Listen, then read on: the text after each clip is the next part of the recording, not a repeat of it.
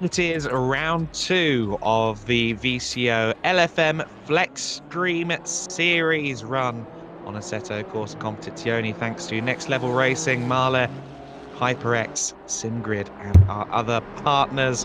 After a very compelling beginning to the Rivals category at the Circuit of the Americas, it's time to head to Monza for another 9-hour race among our wonderful GT3 machinery. And I'm sure this is going to be a compelling motor race. We are at the Temple of Speed, as many people call it. We've got the infamous Variante del Rettifilio waiting for us, the first chicane, which always acts as a bottleneck, no matter what game, no matter what platform, or whether you're actually in a piece of metal. It's always a bit dramatic when we approach turn 1 here at the Monza circuit. Myself, Adam Weller, filling in for Chris Buxton this week. However, for those of you who tuned in to the first round, you'll be delighted to know that we are joined once again for the Rivals grid by none other than Ryan Walker. Ryan, how are you doing? Yeah, I'm doing good, Adam. It's good to be back to call another round, and looking forward to this one.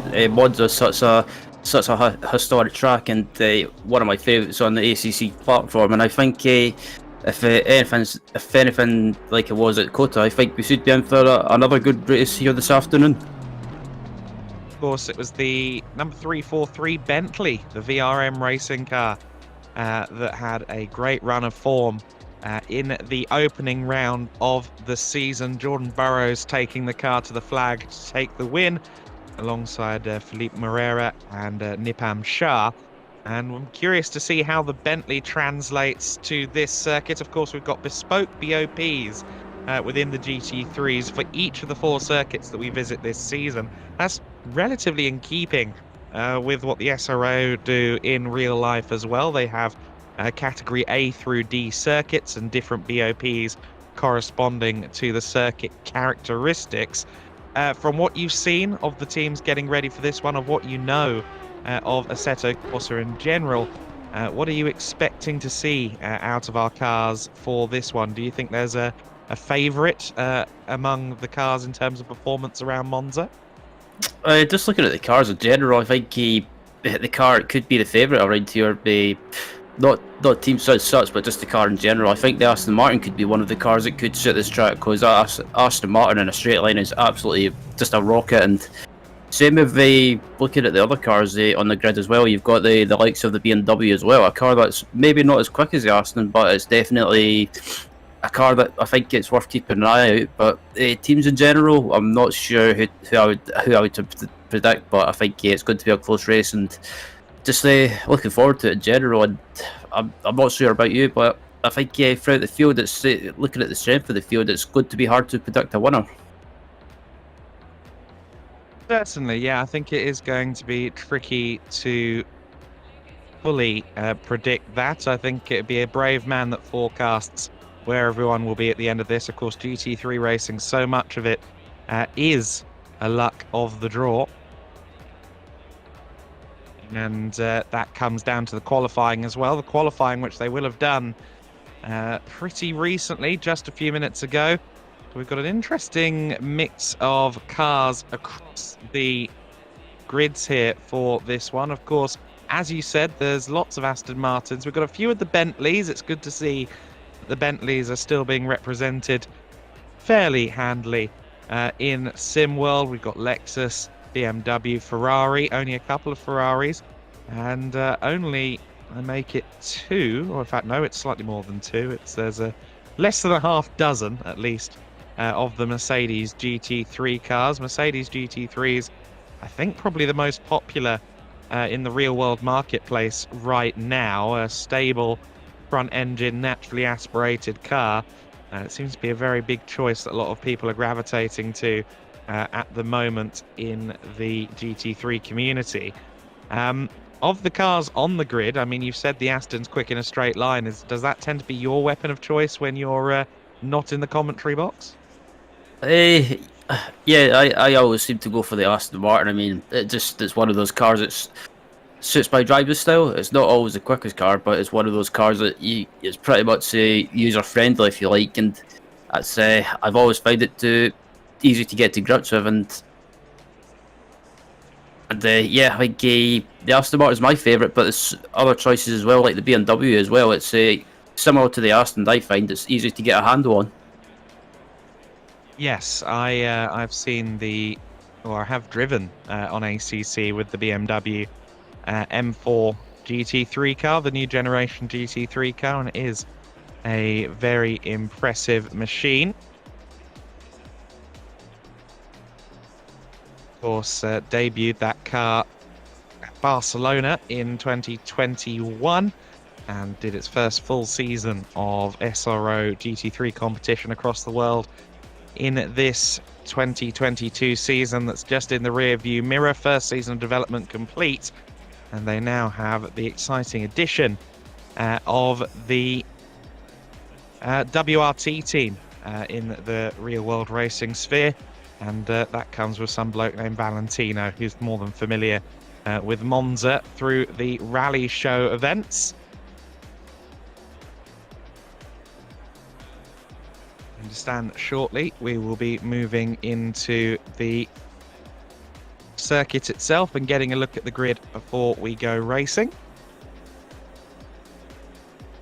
For now, a reminder of the circuit that we have here. It is the Monza circuit, of course. 2 chicanes, Rettifilo and Della Roggia, two chicanes that often see drama, especially in the opening laps. Of course, you've got the Lesmos with the unforgiving gravel tracks on the outside, just waiting to claim your wheel and send you into the shadow realm. You've got the Variante Ascari, the Ascari chicane, which is fairly fast, fairly edge of your seat as well. Little room for error. And Curva Parabolica, of course, used to be a massive gravel trap on the outside of Parabolica. The challenge slightly diminished now by tarmac runoff.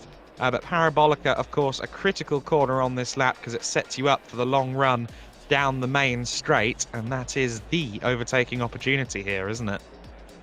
Yeah, absolutely. I was going to say there's plenty of passing opportunities around Monza, and I think your best opportunities might be if you get a good exit on the exit of the final corner, the Curva Parabolica, or I think that last corner has been renamed now after Michele Alboreto. I can't remember the exact corner name, what they renamed it to, but yeah, you've got that run down the home straight into Prima Variante, and then that run down to the Seconda Variante. So plenty of passing opportunities if you can get close enough. But I think you don't want to do anything silly in that turn once again, because it can, if you do, it can go horribly wrong. Not just for yourself, but also for the other teams or other drivers that are involved. It's interesting, isn't it, how no matter how many times these corners are renamed, they seem to stick with their original name. But that's interesting. I didn't know that Michele Alboreto had been honoured with that last corner. I mean, they haven't strictly been called Rettifilo and Della Roggia for the 2 first chicanes, I think for about 10 years, and yet all of the broadcasts still refer to them as Rettifilo and Della Roggia. It's a weird space, motorsport. The Speaker's Corner, the no-name corner at Spa, was rebranded as the Jackie X Curve, I think about 5 years ago. Everyone refuses. David Addison will still call it Speaker's Corner, which I guess is just the traditionalist in all of us. But we are very soon going to get a look at this circuit and get into the racing action here in the VCO LFM FLExTREME series. It's a tight margin at the top of the order, 2 points that the PRM Bentley team managed to secure over their rivals after that win at COTA. Very different circuits, of course. COTA so technical, lots of well, there's an entire sector that kind of has the vibe of a street circuit about it at COTA. No fear of that here at Monza, though. It's time to trim the rear wing, get as little downforce on the car as possible, and push for that straight line speed.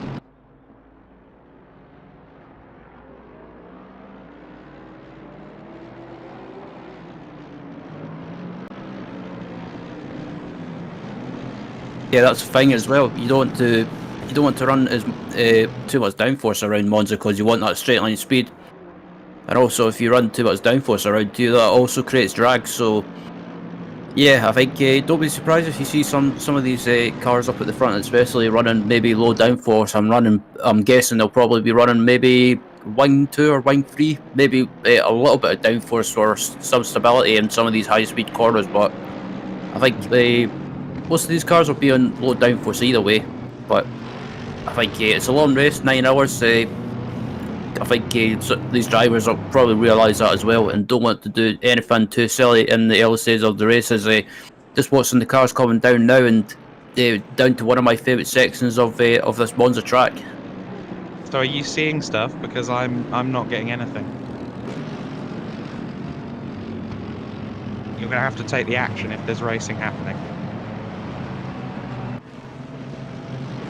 Okay, yeah, all the cars are coming down to the final corner, and they all starting to bunch up.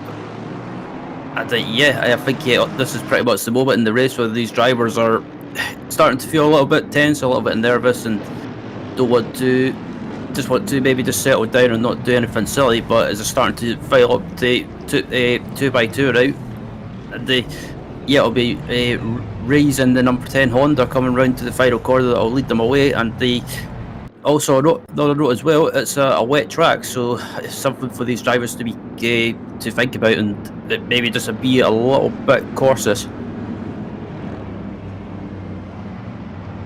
You have to keep going because I can't see anything. As they're just coming up round to the final corner now, and they're all way buzzed up together now, and they just waiting for that green flag to come out, and as they come up to the line now, they're just about to get on the way, and it looks like they're all it looked like someone was about to go there, but someone a bit eager to go there as they were on the way and heading down to turn 1. As there's a bit of battle going down to turn 1 now, and it looks like someone's off on the wall in the background there, and it looks like someone has been a bit too eager there to try and make a move heading down to turn 1. As plenty of cars flying through turn 1, running wide, and a bit of a hectic turn 1 and 2 there.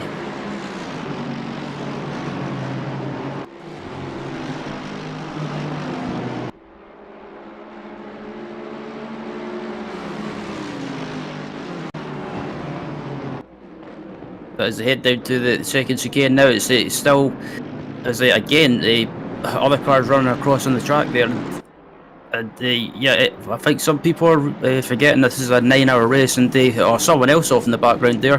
Come on, guys, settle down.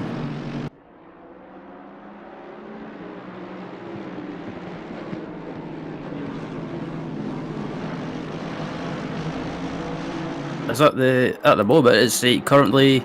It looks like Dafa Nebel currently leading this race, and currently with Nicholas Gross in second place in the Lexus. That Lexus at Kota was an absolute rocket, and that team with the Lexus as well managed to come through and finish on the podium. So the Lexus is not used that much around in ACC in general, but good to see a team at least using the Lexus, currently running in second, and also you've got a Bitsack in the third place in the 808 Mercedes.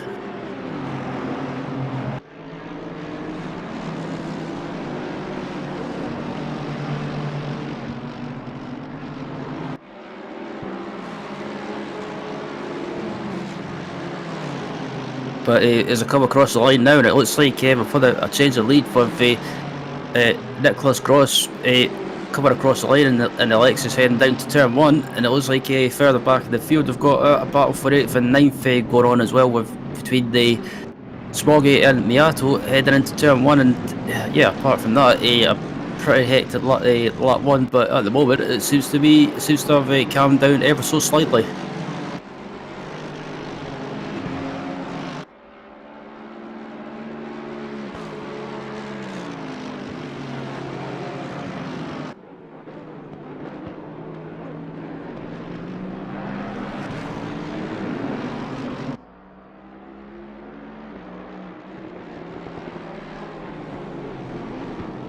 But as watching the second place man coming through the two Lesbos now, and yeah, that's in second place is starting to pull away from the third place Ray's behind him and the Honda, and already it looks like the field is starting to spread out now, and looking at the track in general, it looks like it's starting to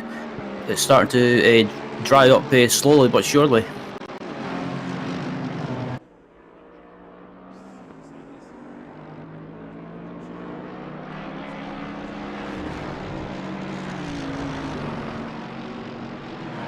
And also another thing for these drivers to think about as well is as the track starts drying up, it looks like they'll probably have to think about maybe having to switch to the dry tyres quite soon, because looking at the state of the track, it's starting to dry up slightly, and as you can see on the screen there, it's about 6:12 in game. So yeah, as the track starts to get warmer as well, it'll dry up, and I think I wouldn't surprise me if some of these drivers maybe dive into the pits and stick on dry tyres as well. So yeah, at the moment it's still Gross leading in the Lexus from the Vitsac and the 808 Mercedes. As further back, we've got a battle going on as well for it looks like 5th and 6th at the moment as someone runs wide in turn 1. It looks like one of the Hondas is, by the looks of it, and try to see who that is. It looks like it's the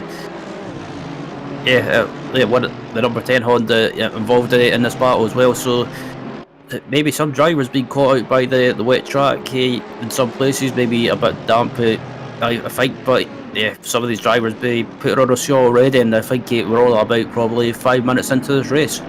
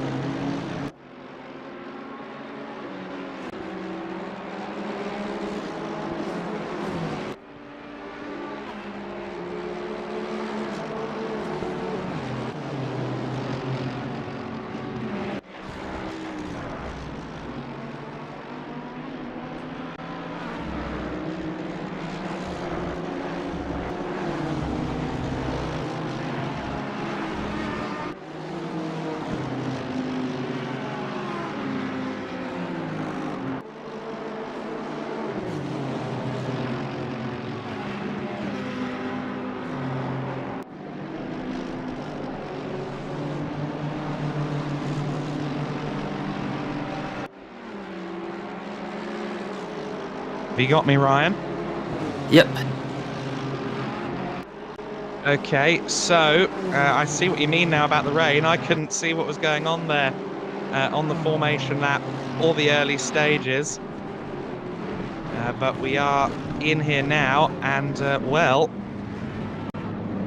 as we can see, it is once again, or rather it is one of the Lexus cars at the front. That's the 27 machine making moves in the early going. One of the Hondas, two of the Hondas in the top half dozen. That's rather appropriate given they are manufactured in Italy by JS Motorsports. But these cars through the second chicane, bouncing over the curbs.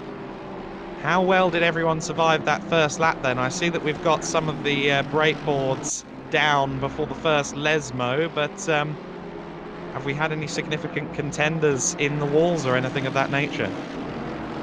Yeah, it was a bit of a chaotic. It was a bit of a chaotic lap one, and yeah, there was some people just being a bit too eager, I think, and as you probably saw, some people went through the brake marking boards, and it also ended up hitting the wall as well. So I think some drivers are just being a bit too eager to try and make the moves and try and gain track position straight away. But I think they also forgot it's a wet track as well, and as you see there, one of the Mercedes getting a bit sketchy there, running wide there, just getting a bit sketchy, and as you can see as well, trying to run onto the wet part of the track to try and cool the tyres rather, because I think not too far away, like I was saying before. I think it'll be time for these drivers to dive into the pits and take on dry tyres, because just looking at the track, it seems to be drying up. Yeah, no, it does look as though we might be at a point where a dry line may develop in the not too distant future, and a good battle on here for 5th place as Kevin Charlier just stalking the Mercedes, the 991 car of Lindner. And a good run out of the first chicane there. He's got the outside approaching Curva Grande. Of course, that's the inside for the following chicane, the Della Roggia. Let's see whether a move can be made here for 4th position, but I think the mighty Merc is just wide enough potentially to hold off Kevin Charlier there. Made sure he didn't have a clean run to the inside, and Charlier not quite brave enough on the brakes on that occasion. Yeah, I thought Kevin would have had the move done there, because that Honda on a straight line. It's from my past experience of doing laps of it and doing a couple of races of it. It's that car is an absolute rocket in a straight line, but he just not able to get the move done. So maybe just not feeling the confidence on the brakes, and maybe just thinking about it. Some parts of the track it's still wet, so as you see there again, both cars moving offline, just trying to pick up any bits of water on the track that they can to try and keep those wet tyres cool. But I wouldn't surprise me if maybe some of the teams or drivers further back in the field maybe started on dry tyres and maybe try to take a gamble. Maybe so. I mean, there are still some significant wet patches. It still looks very greasy out there on the circuit. Of course, it's probably quite cool out there as well, what with it being 6:18 a.m. in game. And we see there Nico in 10th position.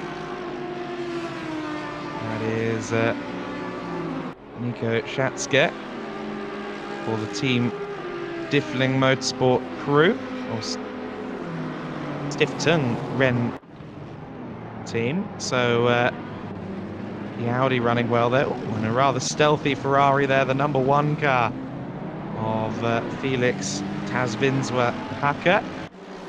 And he is pressuring another of the Hondas. So we've already seen Reyes lose 1 position because the 16 BMW has gotten ahead of him. And now it looks as though the Honda's under more pressure from this Ferrari of Felix. I think it won't be long before we see the 1 car challenging for this 7th position. Good run out of Della Roggia. Let's see what they can do through the Lesmos. You've got the long run up to Ascari, which can be an overtaking opportunity if you're brave. Keep an eye on this black Ferrari. Yeah, getting closer, and it looks like the Honda as well. It's not really a car that's it just doesn't seem to suit the wet conditions at the moment. It is a very sketchy car. It's one of those cars that if you're doing laps and in the middle of a race, that rear end can come round to you when you don't expect it. So maybe that Honda's just struggling a little bit in these conditions, but that Ferrari seems to be absolutely planted. And as I say that, it looks like Felix has got the run heading down to the final corner, and will we try and make a move into the final corner, or will we try and maybe wait until they exit and try and get a run down that home straight? It looks like he's going for the move. I think, yep, he's up the inside and he's got the move done, so Felix up into P6. Okay, P7 there for Felix then. And that is a solid move there. So he joins Daskalescu as a driver that's overtaken Reyes in the last few laps. Although that Honda looks quite strong in a straight line, doesn't it? Because he's drawing back alongside, but he's got the outside line for the sharp braking zone into turn 1. That's not going to be on there. Although, again, out of the chicane, the Honda gets the traction down, and it's going to be another drag race towards Curva Grande. You've got a battle for 9th place going on behind them, but it's side by side between 2 equally stealthy machines. And let's see whether Reyes can find a way back through in the number 10 Honda. He's got a nose ahead as they approach the first chicane. And there you go. Through again, however, only for a few moments. Tasvinsva-Hacker through again into 7th position. And the battle keeps on intensifying, and that's only allowing Shatska through into ninth place and getting involved now with this battle for 7th. So potentially we're going to have 3 mid-engine cars fighting over the same piece of tarmac in all about 10 seconds. Yeah, Hacker and Reyes pretty much scrabbling or squabbling away all the time has allowed Shatska to close the gap up in that Honda. And I think that Honda as well it's similar in a way to that. The Audi is similar to the Honda, I should say. It's similar in a straight line as well. It's got some good straight line speed, and I think Shatska wouldn't surprise me if he makes a move down that home straight. But look at Reyes, he's pulling away now, and it just looks like that Ferrari at the moment in these conditions just seems to be the better car to have. Yeah, so both the Ferrari and the Honda are, of course, turbocharged cars. The Audi has naturally aspirated 5.2-litre V10. Not having the turbocharger on the car can sometimes be useful, at least per my understanding, when it comes to these wet conditions, especially on power application. That seems to be what Shatska is utilising nicely there in 9th place at the moment. Of course, we do have the traction control on these cars, so the effect is minimised. But I know that drivers in the GT3 paddocks will tell you that the naturally aspirated cars are the ones to have in these kind of conditions. You see there Felix just going slightly defensive, but no real need to do so there. I thought for a moment that Shatska was going to be on for a move. We're just looking further back at Andrea Miato for the Gulash Sim Racing team. So that's down in 13th at the moment, the 73 car. Seems like the Audis are surging through the order. It's quite surprising, really, that first of the Audis is down in 9th place. Up in 3rd, though, is the first of the Ferraris, and that is the 999 car of Alejandro Aviles for the XPD team. And still under pressure from Lindner in the Mercedes, but the top two seem to have really driven away. 8.5 seconds clear of this battle for 3rd place.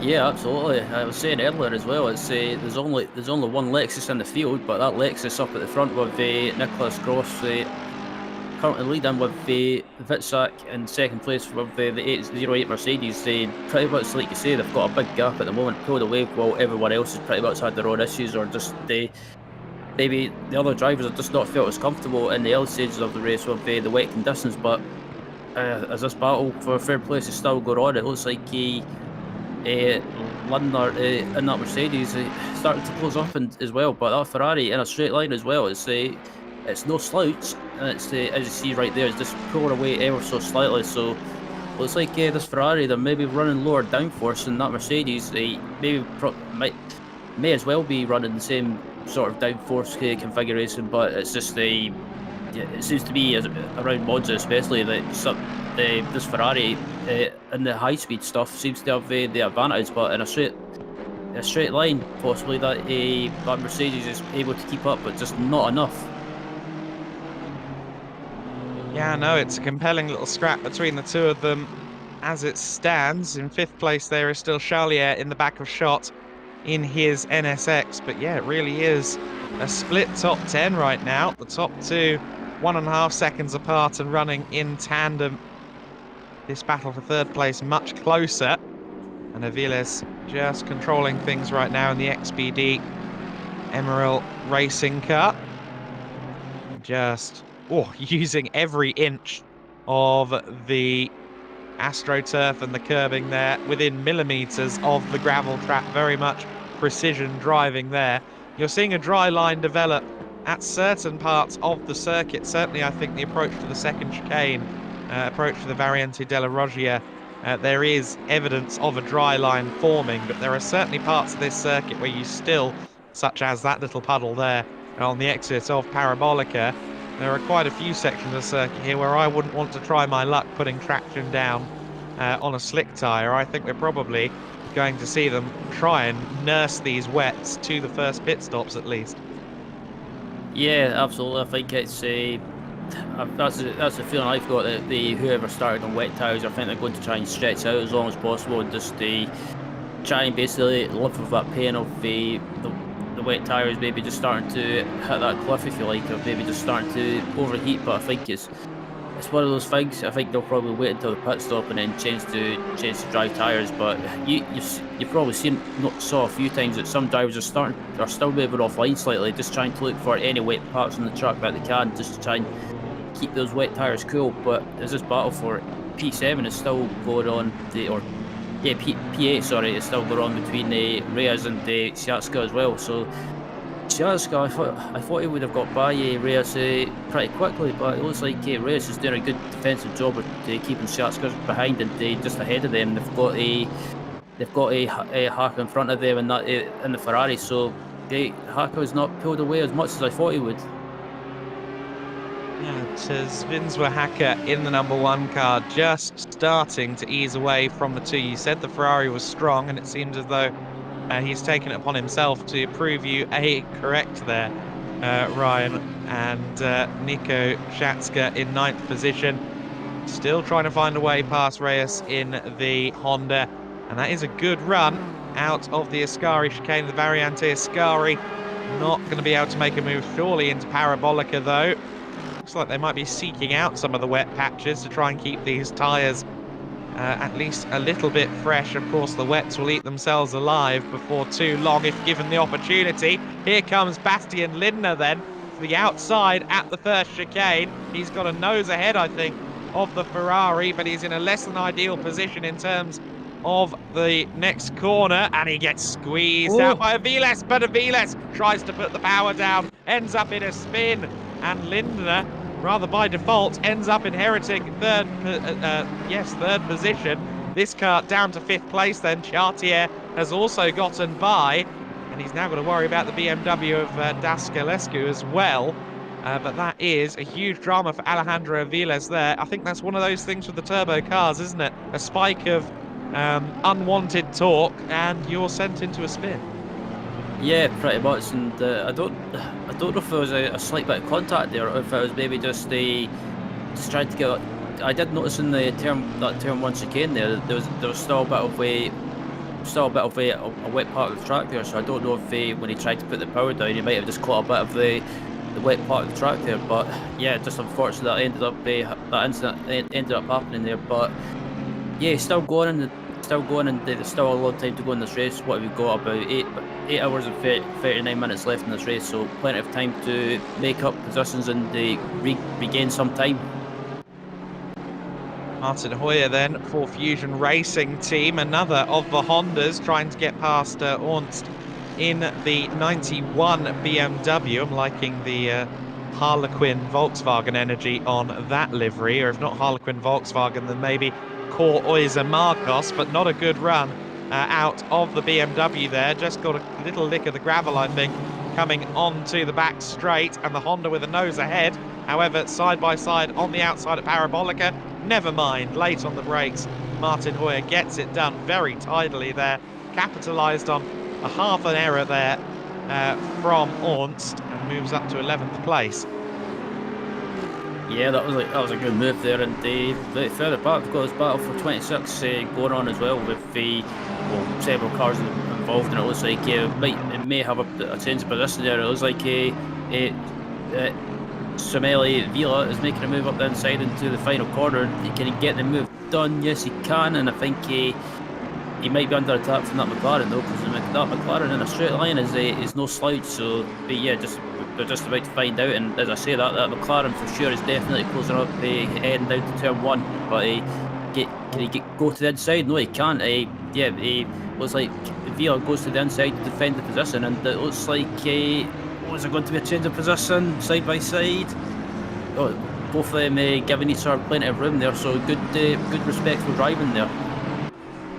Samuel Evia there, just losing out once again to the McLaren of Lang, and Lang through into 25th place once more. You've got one of the BMWs behind in the hands of Mickley. That's the 23 car. Of course, you see the HyperX branding prominently displayed on the bonnet of that BMW, and HyperX headsets, of course, partner of this series. And even though we're not fighting for money in the rivals split. That, of course, is the top cash split where there are prizes financially on the line. I know that there is HyperX hardware on the line in these events, in the challenges, and indeed here in the rivals split. So a lot to play for.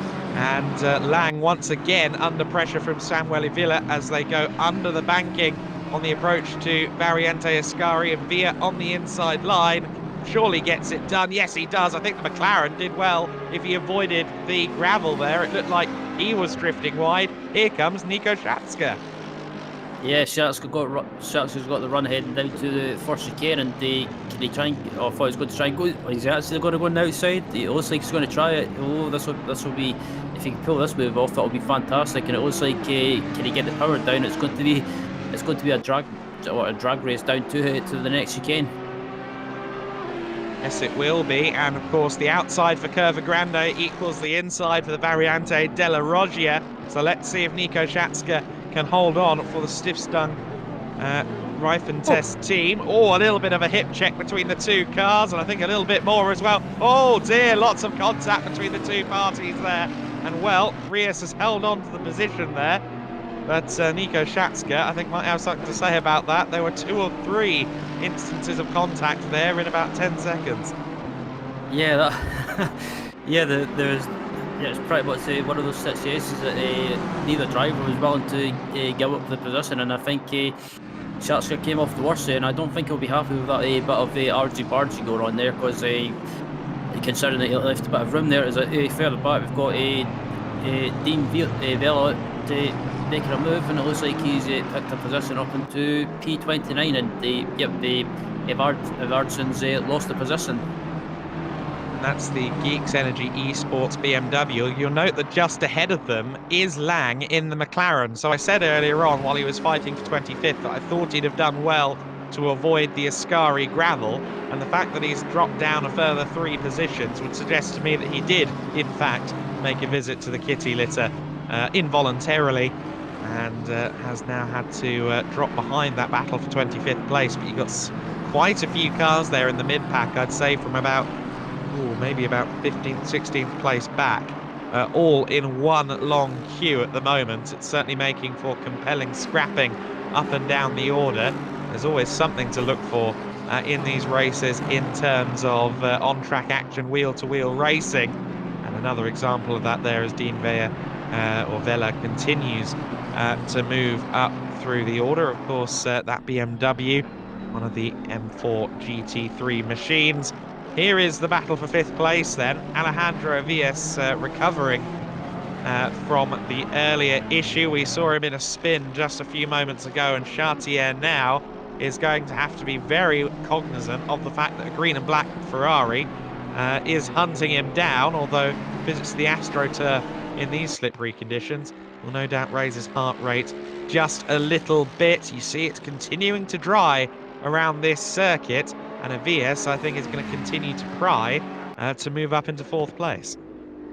Yeah, absolutely, and that's one thing you don't want to do when it's still kind of wet in some places, that you don't want to really take too much curb, because if the curbs are still wet and you take too much, it can end up in disaster. And as you see there, that section of the track that just went through, it's nice and dry, but especially heading down the home straight, it's still dry in some parts of the track. But yeah, the field at the moment's relatively spread out. You've still got some battles going on, especially this one with Chartier, and Villa is in 5th place. So, but as I say that, Villa has lost a little bit of contact there with Chartier in front of him. But as he come across the line, that Ferrari just slowly starting to close up in that slipstream. So then, obviously, 65-minute caps on the stint lengths here. After 65, or up to 65 minutes into the race, they're going to have to pit before we get to 1 hour and 5 minutes, 7 hours and 55 minutes of the race left to go. Do you anticipate, or when do you anticipate we'll see the first set of pit stops? Obviously, wet weather notwithstanding, I know they might want to get off these wet tyres, but under normal circumstances, when do we see the kind of pit window, as it were, open?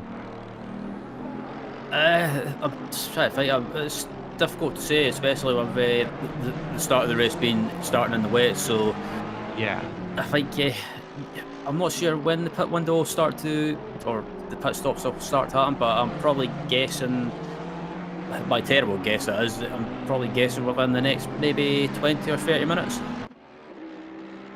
Certainly within the next 30, yeah, I think that's probably a guarantee. But as you say, the wet weather is the X factor here. As to whether they decide to do a first pit stop earlier in the race, because well, you can see them already starting to look for some wet tarmac to try and cool these tyres down. You can see that the dry line is developing ever more so. A VS with a good run there out of Ascari then. So the XBD Emerald Racing car pressuring once again as Chartier, well, doesn't really go defensive. But of course, you don't want to go too defensive into Parabolica because that will damage your run down the main straight. It's a tactical game, this, isn't it? Defending in these situations, you really don't want to compromise your corner speeds by taking a shallow line into the turn, but equally, you don't want to present the inside as an option to anybody. We spoke about pit windows, and it seems that Nico Shatska was listening. Yeah, I was going to say that was the. I think. Oh, as we've got a move happening into turn one, it looks like I realise he's made the move into turn one and he's made it stick. So up into P5 and the. Yeah, it looks like Chartier's lost that position, but the straight line speed of that Honda might give him a chance to get a run up and maybe retake that position as they head up to that second chicane. And it looks like Kevin is making a move, but you'll have to go to the outside. But I think he's going to try and go on the outside. If he can make this move stick on the outside, it will be a brilliant move. As it looks like still side by side, fantastic stuff.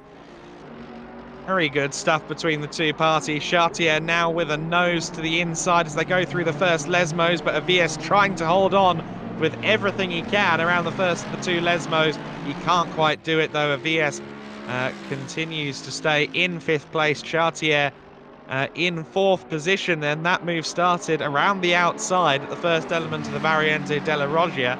It's not often you see anyone successfully go around the outside at Della Roggia. As you said, spectacular move from Chartier to hold on to 4th place for a little bit longer. And Avias there in 5th position will be steaming. He was fighting for 3rd place with Lindner in the Mercedes up the road a few laps ago, lest we forget before that spin whether there was contact or not is up for debate. But what we know now is that Avias, with a little bit of red mist and a big red Honda up ahead of him. Let's see if he gets another good run out of Parabolica. Certainly, it looked like he set himself up nicely, but I think he might have had to get out of the throttle there to avoid the rear end of the Honda. Yeah, I had a feeling that he maybe had to just back off ever so slightly, just because of he was carrying so much more speed on corner exit. But it looks like he's got the run heading down to that turn one chicane. He's going to try and go for the move on the inside. This will be. Oh, I thought there was going to be contact there, but luckily Chartier left just enough room there. Otherwise, it could have ended up in disaster for both of them. Really could have done, yeah. Room at a premium at these chicanes, that much is for certain. Avias then in the XBD Emerald Racing 999 car continues to loom large behind Chartier in 4th position. Of course, Chartier racing the number 10, or rather not the number 10 Honda, but racing one of many Hondas here on the circuit as we continue to watch them try and find adhesion on wet rubber on an ever-drying circuit. And, well, I wonder how long it will be before we see the front runners in, because you again look to the track map on the right-hand side of screen. You can see that a few cars, lap on lap, are diving into the pit lane. It seems as though the pit window has been moved forward by the weather. Yeah, I think when we saw Shatska diving in there, I think him and the team probably realised that they were maybe just losing. They were starting to lose time on the wet tyres just because, as you see, the track's starting to dry up. It looks like we've got a battle going on for 10th position between the Miato, and it looks like the orange in front of Miato as well. So 9th and 10th close together on track, and also not too far behind. You've got 11th, 12th, 13th, and I think 14th as well. Yeah, no, lots of scrapping going on there. Andrea Miato, though, in the 73 Q-Lash Sim Racing entry with a good run out of the corner. You got the Aston scrapping behind, and into the pits goes the BMW. So Ornt decides that he's had enough of trying to make these wet tyres work. It's side by side among the Aston Martins with a little bit of BMW interference. They're going 3 wide towards Rettifilio for the first time of asking. A pair of Aston Martins there side by side. And Brzezinski in the 467 car in the middle then. He's been taken by Kivinen in the 11 car. Another one of these plain black stealthy numbers that we have up and down the grid. The 11 Aston Martin up into 10th place. Yep, so yeah, I was about to say as well, I think just watching as well, we've got some more people diving into the pits for dry tyres now, so I was about to say as well before that battle started happening, I think some teams, especially Shatska and his team, probably realised they were losing too much time on the wet tyres because they were probably past their sell-by date, if you like, and basically decided to dive into the pits for dries because I think they probably looked at the live timing as well and saw other people in dries and maybe thought, oh yeah, they're starting to go quicker now. It's always good to have an innovator who gets onto the dries early because you can take a look at their lap times afterwards. Here comes the BMW of Gutmann. Can't quite look up the inside of Brzezinski on that occasion. The Full Boost Racing Aston Martin safe for another couple of corners. Now the question is, who and how many cars will dive into the pits this time? We've seen the likes of Chartier in the Honda into the pit lane already, so cars from the top 5, the top end of the order, have pitted. Oh, and contact there as Brzezinski and Gutmann fight over a similar piece of tarmac. Do either of them come in? I think both are going to press on, but running out of room there at Ascari as we see more of the front runners in. Yep, so but yeah, more and more people diving into the pits now, and I think they're realising now that they're just, I think like we were talking about before, I think they were starting to maybe thinking about just trying to stay out as long as possible in the wets and just bear the pain. And as you see now, more and more people dive into the pits with wet tyres, and I think also some drivers maybe coming to the end of their stints, or maybe they just decide to pit early and maybe just get out of sequence to just get onto dry tyres and to try and basically not lose too much time. Of course, if you plugged your fast driver in now, you might consider pulling them out for later on, because there's a maximum of 3 hours and 15 minutes that each driver can do, correct? It's 195 minutes, I believe, is the maximum a driver can do. Yeah, I was about to say, I think it's round about, it's round about 3 hours, but I can't remember what I couldn't remember exactly, but yeah, I think it's round about 3 hours that each driver has to do, but basically, yeah, I think it's 65 minutes for a stint, but you can't go over that, so basically you've got to pit before the end of that 65 minute, before the end of that 65 minute stint, basically stint window, if you like. Yeah, so it's interesting here as the drivers continue on. I think all of these drivers are still on the dries. There's Samuele Villa there.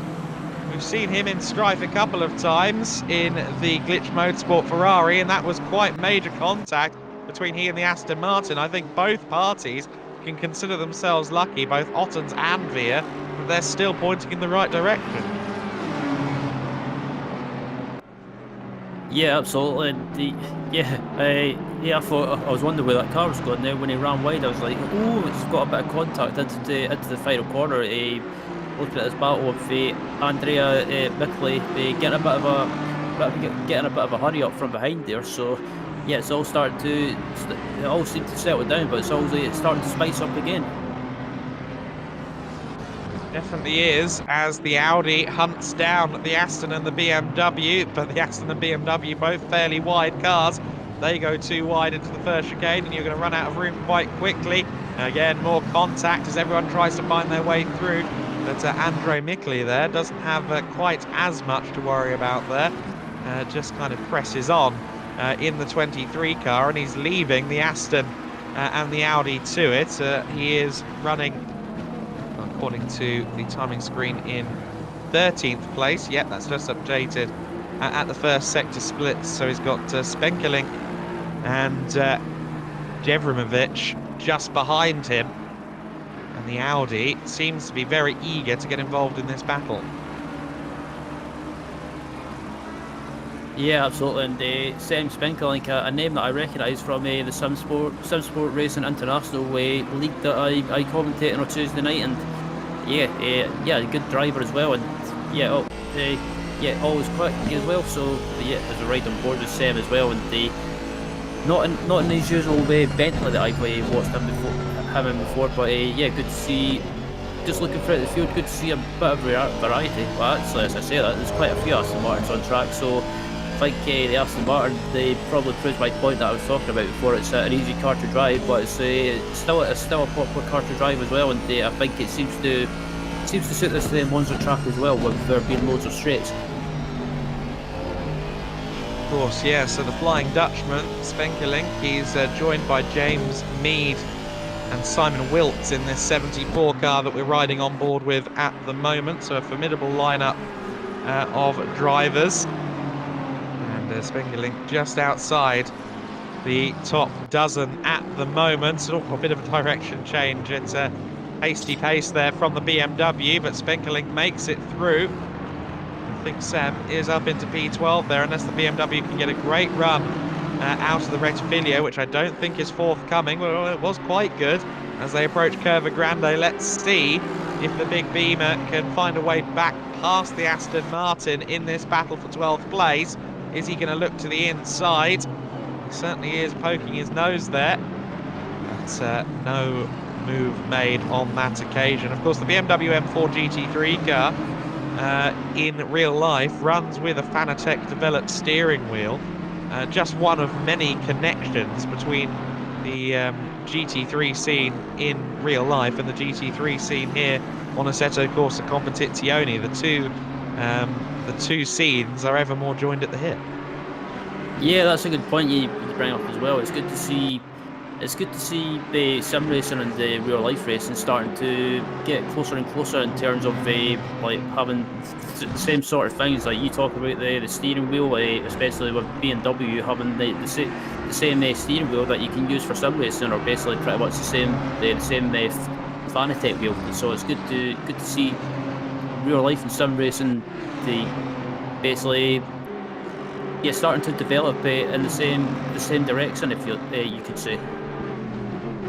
Here we see Andrea Miato losing out to Wyszynski, who, courtesy of the pit stops, has really moved up the order. Currently our leader is Smoggy in the 71 car, Samir Smoggy in the 71 car, followed by Levi Kivinen in second place, Frederick Gutman in third, Miato and Wyszynski rounding out our top five at the moment, although of course Miato just demoted to fifth place. So all of our top contenders at this point have abated to pit lane, and I guess the thinking here now is stay out on the wets as long as they're drivable, and run an alternative strategy, run as deep into that 65-minute kind of stint window as you can, and see whether it pays dividends later on, I guess.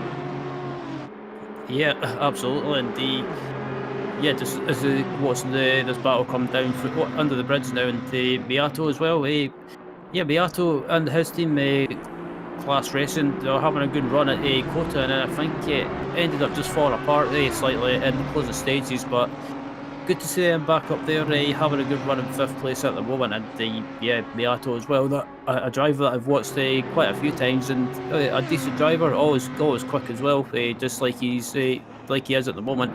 Just losing touch with his battle in front of him at the moment, but further back in the field, we've got the battle for, it looks like 19th and 20th going on at the moment. 18th and 19th at the moment with AO and Lindner at the moment with the Mercedes and the Bentleys. Yeah, so Damieo there in the Bentley, holding off Bastien Lindner. Now, I don't believe AO has switched to the dry tyres just yet. So Bastien Lindner on the different rubber and powering past the Bentley as they go around the back of the paddock. I think that Lindner may be just putting into action here proof of the fact that he is now on the right rubber as he moves up into 18th place in the Garage 991 Mercedes-Benz AMG GT3. Continues on in 18th place now, the Bentley already dropping off the back of him.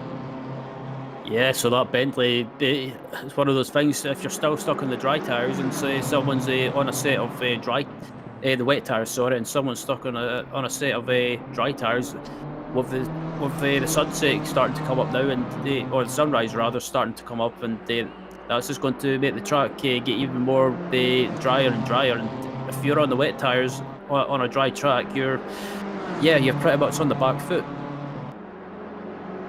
Very much on the back foot at the moment by the look of it, as we see two BMWs side by side for 25th place. Of course, this digital racing squad car of Descalescu was previously running in the top 6, so 25th certainly not representative for this car. It's been into the pit lane already. I believe that the car behind him has probably also pitted. Jimenez Aguiar there just behind in the number 9. But we know for positive that the digital racing school car has been into the pits. And just interesting to see how everybody adapts to that change of tyres as we continue on. Still, though, towards the sharp end, we've got some bold and brave drivers staying on the wets. Miato has pitted on this lap. Doesn't look as though anyone else in the top dozen is going to do so, though. So they've committed to it, and once you've committed, you kind of just have to go with it. Yeah, absolutely. You've pretty much just got to, once you made the decision, you can't change back at the last second. You've just kind of got to brave it out, and it looks like we've got to change the position for it. Looks like 11th place. Sam Spinkelink has managed to. Oh, he gets a bit of a bump there. Sam Spinkelink up into 11th place now. So that Aston Martin, it's another point about that car as well. It seems to be on a heavy fuel tank. The pace doesn't seem to be that good, but as the fuel burns off, that car just gets quicker and quicker and quicker. So it looks like at the moment the same with that Aston Martin is starting to make gains through the field. Rick Gutmann in the light speed by MC Schaumburg entry. Just closing in on Kivinen right now. Second and third place scrap ongoing. The 77 BMW, which we previously saw fighting further down the order, now up the order, courtesy of staying out on these tyres. We ride on board here with Frederick as he looks for a tow off the back of the Aston Martin. Does he hit 260 k's before the braking zone? Quite comfortably, in fact, with the aid of a little bit of a tow. Power down. Car fights him just slightly, but continuing on then. And do either party go into the pits? The answer is no. And so once again, everyone towards the sharp end staying out there and committing to the bit. Gutmann, though, with a good run here. Is he going to go for the inside? He's certainly having a look. I think the Aston just about holding on for now, but runs deep into the chicane. Gets very close between the two of them. Kivinen just about holds on. Yeah, indeed, and I think most of the drivers that have not pitted yet, I think they're pretty much committing to the plan of just trying to stretch the stint out as long as possible and try and make it to maybe the final couple of minutes of the stint, and then basically just dive into the pits. But yeah, it looked like Kivinen just outbraked himself there. I thought he was going to run wide in that chicane, but thankfully managed to get it slowed down just enough that he was still able to make the corner. But again, it just runs a little bit wide in the first lesbo. So yeah, it looks like Kivinen is starting to feel slightly rattled. Yes, he's also very brave about using the curves in the AstroTurf. Slippery though I have no doubt they are. He's part of the Gripax engineering team. That is an all-Finnish driver lineup, so car control will be there on an instinctive basis. There is Predrag Jevrimovic in the side-by-side car in 12th position. I don't think that car's been through the pit lane yet. I will say, though, it's got a very good-looking livery on it, and they are running in the top dozen for the time being, so pressing on. I think the first of our cars that has pitted, as I scroll through our list, could well be Lindner, in fact, no, it's Gross in 15th place. I believe is our first car to have pitted, the sole Lexus that was, of course, leading the race before. So the top 14 are yet to pit. The 15th place down practically all have. So it's an interesting little dynamic that we've got here at this stage of the race. Predrag Drevrovic, though, for side-by-side, closing in on Flamger up ahead. We saw that McLaren losing out to Spenkelink a lap or two ago, the Aston Martin, the 74 car. So I think we could see another change of position here if Drevrovic finds the right opportunity. Yeah, yeah, absolutely. I think if he sees an opportunity, he'll take it. But I don't think looks like he's not really just watching the body language. It looks like he's not too eager to try and make a move straight away. I think he'll probably wait until Flamgear maybe makes a mistake and they'll try and make the move then. But at the moment, just not close enough. But further back up at the front, looking at the battle for it, looks like actually, yeah, second, third, and fourth going on at the moment. It looks like I believe that Kieran might have just lost a position there. Yes, he has. Yeah, so the Aston Martin moves down to third place there. He's got to worry about the similar machine now of Marcin Fazinski, the Full Boost Racing 467 car. Waits in the wings then for Kivinen. Smoggy continues to lead the race at the sharp end in the 71 car, and it must be said his pace is still very good. He's a dozen seconds clear of this battle for second place. I have no doubt he'll fall down the order once he does make that first pit stop. But for some parties, this may prove beneficial. We're approaching the 50-minute mark in this race. We're approaching 7 a.m. local time in ACC here at Monza, and I think we're going to see a move between the Aston Martins. Wazinski late on the brakes, and too late on the brakes as it turns out there, across the curbs, across the runoff area, and yields the position back to Kivinen. I thought that looked a bit ambitious, and proved to be the case. Yeah, I was wondering where Marcin was going there. I think I mean, I respect him for having a go, but yeah, just didn't slow down enough, and good respect, and good heads up there to Marcin. He saw that he gained the position unfairly, or not unfairly, but just ran wide, and they gave the position back to Kivinen. Seeing the lap times get better and better and better as well. The fastest time of the race so far is a 1:48.842. Here's Russell Reyes in the number 10 car, the JMX Phantom team, and fighting with one of the Bentleys there. Is that the 349 car perchance? It looks like it could well be our winner from last time out, but nonetheless a good scrap going on here. And that Honda that has looked so strong so far, down in 25th, but of course in the next few minutes we should see the true picture of the race unfolding as everyone finally makes a pit stop, and we'll see where Reyes ends up. But that is just behind our 349 car, our winner last time, down in 26th place. The ebb and flow of sim racing. Yeah, absolutely. That's the thing with this BOP as well. Especially with the ballast, when you take it into consideration that they basically whatever ballast you're using, it might not suit the Bentley, like the Bentley suited the Cota, for example, especially that VRN team. So yeah, they're not up at the front; they're further back than I thought they would be. But that's the thing with these GT3 races, and also with the ballast involved as well. That it's a bit of an ebb and flow, or swings and roundabouts thing, if you like. Some tracks that one car might suit like for example the Bentley suited Cota, but this time around with the ballast, it's not suiting this monster track. As someone just about runs wide, I think someone ran wide in the background there into turn 1. Yeah, that was Flamger in the McLaren, who just got overtaken by Nicolas Gross, who we are watching at the moment. Gross, of course, the first of the drivers who has already made a stop, already transitioned onto a new set of tyres. And so he is picking his way through the order readily here, already up to 10th place, and now just hassling Spenkelink for P9. This Lexus the only one out on the circuit, as we alluded to at the very beginning of this race, but proving to be a very effective package right now. You may remember the early years of the Lexus program, running with Emil Frey Racing and Farnbacher Racing in the VLN, the International GT Open, and indeed the forebearer to the GT World Challenge Europe, on which this platform ACC is based.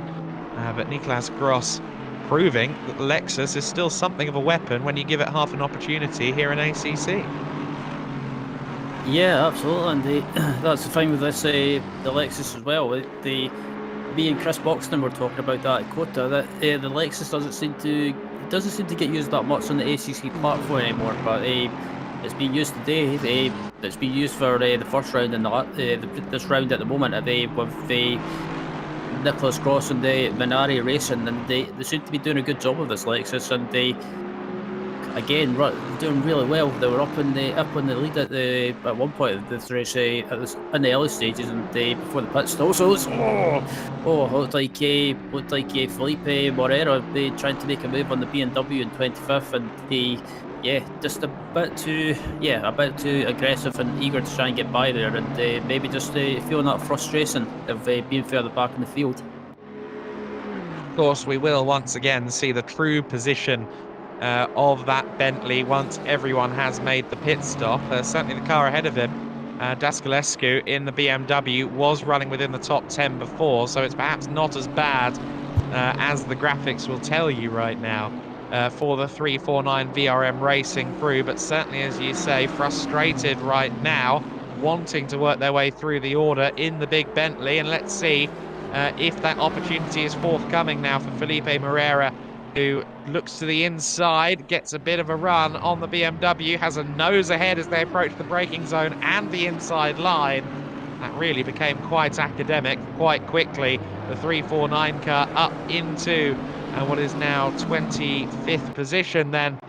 Russell Reyes in 24th, just up ahead. Felipe Morera Morera, I should say, up into 25th place. But of course, once again, with the pit window kind of ongoing at the moment, that is not necessarily the true position. And that's going to be interesting as this race wears on. We're effectively going to have split stints, I think, for the entire race. So that could make things very intriguing for the 8 hours and 4 minutes to come, because we're never really going to have that true of a picture of what's happening, because everyone is going to be due a pit stop, or a portion of the grid is going to be due a pit stop pretty much all the way around the hour. Yeah, and that's the thing with it being a wet race as well, that a wet race at the start, I think it's kind of mixed up the strategies as well, in a way that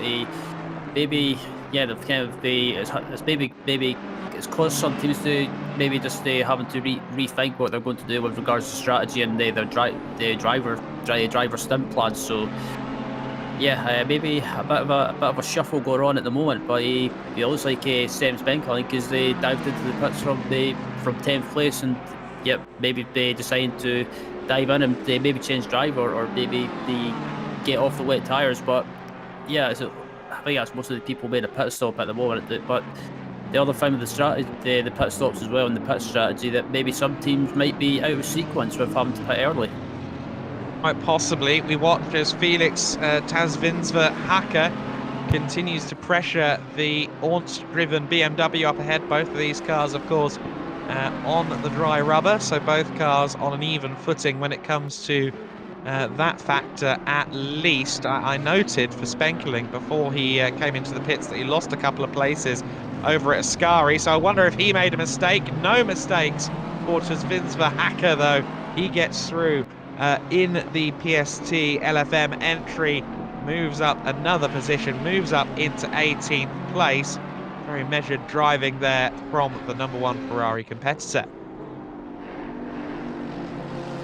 Yep, and that was a good move there, and not really, well, some bars going on, but it looks like the field, apart from that, it's just started spreading out now, so it's all relatively calm at the moment. But we've got this battle got this battle going on at the moment between Lindart with the Mercedes and the Ciarti with the Honda at the moment, coming around the final corner. And as they come across the line now, it looks like looks like this Honda's just starting to slowly pull up in a straight line, but not as close as I thought it would be. That Mercedes has definitely got some grunt. Yeah, no, the Rolling Goat entry, great team name for Kevin Chartier.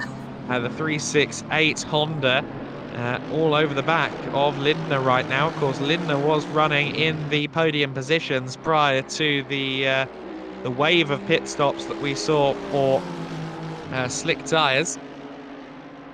And Chartier just trying to find an opportunity. Of course, we're just approaching the 1 hour marker in this race, which means that in about 6 or 7 minutes' time, everyone is going to have made a pit stop. So therefore, we are going to get a true picture of where everyone is in the not too distant future. I'm going to be particularly compelled to see where Samir Smogi comes out in the 71 car, or where his car comes out once he's made the pit stop, because he is the first of the runners that has stayed on his original set of rubber. I'm curious to see how that pays off for him. Our erstwhile unofficial race leader, Gross in the Lexus, has come across a battle for 7th place. He's going to try and take both of them around the outside at the curve of Parabolica. But of course, less grip on that Ferrari meant he almost understeered wide into the Lexus.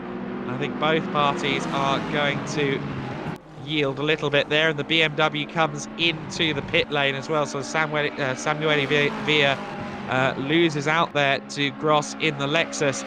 And the BMW decides that they've had enough of a scrabble, or enough of a scrap for now, decides to come into the pits and get onto a new set of tyres.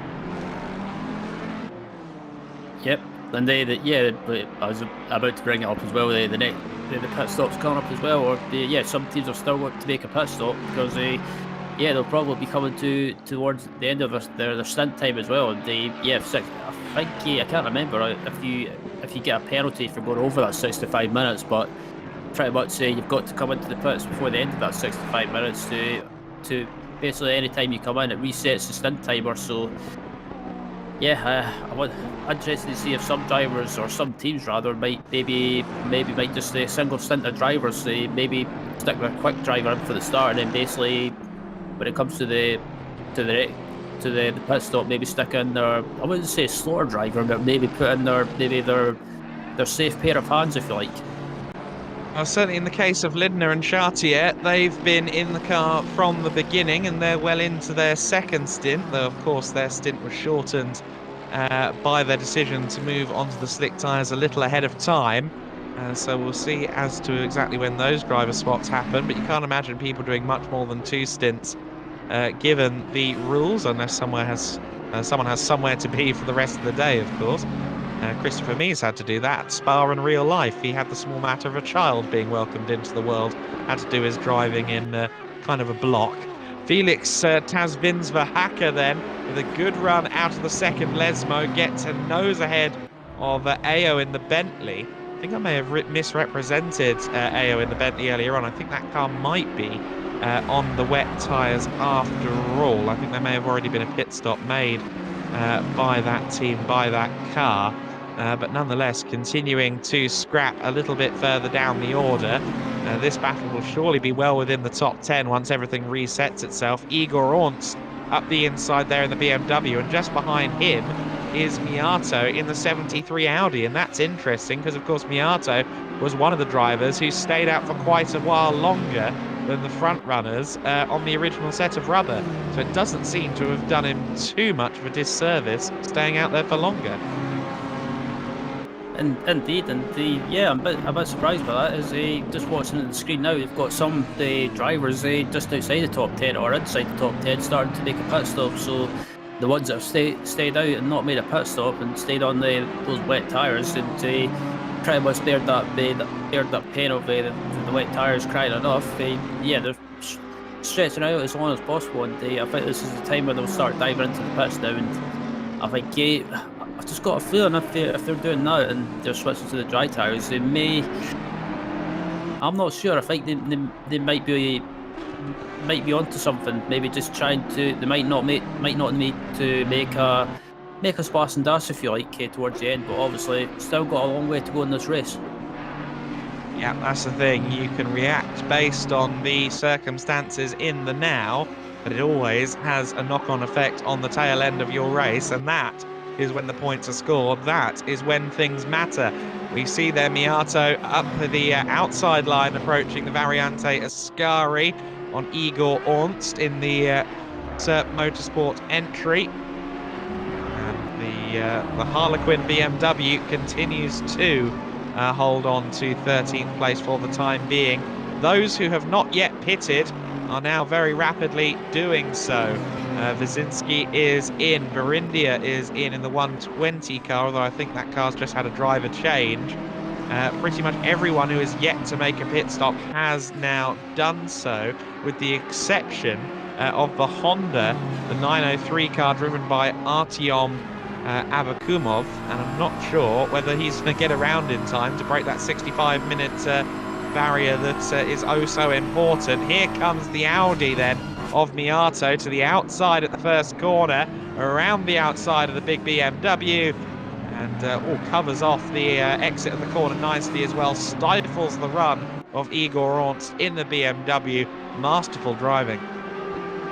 Yeah, great move as well, and Miato just left enough room on the exit. He was a bit naughty on the exit though as well at the same time, just trying to chop him off and stop Ornst trying to get a run, but it was like Ornst is trying to do the same thing, trying to make a move on the outside, but just can't get it done, and Miato now starting to pull away. There you go. So into the pit lane has come, among others, the 71 car. The former race leader Samir Smogi is in. So that Mercedes that had kind of stayed out there for longer than most other parties and was still putting on a good pace as well, lest we forget, has now pitted.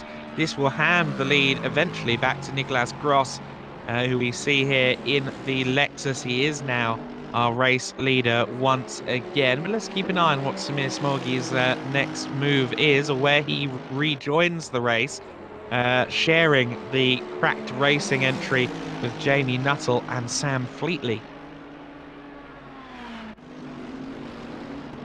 Indeed, and as this battle for fourth comes down to turn one with a Bakalov and the Chartier as well. So what's going on? It's so hard to keep up with the accent, but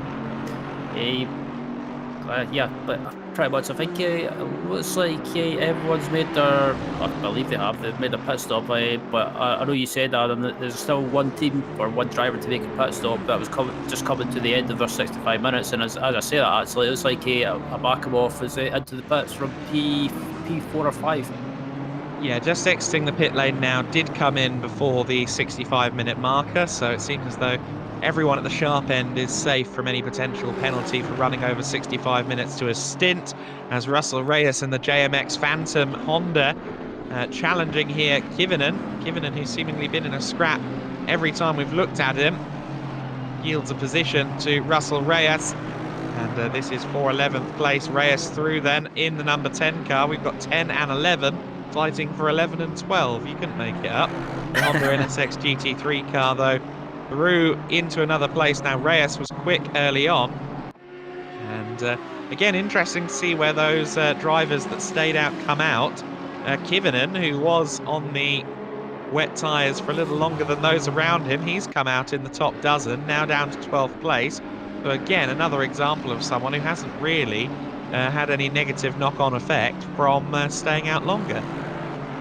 Yeah, I'm surprised by that, and maybe just try to stretch that stint out as long as possible without going over that 65-minute stint limit. And yeah, I think it's not always a bad thing to try and stay out as long as possible, because I think if you pit early, the thing with pitting early, you've got to take more fuel, but if you stay, well, you've pretty much still got to take a full tank anyway, but I think staying out as long as possible, it might not always be a bad thing, especially around the tracks such as Monza.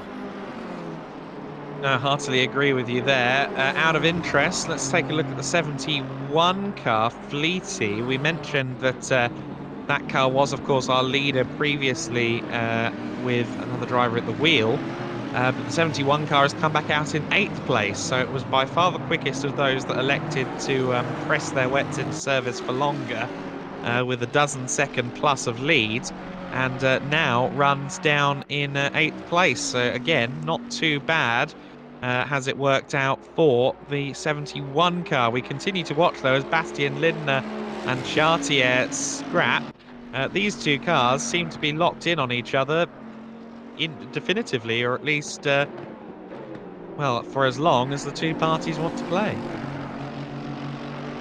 Yeah, both these guys have been pretty much close together since well, pretty much the early stages of the race, and there's nothing really to separate them. But I've just got a feeling that maybe they're both carrying or both using the same sort of downforce level, I think, because they don't seem to be able to get away from each other on the straights. And I think I was just watching in the background there. Not too far away behind this battle, you've got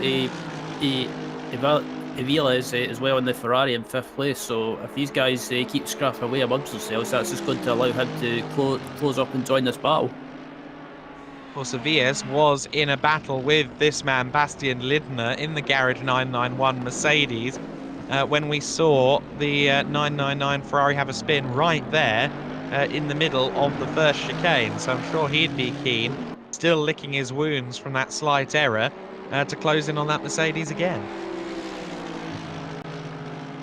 And indeed, as this battle comes up to the second chicane now, you'll see in the background there, you'll see Aviles in the background. There you go. So yeah, he's not too far away. He's closing down his battle slowly. And again, Lindner, they're just not able to close up just enough on that Honda. And the Honda on a straight line is definitely a quick car. And it's a quick car in a straight line, but in the corners sometimes it can be a bit of a handful. So with an hour and 10 minutes of this race in the books, it is Niklas Gross that leads the way in the number 27 Lexus right now. The sole Lexus flying the flag solo. It is a good job for the Venari Racing team. They are there at the sharp end of the order. Second place, we haven't mentioned the 808 Mercedes that often, but Philip Witschak is running very well in P2 right now as we continue to watch that scrap for second place. There's Sam Fleety, we mentioned him earlier on, but yeah, the 808 car also putting in a very good shift at the moment and running in second place. That is the Silver Racing Team entry, the all-Polish Mercedes entry. I was going to try and do a top 10 rundown, but I think the top 10, at least the battle for 8, is about to change because Fleety has Miato in the Audi closing in on him, 6th, 7th, 8th and 9th, all sharing one piece of real estate right now. Indeed, as this battle comes round the final corner, and just what's in there now, it looks like I wonder if Miato will try and make a move into that turn once chicane, and he's not close enough. So yeah, again, I think Fleet having that Ferrari in front of him is probably helping him to just stay ahead of Miato. But in front of that Ferrari, you've got Schatska as well, and Schatska was the one that was doing well in the early stages, but that Audi rather, maybe just started to struggle a little bit. But again, great battle nevertheless on track, and I think Miato is maybe just happy to sit there and maybe, even though you've only got 65 minutes, maybe just happy to stay behind and save a little bit of fuel. Quite possibly so, yeah. Fuel saving certainly imperative here, if not to lengthen your stint. There's only so much stint lengthening you can do when you've got 65-minute stints in play. But of course, the less fuel you have to take on pit stop, the less time you spend in the pits. So it's all very useful. The cars head down towards the Variante Ascari, then under the historic Monza banking they go, and Fleety once again under huge pressure from Miato there. Miato once again trying to find any which way past in that 73 car. There isn't forthcoming right now. You've got just ahead of them as well Schatska in 6th place in the first of Audis in the top 10. And Tazvinsva Haka, of course, in the stealthy Ferrari, running just ahead of Sam Fleety. And Fleety there closed in massively on the Ferrari. If he gets a good run, sure, he's still going to have to defend from Miato behind, but he could challenge for 7th place here as well. Quite possibly, and as they're heading down to that final corner, yeah, I think Fleet is trying to make a move on that Ferrari in front of him, but just can't get close enough, and also they're all pretty much stuck together. As I say, that it looks like we might have a move happening as well, heading down to or on the exit of that Thornmore chicane. I think Miato looks like he's got the move that running the Ferrari heading down to the second chicane, and I think Miato might be able to get a move done.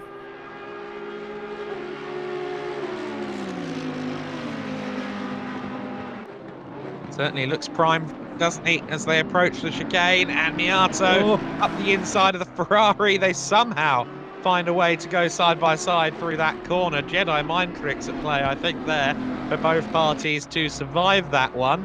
But the Ferrari just about ahead for now. Tzvinz Verhacker has lost one position on this lap. I don't think he intends to make it two.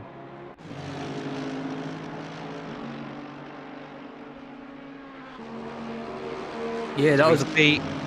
Go on. I was just going to say, I thought there was going to be a bit of contact there with Miato and Hacker there as well, but credit to them, they left each other just enough room and they didn't try and do any silly things like try and force each other off the track. It was good respectful driving there.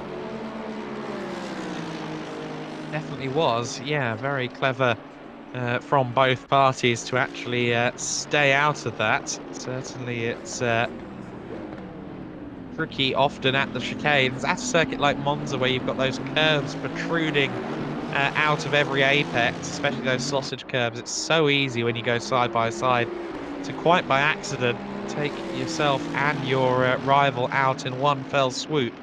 But no dramas of that ilk on this occasion, as Chartier and Lindner continue to fight for third place, as Sam Fleety tries to find a way around the outside at Rettifilio, and he's got the inside line for the second element of the chicane, of course. Puts the power down on the Mercedes. It's a drag race between Fleety and Schatska for 6th place, and behind them Miato has moved up into 8th position. However, it's the battle for 6th that we watch side by side now, and Schatska and Fleety try and fight over this 6th place. Fleety with the inside line into De La Roggia. However, later on the brakes, braver on the brakes, is the Audi of Schatska, and for now he covers off the threat of the big Mercedes. Yep, Schatska definitely not giving this position up easily, and the Audi is definitely good on the brakes, and I think Schatska just proved it there. As Schatska, as I say, that just runs wide ever so slightly, clips the grass. You've got to be careful there, because sometimes that can give you an off-track warning, and basically you can get a cut track warning for that as well. And that's the thing as well with the ACC. If you abuse the track limits too much and you get too many warnings, you can get a drive-through penalty for that. Yeah, exactly right. So they do have to keep themselves on their toes a bit. Nico Schatska in the 47 Audi then goes defensive once again as they approach Parabolica. Fleety deep into the braking zone, trying to power around the outside. He's going to be careful not to try and tempt that paint too much on the outside. It's still probably quite slippery there in this early morning residue that we've got. And Miato trying to get involved as well, as there's a drag race down to the first corner, and it's the Audi with the biggest slipstream of all that's trying to slingshot between the two of them, but I don't think Miato is going to quite stuff his nose up the inside of that gap. Deep into the corner though goes Schatska. He's across the sausage curves, and that grants Fleety almost a free 6th place there. Sam Fleety moves up into P6. Miato inherits 7th place, and Schatska there just tried a bit too hard on potentially still a slippery surface to brake late into the first corner. And I think Schatska was just too. I think someone's off in the background there, or just about went off there, but managed to get it slowed down. But I think Schatska was just too busy watching his rear view mirror there and just got distracted, and they ran wide in that turn 1 chicane, and he's lost 2 positions out of that. Yeah, so Schatska in the 47 car, the team Stiftung Reifentest team, all German entry, and they'll be looking to bounce back from that one. I believe it was the Honda of Russell Reyes that almost went straight on into that second chicane that we just caught on screen. We see there Igor Ornst in 11th place in that 91 car, the Assetto Motorsport entry. They are just outside the top 10 right now then, and Russell Reyes, after making that slight error, may prove to be a good target for the BMW in the not too distant future. The gap at the front of the order then for Nico Gross is just over 7 seconds, so a healthy margin right now. Vicjak also fairly comfortable. He's got 11 seconds over that scrap for third place between Chartier and Lindner. It seems as though it's the second half of the top 10 where all the parties are happening. Yeah, absolutely. Yeah, I was going to say there's not really much going on at the front, but further back in the top 10, you've got some fantastic battles going on as well, and Shatska feeling the pressure out from looks like Savitsna Haka as well. So yeah, I'm not sure what's happened to Shatska, because he was really quick in the early stages of the race and he was doing well, but maybe just doesn't feel comfortable on this dry track, or maybe just yeah, I'm not sure what it is, but he's not got the same pace that he did earlier on, or he did have earlier on, I should say. Yeah, he kind of broke his rhythm with that mistake just over a lap and a half ago at the first chicane. Sometimes quite difficult to get back into the zone after you make a slight error, particularly if it costs you positions, as it did in the case of Nico Shatska. And he has, as you rightly say, now got Felix Tezvinsva-Haka just behind him. And the big Ferrari 488 looming large. Russell Reyes also now closed back in on this battle for 8th place. I thought he was going to potentially fall into the clutches of Igor Ornst behind, but that's not proving to be the case right now. The Russell Reyes-driven Honda continues to press on. I think Shatska there, with the wheel on the gravel coming out of Variante Ascari, has massively compromised his run. He hasn't done Tezvinsva-Haka any favours either. And Russell Reyes, smelling blood here, looks to the outside of both cars. Can't quite get it done at Parabolica, but I think we're probably going to see 3 wide. We're going to see a lot of argy-bargy down towards the first of the chicanes. Yep, and here they come across the line now, all 3 together, and yeah, just look at that overspeed of the Honda on a straight line. That's just unreal. And as I say, it looks like we might be going 3 wide here, and it looks like I thought it was going to be 3 wide, but it looks like Reyes is trying to make a move on the outside. It looks like Hacker just made a move up the inside, and that, I'm amazed that never ended up in disaster. Yes, you and me both, certainly. Tezvinsva-Haka then under pressure once again from Russell Reyes as Shatska tries to make good his escape. Russell Reyes to the inside at the De La Roggia chicane, and very easily done, but almost into the back of the Ferrari there went Igor Ornst in the BMW. Did very well to get that car stopped, no doubt helped by a little bit of ABS. But Tezvinsva-Haka then down to 10th place. Reyes there getting a foot wrong at the first of the Lesmos, though. It seems we've got a new 3-car scrap. Shatska has checked out of the hotel, and Igor Ornst has checked in. Absolutely. Go on. I was just going to say, absolutely, and look at this train of cars starting to get bigger and bigger as well. It's just unbelievable. Yeah, no, a changing cast of characters in this scrap, with the one consistent party seemingly being Felix Tezvinsva-Haka, who I don't think has had a second of peace since this race got started. Every time we've seen him, he's been in the midst of battle.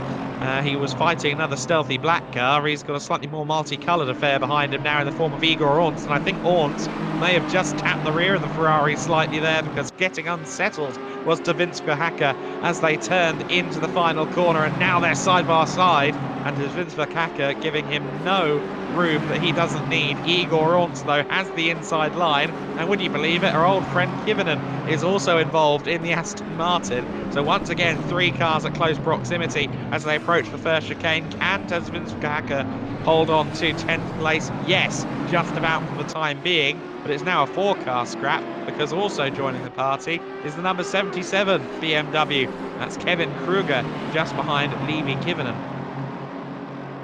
Indeed, and that's what I was going to say as well.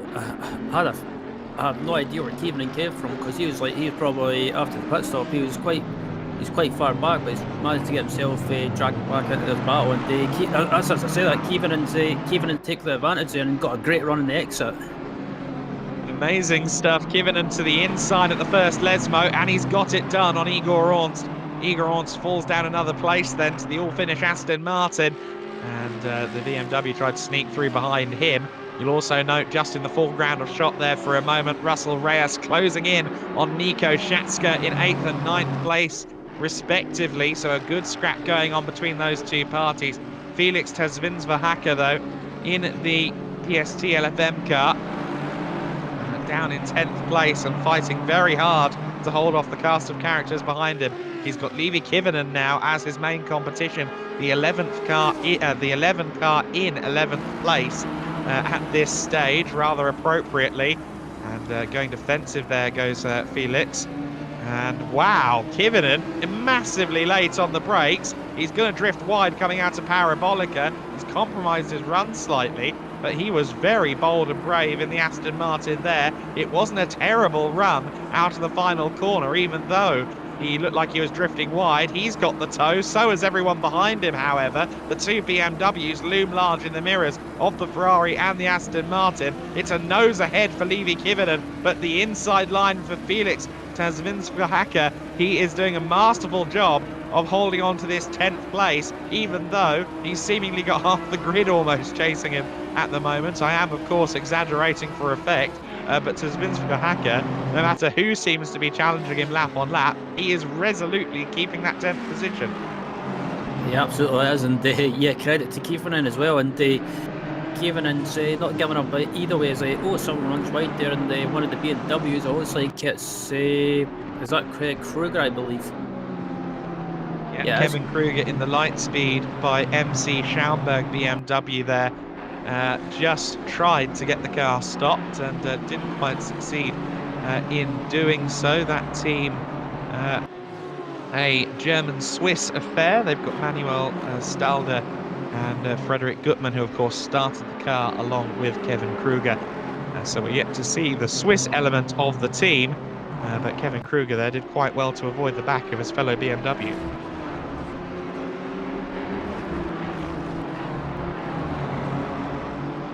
Some gravel picked up there. That was, I think, Igor Ornst there, just trying a bit too hard coming out of Variante Ascari. Levi Kivinen, though, in the Gripax engineering car, still pursuing Tezvinsverhacker in the number one.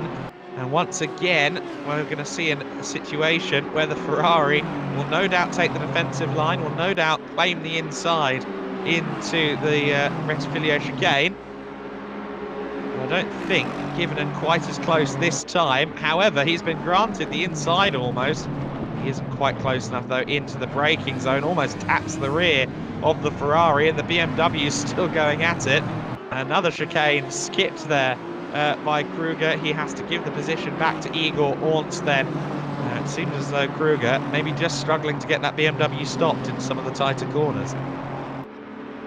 There's a possibility, and again, yeah, Kruger is falling back slightly, but still fantastic racer in this, just outside the top 10 here. And I was saying before that Kieven's pretty much trying everything to try and get by Hacker, but credit to Hacker as well. He's putting up a good defensive fight, and just watching the Hacker as well. He's got a bit of a train for him, and that it reminds me of a certain someone in Formula 1 called Jarno Trulli that used to have a bit of a history for the qualifying well, but in the race he used to have a bit of a train behind him.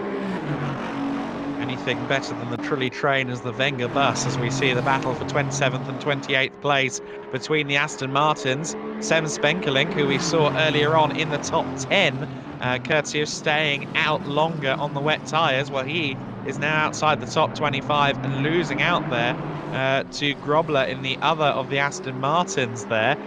So Spenkelink now under some pressure. He's also got Patat behind him in one of the Hondas. That's very much a Jordan Honda vibe on that particular NSX as we watch this battle for 27th. But Spenkelink, a good example that it hasn't worked out for everybody who stayed out longer on the wets. Yeah, In fact, absolutely. they are being closed in on by the overall leader as well. So the overall leader coming up on this battle for 27th place. That's a nightmare scenario for him. He's got 3 fighting cars in the periphery. Yeah, I was going to say, on the one hand, I can understand staying out as long as possible on the wets and not wanting to pit straight away, but on the other hand, staying out too long on the wet tyres when the track's completely dry, you just lose so much time because everyone that switches to the dry tyres rather, and they just basically start putting in the quick laps and they. Yeah, it's one of those things. You want to stay out and as long as possible, but on the one hand, you're losing too much time. It's almost like Spenkeling's starting to make a move or trying to make a move heading down to turn one, and like you say, you've got the overall leader coming up to lap these guys, and on the one hand, you don't want to let them go by too easily, but on the other hand, you don't want to impede the leader. So it's kind of one of those situations. What do you do? It's a one, half dozen of the other, for sure, as Spenkeling continues on in 29th place, was trying to reclaim the positions we've seen him lose in the last couple of minutes. We were watching battle between Kivinen and Tezvinska Hacker for 10th place overall, and Kivinen has gotten through into 10th overall off camera. So Kivinen in the all-black Aston Martin has moved up into 10th place now. We see evidence of it here. Felix Tezvinska Hacker in the PST LFM car has dropped down to 11th place after what was a stern-faced attempt at holding on to P10. He is relatively close to the back of the Aston Martin coming out of Parabolica, but I'm not sure the slipstream is going to get him close enough for a move into turn one. And of course, the BMWs are still dueling as well. Kevin Kruger for the Lightspeed team to the inside, or rather to the outside, of Igor Orntz.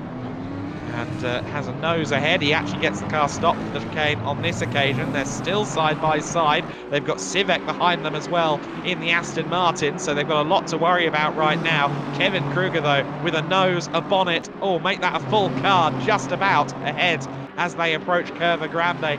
Through Curva Grande they go towards Della Roggia, and it's still just about a nose ahead for Kevin Kruger. Surely he's got 12th place sewn up on this occasion. Not if Igor Orntz has anything to do with it. Igor tried to keep the nose in. He's also got to worry about Sivek behind him in the Aston Martin. It's become a 3-car scrap, and it's now Kevin Kruger into 12th place. That was a great move by Kruger. He managed to get the move done, and yeah, I thought they were going to go 3 wide there into the first Lesbo. That would have been a bit suicidal, you could say, but thankfully they decided not to do anything silly. And Kruger up into 12th, at Ornston the 13th, and Civic in 14th. So fantastic battle between these 3 cars, and I think Civic will probably make a move to head down to the final corner, or maybe wait until the exit of the final corner and try and make a move heading down the start finish line. But yeah, fantastic race nevertheless, and yeah, apart from that, it's all relatively, it's been kind of quiet, but it's been fantastic racing nevertheless, and I think it wouldn't surprise me if someone out of these 3 cars maybe just decides to maybe make an early pit stop within maybe, what are we at now, 7:28 in the race, so maybe make a pit stop within the next 20 or 30 minutes. Well, of course, those that pitted early for slicks will have to pit a lot earlier than that because of the 65-minute stint maximum. So I think within the next 10 minutes or so, we will see people starting to dive pitward. Igor Orntz, though, already been demoted a position by Kruger under pressure from Sivek now. Another of the all-Polish lineups in this Aston Martin. This is the entry from Full Boost Racing. And just looking to the inside there, of course, these cars all turbocharged in this little scrap here. You've got the 4-litre V8 turbo motor sourced from AMG in the Aston Martin. It's a 3-litre 6-cylinder, 3-litre straight 6 turbo in the BMW M4 GT3. So 2 very different philosophies upon the same recipe, that being turbocharged front-engined GT3 cars. It's one of those things that fascinates me about the GT3 scene, is that you've got the 4-litre twin-turbo V8 in the Aston Martin. That's also the engine found in the Mercedes-AMG GT road car. but the GT3 version of the AMG still retains its 6.2 litre V8 lump out of the Mercedes SLS. I think that's always very compelling that Aston Martin have the engine for the AMG GT, but the AMG GT actually has a completely different motor. Yeah, I was going to say I couldn't remember if I heard that somewhere, if I was correct, but I was, as an Aston Martin fan, I was very surprised when I heard that they had basically some engine components in the Aston Martin, but either way, it's still the Aston Martin sounds awesome in real life, but nothing will ever beat an Aston Martin DBR9 just for engine noise.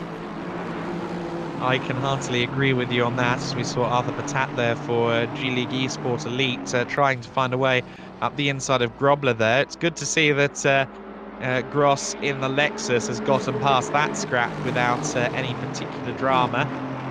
And we see Patat there up the inside, has a look, and he's got a nose ahead position almost given to him there by Grobler, I think, deciding not to turn in. Of course, the DBR9 powered by a 6-litre naturally aspirated V12, as was the Aston Martin Vantage V12 GT3 car, the first generation Vantage GT3 that is in Assetto Corsa Competizione.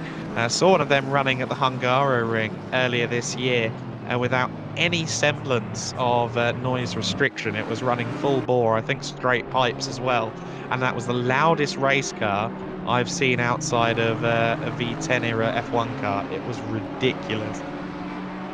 Oh yeah, you're taking me back now. I used to love the V10 era of Formula One, but yeah, I'd probably say my favourite V10 from the V10 era in Formula One is probably that a Williams BMW engine. Yeah, that's a good vote for sure. I like the Honda Screamers at the end of 2005.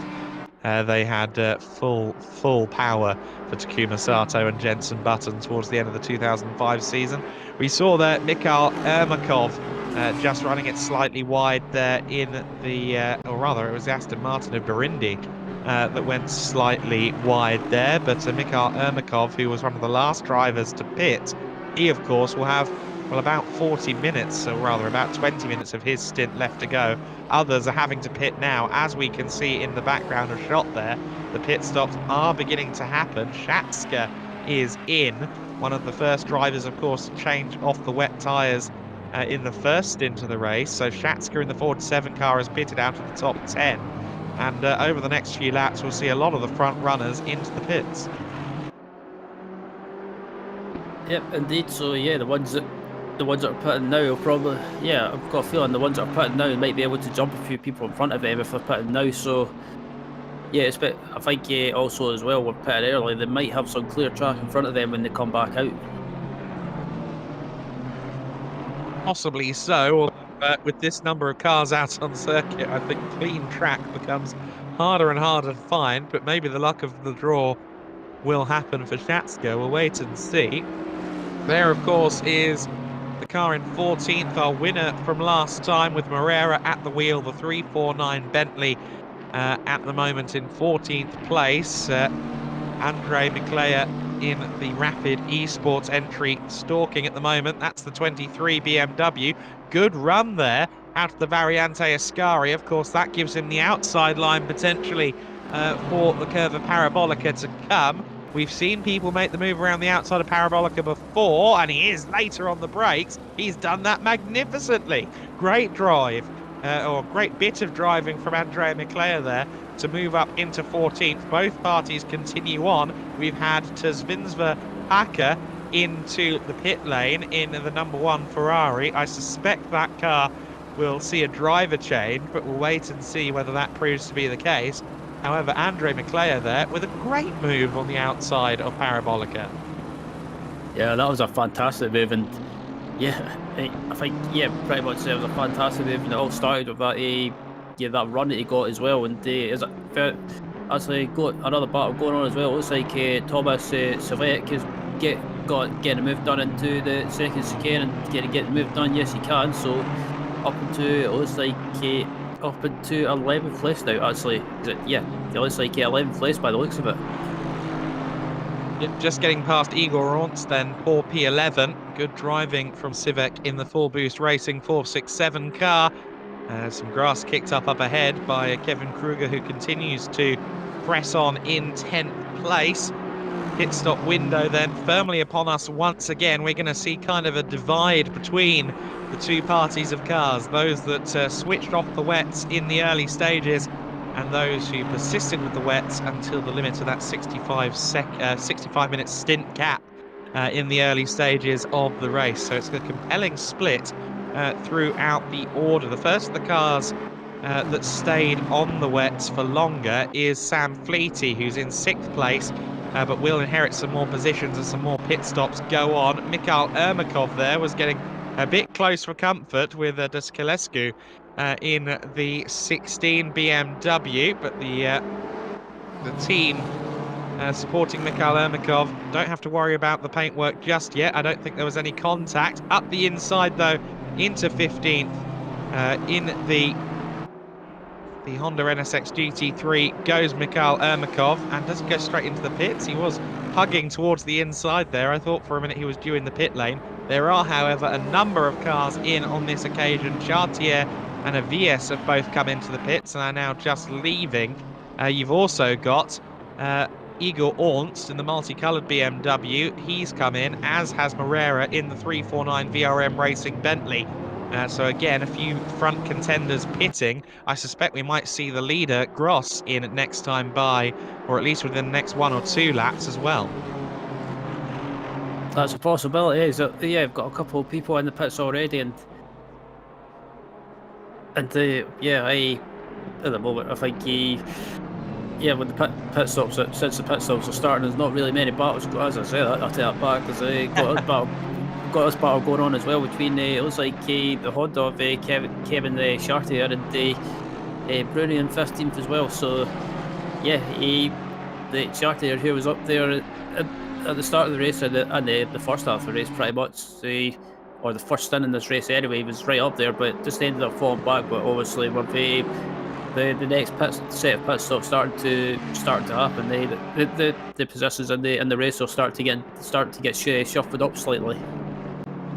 There's something very right about a Bruni in a Ferrari GT car. Of course, Gianmaria Bruni ended up moving to Porsche eventually after a long stint racing Ferrari GT machinery after his stint with Minardi in Formula 1. I like that William Bruni, part of the all-Italian Glitch Motorsport lineup, is inevitably racing a Ferrari 488 then. But chasing, as I mentioned earlier on, a car that is built in Italy, the JS Motorsport developed Honda NSX GT3 car there of Chartier. That car has pitted, incidentally, Chartier. So that car has made its second stop of the race, where Bruni has not. Also, just exiting the pits there was one of the other cars that's come out of the pit lane. That is the car that was fighting with Chartier before, of course, the Mercedes AMG of Lindner. And Lindner has rejoined Chartier, as Bruni, in trying to keep up with those front runners, has ever so slightly misjudged the first chicane. But once again, that NSX and that Mercedes are side by side. Chartier and Lindner have been inseparable, or at least the cars have been inseparable all race long. And once again, it's NSX versus Mercedes AMG. This is a podium position, net podium position, under threat, and contact between the two of them sends Nils Schurer. It's now Nils Schurer at the wheel of the Garage 991 cars. We've had a change of driver there, but Nils Schurer has moved down to 13th place with the help from a hip check there from Chartier, who has stayed in the car once again, interestingly. So Chartier, who started the race in the 368 Honda, continues to hold that seat. Yeah, I was going to say, I think Chartier has been in that car since the start of the race, so I wonder if he's maybe staying up for. I wonder if he's up for a triple stint or 3 stints, pretty much. Just trying to do as much as he's. Oh, there's a bit of contact there. How on earth that never ended up in a big accident, I'll never know. As they go free wide down the back straight, but I think Chartier might be in for 3 stints and pretty much trying to get that driving stint or driving time out of the way as much as possible, or quickly as possible. William Bruni has got to pit shortly, and I think that when he does pit, he's going to need a new set of trousers, both in ACC and potentially in real life as well. That was a big snap of oversteer in front of one of the leading cars in the race for Bruni, as Nils Schurer now coming under pressure as well from Vidnovic as well in the LMR Audi. That's another car that hasn't made its second pit stop yet, and Nils Schurer making contact, lots of contact between the three parties as they go through the first chicane, and this is not what Nils Schurer and Garage 991 need, because again, they are effectively fighting at the sharp end of the order on aggregates, but they're finding themselves in amongst these cars that have still got 10 or 15 minutes left in their stint, and Schurer is struggling to get past them and struggling to drive away despite the fresher tyres. Nils Schurer here is watching Chartier drift away up ahead of them, and he will be doing so with gritted teeth. It's worth noting that down to 6th place, Niklas Gross, because he has made his second pit stop of the race. So the Lexus that looks like the erstwhile race leader for now has pitted and is down to 6th position. But this is not going well for Nils Schurer right now. Yeah, I think Nils will be getting frustrated because he realises he can't really afford to lose too much time behind the Audi, because, like you say, Chartier is just starting to pull away, and leave him behind and just move ahead up the road, and especially the pit stops happening as well. And I think Schurer, if he gets a run and he sees an opportunity, he's got to try and make that move into that turn 1 chicane, because he really can't afford to stay behind for too long. And also, he's behind him, he's got that Ferrari of Bruni as well. So I think if you see Bruni get close, he might try and make a move. But it looks like Reyes has made a pit stop from the P3, and it looks like McClay, is making a pit stop from P9. So it's all the pit stops are starting to happen. Well, Samir Smogi started the car that's once again in the lead in the hands of Sam Fleety, as we continue to watch this scrap going on for what is now 11th, 12th, 13th place, and frankly being bullied a little bit right now is Schurer in the AMG GT3, sandwiched between these two cars that owe us a pit stop in the next few minutes, and cannot surpass any of them. Trying to find a way to the inside, but no, Vidnovic has that one covered. And a bit later on the brakes, though, is Nils Schurer, powers around the outside and gets it done with authority there. But in the process, he sends Vidnovic into the gravel. Vidnovic in turn almost collects an Aston Martin. And while all that's going on, William Bruni has moved through ahead into 11th place once again. So Schurer dispatches one car and ends up behind another. And into the gravel goes William Bruni, and that's the opportunity that Nils Schurer needs. Into 11th place, through and clear is Nils Schurer, but I just wonder if there's going to be anything said about how he got past Vidnovic, because the Audi was certainly run out of road a little bit there.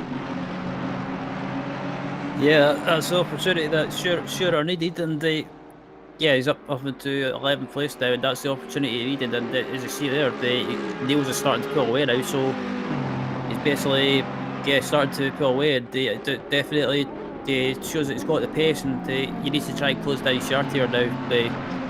But yeah, still plenty of good battles going on now, and this is why I love GT2 racing, or the ACC, or GT2 racing in general, because it's just so unpredictable. It is, and you've got this wonderful mix of shapes and different philosophies, whether you've got a rear-engine Porsche with a 4-litre naturally aspirated flat 6, whether you've got turbocharged cars from the likes of Aston Martin and BMW with the engine up the front, turbo 6 or 8 cylinders cars from the likes of Ferrari with mid-engine. Then you've got the naturally aspirated screamers from Audi and Lamborghini, the former of which we see here on screen. And then, of course, the biggest capacity and the rumbliest car of all in GT3 racing right now is the car directly ahead of Andrea Miato, and that is the Mercedes AMG GT3 driven by Sam Fleety. This is a battle for the lead between two of the cars that endured the wet tyres for longer in the early conditions. Andrea Miato has looked competitive all throughout this race so far. He started the 73 car, the QLAF Sim Racing Audi. He's been very competitive all throughout this race, seemingly always in a battle and always hunting down positions. He's now chasing down the cracked racing Mercedes AMG of Sam Fleety, started by Samir Smogi. Sam Fleety doing a good job here of holding off Miato. Let's see if Miato can find a way past in the Audi. And yeah, Miato's another driver who's been in this car for quite some time as well. So I wonder again if it's the same case of Shati, or if they're maybe trying to get Andrea's driving time out of the way, or basically try and do as much of his driving time as possible. Then it means they can give the other two drivers in this car a chance, basically pretty much hand the car over to them, and it'll be down to them to do the rest of the race. Yeah, quite possibly. I mean, if you have real-world commitments away from digital racetrack, then maybe do get it out the way early.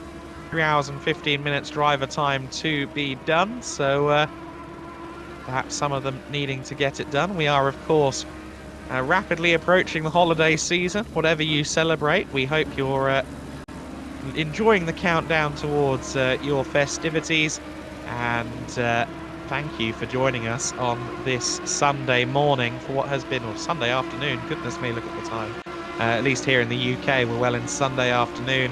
We thank you for joining us here for the FLExTREME category, the VCO and LFM FLExTREME events. We're in the second round of the season, of course, having started off in Kota, and it's been great entertainment so far. We've got the Cert Motorsport car there being taken by the #1 Ferrari. That's still driven by Tezvins Verhacker, so another driver who looks like he's getting his driving out of the way early. Moving up to 22nd place there was Tezvins Verhacker in the #1 Ferrari, but Alexander Fedotov in the Cert Motorsport car that was started, of course, by his teammate Igor, just losing out there to the Ferrari. Indeed, Next target for the Ferrari is Miklea in another of the BMWs. So it seems as though Tezvins Verhacker, one of the few drivers that has been here from the start, is now capitalising kind of on knowledge, isn't he? Because he's been in the seat from the beginning, and he's now in a position where those around him are still trying to find their feet, and well, he's very abreast of the situation on the circuit. Miato into the pits.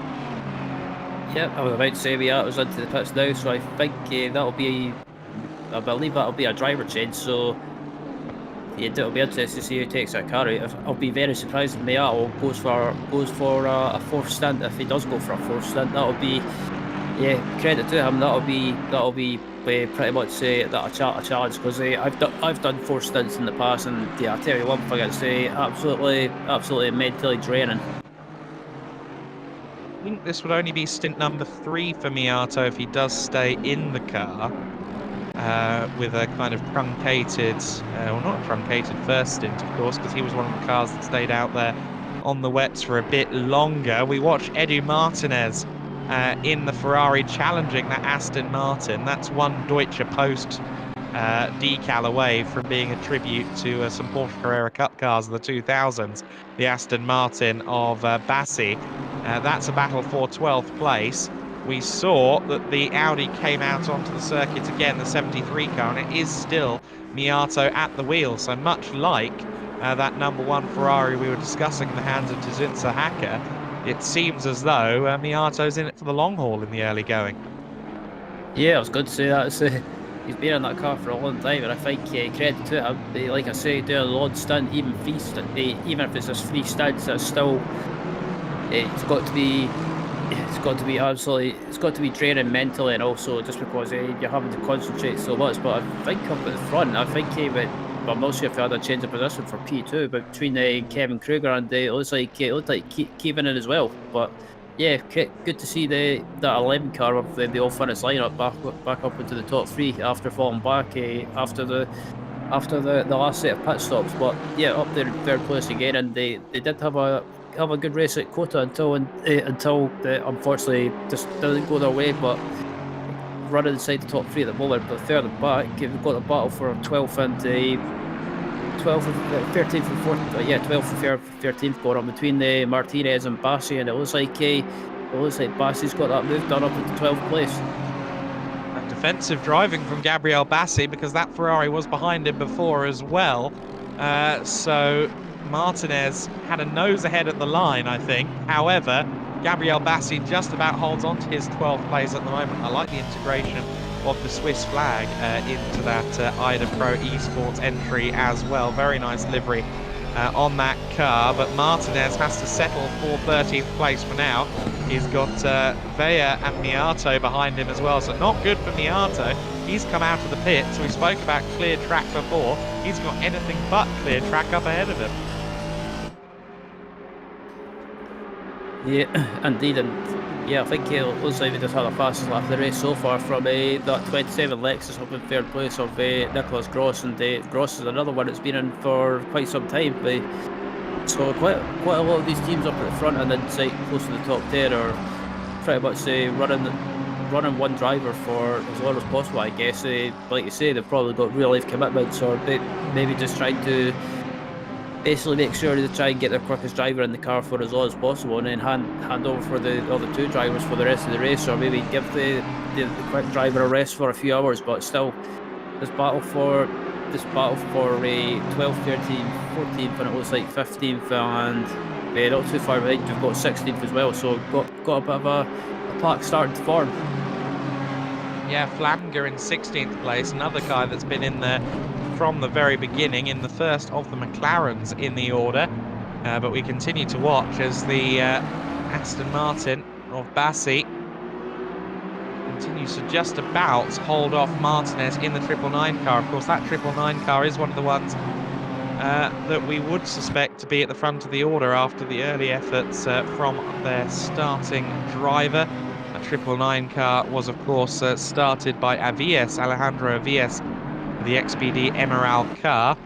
The car ahead, though, that 158 Aston Martin, driven by Gabriele Bassi right now, the ADA Pro Esports entry, doing a good job of holding on to P12. Just behind them in 14th is one of the great many BMWs out there on the circuit, the 35 car.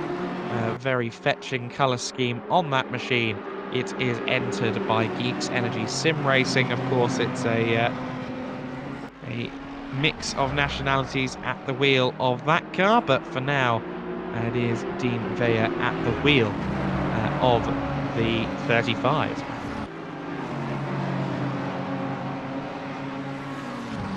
Yeah, we've got about 4. Ready to go ahead on? No, go for it. I was just going to say, I think just about 4 minutes away from the top, basically just about another hour done in this race, and I have to say, yeah, this race has absolutely flew by so far. There's been so much action going on.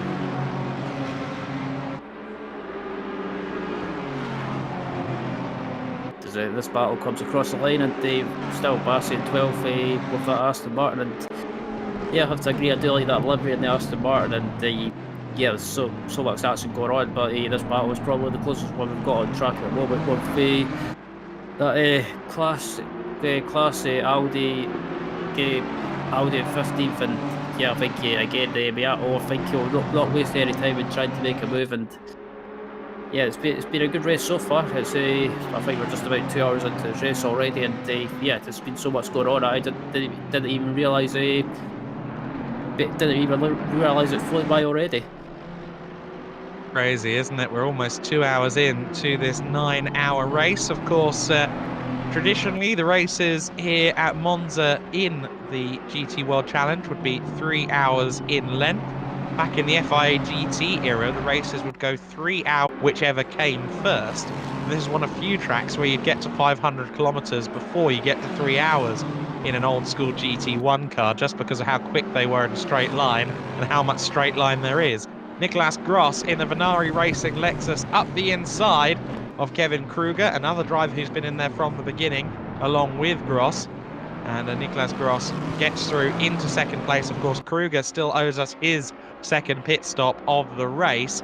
But Gross, about 18 seconds off Sam Fleety, the leader, up into second place. Of course, Fleety will need to pit within the next 7 or 8 minutes, I believe, as well. That's one of the cars that stayed out on the wets at the very beginning as long as he possibly could, at least as long as his previous driver Smir Smoggy could in the 71 car. So that's slightly out of sync with Nicholas Gross in terms of pit window at the moment. And that's going to be interesting for Gross, because he's going to really need to, or him and the team will be very keen to get to a point where, regardless of pit window, they are ahead of Sam Fleety's 71 car, because that means that regardless of the pit cycles, they will be the kind of undisputed leader. Whereas if they don't manage to close in on Fleety in the situation they're in right now, that means that you've got almost a tennis match going on between Fleety, the first of the cars that pitted at the end of the first hour, and the first of the cars that pitted early off the wets in the form of Gross. And that makes things very strategically complicated, to say the least of it. Edu Martinez, though, in 12th place in that 999 car. He'll be eager to get himself back into the top 10 after his Martinez not quite able to get past Bassi right now, who has his elbows out in the Ada Racing Aston Martin, and has been very impressive about his defensive driving so far. Gravel at Ascari being used and abused ever so slightly there. When you do get make-up places, then has moved up to 12th. It's interesting to see that Miato hasn't really progressed through this scrap. Miato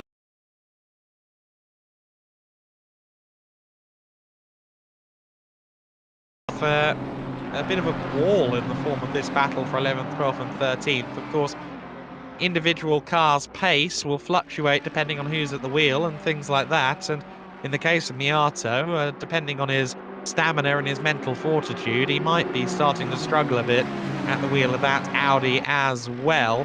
And Vea closing in on Bassi. Looks to the inside at Variante Ascari.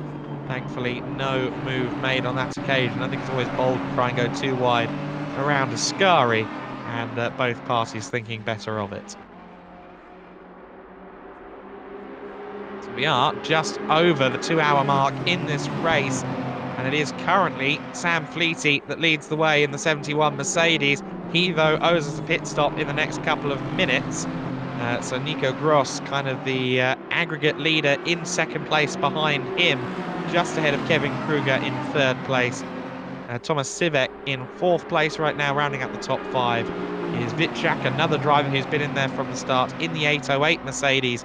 That car has been in there in the podium to the top 6 positions all race long, but we watch this battle currently for 11th and 12th place as Bassi continues to make the widest Aston Martin ever seen and holds on to 11th place. Edo Martinez now having to go defensive because getting involved is Miato in the Audi, trying to power around the outside, and will, I think, possibly move up 13th here because he's got the nose to the inside line, and he is through later on the brakes, going into Della Roggia chicane. Very nicely done there from Miato.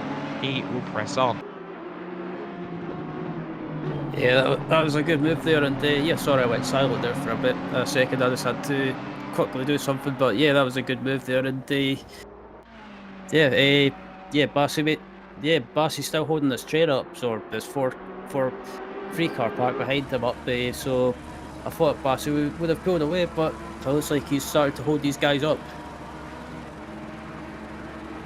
Yeah, Gabriele Bassi doing a great job here of preserving that 11th place for the Ada Esports Aston Martin crew. We are just over 2 hours and 3 minutes into the race then, and we really haven't had a moment's respite all race long. The battling has been intense, the battle has been exciting up and down the order, and now, after kind of saying that, well, I wonder if Miato isn't going to be able to progress through these cars. He's certainly on the offensive, although he's got a poor run now out of Parabolica after trying to get up the inside of Vea in the BMW, and that's left him susceptible to Martinez in the Ferrari. So Edu Martinez in the XPD Emerald car, the 999 machine, looking lively to the inside line, but just covering him off there is Miato. There was a very fine margin as to whether Miato was all the way ahead of the Ferrari, and he judged it perfectly. William Bruni is into the pit lane, so he has given us the pit stop that he is owed. And within the next 2 or 3 minutes, I suspect that our overall race leader, Sam Fleety, as well as Kevin Kruger, Thomas Siwek will all, or Thomas Sivek, I should say, will all pit as well. I think those 3 cars all still owe us a second pit stop of the race. Indeed, yep, the Cartless battle still close together on track, but again, the Nicholas Dross puts in another fastest lap of the race for that 27 Lexus, and yeah, even though the Lexus is not used that much in ACC, you know, it's still proven to be a very quick car in the right hands.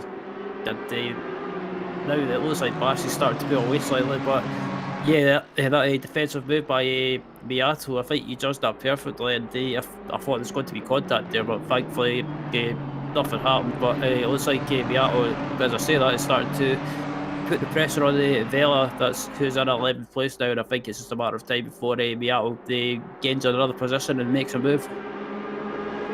Well, quite possibly, but we saw last time here at Parabolica that he tried to go up the inside of the BMW and then ended up with Martinez for company once again on the main straight. He isn't close enough to try and loom large on the Geeks Energy Esports M4 GT3 on that occasion, but Miato will get the tow off the Aston and the BMW, so he could close in here significantly on both of the cars up ahead of him. And let's see whether he's close enough. I don't think he'll be close enough into turn 1. I think all parties will remain where they are on this occasion, although Miato deep on the brakes there.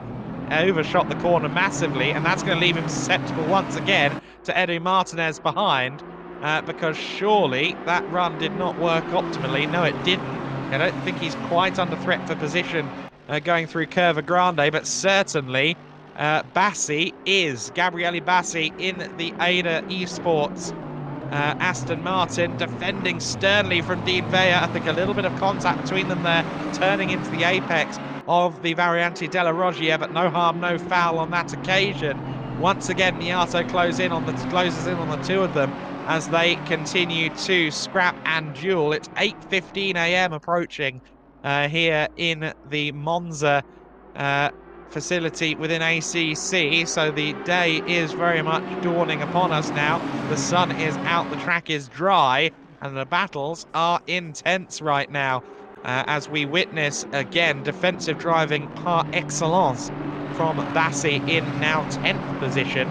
So this is a scrap to stay in the top 10, as it were, and it will soon possibly be a battle for 9th, depending on where Kevin Kruger comes out. The car that was in 3rd place is currently in the pit lane, and we'll see where he rejoins the race. I think the only one towards the sharp end other than Sivek that owns us place now is Fleety, as up the inside goes Miato. He moves up into 11th place, and well, Dean Vea has been rather mugged there, because also through has gone Martinez, and he's into the pit lane, as is Bassi. So both parties owed us a pit stop, as it turns out, and both parties in.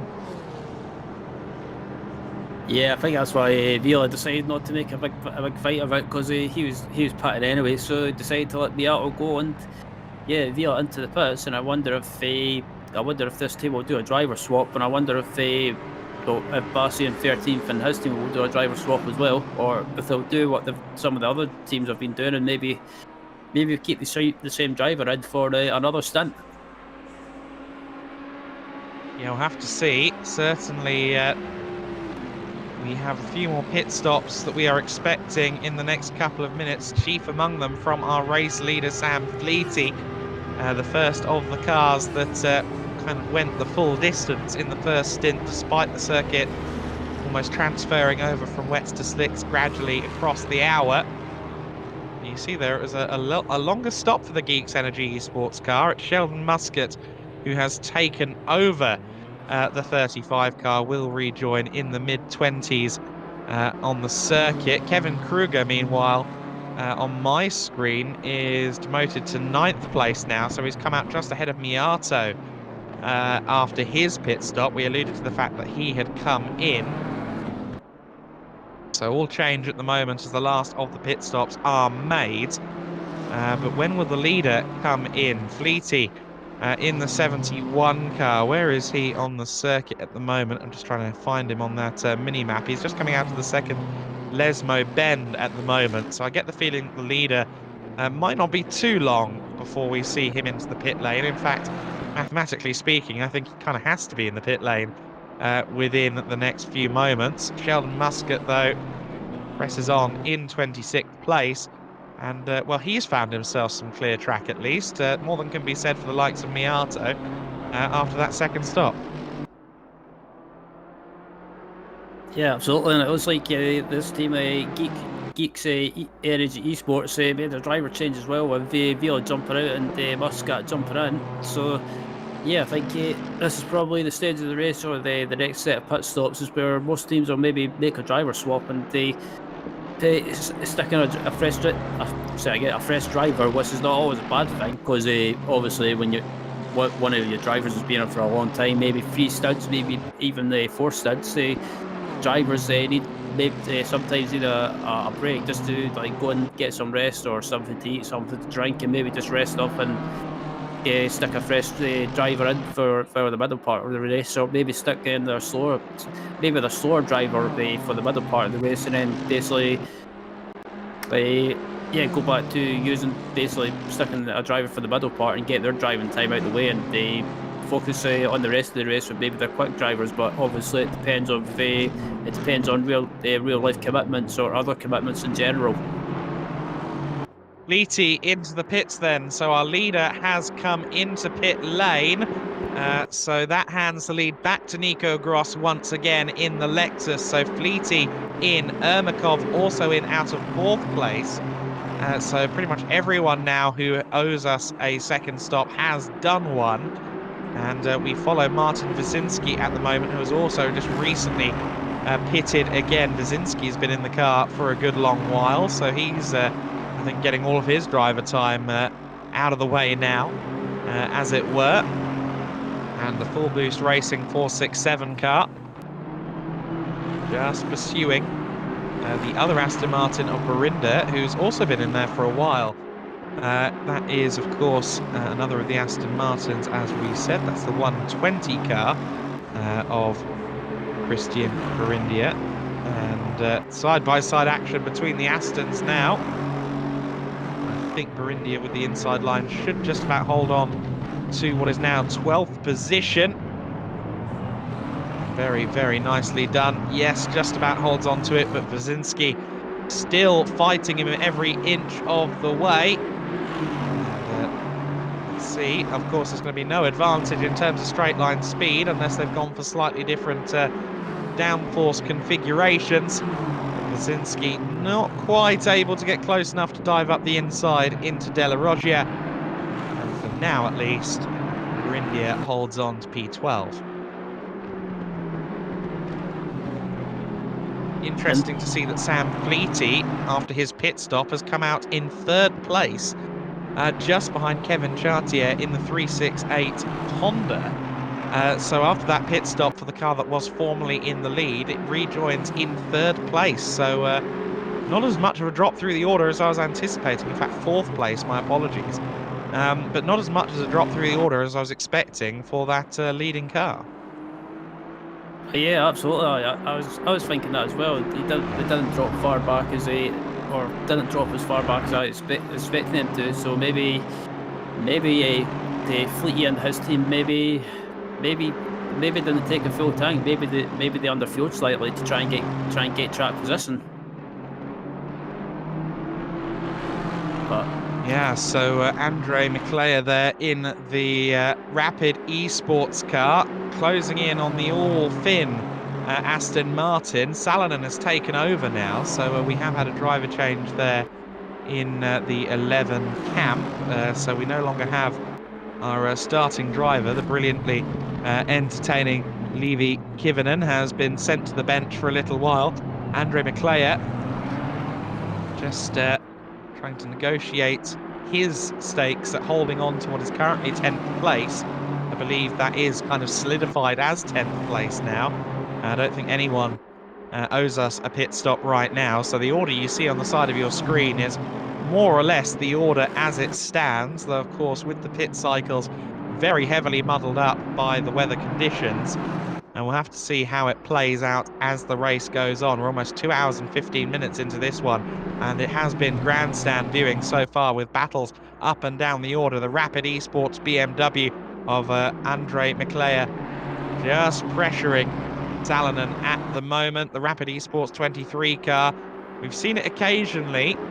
It's had a fairly easy-going race so far, at least from what we have seen.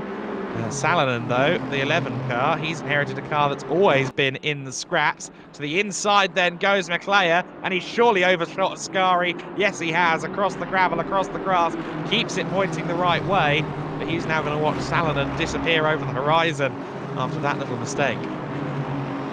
Yeah, Salonen saw that opportunity and he took it and gained the position. But Miclea, he done very well to keep that car in control, because that could have ended up ending up being a bad rejoin. But if he didn't have control, that could have ended up being a bad accident between him and Salonen, because Salonen just managed to get by. And as you see there in the background, you've got Barindi and Marcin starting to close off in 12th and 13th now, so it looks like Miclea's maybe just needs to settle down, get back into that mindset, get into a rhythm to just get going again. But Salonen, he wasn't having any of it. He saw the opportunity and he took it, and he's up into the top 10 now. And that 11 car, they just pulled away now. And they've been up at the front a few times in this race so far, through just with the pit cycles and also in general the pit stops as well, especially just up into the top 3. And yeah, I think I wouldn't rule them out of finishing on the podium. No, the podium contendership, I think, probably encompasses most of the first, at least the first 10, if not first 15 cars at the moment. We've seen some people who were contenders a little earlier on kind of falling down the order a bit. To Svinsver Hacker, for example, who was previously scrapping well within the top 10, is down in 15th place. And the number 1 Ferrari, of course, one of a few cars that runs what I've been labelling a stealthy livery, very much less is more. Carbon fibre, bare carbon fibre race cars are always a treat, let's be real. Marcin Wyszynski then, still pursuing the 120 Aston Martin. Barindia in the 120 car, 1.3 seconds behind the 11th place machine as well. So it's all very much close still on the fringes of the top 10. What's the gap, though, between our leading 2 cars? I think it's rather bigger than anything we're seeing here at the back of the top dozen. Certainly Vitjak is trying his best to hold on to Gross, but Gross is putting in an absolutely barnstorming drive in our sole Lexus as a dive up the inside from Wyszynski. Did he get that stopped? I didn't think so. I thought that was a bit ambitious. Oh dear, and onto the racing surface there goes one of the barriers for just a little while, but Wyszynski was very bold about his braking there. What's interesting now is I think the car that's with them, the 3rd Aston Martin, isn't actually fighting them for position. So that's a car that's further back in the order, but he's got the rather difficult task of negotiating an overall fight for 12th and 13th place. I think that car is a lap or so further down the order. Yeah, I believe our first or 3rd Aston Martin in line, I should say, is I think that's as we've got rain happening as well. Rain is starting to fall again. Oh. So for the 2nd time today, the wipers are on, or at least the circuit is getting damper, and this is going to be very compelling now. How long is the rain going to fall? And who is going to be first into the pits? Well, I think we have the answer, because already in is Nils Schurer in the 991 Aston Martin. So out of 5th place, Schurer is into the pit lane. I think he's dived for the wets at the first opportunity. And who else will follow? How quickly will this circuit dampen? Well. It seems as though the powers that be up in the clouds are giving us a lot to think about today. Yeah, and that's it. That's the thing I was going to ask as well. What do you do if you're further back in the field? Do you risk it and try and stay on slicks and try and maybe gain some track position? or if the rain gets heavier, I think if it does get heavier, and it gets a lot wetter and damper, I think the only option is you dive into the pits for wets, because there's no point, especially if you're up at the front. If you're at the front, you're more at risk because you've got more to lose. I think if it gets heavier, you dive into the pits and you switch to wet tyres. Certainly. Look at this. 3 cars in, including our leading Lexus. So a very important pit stop here for Nico Gross. Now, do they take the opportunity to change drivers as well? Niklas Gross, my apologies, but do we see him in to change driver as well as tyre? And look at the issues that some of the others are having now on the slicks in these wet conditions. I think anyone with a modicum of common sense is going to be into the pit lane this time by Dafa Ardiansa in the NSX GT3 that was started by Russell Reyes was looking like he was struggling to hold off Eddie Martinez there. Surprisingly, the 808 Mercedes has gone straight by. Philip Whitjack in the 808 Mercedes has stayed out for another lap.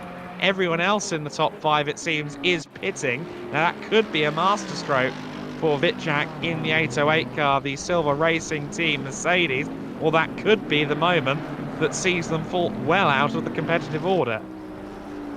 Yeah, absolutely. I think they're staying out to maybe see how wet it is and see if it gets any heavier. If it does get any heavier, what I think the only option is you've got to dive into the pits and take wets. Is Nicholas Gross comes out of the pits and stays in for yet another stint. He's been in that car for a long time. I think he's been in that car for about probably, trying to think, about 3. Oh, as he spins round. So 2 hours and 20 minutes in the car, and that's the first spin I think we've seen out of Nicholas Gross so far. This will be his 4th stint of the race by dint of this stop for tyres. Of course, he can do no more than 3 hours and 15 minutes, so he's got to be conscious of that. Wes Hepburn in the Fusion Racing Team Honda has been for a spin as well, but on what rubber? Well, clearly the slicks, because he's decided to come into pit lane.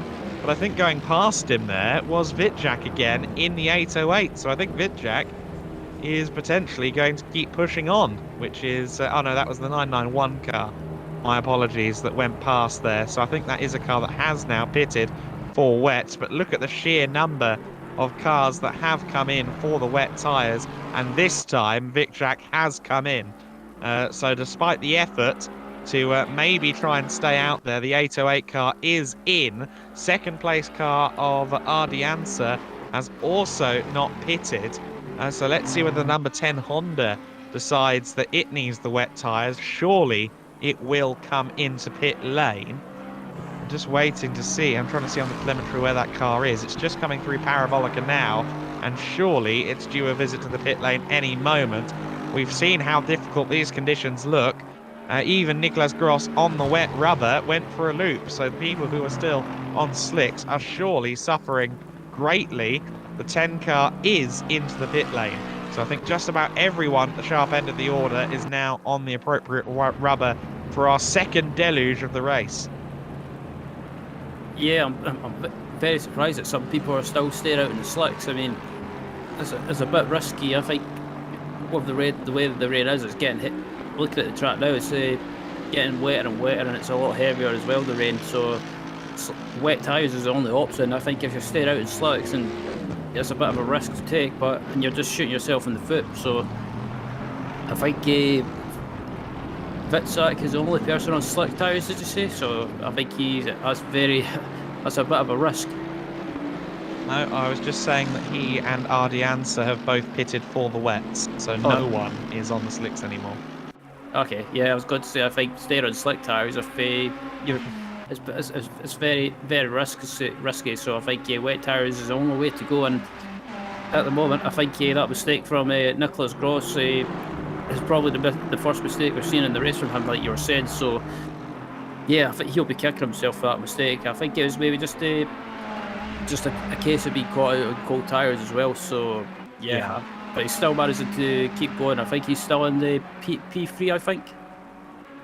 I make him still the leader once the timing updates itself, because Whitjack came out just behind him on the road, and Ardiansa exiting the pit lane. He's dropping through the order. So Gross is still our leader.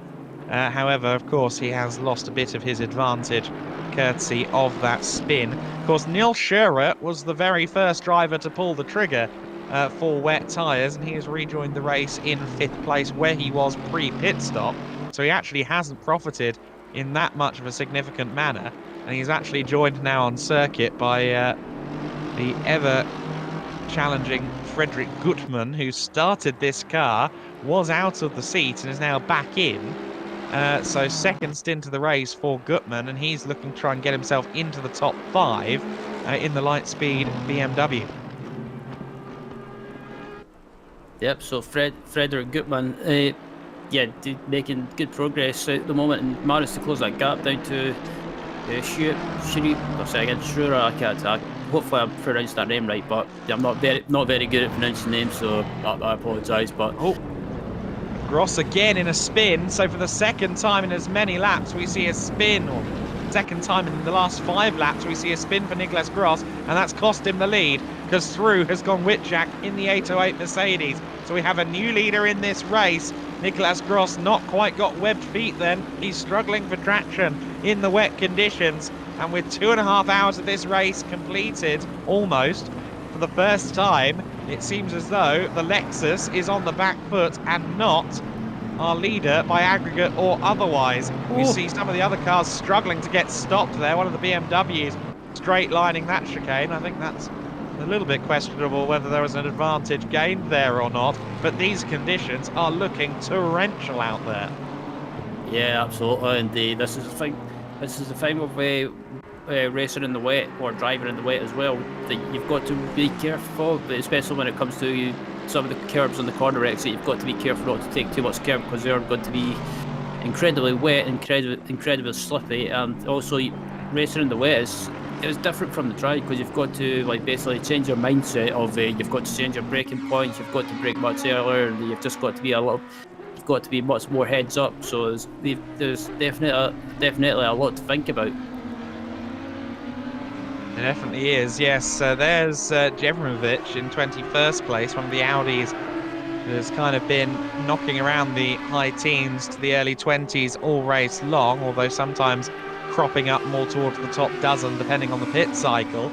The side-by-side Audi entry in 21st place at the moment, just fighting with Kleber there in a similar machine. Daryl Young just ahead of them too in another Audi, so the Audis are congregating on the fringes of the top 20, which is not where they want to be. There's Russell Reyes at the wheel of the Honda for the second time in this race, the driver that started that car. And AMX Phantom car, the number 10, running in 8th place right now. Martinez behind him in 9th, but was very treacherous there through the Variante Ascari, and you can see why. No matter where we look, it seems as though cars are going off circuit, and I feel like I'm covering America's Cup sailing before I'm covering GT3 racing at the moment. The rain is absolutely hammering down, and this circuit feels almost impassable for some of these drivers. They are really, really struggling. Yeah, that's a thing as well. You've change. You've also got to basically for racing in the wet as well. You've got to change stuff like your you've got to increase your traction control and your ABS as well, and also you've got to adjust your braking distance as well. So here we've got Andrea Monoli under pressure as well from it looks like Pellegrino. Not Pellegrino, sorry. It looks like another Aston Martin. So yeah, it looks like Marcin is under a track from Monoli as well, and another Aston Martin. So yeah, looks like it's going to be a move made into turn, or I thought it was going to be a move made into turn 1, but decides against it, which is the sensible option. Yeah, so that's Wyszynski in 13th place, holding off Andrea Monoli right now. 13th and 14th being contested among the Aston Martins. Now, I saw that our graphics at the top of the screen went yellow there briefly. I believe that was because the 74 car was stranded on the approach to Variante Ascari for quite a while, per our track map. So the 74 car was stranded for a while, but now continues on. And these conditions, I do not envy any of these drivers. I often envy sim racers, good sim racers. I'm a very bad sim racer. You know, they get to play with this awesome hardware and so on, but I'm not envying any of them in these conditions. Ryan Ottens is off. Jordan Burrows, the driver who took the checkered flag for VRM Racing last time out at Cota, he's facing the wrong way at Curva Grande. Someone else Gets is the off. car going. Aquaplaning going on further back behind them. This is, frankly, boat racing at this point. It's called the Boatly for a reason.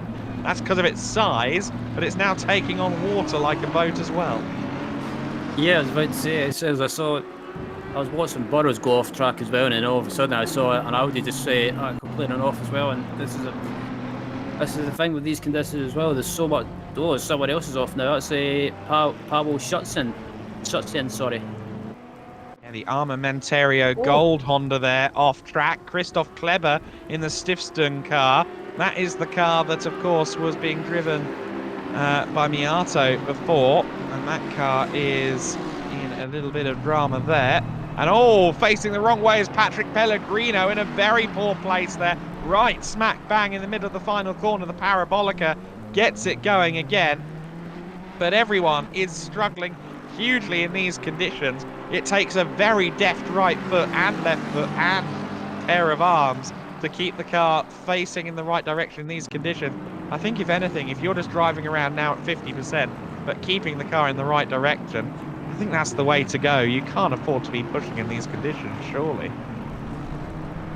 Yeah, you've got to be very careful in these conditions. It's not like racing in the driveway. You can just basically go flat out. Someone else has had issues in the wet as well. That's Christoph Kleber again. Yeah, Kleber is not having a good time of it right now in that 47 car, the Audi. I did misrepresent that earlier on. Of course, that was the car that was driven by Nico Schatzke early on, rather than the one that was driven by Miato. But nonetheless, Christoph Kleber, one of 3 German drivers in that car, the Team Stiftung Rheinfantest Audi, really struggling to get to grips with it. He would like that car to be a Quattro, but unfortunately a GT3 car does not have four-wheel drive, regardless of the road car's leanings. The M4 continues on. Robert Prepelita seems to be doing a good job of keeping this car facing in the right direction. He's only just taken it over. I think they did a driver change as they changed the car back onto wet tyres. I tell you what, I wouldn't want to do my first couple of laps of the race in these conditions. Doff of the cap to him. The situation at the lead of the order is still that Gross is in second place, our race leader. While we haven't seen him on screen in a while, is the 808 car, the Mercedes-Benz of the Silver Racing team, with Philip Witczak at the wheel. And they have really profited in these wet conditions, although the Lexus is looming behind, so perhaps Nicolas Gross has managed to find his rhythm in these conditions. He's now hunting for that lead again. Yeah, excuse me, yeah, absolutely is. And yeah, I've got to say that Lexus has closed that gap down absolutely, well, dramatically. At one point, Lexus in a span has managed to close the gap down to Witczak in front of him. So I think, Witczak, what's happened there? It looks like that all on his own? Did he just get a spike of torque or something in a straight line? But straight into the Armco barrier. Didn't see another car involved with that, but Witczak there losing it in a straight line. And if that's evidence of anything, it's evidence of exactly how difficult this is. Yeah, I was about to say, it looked like Philip might have just aquaplaned on a standing bit, some standing water on the track, and maybe just aquaplaned, and they probably just had no control. Crazy stuff. I wasn't fully expecting that, but what that's done is given the lead back to Nicolas in the 27 Lexus, but he's tagged by the winner of last time out at Cota, Jordan Burrows there, the 349 car, getting into the side of our race leader. Both parties continue on fairly undamaged, but Daryl Young also facing the wrong way. Oh no, he's going the right way, thankfully, coming out of the Della Roggia chicane towards the first and second Lesmos at the moment here at the Lago del Monza, as we're going to call it. Antti Salonen still there in 11th place. And oh, you can see there, yes, there is huge standing water, isn't there?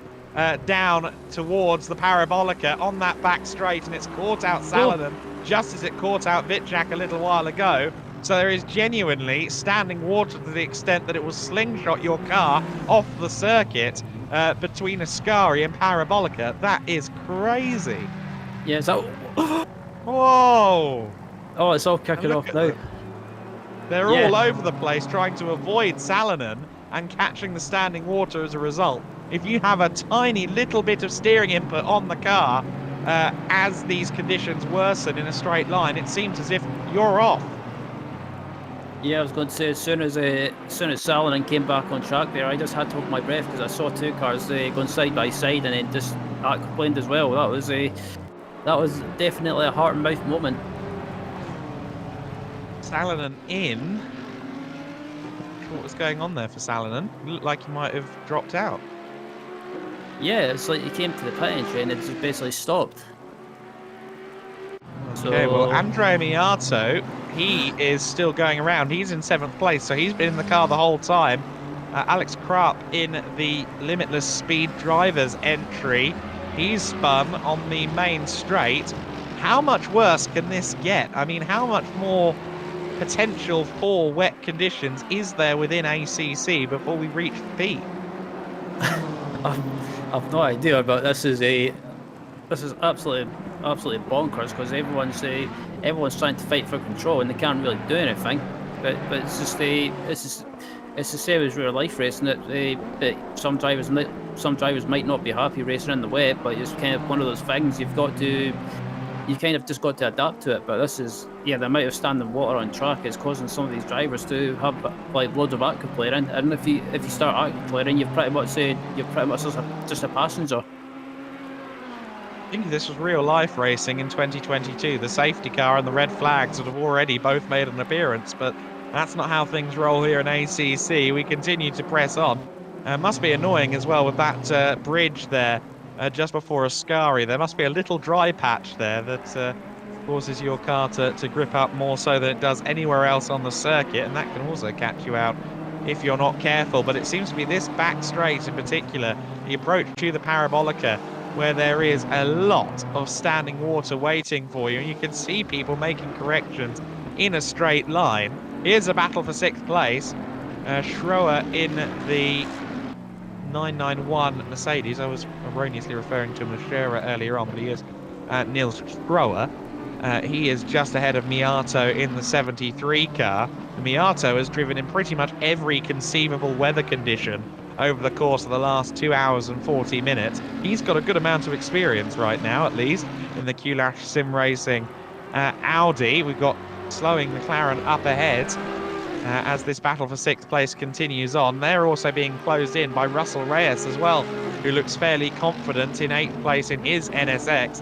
But this is truly biblical stuff here. The weather is really turning against our drivers, and how anyone is keeping this car even remotely glued to the surface, I have no idea. I think one thing's for certain, anyone who usually goes with as little traction control as possible has dialed it up to 11 for this, because I would not want to be doing this without the assistance of some computers, I must say.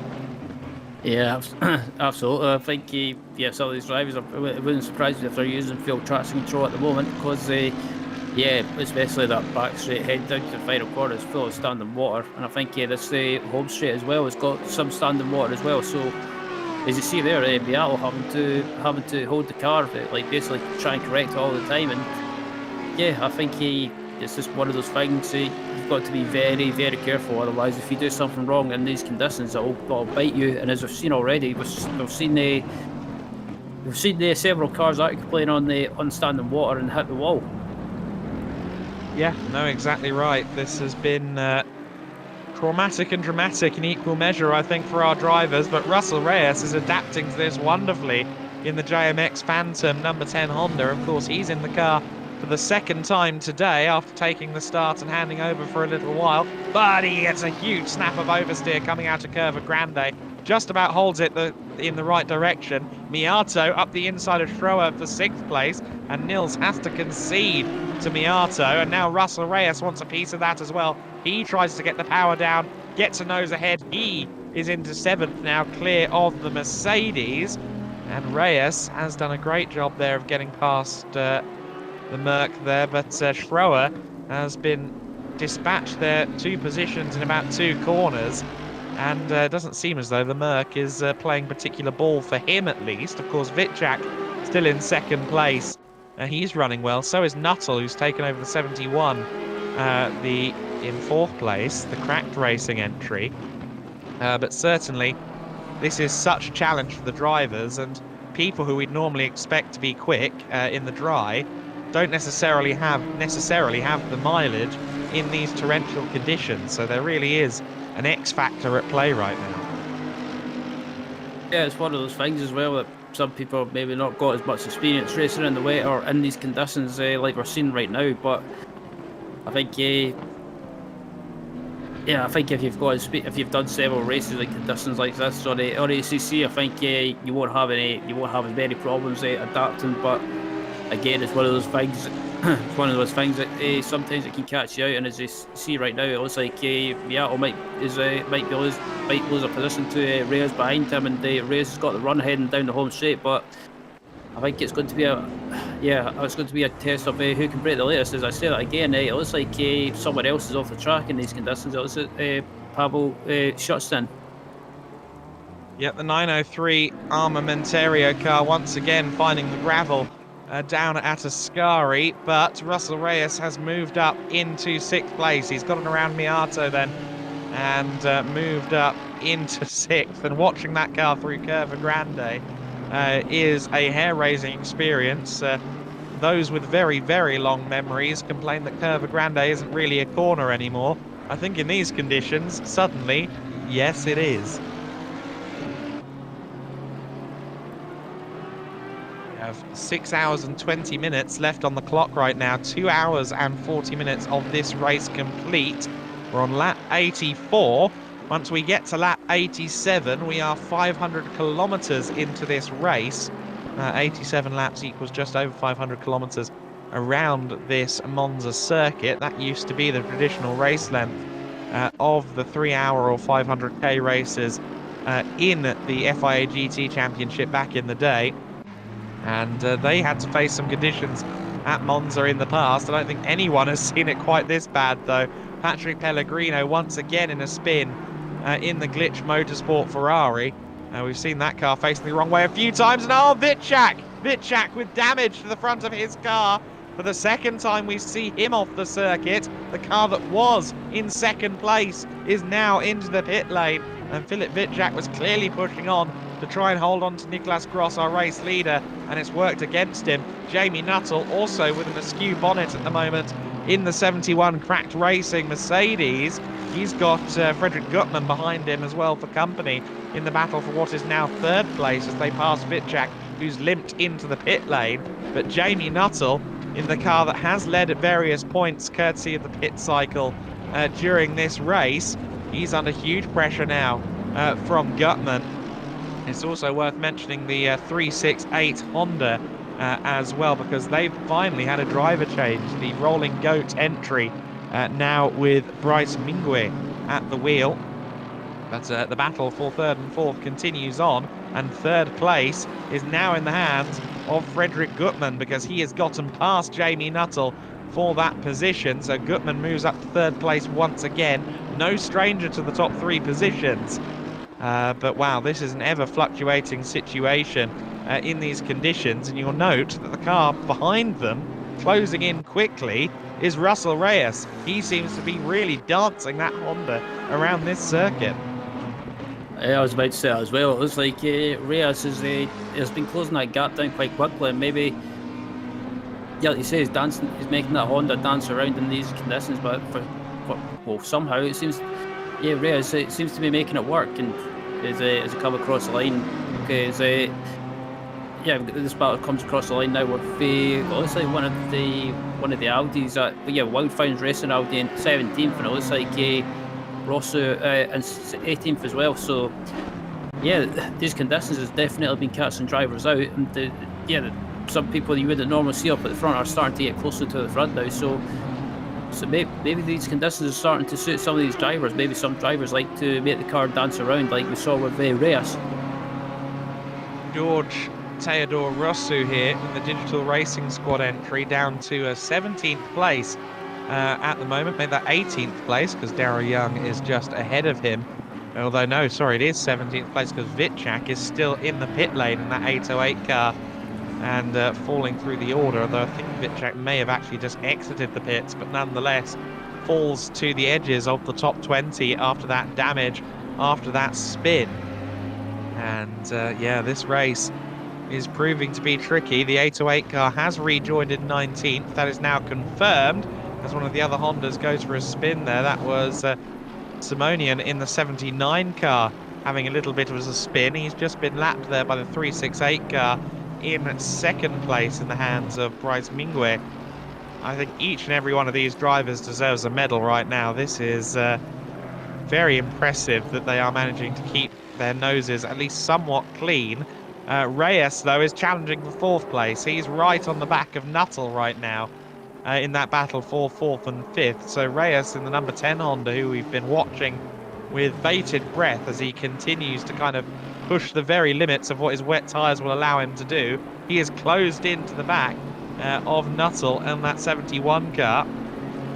And let's see if he can make up another position. Jamie Nuttall certainly seems fairly confident in these wet conditions, but I think he's allowing Reyes through there. It looked like he might have even lifted out the throttle just a little bit, and Reyes is through into fourth place. So once again, Russell Reyes is really showing what he is capable of in this NSX GT3 car. He's moved up into the top four. He's got 3 seconds between himself and Gutman in third place. Won't be long before I think we see this car challenge for the podium.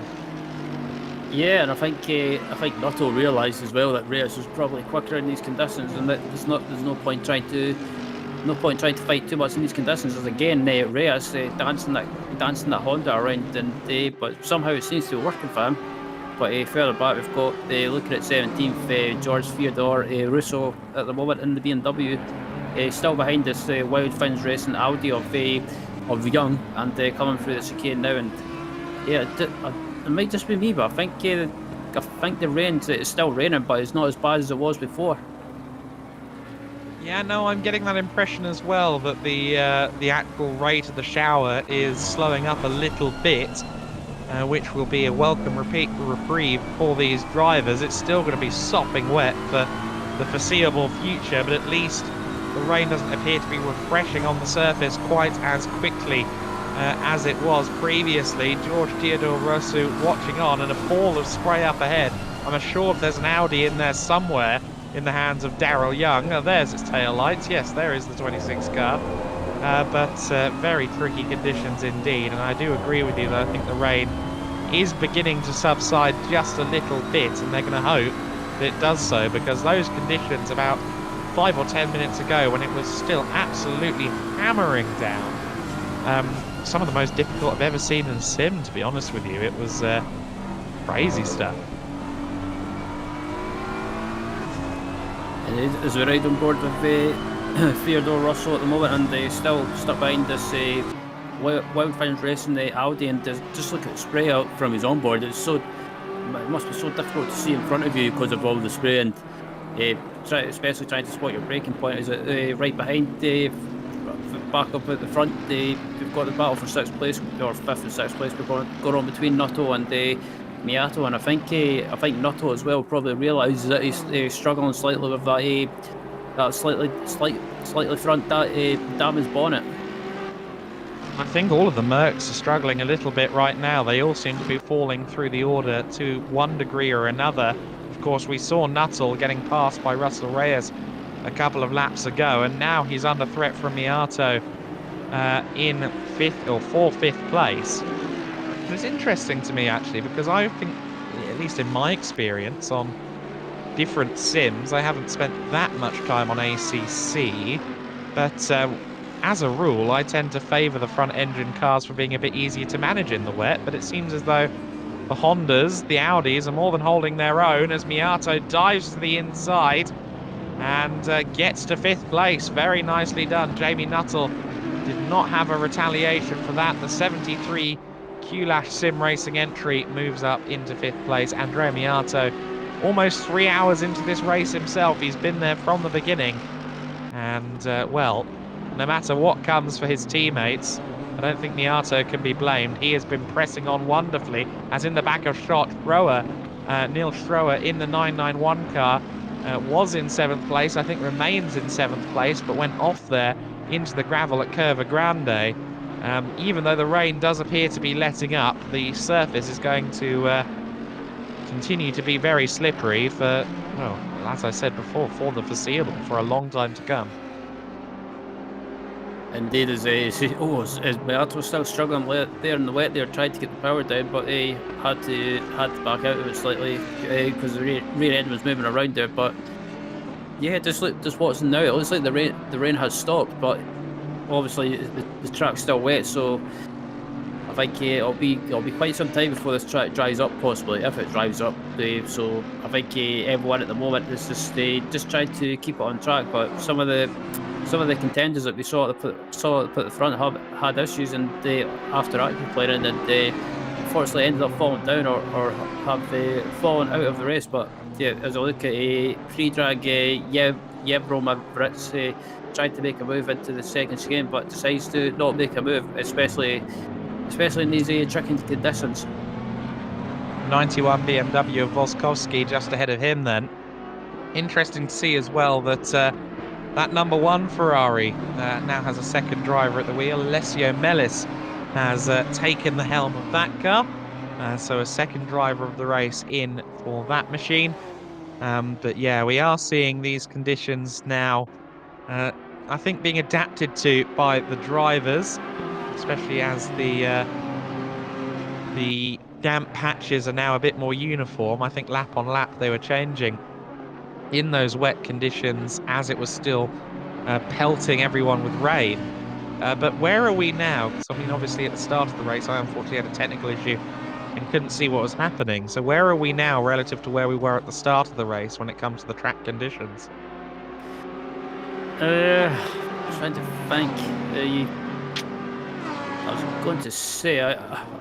I think I would have had. I think the next set of pit stops might not have been far away, but obviously with the rain arriving and the rain arriving, it's probably mixed up the strategies yet again. So whatever strategies or basically strategy plans that some of these teams had in mind, with the rain arriving, it's they've pretty much just been ripped up.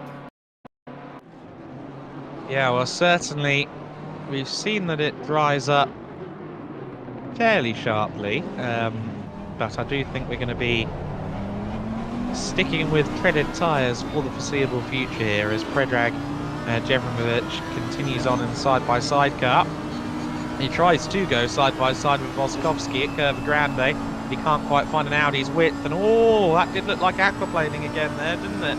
I think he had to get out of the throttle for a moment, and well, any instilled confidence he had will have been wiped away very briefly there. Still capable of a build-up of water getting underneath you and trying to send you off. Yep, and even though the rain stopped, by the looks of it, it's still really wet on track, and some of these drivers still struggling with aquaplaning, and I think it'll probably take some time for this track to start drying up now. I think I saw from it the outside of looking at some of the aerial shots, I think I saw a bit of sunshine starting to come through slowly, so it'll probably take some time for this track to dry up. But I think if the sun keeps coming out, it'll probably dry up much quicker than expected. But obviously it's still wet on track and these drivers are still struggling really badly. It looks like we may have a change for P16. Yeah, it looks as though Daryl Young there got a poor run out of the Ascari chicane, and George Theodore Rosu does not need to be asked twice. He moves the Digital Racing School BMW up to 16th, albeit with a very sideways entry into Parabolica, and that's going to give Daryl Young the opportunity to try and get back at him. But Daryl, on the exit of Parabolica, finds his own snap of oversteer, and that resets things quite handily. George Rossu then does move into 16th place. Absolutely. As I say that, there's a cover across the start-finish line. There's a bit of sunshine starting to come through. So, yeah, I think some of these drivers that were struggling in the way will probably be quite thankful to see that. Definitely, yes. I think those who were in a spin earlier on will be most relieved to see that this is coming to an end. Of course, 3-hour 15-minute mark is going to be key for a few of these drivers. I mean, Niklas Gross has been in there from the beginning, and at the 5-hour 45 mark, he will have to pit. As in 5 hours 45 minutes of the race left to go, he will have to pit to make sure he doesn't exceed maximum driver time. So we are getting to the point in the next 20 or so minutes where we will have to see pit stops anyway, just because of driver time. I think for those teams that have kept their driver in, that rain shower and the enforced extra pit stop actually less than ideal, because it's going to make a short stint now with people having to come in within the next 20 minutes or so. Absolutely, and that's the thing as well with the next pit stop coming up in 20 minutes. What do you do? Do you stay on the wet tyres, or do you try and risk it and switch to the dry tyres? I think obviously with the tracks that we wet at the moment, I think most drivers will probably opt to stay on the wet tyres. Yeah, I would be too scared, I think, to stay on anything other than the wets right now. But yeah, in 20 minutes we'll have to see how things look. Again, not everyone will have to pit in 20 minutes, but those who have been in the car from the beginning will risk exceeding their maximum driver time if they stay out there. So for Miato and for Gross in particular, that is a concern that they have to think of up at the sharp end.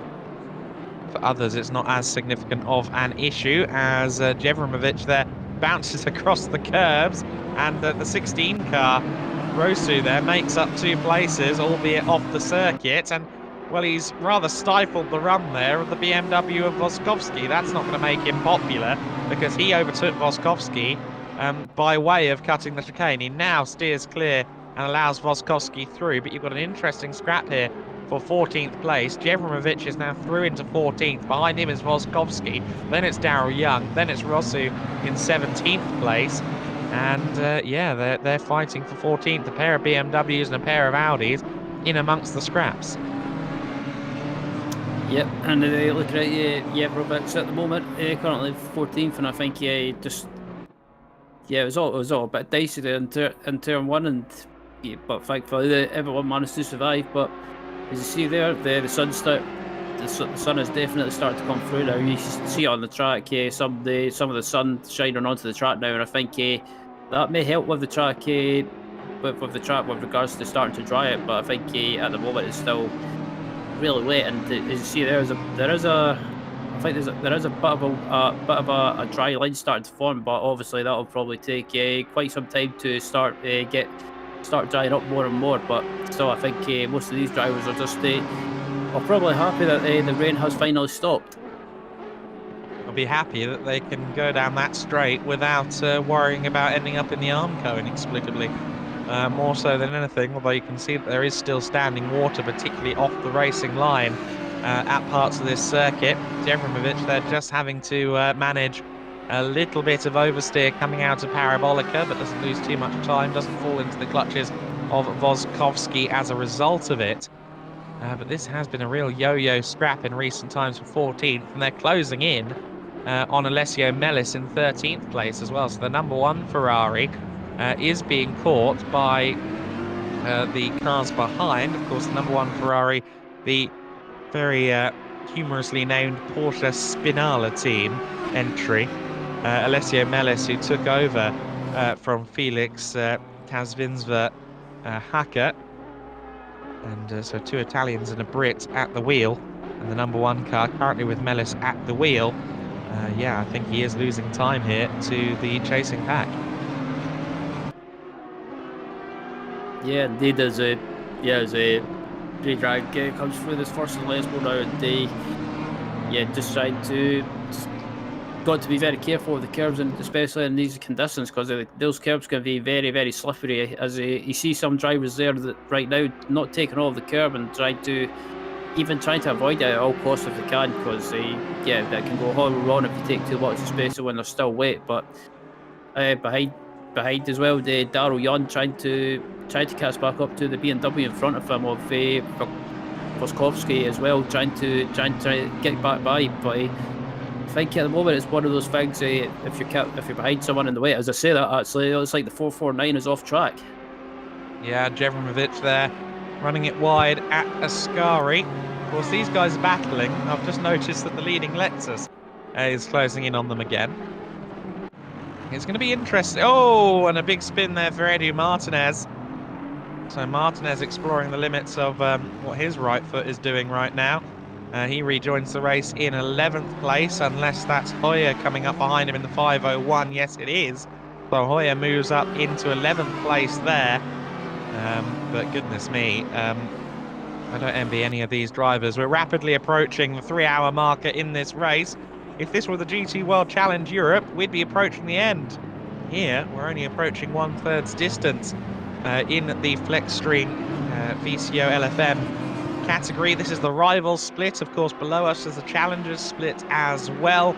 And you've got the top cash split as well, featuring some true ACC elites. But we've got such a high quality, such a high standard across the three categories. We've had some great driving out of the competitors in this class and some fabulous battling as well. Daryl Young there for Wild Things Racing, just pursuing Voskowski at the moment. Of course, both parties, I think, slowly closing in on Mellis up ahead as well. But I think for Mellis, Alessio Mellis, he's going to be hoping that these two focus their efforts on each other and allow him to keep pressing on in the black Ferrari. Yeah, and I think as well, looking at Jan as well in the Audi, I think he's more than happy to just sit behind Voskowski and maybe learn when he's braking in the wet, maybe try and learn his braking points, and maybe just learn where he's braking. Maybe basically just find out where his weak points and strong points are, and maybe try and make a move where in parts of the track where Voskowski is not so good.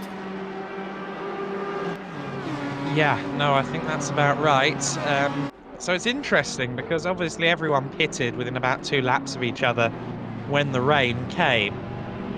And that has roll as we have a spin there for one of the Bentleys. Just trying to figure out which car that was. I think it's one of the ones that's a little further down the order. Because the first of the Bentleys is outside the top 20, unfortunately. The Bentleys have not done well here, but one car facing the wrong way as Daryl Young now looks to the inside line. He's got a nose ahead. He's got the inside. Oh, contact! That's not good. Into a spin goes Voskowski there. He was in the braking zone. He was knocked into the grass. And he was always going to end up facing the wrong way once he was in the grass while trying to stop the car. And Artem Voskowski will no doubt be seeing red after that one. He's demoted down to 17th place. And Daryl Young there just tried to lean on the BMW a bit, or ended up leaning on the BMW a little bit, whether he meant to or not. And that proved incredibly costly for Artem Voskowski. Yep, but I think quite rightly as well. I think Voskowski will probably be feeling having a bit of a red heat moment, or feeling a bit of frustration, because I think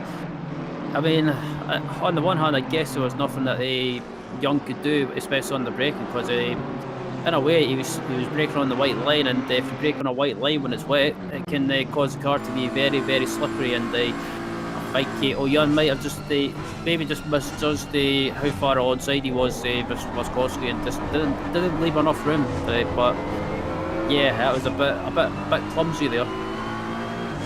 Well, he was. Frederick Gutmann under pressure from Russell Reyes there, who's up his inside and into 3rd place, as that was a change we saw for 3rd position on board there, as the stealthy black NSX made its way past Frederick Gutmann. The light speed by MC Scharenberg entry drops down to 4th position then. Russell Reyes got through there. And Reyes continues his forward progression through the order. I think anything beyond third place is going to be a bit of a challenge for Reyes, given he's 23 seconds back from Mingwei in... Oh, but Gutman there went very deep into Ascari, briefly got back past Reyes. I don't think he meant to, but he did. And rejoins just ahead of the 11 car, which is now a lap down. And now he's going to worry about Miato behind, because Miato is in 5th place, and Gutman is going to keep watching those mirrors, but that was some slightly misjudged braking that could have taken out Russell Reyes as well. Thankfully, it didn't happen. Indeed, indeed. Those cars then down the main straight, and well, I certainly had my fingers in front of my hands there for that moment. 3rd, 4th and 5th place then running pretty much in the same camera shot right now. Reyes has traditionally been the quickest man out there in these conditions. Oh, the 501 car, Martin Hoyer. He finds himself off also at the Variante Ascari, so that seems to be a bit of a black spot right now. That car was in 12th place ahead of Martinez after Martinez's spin, but I think that Edo Martinez has probably reclaimed 12th place in amongst all of that. Andrea Miato, though, in the 73 Clash Sim Racing car, sits there in P5 right now. And just drifting a little bit wide through Lesmo 1, but of course you really don't want to be hugging the apexes in these wet conditions. You've got to find the grip here. Grip won't find you on the traditional racing line often in these conditions. Of course, as the circuit dries up, we are going to start to see people seeking out the rain, or seeking out the remnants of the rain potentially, but we're not at that point yet because the entire circuit is still sodden with waterfall. We are 5 hours and 55 minutes away from the checkered flag, 3 hours and 5 minutes into this race. Your order at the moment is Nico Gross in the 27 car, leading the way in the sole Lexus out of the Venari Racing camp, but doing a very, very good job at preserving their fortunes right now. The 368 car, that is the GOAT team, otherwise known as the Rolling Goat, with Bryce Mingwei at the wheel in 2nd place. Russell Reyes in the number 10 Honda I make him 3rd position, despite what our graphics says there. Yes, Gutman is in 4th place, so Russell Reyes still running 3rd right now in the JMX Phantom Honda. I believe that's 2 Singaporean drivers, or in fact, no, those are 2 Polish flags. I believe, maybe it's Indonesia. Yes, sorry, Indonesia. I'm getting my nationalities and flags mixed up. But 2 Indonesian drivers sharing with Russell Reyes, who's a Filipino racer, in that 3rd place car. Gutman in 4th, the 77 machine. That's the car we see at the moment. The Lightspeed by MC Schaumburg entry in that GT3 BMW M2 running in 4th place, just ahead of the man who's driven this race on his own so far, Andrea Miato. But we will soon see that car into the pits for another driver to take over, because 3 hours and 15 minutes is the most that any one driver can do in a shot. So that is going to be... oh, contact for Miato as we were talking about him. We're just talking our way through the order there. Austin Carpenter and Miato end up in contact there. The Alpha Sim Sport McLaren in a spin, just rejoined behind Miato, but contact between the two of them will have delayed Miato momentarily. He rejoins just ahead of Niels Thrower in at the 6th place Mercedes. Nuttall, Prepelita, Wyszynski and Andre Manola round out your top 10 right now, but that was a big moment for Andrea Miato, in a 5th place.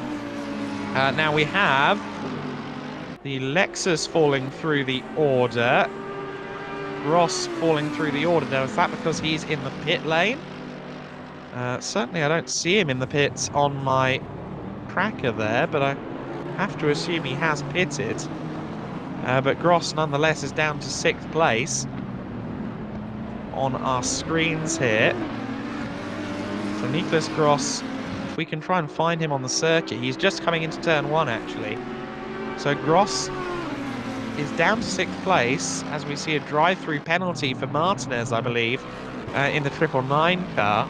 But I'm rather confused as to what happened to Nicholas Gross there, because he never registered as in the pit lane. If he was going to pit, you'd think he'd do a driver change as well, because that car has been in his hands from the beginning. We're 3 hours and 10 minutes into this race, and so a pit stop should be forthcoming for him. Not sure quite how it happened, but Nicholas Gross has ended up down in 6th place. Meanwhile, Russell Reyes has been promoted into 2nd as a result of that. So we've got a Honda 1-2 right now. Frederick Gutmann, though, still pursuing the all-black Podber. But yeah, no drama then for Nicholas Gross. I have to see exactly what's happened there, but yeah, certainly a compelling moment in the race. I didn't see a pit stop for the Lexus, but it's down in 6th place. Mingwe then, in the 368 car, now our leader. Well-deserved lead for the Rolling Goat team, because they've been in and around the sharp end of the order the entire race, really. George Theodore Rosu in 13th place in that 16 car. He's pursuing Melis in the number 1 right now. But he does so with another car up ahead in the form of Martinez, who is going to have to serve a penalty. You got the DT on the screen there telling you that a drive-through penalty is imminent. Just looking at Gross's first sector on that previous lap, it was a 33.666. In fact, no, sorry, I'm looking at gaps, aren't I? So I think he's already been through the first sector, so it's difficult to say exactly what happened to Nicholas Gross there, but clearly something is awry.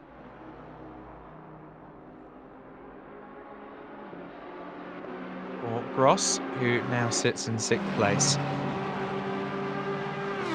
You see here George Theodore Rosu to the inside at Parabolica.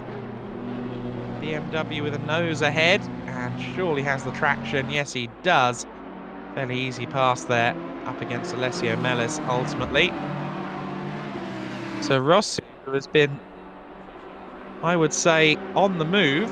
He's moved up into 12th place now. He seems to be adapting nicely to the wet conditions, but still none the wiser while you were just briefly away there, Ryan, as to what happened to our leading car of Nicholas Gross, because it seemed as though it's dropped down to 6th place, but it didn't visit the pit lane as far as I could tell. So I'm just wondering whether maybe there was a spin on the main straight or something of that nature, but nonetheless, car down to 6th place. And obviously if it had pitted, you'd expect Nicholas Gross out of the car because he's already been in there for 3 hours.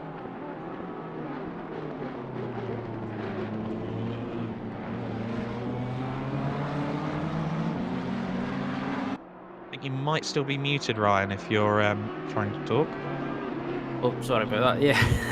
Yeah, I was about to say, I think Nicholas, it looks like, or sounds like he's had another spin in these conditions, or maybe not a mistake as such. Maybe it's maybe it's fatigue starting to kick in. Yeah, quite possibly. Could be the reason for it, but yeah. So it's interesting. In fact, okay. Just need to do some maths here. So the total driver timer will be 260 minutes rather than 195. So 260 minutes is 4 hours and 20 minutes that each driver can do. So actually, Nicholas Gross can stay in for a bit longer if he wants to. But as you say, yeah, the fatigue might well be setting in for the Lexus driver, who we see there on screen. But yes, I was mistaken. I was reading the single make series portion of the rule set when I was referring to 3 hours 15 minutes. It's 4 hours and 20 minutes that any one driver can do within the race. All three drivers need to drive at some point, but you can get away with doing 4 hours and 20 minutes if you really want to. And so Gross still can stay in there for a while, but clearly he's had some dramas in the last few moments. He's seemingly on pace at the moment, just down in 6th place. Martin Hoyer's been in the wars. He's down to 21st now after running in about 12th place not so long ago. We saw him have a moment at Ascari. But yeah, we are seeing, as these conditions once again go from sopping wet to gradually dry, drier. We're a long way from dry. But as we see these conditions change again, we again see a paradigm shift almost as to who is staying smooth and who is making mistakes. Yeah, I was about to say, talking of smooth as well, Martin Hoyer just getting a bit sideways there on the exit of the final corner there, and still with these conditions, even though it's stopped raining, it's still proving to be a bit of a hard task to keep the car under control. As further back, we've got the battle for 13th and 14th going on between the two Audis of Daryl Young, and it looks like pre-drag Yemerovitz as well. So yeah, two Audis going at it, and the track's still wet. It looks like it's not drying up as much as I thought it would. So, and plus the sun that was out not too long ago has suddenly disappeared slightly. Yeah, so fun in the sun, not yet, seemingly, for our competitors right now. Predrag Jevremovic, we saw have an off-track coming out of Ascari a few laps ago.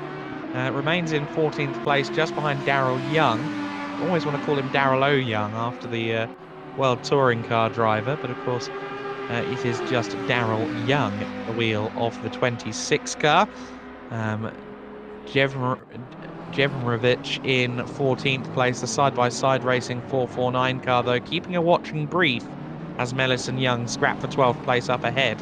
Since getting past Mellis, Rosu in the 16 BMW has really disappeared up the road and is making good progress, as is Robert Prepelita in the Rapid Esports BMW, because he's up the inside and past Jamie Nuttall, and he made that look very easy indeed. I thought he might have slightly overshot Variante Ascari, but he actually got it just about perfectly right. I think if he braked 2 meters later, he'd have been in trouble, but no, he nailed that.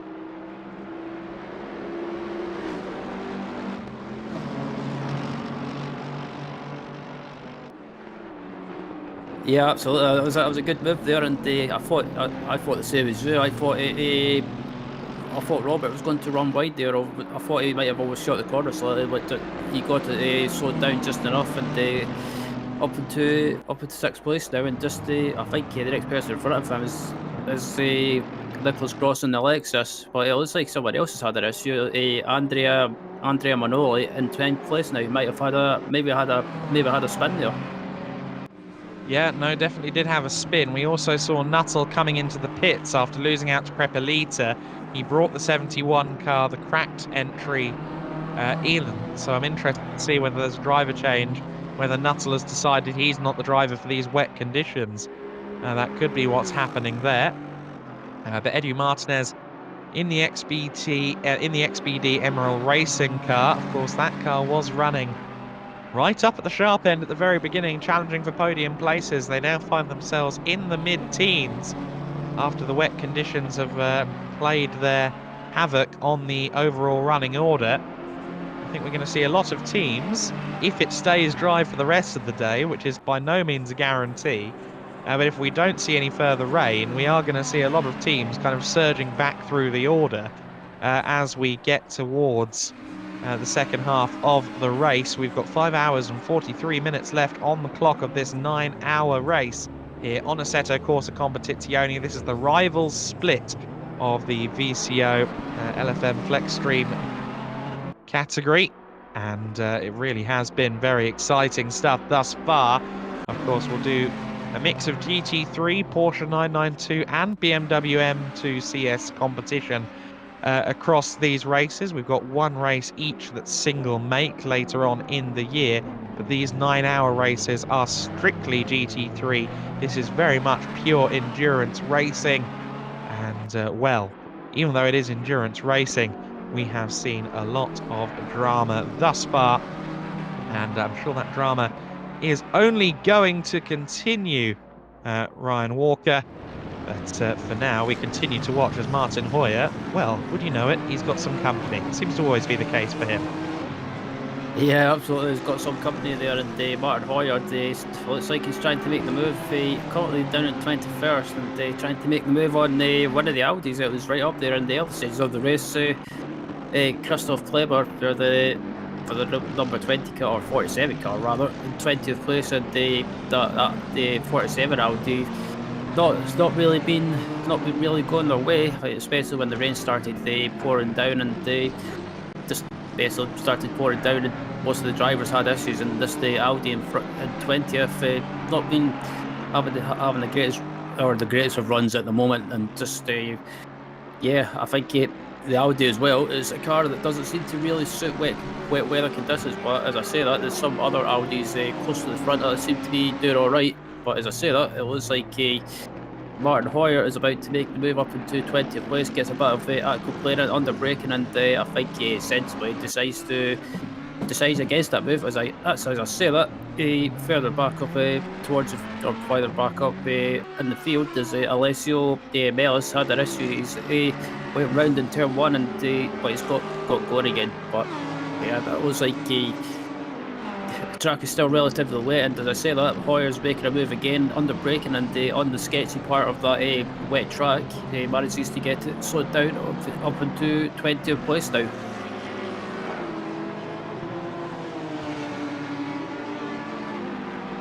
But as he comes across the line now, Hoyer up into 20th now, Clever falls back to 21st, and yeah, some drivers seem to be suiting these conditions, seem to be used to these conditions, I should say, rather than other drivers. So again, the track's still relatively wet, and I think it might have just started raining again. So yeah, the drivers that were hoping that the rain was gone, I think yeah, they've probably just counted their chickens too soon.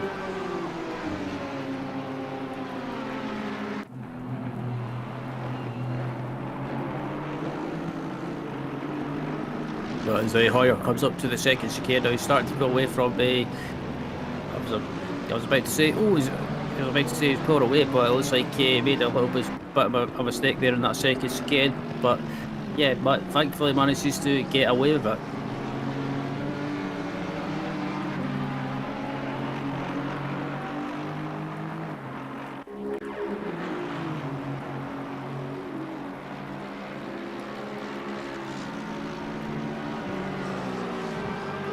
Yep, as the rain starts to fall slightly, yeah, I think it's going to be another nightmare for these drivers, because the drivers are going to have to pretty much readjust how they drive in these conditions.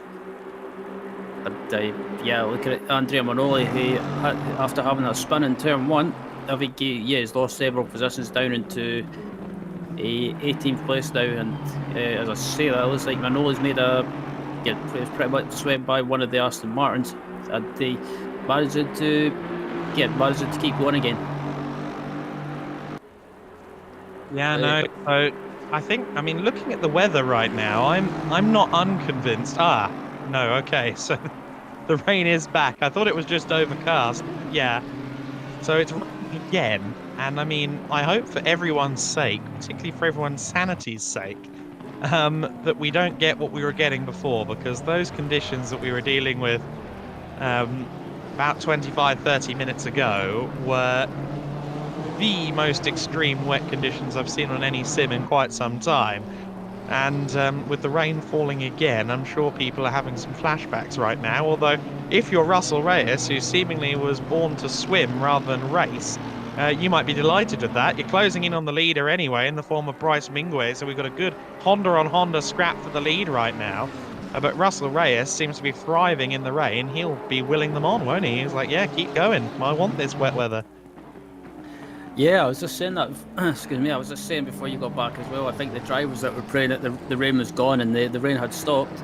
I think they've pretty much been counting their chickens too early, or pretty much been praying too early because the rain being back that's it's going to wreak havoc with some of these drivers, and maybe some of the drivers that were starting to get into a rubber with the rain stopping. I think they've pretty much got to.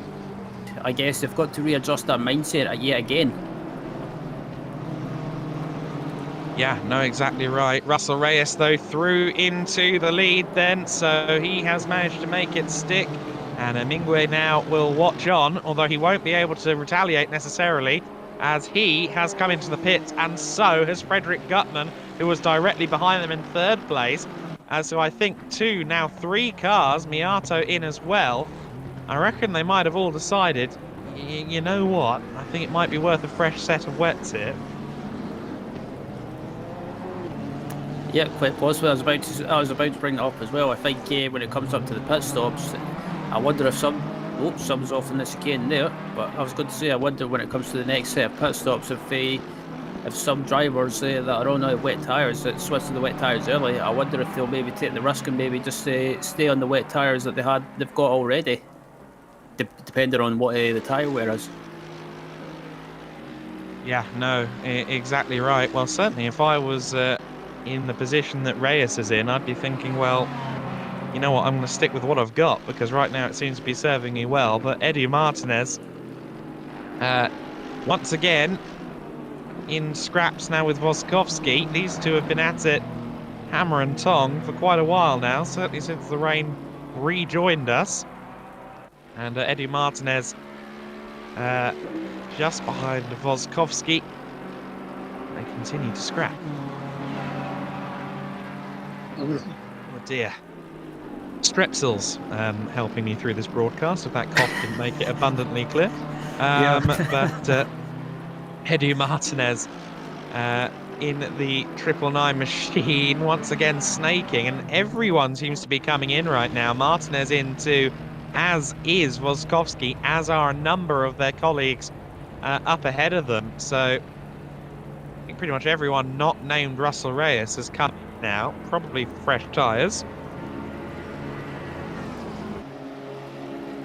And Russell Reyes is still there in the lead in that number 10 car and has still elected to keep going. So, I mean, he's comfortable. His team will be smiling here. If the JMX Phantom Honda can carry on while everyone else pits, then that is going to put them in the pound seat, isn't it? Yeah, I was about to say, considering from what I've read, the Honda in the wet is not meant to be the friendliest car to have, but somehow Russell Reyes is making this Honda work in the wet, and credit to him, this wet weather seems to be sitting him down to the ground. There you go. So the wet weather serving Russell Reyes well. Prepelita had moved himself up in third place by staying out there in the 23 BMW, the Rapid Esports car, but that car has now returned to pit lane again, so another fresh set of rubbers for them. Nuttall in the 71 car in 9th place.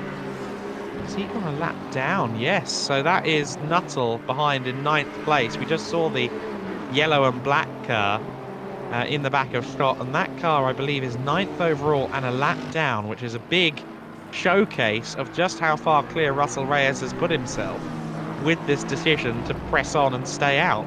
Now, I have no doubt that since we're hyping up this decision, he'll come into the pits in about 20 seconds time. But right now, it's looking very, very good for him. Very, very fast driving still from Reyes. Of course, he's only had these wet tyres for about 20 or 30 minutes, so if he's preserved them well, along with the pace he had, then yeah, this really could be a masterstroke. Coming out onto the main straight once again, and as I predicted, he has kind of gone against what we're hyping. He's come into the pit lane, and Niklas Gross, who's also stayed out there, he's in second place. We'll have to see whether he joins them in the pits too. Yeah, it'll be interesting to see what Nicholas does as I think they'll probably do a driver change with but 27 Lexus as well, because Nicholas has been in the car for quite some time. I think he's done about probably 4 stints, I believe, or probably just over 4 stints. But I think yeah, they'll do a driver change. I think it looks like Reyes is staying in the car for another stint as well. I wonder if they'll change tyres as well in that Honda, or just do fuel only. Looking at the car, I've not seen it go up in the jack, so I think it might just be a case of fuel only. Interesting. So we wait with bated breath to see exactly what happens there. But Daryl Young still in the midst of battle. He's now got Voskowski for company and really powers around the outside of Voskowski there. I think the BMW driver really struggling to get the power down.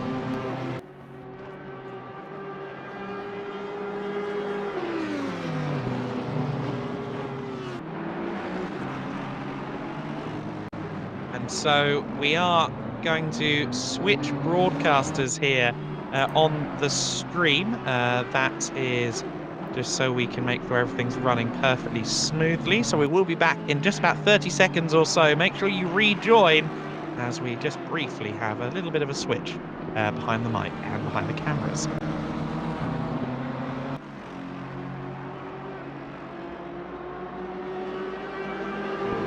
Just give me a second.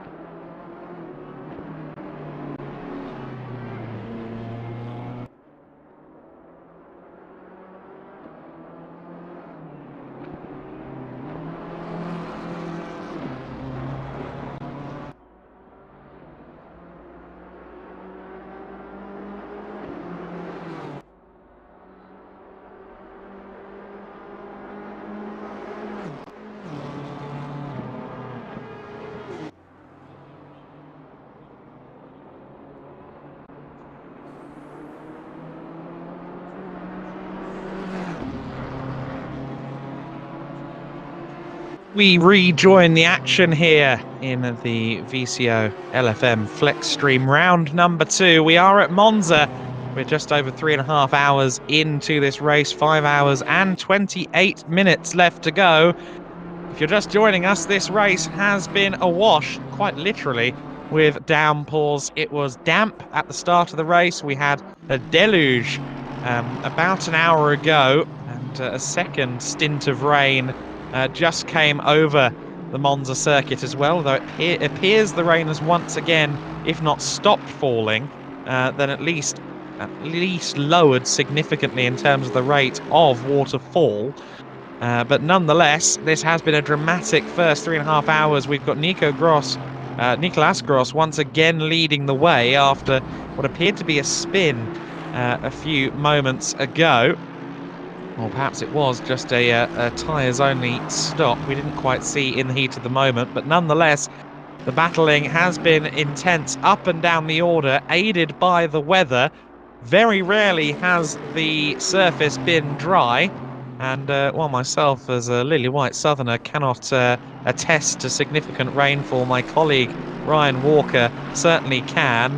Monza reminding you of home at all this week? Yeah, I thought you were going to say something like that. Yeah, yeah. This rain at Monza is definitely reminding me of home. And yeah, if anyone was wondering where I come from, it's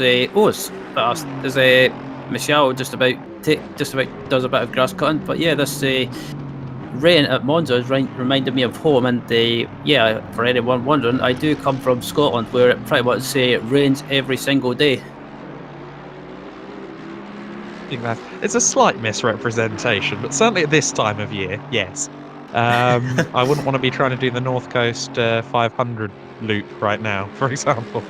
But yeah, no, the conditions during this race have been tricky. I must say, the conditions outside my window here at home, down near Portsmouth on the south coast of England, are also very similar to what we've got on the circuit too. So I think rain all round today, as we keep an eye on Bryce Mingway right now, running 5th place in this race. Now he's actually pursuing Ardi Anser at the wheel of the 10 car, and I'm quite surprised they've done a driver change, because previously they had really someone who was the man, the myth, the legend in the wet conditions in the form of Russell Reyes. And yeah, no, they've done a driver change, and Ardi Anser, I'd say after Russell Reyes' performance in the rain, he has quite big shoes to fill.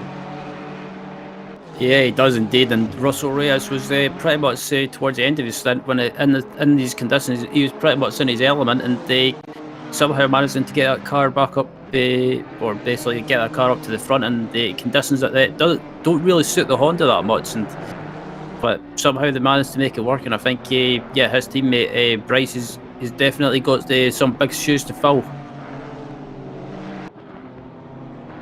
Yeah, we'll see. Well, Bryce Mingway is the 368 car, the red and white machine. But yeah, Ardi Anser definitely with some shoes to fill there. Just behind them, incidentally, is the 999 Ferrari, driven by Bueno at the moment. That is Juan Bueno at the wheel of the 999 car.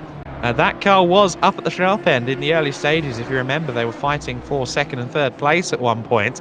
Now 17th and a lap down on this 5th place car of Bryce Mingway. So the race really has ebbed and flowed and changed significantly over the course of these first 3.5 hours, aided by the weather conditions. But the one consistent factor has been Nicolas Gross, hasn't it? Because Gross, pretty much the whole time, if he hasn't been in the lead, he's been about to inherit it. And it's been a very impressive drive from the 27, the only Lexus out there, but making a good advert for Toyota's luxury brand.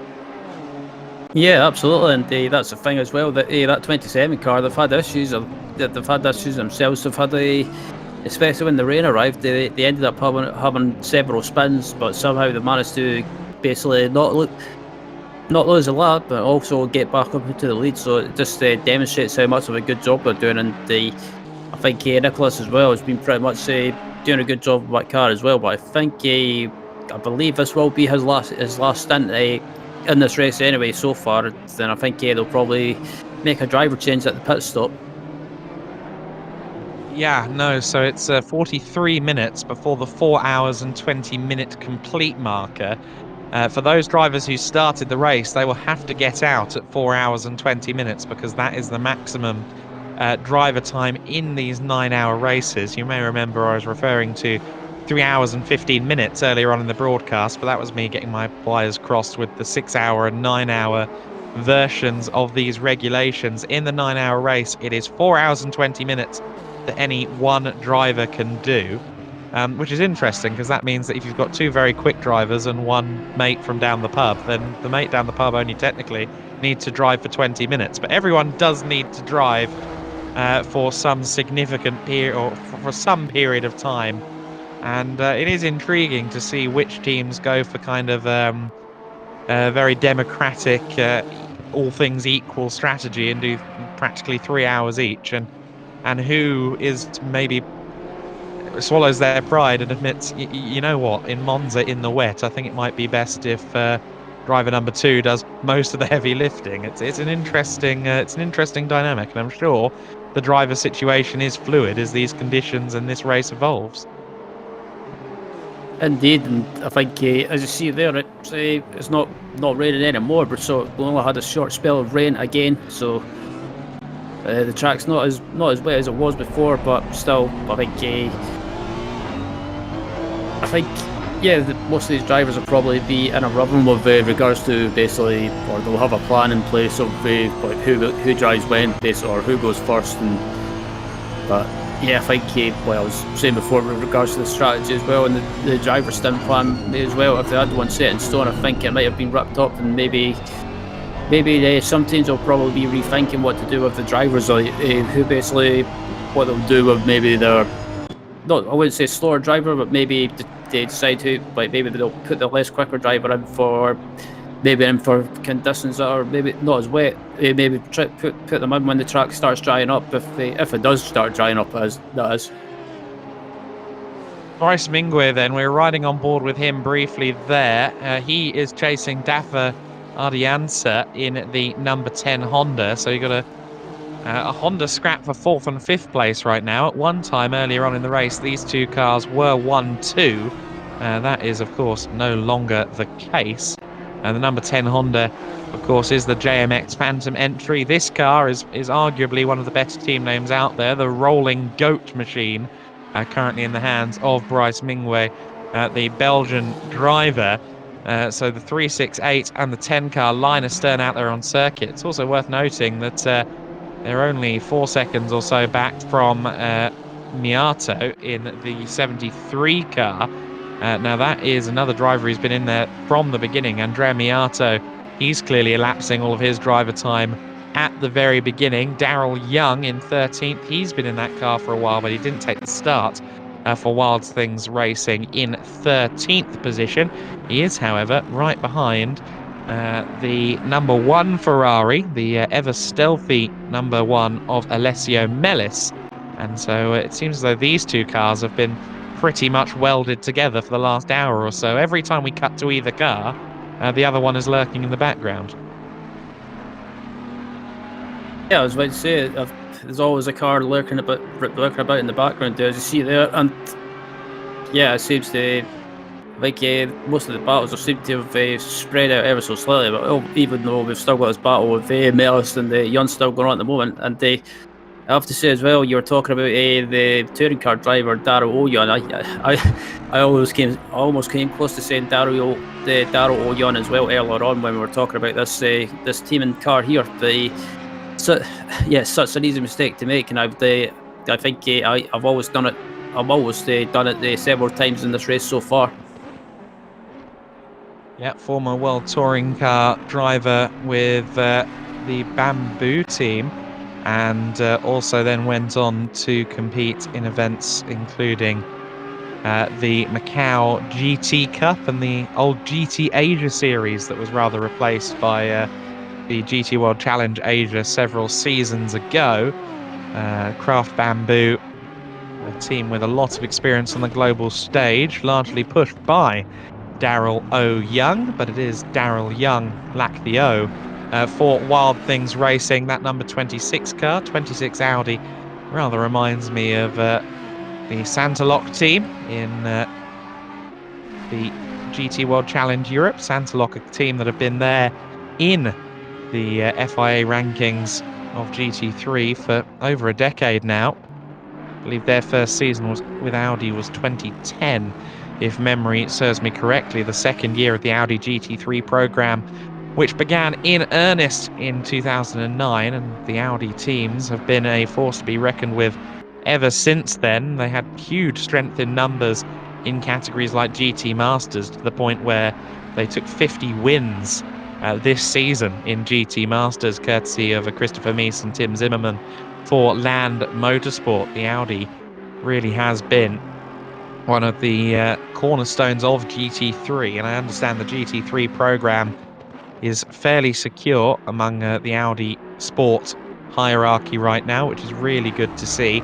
That 5.2 litre V10 machine is one of the head turners each and every weekend at the circuits in real life, and it has quite the following among the sim contingent as well.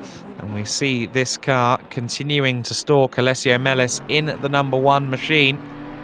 So this scrap continues on, but Daryl Young not quite able to draw himself close enough for a move. He's looming large in the mirrors, but he's yet to get a good enough run out of a corner to launch one up the inside. Indeed, not close enough. Not getting close enough to that Ferrari in front, but still, yeah, the Audi. I'm quite surprised. I've heard that the Audi is not meant to be very good in these wet weather conditions. But I guess it's one of those things. If you set the car up for the wet, I guess it can work. But I guess it depends on basically how talented you are with setups. As I say, as we go off topic for a few seconds, as Oh Yun, no, I just about said Oh Yun there, but I mean Yun. Makes a move into the chicane and actually runs wide.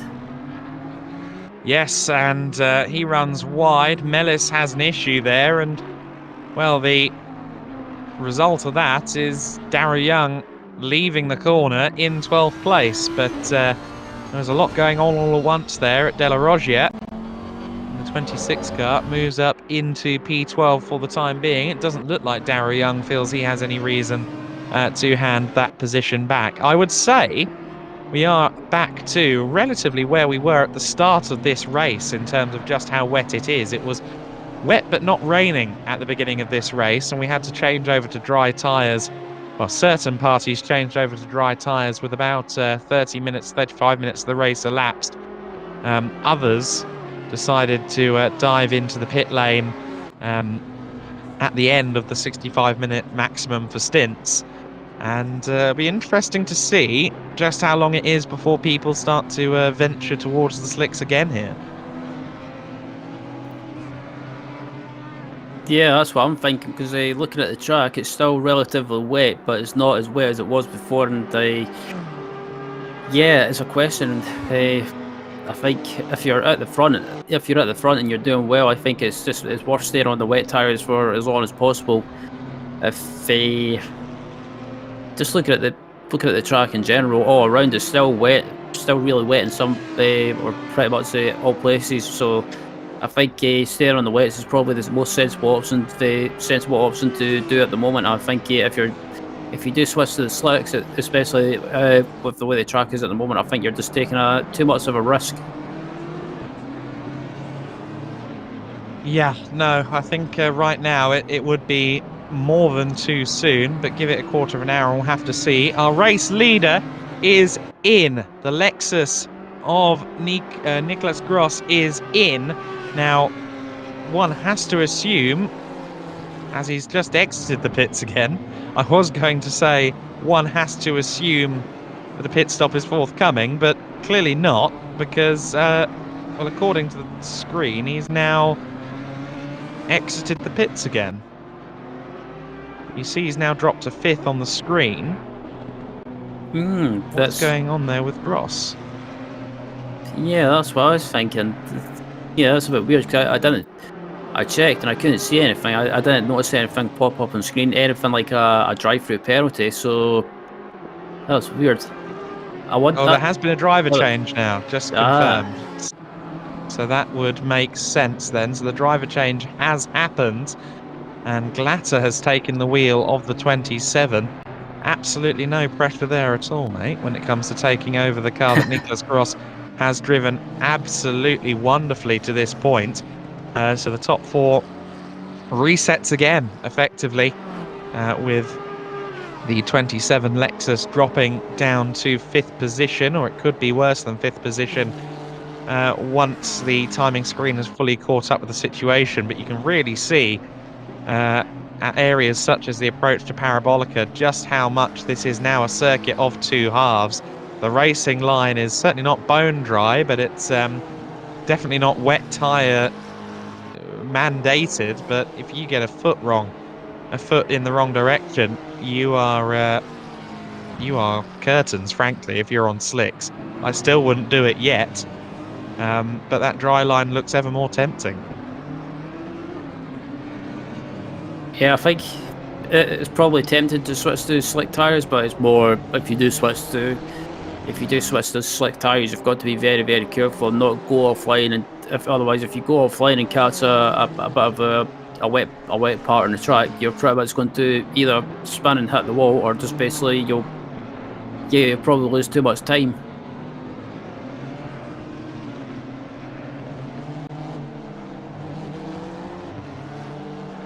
So then, we continue to watch Bryce Mingwei at the moment in the rolling goat machine, that 368 car. I'm very sad. I've been watching this car now for the best part of 4 hours.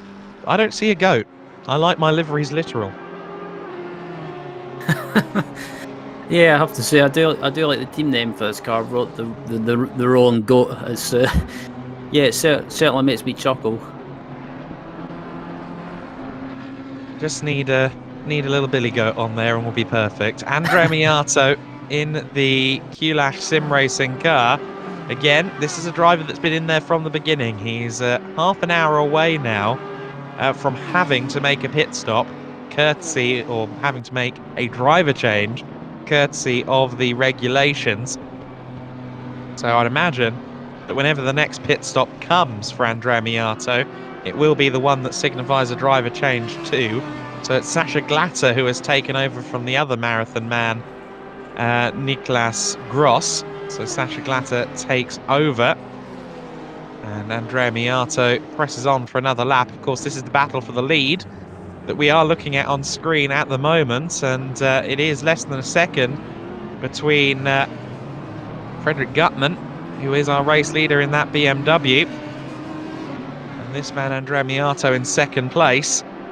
Then you've got Ardi Anser just another 2 seconds back in the first of the Hondas. So you've got the top three after almost 4 hours of racing, separated by what, 4 seconds all in? That's pretty good.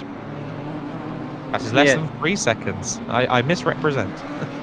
Yeah, I was going to say it's good to see the front, up at the front there, still being really close after, trying to think, probably round about, just roughly coming up for about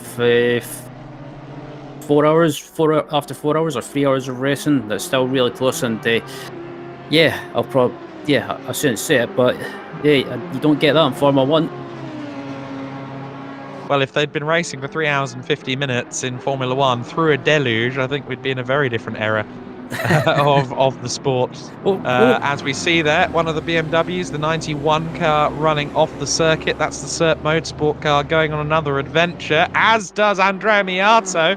He ends up running it wide, and that Honda is now closing in. Here comes Dafa Ardiansa then for the JMX Phantom crew, the Honda machine, watching its Audi brethren run wide coming out of the Variante Ascari.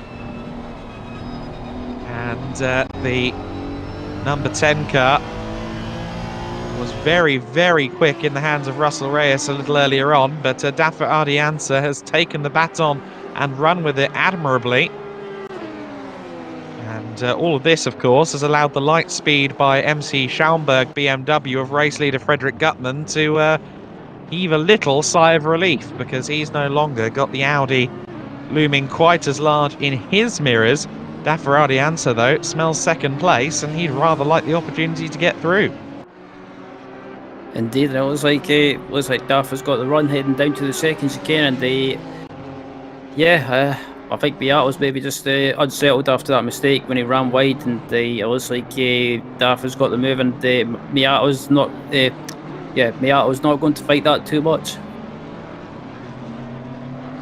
No, I think Miato might be winding down on this stint, frankly, and after, again, 3 hours and 52 minutes of racing for just one man, I don't necessarily blame him for starting to ever so slightly flag if that is what we're seeing. Miato has numerously been in the top 5, outside the top 10, but he's always been in a battle, no matter what. He was one of the drivers that stuck it out at the opening portion of the race, where some others dived in for slicks after 35-40 minutes. He stayed out there until the 65-minute stint maximum drew closer. So Andrea Miato, in spite of going a different way from some of the others earlier on, is certainly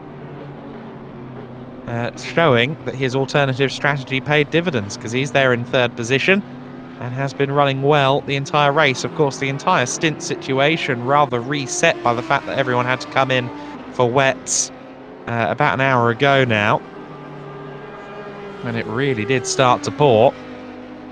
I got a brief look while we were transitioning between streamers at the Challengers split, and well, I can confirm that they're having a nice dry race. No such luxuries for our rivals competitors, though. They have been having to face the worst of the Italian December weather, and I'd say we're very authentically capturing what Italy is like in mid-December, especially northern Italy. And they are really having to go up against the gambit here, but I think everyone so far has done really well. We've had the odd incident, we've had the odd spin, the odd drama, but I'd say that by and large, the amount of, massive airplane crashes has been relatively minimal. Touch wood. Yeah, there's not been as many crashes or accidents as I thought there would be. I think we've had some mayhem on lap 1, and then we had, obviously, when the rain started, they started falling dramatically. I think some cars have had issues, and maybe especially active player in, they've had no control and they've hit the wall like we saw earlier. But apart from that, it's been relatively clean.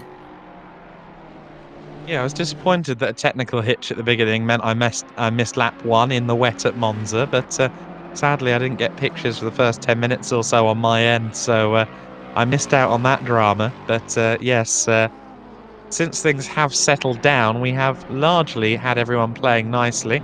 Sasha Glatter in 5th position, then, having taken over the 27 car from the ever-present opening driver.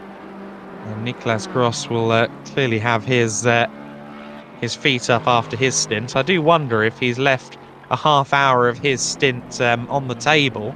He's got a maximum of 4 hours 20 minutes to drive, and he got out of the car with about 3 hours and 30 minutes completed. I just wonder if he wants to maybe take the last stint at the end of the race, or hop back in the car at some point before the finish. Certainly if he does, then it'll be very interesting to see what positions he's fighting for, because as much as he was leading a lot of this race, he wasn't having to fight much, was he? In the early stages, that Lexus just cleared off and disappeared over the horizon. Yeah, that's what I was thinking. And I think, or I wonder if that team's maybe left some time in that stint to basically stick the quicker driver in for the finish. Possibly they maybe stick the driver in for maybe the last hour or last hour and a half. That was what I'm guessing anyway. Yeah, well, they couldn't put Gross back in for an hour and a half, because that would go over the time. But we'll have to see quite how they manage it from here, whether Gross's day is done or whether he has some more work to do towards the end. Here is the battle for the lead then. Dafa Ardiansa is there in 2nd place, and the race leader will be none too happy, because he's got some traffic up ahead of him, and Frederick Gutman is going to have to negotiate that. I believe it's Vidnovic in the 449 car that's just ahead of them. Yes, it is. And that car has traditionally not been eager to lift out of the throttle at any point when it is a lap down. Of course, they are back on the lead lap currently. They're in 14th overall. But soon he's going to have to yield. The blue flags have been waving, and Gutman taking the opportunity, staying on the racing line and getting past. And that should be that. And now, of course, Vidnovic finds himself in the never comfortable position of being sandwiched between the top two cars in the race. Ardianza will be looking to make quick work of the Audi as he tries to jet past in the Honda NSX GT3. Again, two Hondas in the top three right now. Kind of goes against the form book for these conditions. And I'm just noticing we've got rain again, haven't we? All of that talk of slick tyres and no. Yeah, I was about to ask that as well. Is it just me, or is it just started raining slightly again? So again, It definitely has. And the rain's definitely arrived again, and I think the drivers and teams that have probably said, "Oh, thank God the rain's gone." I've probably saw the rain and thought, "Oh my goodness." But as I say that, it looks like Miato and the 73 Audi for the class racing team have dived into the pits, and I think they may have done a driver change as well, but obviously still need to wait for that to update.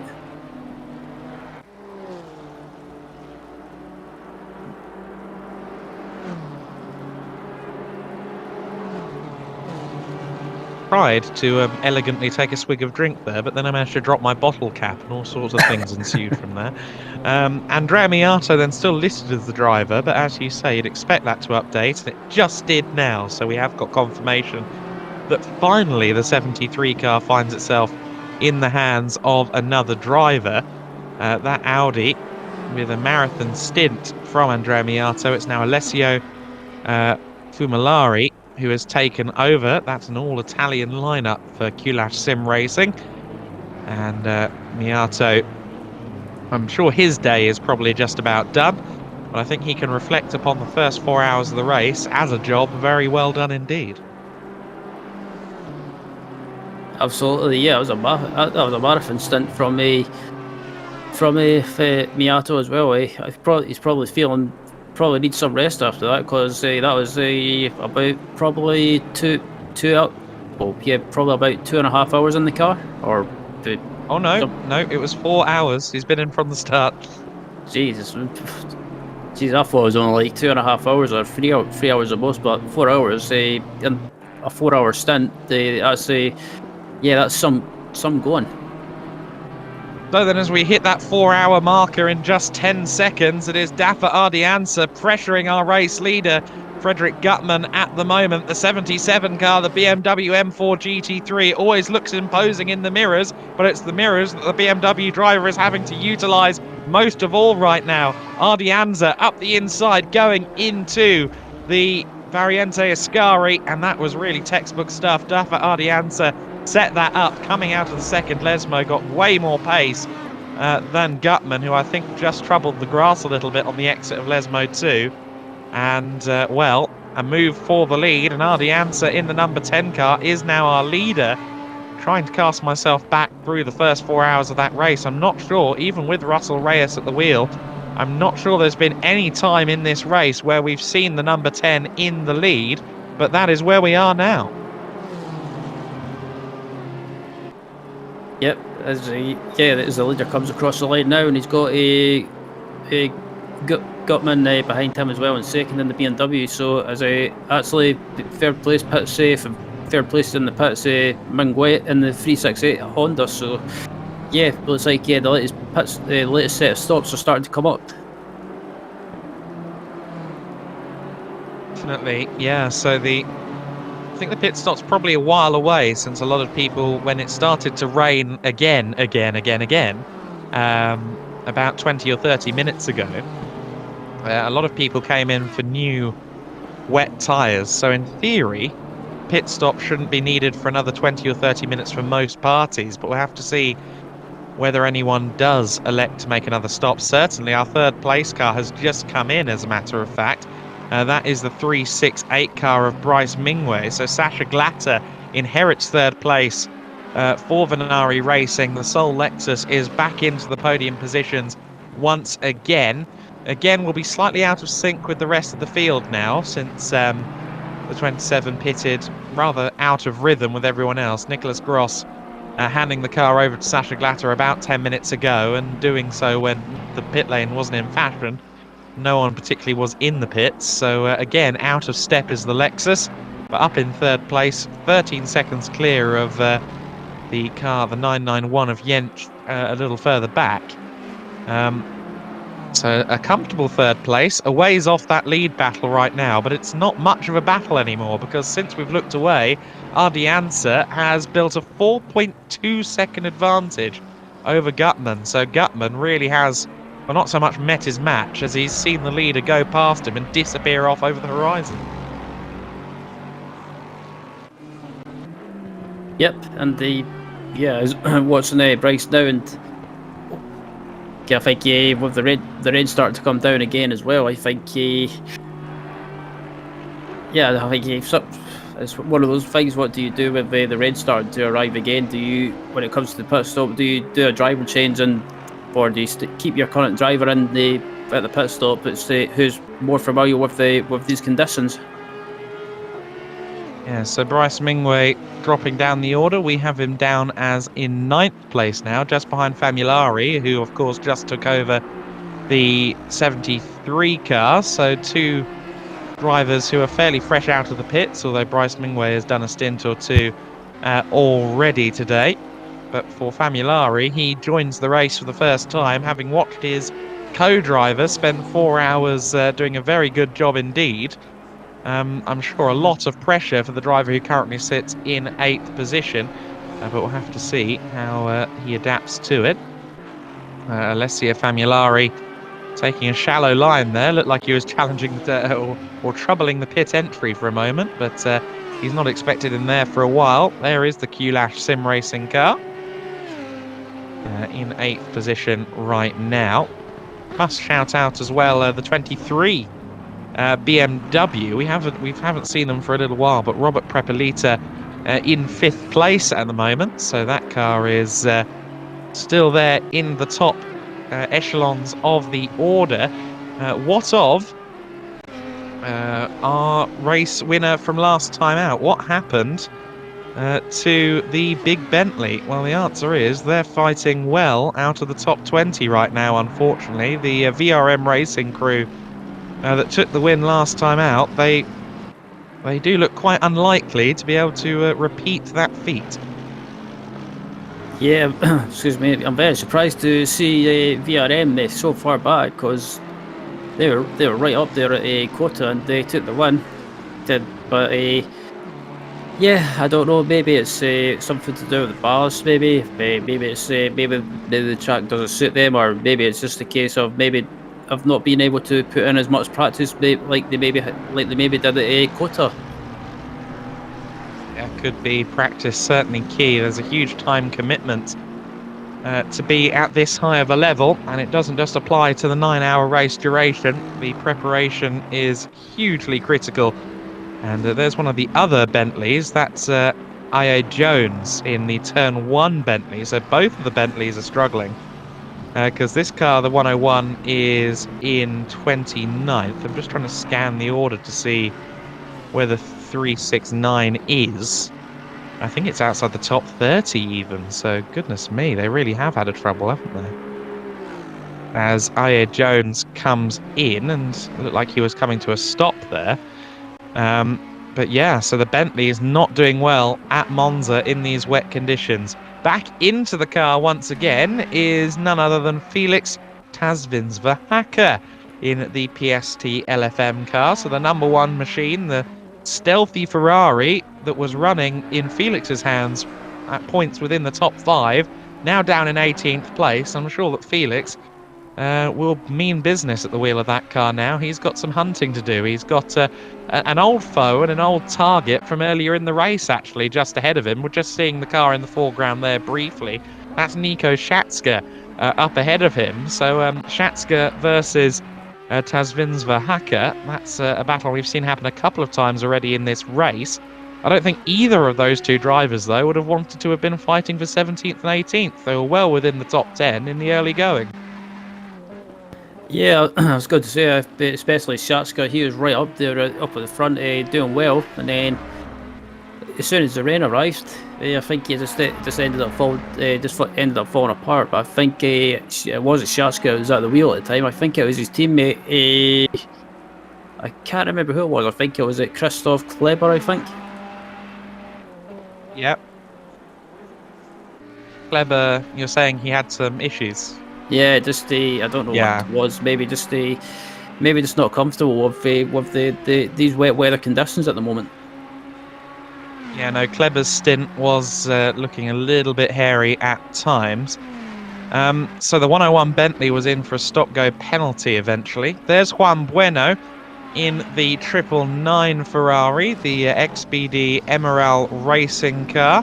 There is the 101 Bentley just ahead after a stop-go, so that car back on its way, and just behind we have Sasha Glatter there in 3rd place, but we focus on Juan Bueno for now. That's another car that was up in the top 10, up in the top 3 at one point in the early stages with Alejandro at the wheel, but Juan Bueno has had the car for about 20 or 30 minutes now and is doing pretty well there in 14th position. He's got a bit of a deficit between himself and Vidnovic up ahead in 13th. And that's the problem, isn't it? As the race goes on, of course, the gaps extend and your chance of hauling through the places, it gets harder and harder as those gaps extend. Yeah, absolutely, especially with these conditions as well. It's so difficult to try and close that gap down, but obviously if this rain starts to get any heavier, it could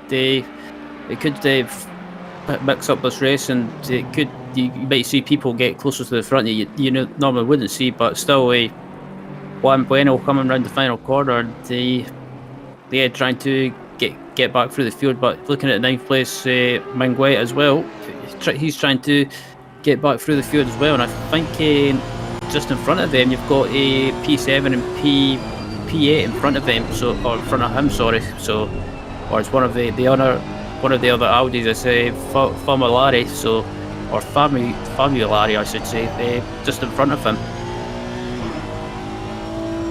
Yeah, that's a 73 car, of course, that was driven to a very, very long opening stint. Now, finally, with its second driver at the wheel in the form of Famulari, Alessio Famulari.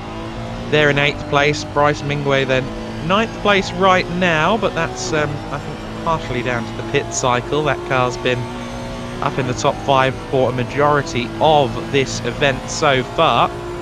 But the Rolling Goat team will be quite keen to dispatch the all-Italian Audi up ahead. Always interesting to see the combination of Audi and an all-Italian driver lineup. Audi Sport Italia have been a huge proponent of the Italian GT Championship over the years and have run all sorts of fabulous talents, be it in more recent times the likes of the very ironically named Lorenzo Ferrari, who is very handy at the wheel of an Audi, and in previous years, many years previous, the likes of the iconic Dindo Capello, Ronaldo Capello, taking the helm. Frank Biela as well for Audi Sport Italia and Italian GTs. The lineage of Audi GT3 cars in Italy is actually quite rich. Yeah, I was going to say Audi Sport seem to be, they've pretty much been around the block. You could say racing in big series all over the world. You've got Audi Sport, I remember, or Audi Sport I first came across when they raced in the British Touring Car Championship back in, I think it was between 96 and 98 they raced there. So that's when I first came across them. But I've watched them quite a few times and other stuff like someone's had a spin. That said, Daryl Young, he's had a spin on the exit of the first Lesmo. Yeah, Daryl Young there with a bit of a drama. You refer there to the Super Touring era and the Audi A4 in the hands of the likes of, again, Frank Biela, Ronaldo Capello. They were Audi loyalists for a long time. Before that, the likes of those drivers were racing in the Italian Super Touring Car Championship. One of those big Audi 80 Quattros. Before we got the A4, they had the big, heavy-nosed Audi 80 that was a suboptimal touring car, I think it's safe to say. Famulari, though, under huge pressure right now from Bryce Mingwe.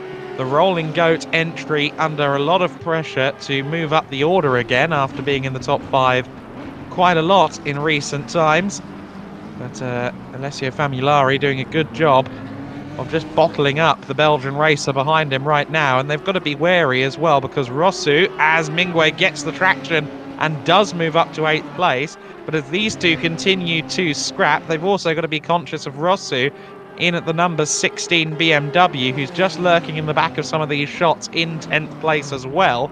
And Rossu has looked strong in the wet, so both Mingwei and Famulari could come under pressure from the big M4 too. Yep, and Mingwei up into 8th now, and I was just saying as well with regards to Audi, I think most of the time I've watched them, it's probably in GT stuff like Blancpain, or the Blancpain series that it's called now, which is formerly known as the GT World Challenge, and I've watched them win various things, and they've always been successful. But I think most of their success, from what I remember, growing up watching them, has probably been at Le Mans. Yeah, of course, the R8 supercar gaining its name off the back of one of the most successful sports prototypes in history, the Audi R8 LMP, developed in collaboration with Audi and Dallara, debuted at 2000 and won the Le Mans 24 Hours on its first try. It did it again in 2001, again in 2002. 2003 was, of course, the turn of Bentley, but 2 more wins in 2004 and 2005 for the Audi R8 before it was finally retired after the Lime Rock round of the American Le Mans Series in 2006. A long and storied career for the R8 LMP car. And just about 3 years later, the R8 road car was turned into the GT3 machine, and they haven't looked back since 2009 with that program. They're now into the 5th generation, strictly, with the R8 LMS Evo 2, and it really has been a hugely successful customer racing program, a model that they've lifted directly into touring cars as well with the RS3 LMS TCR. We continue to scroll through the top 10 to look at the 6th place car. That is Jamie Nuttall. He is closing in, though, on Robert Prepelita. So 2 of the big front-engine German machines are line astern right now, and Prepelita will be facing pressure from Jamie Nuttall. Cracked Racing's number 71 Merc. We've seen that car at times in the race lead. The rain has once again stopped, and as the weather dries, I'm sure Jamie Nuttall will once again want to move up the order. Indeed, and just looking at just looking now, and I think I don't want to jinx it, but I think the rain might have just stopped again. So this rain is playing absolutely havoc. But at the moment, it wasn't Jamie Nuttall as well. He was having, I think he was having issues earlier, struggling with some slight damage. But I believe they might have got that fixed, or I'm maybe thinking of the other Mercedes AMG. I think it was I can't remember. Was it the 909 Mercedes? The 908 had a lot of damage sorry. earlier on, but you did see the 71 car with a dislodged bonnet as well with Jamie Nuttall at the peak of the wet conditions about an hour and a half ago. So yes, he did have some damage earlier on, but that damage has been rectified, and Jamie seemingly without any issues now. You can see that the wipers aren't running on these cars, so I do think the rain has gone. But will we actually see a dry line fully develop? Will we see them go on to slicks? Because every time we've thought we might be heading that way again, we've got a fresh shower.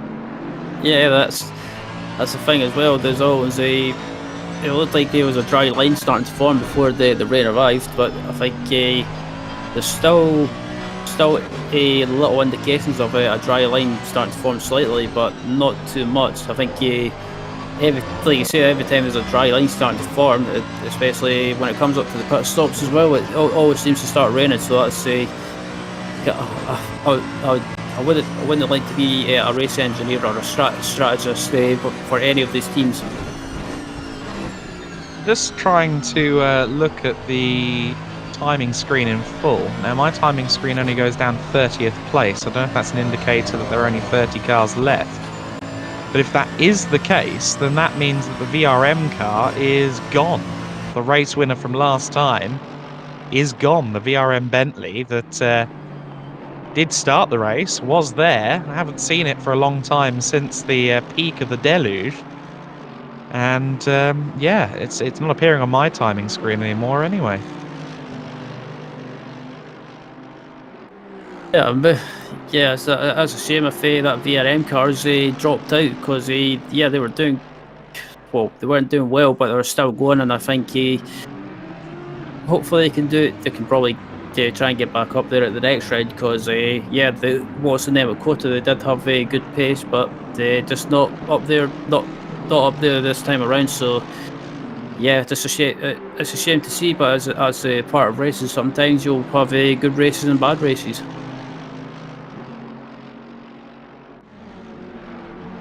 Yeah, so lots of dramas and lots of changes to the order that was established at Kota. But what we can tell you for now is that it's the Hondas that seem to be the surprise package out there on the circuit. Two of them in the top 10 despite the wet conditions, which, as Ryan alluded to earlier on, the Honda's not necessarily coveted as the wet weather car to end all wet weather cars. But nonetheless, it seems to be an effective tool, at least in the hands of Ardianza and the Phoenix team, as well as the Rolling Goats, who are currently down in 8th place, but still a strong position. However, it's Prepelita and Nuttall that we continue to watch right now in this battle for 5th place, and it looks like Robert Prepelita for Rapid Esports is just kind of controlling this situation right now. Nuttall looks like the driver who's trying a little bit harder and taking a few more risks. But nonetheless, Prepelita retains the position. So I think right now the ball is in his court.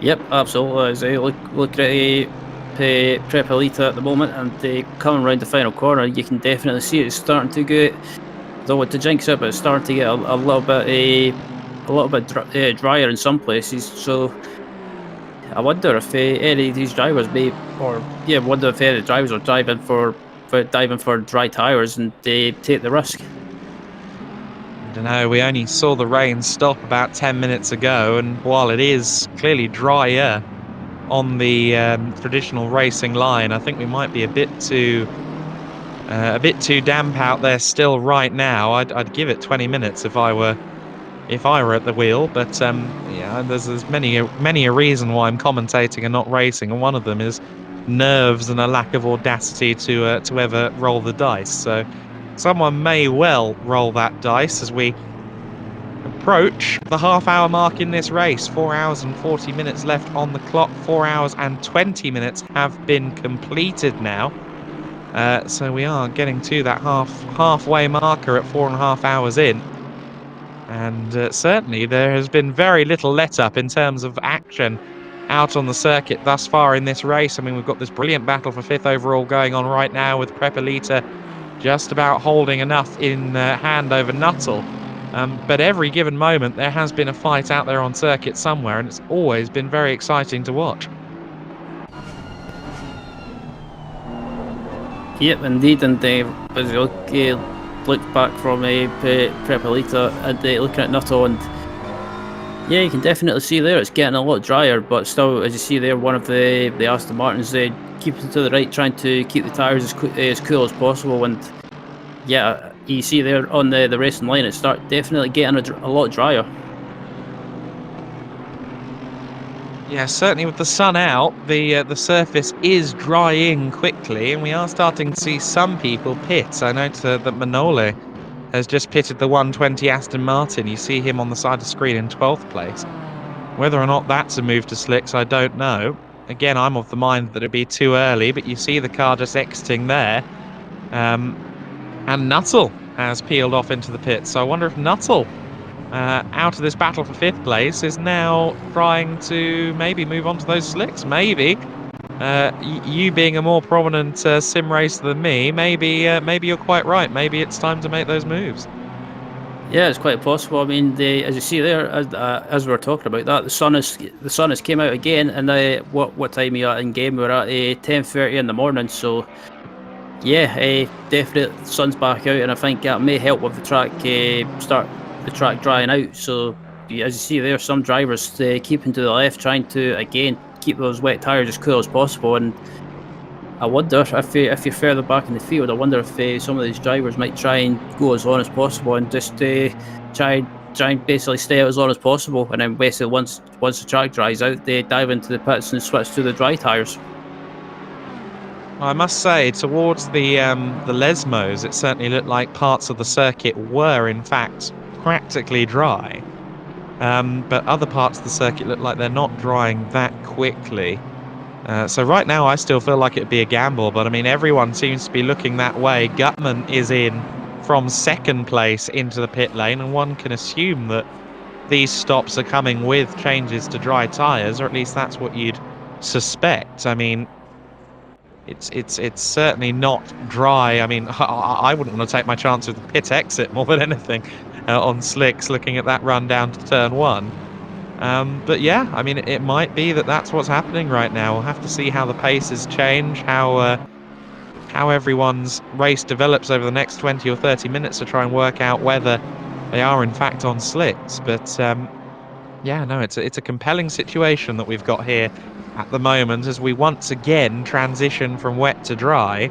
The question is, of course, will it last this time? Because the weather has been in flux all day long so far. Yep, and as I see there, that sun being out is definitely just what's now coming through the two Lesbos. You can see there the track is definitely getting the track's definitely drying quicker. So yeah, it would surprise me if some of these drivers, especially further back in the field, dive in for slick tyres. But at the moment, there's not really many people diving into the pits now, and still with some people trying to move offline to keep those tyres cool. But I think it wouldn't surprise me if some of these drivers dive into the pits and change to slick tyres, because surely at this stage of the stint, or this part of the stint anyway, these tyres are pretty much crying enough. Yeah, no, it's a compelling situation we've got right now, but it seems to be water off the duck's back when it comes to the leading car of Dafar Ardianza, because he continues to drive on without so much as flinching. Alexander Fedotov, who I believe is driving the SERP Motorsport car for the first time in this race, if memory serves me correctly, he is just pursuing McGregor in the 58 Aston Martin. That is Jason McGregor at the wheel of that car, so scrapped for 21st right now on our screens. That SERP Motorsport car, again, I said it earlier on in the broadcast, reminds me of the old Volkswagen Polo Harlequin, or perhaps Coroy's Marcos LM600, but I think it's meant to be the former rather than the latter, if I'm being completely honest. Alexander Fedotov, though, taking the reins of that SERP car. They have had an up and down race so far. They've had moments where they've been kind of top 10 adjacent. They've been up there and looking challenging, and then, you know, other times they've been just on the fringes of the teens, and now down in 22nd place, having no doubt just taken a fresh set of tyres. We'll have to see where they go from here, but it looks as though, certainly if they're on slicks now and Fedotov is on, or McGregor is still on wets, then it looks like slicks might be the way to go based on just how easily we just saw the BMW move up to 21st. Yeah, it's quite possible. I mean, it was really easy, that move up into up into that position. Sorry. So, and also what's in this car here, the Colas sim racing car, coming through the two Lesbos. This car's starting to get back through the field really quickly. Oh, that's, as I say, that gets a bit sketchy there, and maybe just pushing a little bit too hard there. But still, this team's starting to get back through the field, and I think. Yeah, I don't think this team's made a pit stop yet. I don't think they've gone onto the dries yet. Okay, that's interesting, because Famulari, just going past there, Kevin Kruger, who has taken over the 77 BMW and was, of course, has pitted within the last 5 or 10 minutes, so we suspected they might have gone on to slick tyres. And anyone who has, I'm getting the feeling I'm seeing raindrops on that screen again. So I'm just a bit concerned that anyone who has switched to slicks might be in trouble, unless that's just some spray appearing on the BMW's windscreen. I'm not so sure, but certainly Famulari still looks like he's got the quicker car underneath him. Kevin Kruger losing a position quite easily there. Yep, and yeah, just watching now, and Kruger coming across the line, and yeah, I think Kruger probably just thought there's no point fighting too much, especially with the still being on wet tires, and maybe just trying to look after those wet tires and trying to get to the end of his stint. Yeah, no. So Kevin Kruger, who did start this car, if my memory serves me correctly, it was a while ago now, I will grant you that. But he continues to press on now, having received the car back from Frederick, who's already done 2 separate stints within the race. We saw there Sheldon Muscat watching on as Daskalescu in the 16 car, who's only just taken it over again. Went very wide at Variante Ascari. Juan Bueno senses opportunity. He tries to go around the outside and looked like he rather ran it out of grip there. Sheldon Muscat, who of course has been at the wheel for 35 for the last hour and a half or two, maybe 2 hours, as watches as Juan Bueno goes into the pit lane. So the BMWs have been left on their own. The pesky prancing horse has exited stage right, I'm guessing, to once again hop onto slick tyres. So Sheldon Muscat now challenging the BMW up ahead, and it's Daskalescu in the 16 car that is his next target. Of course, that 16 BMW has always been there or thereabouts. It's never been, I don't think, in podium contention so far in this race, but the Digital Racing Squad crew, very much a strong partnership among their 3 drivers. It was George Theodore Rossu at the wheel previously. It's now Cyprian Daskalescu. I don't think we've actually seen Alex Puama at the wheel yet. He's their 3rd driver. I don't think we've seen Alex Puama as of yet.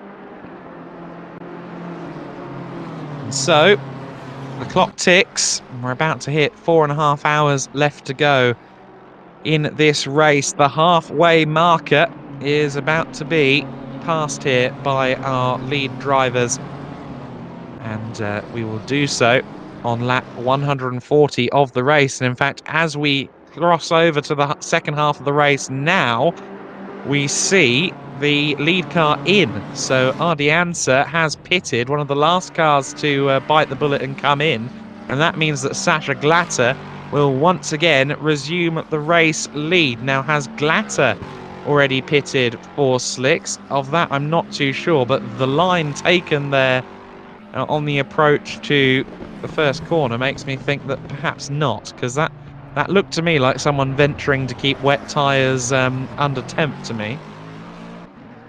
Yeah, I was watching the Glatter as well, and he definitely moved off line as if he was trying to keep those tyres cool. And as you see there, coming right there's still a bit of spray on the track, so it's definitely still not as well as it was before, but coming up to that second chicane. And yeah, just watching now, there's not really any wet patches on the track now, so I think maybe Glatter and that 27, the Minari Racing team, are maybe keeping an eye on the other drivers that have pitted for slick tyres to see what sort of pace they're doing before they decide if they'll dive into the pits or not. But looking at the state of that track, they were heading through the 2 Lesbos. I think it's definitely coming up for time to switch to the slick tyres.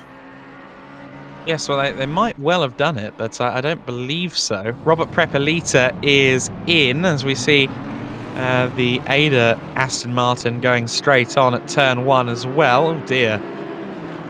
Well, the styrofoam has clearly been attacked hard over the course of the first half of this race. It's Gabriele Bassi back at the wheel of the Ada Pro Esports car. They were running on the fringes of the top dozen in the first hour and a half or so, but now sit 24th overall, so they have lost out over the course of the race so far, but there is still a long way to go. There are a lot of positions that could be inherited as dramas unfold, and a bit of a battle for position as well, because Voss in the Honda is pursuing. That's the 79 Honda. And the two yellow perils have found each other out on circuit and are now fighting for position. The G League Esports Honda pursuing the Ada Pro Esports Aston Martin. Yep, so yeah, just more and more teams diving into the pits now to switch to those dry tyres. And further back in the field, it looks like the 770 car of Bruni has had a drive-through, and I think that could be for track limits possibly. Well, we've certainly seen the 770 Ferrari pointed the wrong way more than once over the course of this race so far. There were some cars that suffered more than others when it got torrential earlier on. I actually took a quick look at the Discord chat for the drivers, and they were actually pleading for red flags among some of the crews when the rain got really bad a little earlier on today. We're now at a point where we're once again crossing over to slick tyre conditions, and we see here Gabriel Bassi and Voss here having a good little drag race towards turn one. Surely that Honda's not stopping. No, didn't think so somehow. Hops across the sausage curbs and does so in 23rd place, but I just wonder if Mathis Voss is going to have to give that one back. Certainly he was ahead before the corner, but would he have been ahead if he didn't completely outbrake himself? That's possible. I mean, he tried to make the move, but just outbraked himself. But yeah, just looking at the state of that track now, it's definitely getting dry now. There's still some slight wet parts offline, but there's not nothing like it was before. So yeah, it's definitely a lot more sunny than it was before. And as you see there, it's definitely a dry line, and the dry line on the racing line is starting to form. And looking at the pace of Sasha Glatter in the leading 27 car, I get the feeling that they have already changed onto the slicks, because the pace there is very strong indeed. In fact, I think it's practically the quickest car out there on circuit now on lap 141 of the race. So I think Sasha Glatter is on the right rubber for the moment right now. I was speculating that perhaps they were still kind of up there at the sharp end, but that doesn't appear to be the case. Indeed, means that Glatter is legitimately the leader once again, which for the 27 Lexus crew has been kind of their default position, hasn't it?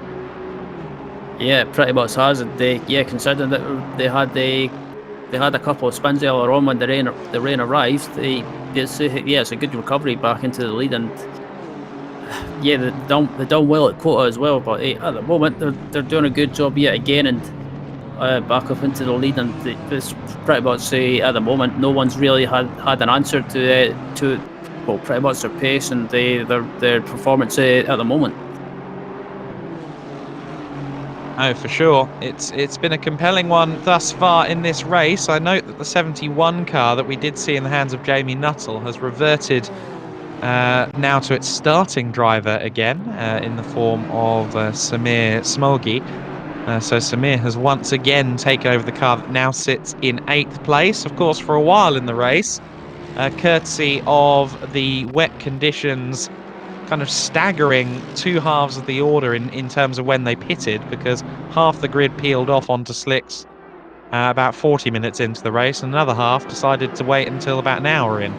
And the knock-on effect of that was Samir Smoggy and the 71 crew sometimes leading the race, kind of exchanging the lead based on pit cycles with that 27 Lexus. And they now have settled well into the top 10, but currently down in 8th place. Not settling for 4th place, though, is Kevin Kruger, who looked like he was struggling initially after taking over the 77 BMW, but is now challenging Alessio Fumalari, who has gone firmly defensive there into the first of the corners, but going into the parabolica, I should say. But however, Famulari made that incredibly easy for him. I wonder if Famulari thought he was getting blue flags, because that looked more like a back marker getting out of the way than a change for 3rd place.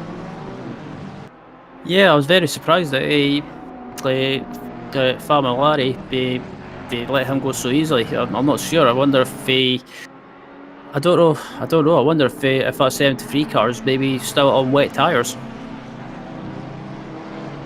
It's possible, isn't it? But I don't think so. I believe we saw Famulari in to do that, but certainly it's under pace right now. Let's just take a look at the last lap times on my timing screen for Famulari. Well, 155s. Those around it are doing 52s, 53s. So yeah, no, your theory could hold water there. That could be what's going on for the 73 car. If they are in fact still on wets, they need to get off them because I mean it's clearly dry out there on the circuit now. And not only that, but we've got clear skies above. And I would be very much of the mind that I need to get onto slicks if I'm not already. Absolutely. I was watching the Wes Hepburn coming across the line, and yeah, currently the team's been on 11th. This team's pretty much been bouncing inside and outside the top 10 most of the race with the weather playing a bit of havoc, because it looks like he's gone up the inside of one of the BMWs into that turn one chicane, and it looks like he's got the move done. Yeah, so up into the top 10, had fallen out of the top 20 for a while during the deluge conditions, but Wes Hepburn and Fusion Racing Team have made it 3 Hondas in the top 10 right now. The second of which is the next car up the road from them, actually. That is the 368 Rolling Goat car. And we are seeing some go straight line across the chicane, including the ever-troubled 770 Ferrari and one of the McLarens. I think that's Warner's number 30 car just ahead of Wes Hepburn in 10th place. The 501, though, pressing on, and yeah, certainly we've seen the pendulum kind of swing away a bit from the 368 as Daryl Young laps one of the Aston Martins there. In fact, no, that's not lapping. That's a move for 13th place. Daryl Young has just gotten past Victor Taras for 13th there. So the 120 Aston Martin dispatched by Wild Things Racing's Daryl Young. But just to say, yeah, the Guillaume Moore or Guillaume Mure has taken over the 368 machine in the Honda camp now, the Rolling Goat car.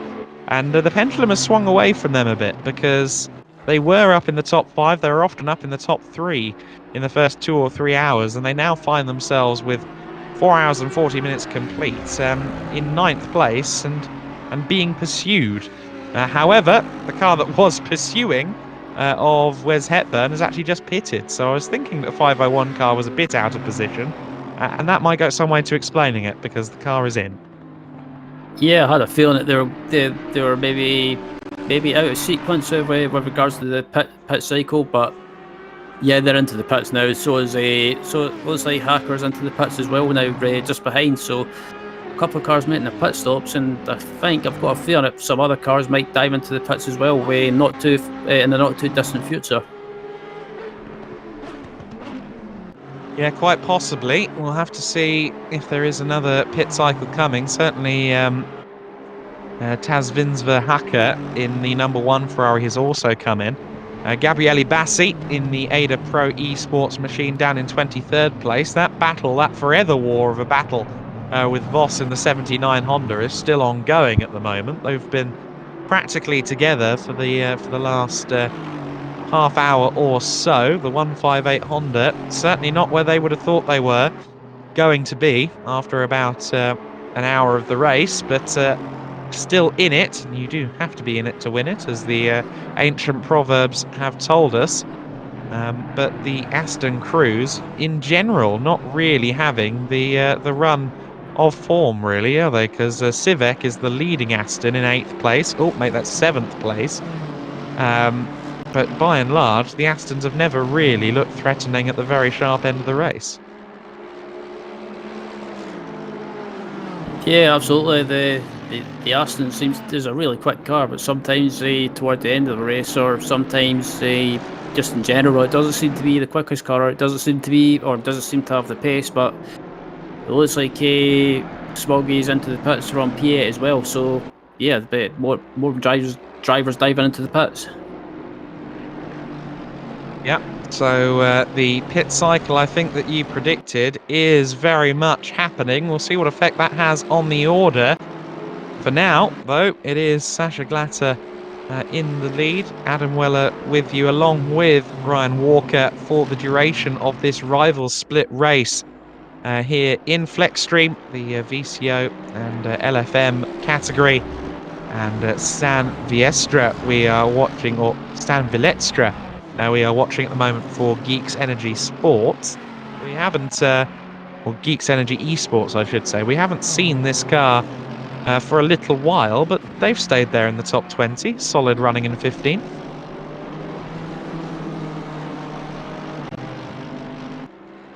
Yep, as just watching the race so far. Well, waiting for the other pit stops to happen, and as this battle for just outside the top 10 comes across the line. They've still got the 501 Honda in front of this battle and coming into turn one, and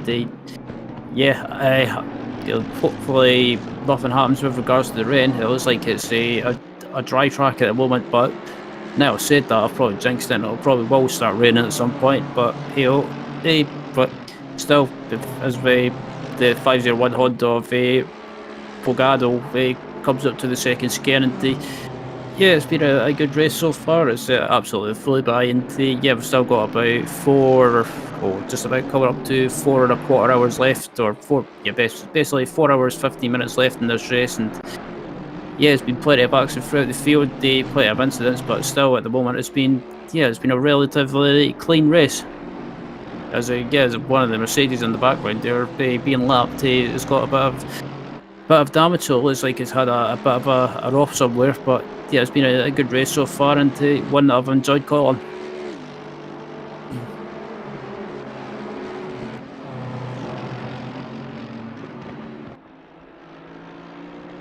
We're just me and Adam's just about to step away for a few minutes to take a quick break, but don't go anywhere. We'll be back in a few minutes time, so if you enjoy watching this, stick around.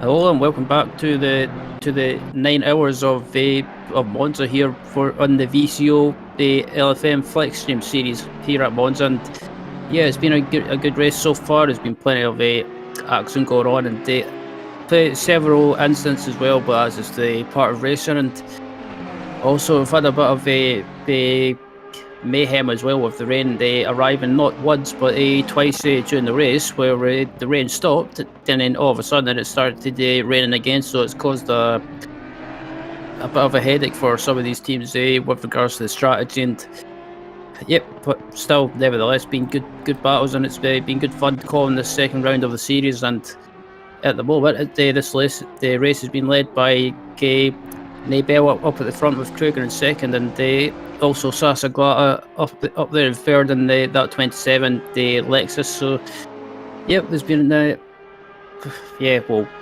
some socks throughout the field as well, with the VRM team that won last time out at Kota in the Bentley. It looks like they may have retired from the race, so it's not been a good day for them. But hopefully they'll bounce back at the next round. And yeah, but either way, it's there've been plenty of talking points in the race as well, and I think it's been good to watch either way, and it's been good fun to call the accident along with Adam as well. And Adam should be back with us shortly, but Adam pops back in the talk of the devil. And how is the Lemsip? Oh, the Lemsip is doing what it needs to do to keep me with voice, at least in some capacity. Other lemon-based paracetamol drinks are available, I think. Cyprian Daskelsku then is the driver that we watch right now. 16th place in the 16 Digital Racing School BMW. He is just following the third of the drivers in the number 1 Ferrari, which is Iacchini in that number 1 car. We haven't seen Iacchini at the wheel yet, so he's just hopped in for the first time in this race and is immediately thrown headfirst into defending for position. Now, I was going to say, obviously, I left my commentary position for about 5 minutes there, and in the meantime, I went out to my kitchen. I got to take a look outside, and I noted, it's overcast, it's getting dark, we're getting to the evening here in the UK. I've come back, and 11 a.m. Italy over here on Assetto Corsa Competizione is looking remarkably like 5-4 UK right now. And I can't help but thinking that the overcast may lead to some further adventures in dampness, if you catch my drift. Yeah, I was about to say I don't want to jinx it, because we've had some dry running for quite some time. But I was about to, you beat me to it. I was about to bring it up and say, like, it looks a bit overcast or a bit cloudy, and I don't want to say it, but I think we may be in for some mayhem with if more rain arrives. Apparently, the rule today is no more than 45 minutes between slick tyre stints. If we do more than a full stint on slicks, what kind of race is it?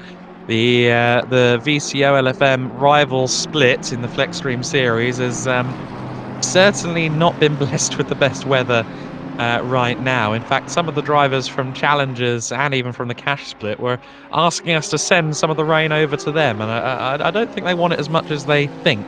If they'd seen the peak deluge hours earlier on, they might have a slightly different idea. This battle for 8th place has been going on for a little while then, so the rolling GOAT team still pursuing Alessio Famulari.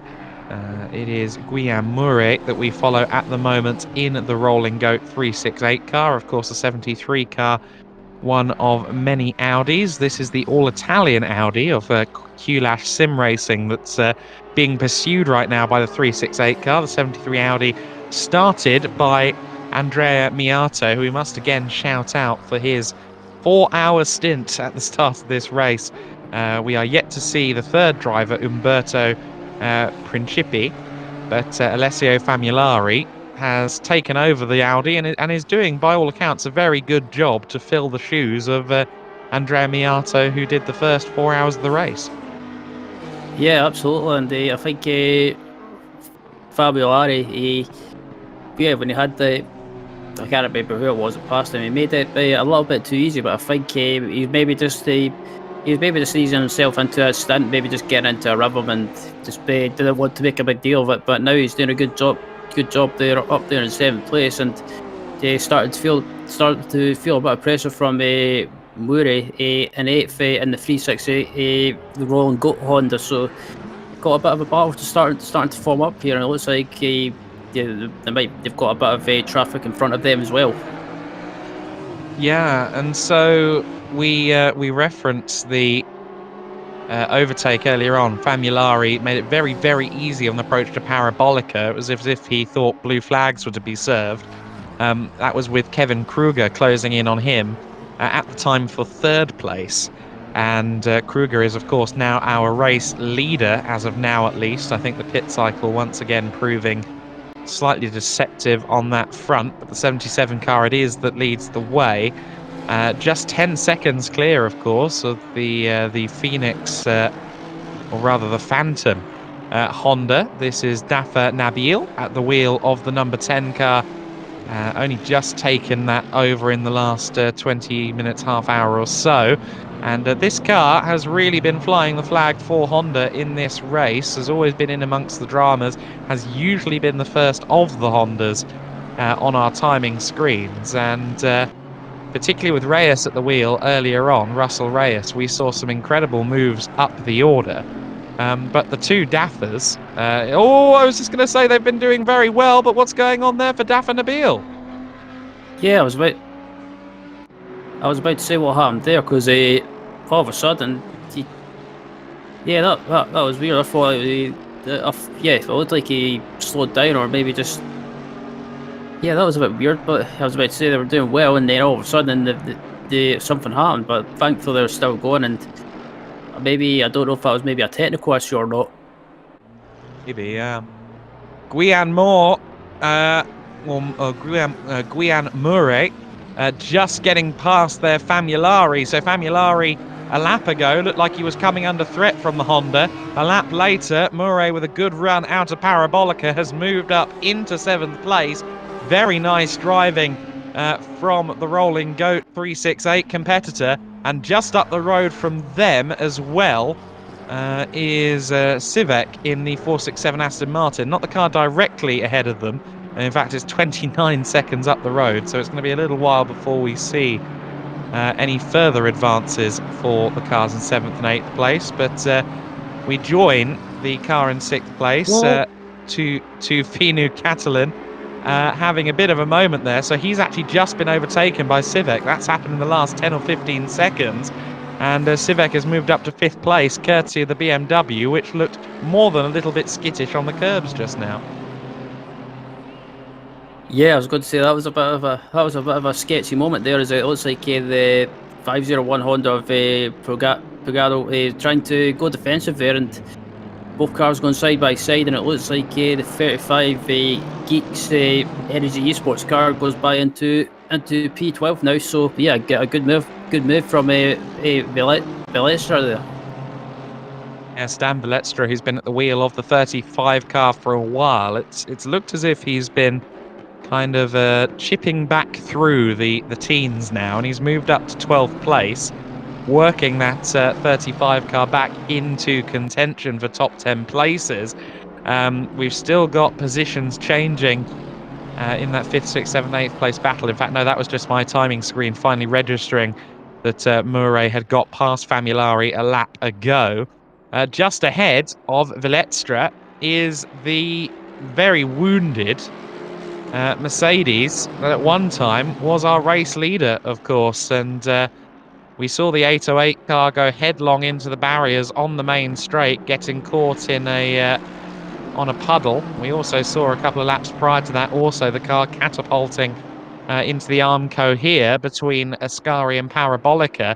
Really is what could have been race for them. They were up there in the top 3, and now they're well outside the top 20 and carrying a lot of damage. It's a big shame that their race has has really kind of petered out here in the second half.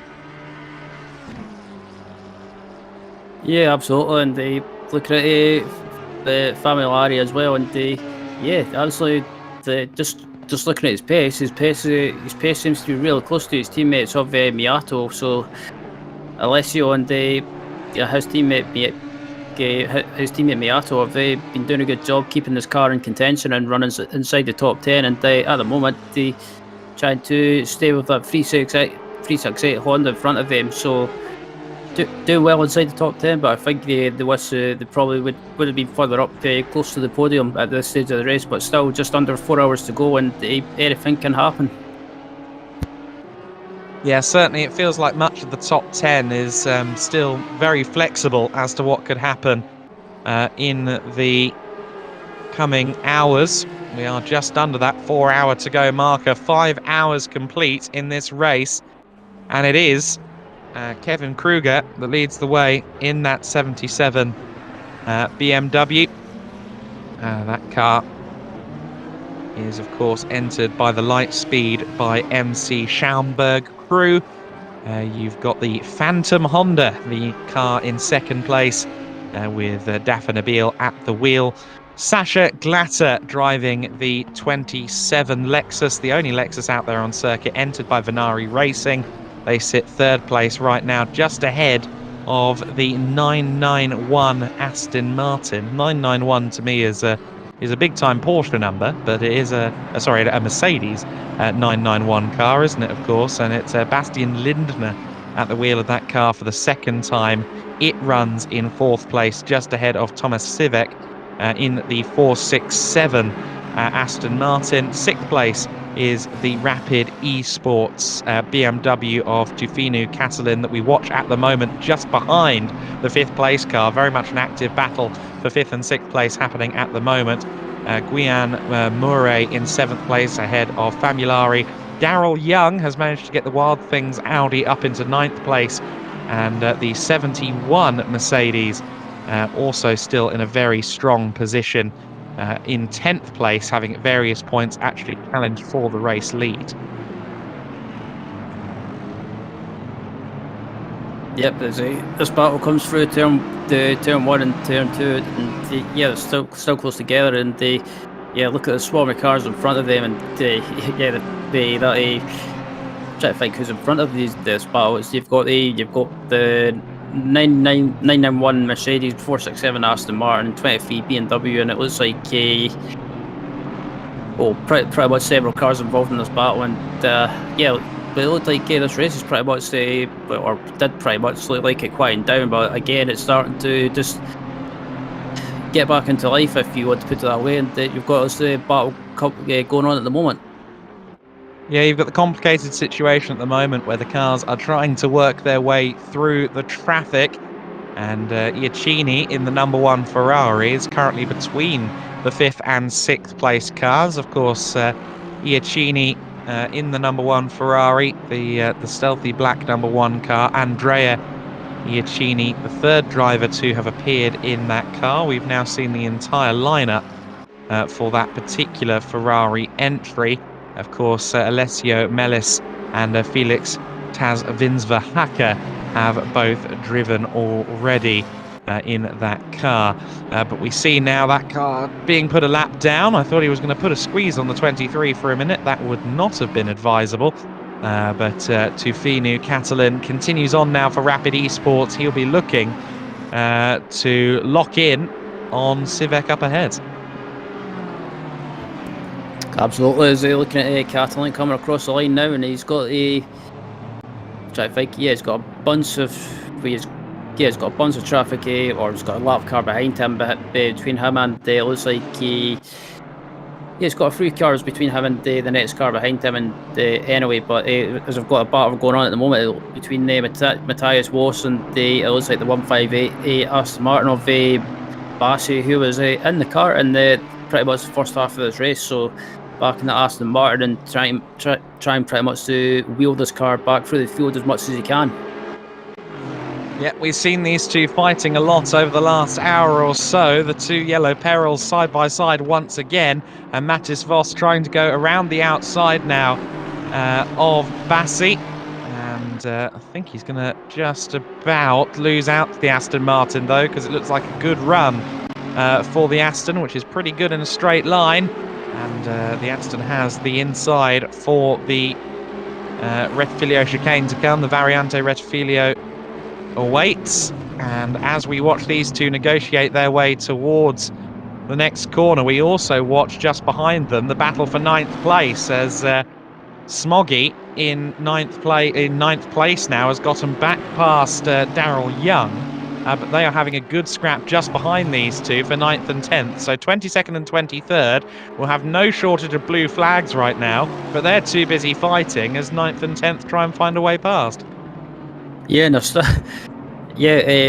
Bassi and Voss are still going at it, and like you say, they're being lapped, but I don't think they're really bored about, or they're not really concentrated on that at the moment, because both of them are in a battle of their own. But as you see right now, they've got a couple of cars going up to lap them now, and I think they'll be feeling slightly frustrated being held up by so much. But it's one of those things. If you're in a battle of your own, you've got to concentrate on that. Absolutely right, although I'm sure the teams behind would argue that point. Just to say that Dascălescu in the 16 BMW, one of two all-Romanian piloted BMWs, just in to serve a drive-through penalty. That has been sorted now, probably owing to track limits. Mattis Voss then has gotten past the Aston Martin, but the Aston now draws closer once again in the slipstream in the hands of Bassi, who tries to go around the outside. Bit of hip checking between the two of them. Again, the battle for 9th and 10th finds themselves interspersed among this 22nd, 23rd place battle. There is Samir Smoghi just now separating the two yellow cars, and also has seemingly got a bit of a pace advantage right now over Daryl Young.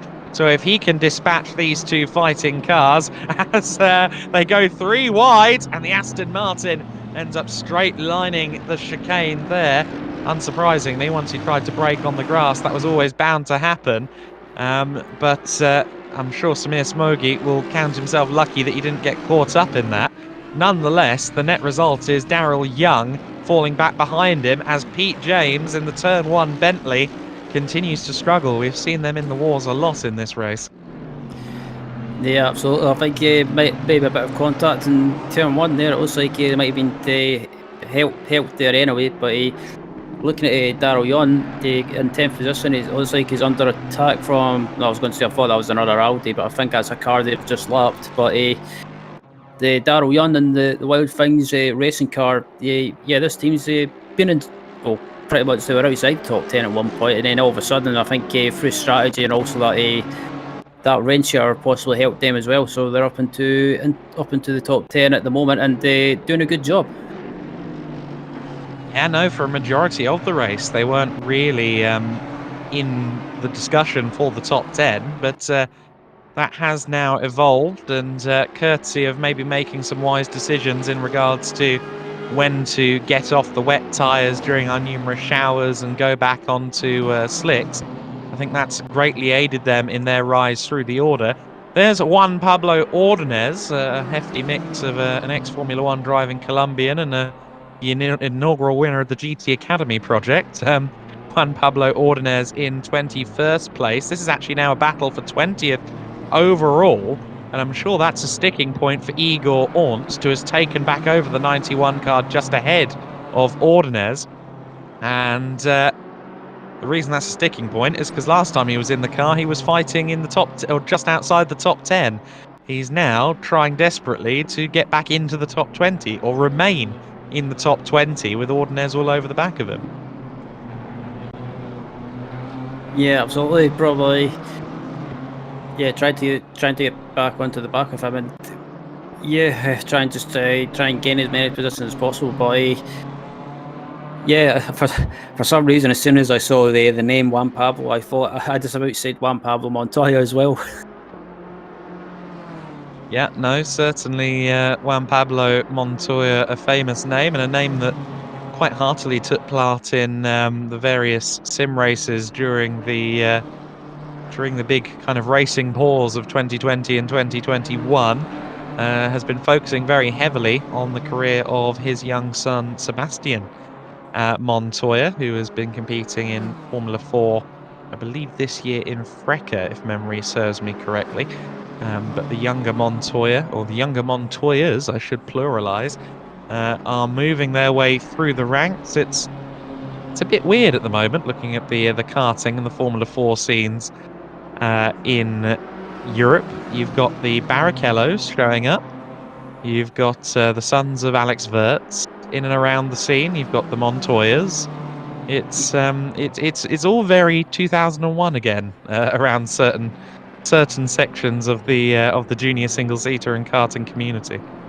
Yep. Also, you've got you've got both Schumachers. You've got was it Mick and David Schumacher racing in the Mick Schumacher in Mick Schumacher did race in Formula 1 with Haas, and also David Schumacher raced in, I think he done a season in DTM, I think. Yes, yeah, David Schumacher was in DTM this past year, and certainly would be interesting to see the two of them share a Mercedes GT car in future, now that Mick Schumacher is formally confirmed as a Mercedes reserve for next season within Formula 1. Christian Berinde then in the Alex Kakatsu digital motorsport car, the 120 car that's always just kind of been lurking just outside the top 10. I think it's occasionally just about intervened in the top 10 during pit stop cycles and stuff, but by and large it always seems to be somewhere between about 12th and 18th, and that's proving true at the moment, albeit while closing in on Iacchini up ahead. And indeed, and they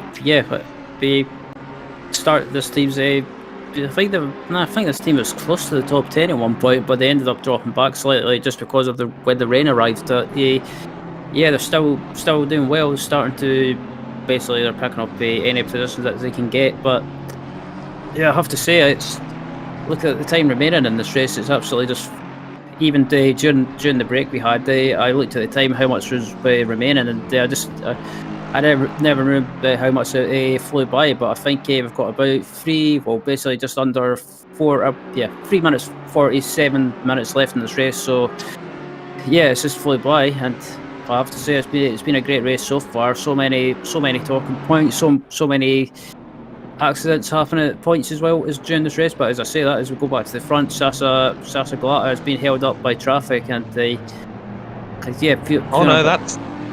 That's not traffic, that's second overall. That's Dafa Nabil just ahead of Sasha Glatter, so battle for second, looking very hot right now. My apologies, I thought I was traffic in front of him, but I just looked as well, and I realised it was Nabil, and I was like, my bad. But good to see that we've got a battle for second place going on between both these cars, and Sasa Glatter, I have to say Sasa Glatter for this Venari racing team, he's probably been you could probably say he's been the strong link in this car. Been doing well to get them back up to the front. Yeah, well, it was a mighty performance from Nicolas at the beginning to run the first 3.5 hours of this race, and he was certainly responsible for bringing that car into proceedings. Nicolas Gross, who started the race, but Sasha Glatter has picked up the baton very handily indeed, and there's only one driver left on their sheet, and it's Jan Gratian, who is also a German driver. It's an all-German lineup, and one would suspect that they're strong across the board. Remains to be seen what Jan can do here at Monza once he takes the car over, but will he take the car over in second place? Because currently Dafa Nabil is under a lot of pressure from Sasha Glatter behind. Glatter with the big Lexus in the tow of the NSX right now. We ride on board from the engine cover of the Honda, the JS Motorsport prepared machine, and diving to the inside there is Glatter. That was uncompromising on the brakes there. Stood on them at the last possible opportunity, didn't quite get the position, but was there troubling the inside of Dafa Nabil, who will now be counting his lucky stars that he didn't turn in on the apex. And yeah, I don't think Glatter intends to stay in the slipstream of the Honda for terribly long based on that little move there. And indeed, and I think Sass is probably feeling a little bit frustrated. And I have to say that even though that Lexus is quick, that Honda in a straight line is probably just that slight bit quicker. And in a straight line, Sasa can't really do anything. But it seems to be under braking that Sasa seems to have that. Just that he probably brakes it a little bit later and probably just has that more confidence to brake later. But still, just he cannot get the move done. No, not quite yet. Certainly, Glatter is making his intentions known, and it's only about 10 seconds between themselves and Lindner behind as well in fourth in the Mercedes AMG GT3, the first of the Mercs. That 991 car that has usually been flying the Mercedes flag at the sharp end. It is good to see 5 cars in the top 5 from 5 different manufacturers, as Glatter once again took a look at Parabolica. I thought he'd compromised his run out of the last corner, actually, but no. Quite a strong run, actually, for Sasha Glatter, and Dafa Nabil is going to have to get the elbows out this time. Yep, Nabil goes to the inside line to defend, and he done that super early, and I think is Sasa going to brake later and be later on the brakes and try and go round the outside. Nabil's not having any of it, and looks like Sasa Glatter back up into second place, but the straight line speed of that Honda might give him a chance to retake that position. Quite possibly. It was very well managed there from Sasha Glatter to just about take the lead in this fight. However, now with the run from Nabil, he might come under pressure at the De La Roggia chicane, but not quite close enough was Nabil. So Sasha Glatter retains second place there. We saw him go deep into the first chicane there, into the Variante di Rettifilo. And of course, taking the outside into the first part of that chicane is therefore the inside for the second part. And he managed to stifle the run of Nabil coming out of Rettifilo, and that rather hindered Nabil's run through Curva Grande. And that is why Glatter is now into second position, and Nabil almost immediately has dropped back 3 or 4 car lengths. So I think now that Glatter is by, I'm not sure we're going to see a counter-attack. Yeah, I don't think so either. Just looking at looking at that gap from when Sasha got by, and he's just started to pull away already. But further back, we've got this battle for 15th as well between it looks like Ratka and Barandi, sorry, and it looks like Lacini not too far behind as well. So, oh sorry, yeah, but Lacini's a bit further back, but still got this battle for 15th and. For 14th and 15th, sorry, going on, and it looks like, Ratka it may be a matter of time before Ratka makes a move. Alejandro Aviez ahead of him then in the 999 Ferrari. This is the car that Aviez started. He was running in the first couple of positions at the start of this race. He will not be happy with the fact that he's returned to the cockpit with the car down in 14th place, and he'll be even less impressed if Christoph Radke finds a way through for Team Stiftung Renfen test. And that 47 car has also been kind of up and down the top 20 at will during this race, sometimes at the highest of highs and other times rather licking some wounds, and they now find each other in 14th and 15th place. And 2 cars of similar shapes with mid-engine, but just about everything else is different from cylinders to aspiration. But they are side by side now as they run towards the chicane, and later on the brakes is Radke. If he can keep his stake of the track, and he does, that should be a position gain. And Alejandro Aviez couldn't quite get the launch he needed off the chicane, because again there was a lump of Audi kind of in his way there. And Radke, with some very clever car positioning, has moved up into 14th place, and Alejandro Aviez will now have to try and find a way past, and they've got to worry about the car behind. That is Burundi in the 120 Aston Martin. So 14th, 15th and 16th places, all at quite close proximity right now. Yep, as this battle comes through the 2 Lesmos now, and it looks like they've got an Aston Martin coming up behind them as well. So I wonder if I think that's Aston Martin's probably one lap behind, I think. No, this Aston is fighting this car for position.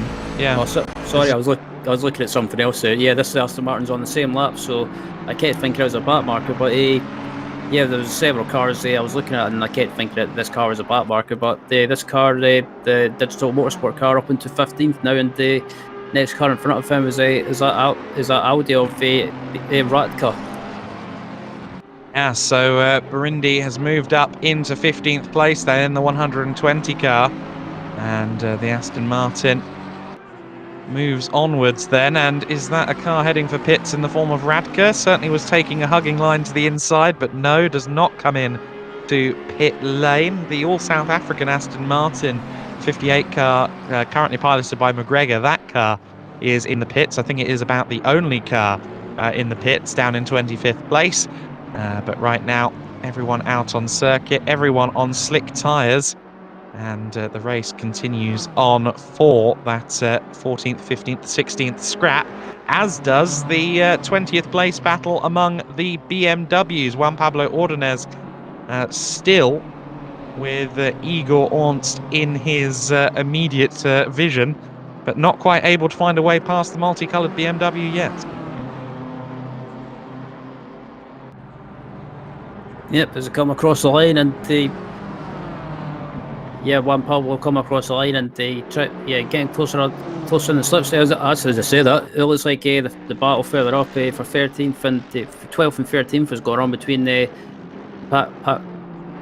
Pogadalf and VLExTREME, coming through here, and it looks like we might have a change of position. It looks like that 501 Honda is probably just under pressure now, and this 501 car was again, it's had a bit of a seesaw race, if you like, up through the field and then further down in the field, and I think that was mostly down to the rain that arrived. It played a bit of havoc throughout the field.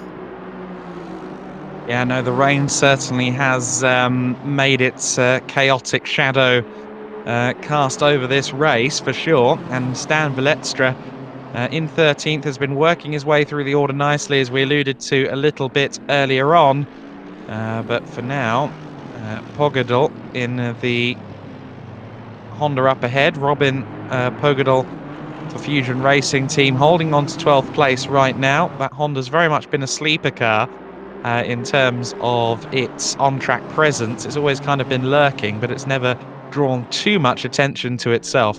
I will say those colours are a lot more classic Nissan than they are classic Honda, if you ask me.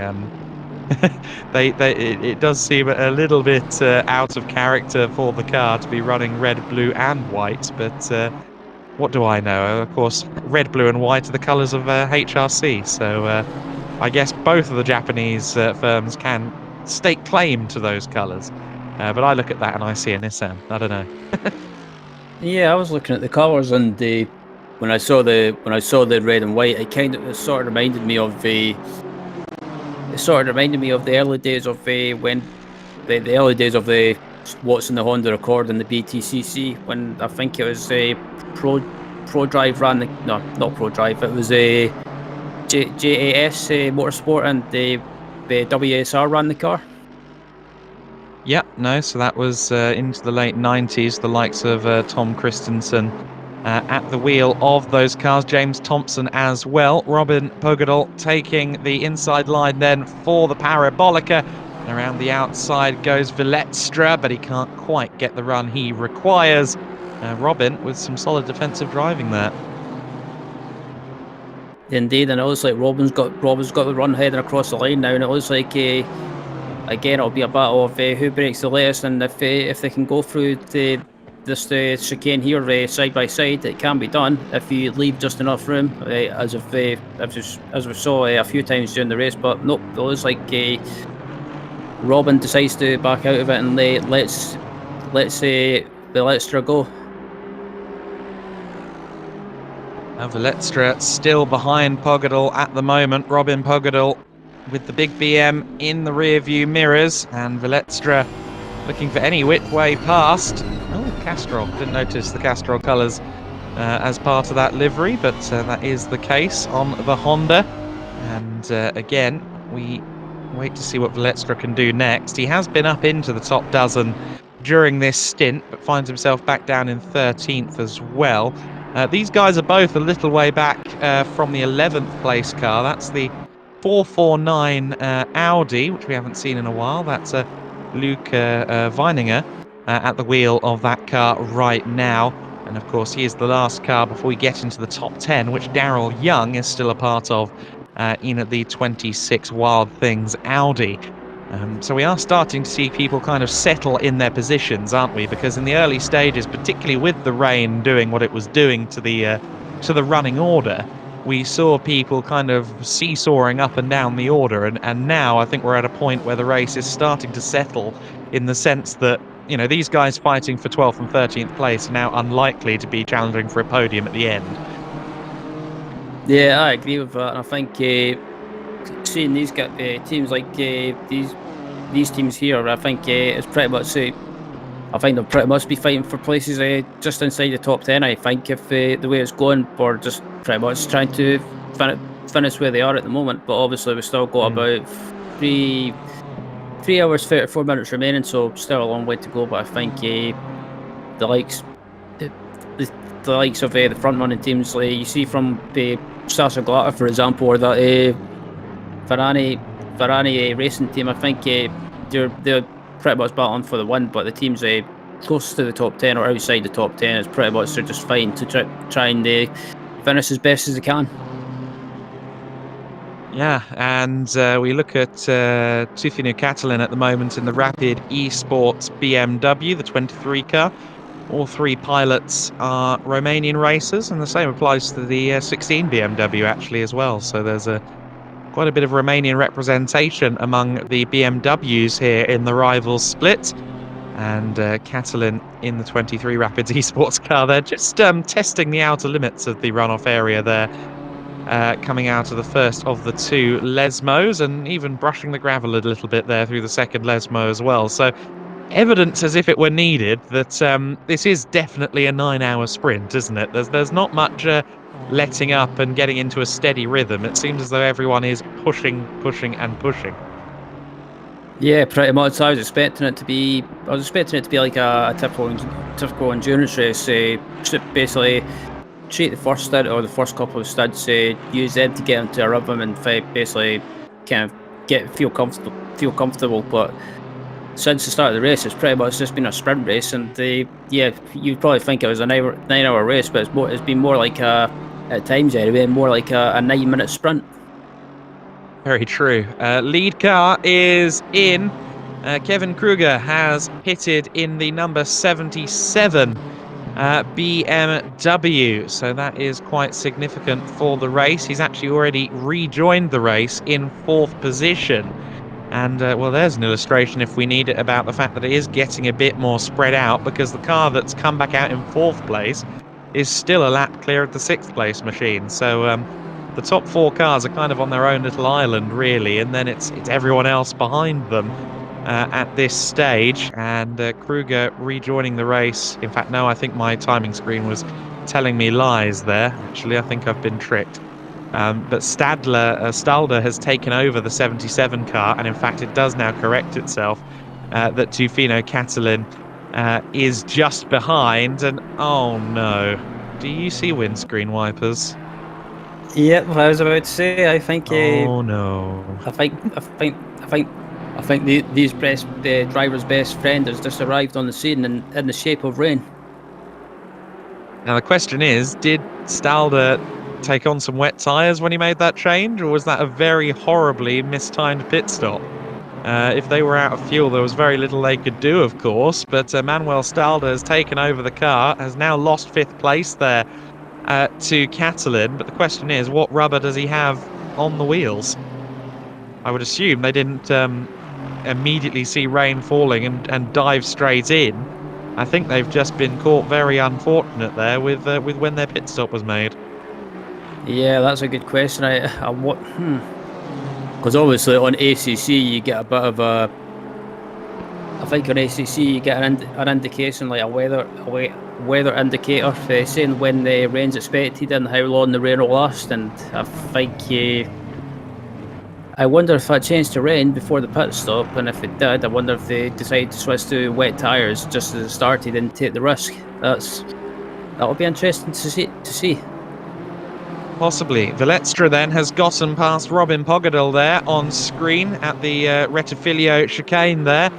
So Veletstra has moved by Pogadal, the 501 car, though on the retaliation charge up the inside of the 35 BMW.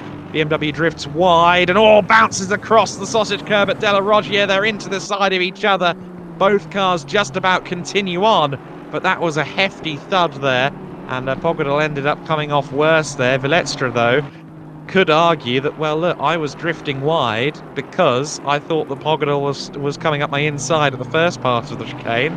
I tried to get through the second part and ended up in the air on the sausage curb. So I think, if anything, that was a racing incident. They've got traffic, or rather, they've got a lead car behind them trying to get past in the form of Sivek in the 467 Aston Martin.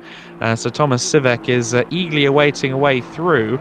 But after seeing that and after seeing a car go straight across the gravel, I'm sure that Sivek is holding his breath tightly. He had to get out of it there to avoid the back of Robin. And yeah, no, not ideal back markering here for certainly through the eyes of the Aston. Yeah, that was a bit silly there, and I wonder if he was struggling there with being on wet, dry tyres possibly. But I was going to say, looking at the rain, it doesn't seem to be as heavy as it was before. No, not as heavy, but certainly everyone is coming into the pits. Glatter is in, Lindner is in. Nabil is practically the only driver who hasn't come in from the top 10 now. Dafa Nabil has continued on his merry way. Manuel Stalder is also continuing, and that again makes me question as to whether he's on the wet tyres or not, because if he has actually been able to hop himself onto the wets, that is amazing fortune for him. He rejoins just behind the 71 car of Smoggy, but that car is no longer really a contender for the top honours. It's down in 9th place, so not a factor for Stalder as it rejoins directly ahead of him. But if the Lightspeed team, the Lightspeed BMW squad controlling that 77 car, did in fact make the call to jump onto the wets, that was very, very well timed. Yeah, absolutely. That's what I was thinking. I wonder if they saw there was, but I wonder if they knew that rain was about to fall, and maybe they decided to change to wet tyres. But I think if they did do that, that's a bit of genius strategy. Being very heads up and maybe trying to gain an advantage, maybe gain some track position. But still, it's interesting to see. I wonder if anyone else has maybe took the risk up at the front to try and stay out on dry tyres, because if they have, I think that's a bit brave. But I think it might bite some of the teams further on in the run. As just look at the rain now, I think it is starting to slowly but surely starting to get a lot heavier as Stadler gets a bit sideways there. Well, so this is a very interesting situation as the rain has once again arrived here at Monza for the 4th time, if you include the damp conditions we had at the very beginning of this race. We've certainly had our fair share of precipitation today, and with 3 hours and 26 left to go in this race, it shows no signs of abating, and Manuel Stalder may well be on a masterstroke here. Nabil is in, Sivek also in, and that means that Stalder goes past the pit lane to take the race lead. If the Lightspeed by MC Schaumburg team did in fact put him onto wets, and it doesn't look like a car that's driving around on slicks, let's be honest, then that is quite possibly a race-defining decision. Yeah, quite possibly. I mean, Stadler's on the. I've got a feeling that Stadler might be on wets. I've just, like you say, if he is on wets and they've decided to move on to wets really early, just as the rain started falling, that's a great bit of tactical thinking. As looks like one of the back markers has gone by there, and I think Stadler realises it's no point fighting a back marker too much, especially in these conditions. But you can see it now. The track is definitely starting to get a lot wetter, and I think the rain's looking like it's getting a lot more heavier as well. Yeah, that was Javier Jimenez Aguiar that just went past. He's pretty handy. The 467 car, though, the car that was in 6th place on the timing screen just now, Thomas Sivek, now been taken over by Marcin Wyszynski. Stop and go 30-second penalty. Now, to me, given that car has just been into the pits and didn't have that penalty when it came in, my thought is speeding in pit lane, potentially? It's a good possibility. I think he might have... As maybe when it came to pit... Maybe when he came in to put the pit lane speed limiter on, he's maybe done it, but if I'm not being in the right gear, because I know that you've got, when you come to put the pit limiter on, you've got to be in first gear to engage the pit limiter, as far as I remember. So yeah, that'll feel like a kick in the gut. And as I was talking about that as well, it's like Catalan in the 23 BMW has got a drive-through. There you go. So a couple of pit lane offences potentially, or in the case of that drive-through, it could also be track limits. But shame for Marcin Wyszynski, who has just taken over this 467 full boost racing car, which was previously in the podium positions. He's immediately going to go tumbling down the order, potentially tumbling out of the top 10 with a 30-second stop-go penalty.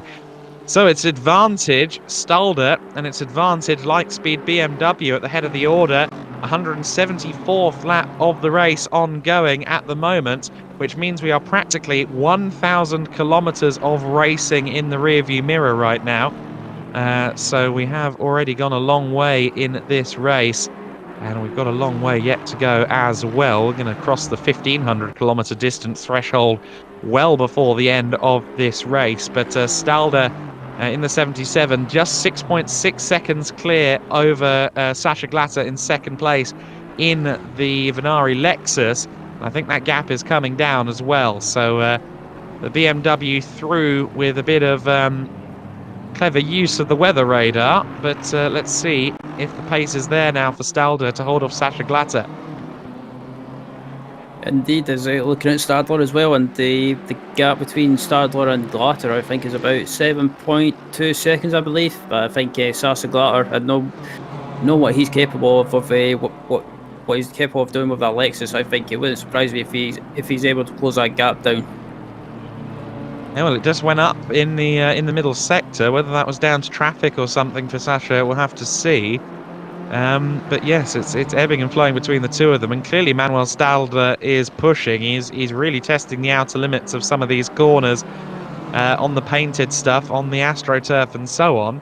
And we've seen him already oversteering quite significantly as he tries to find the route of fastest lap time.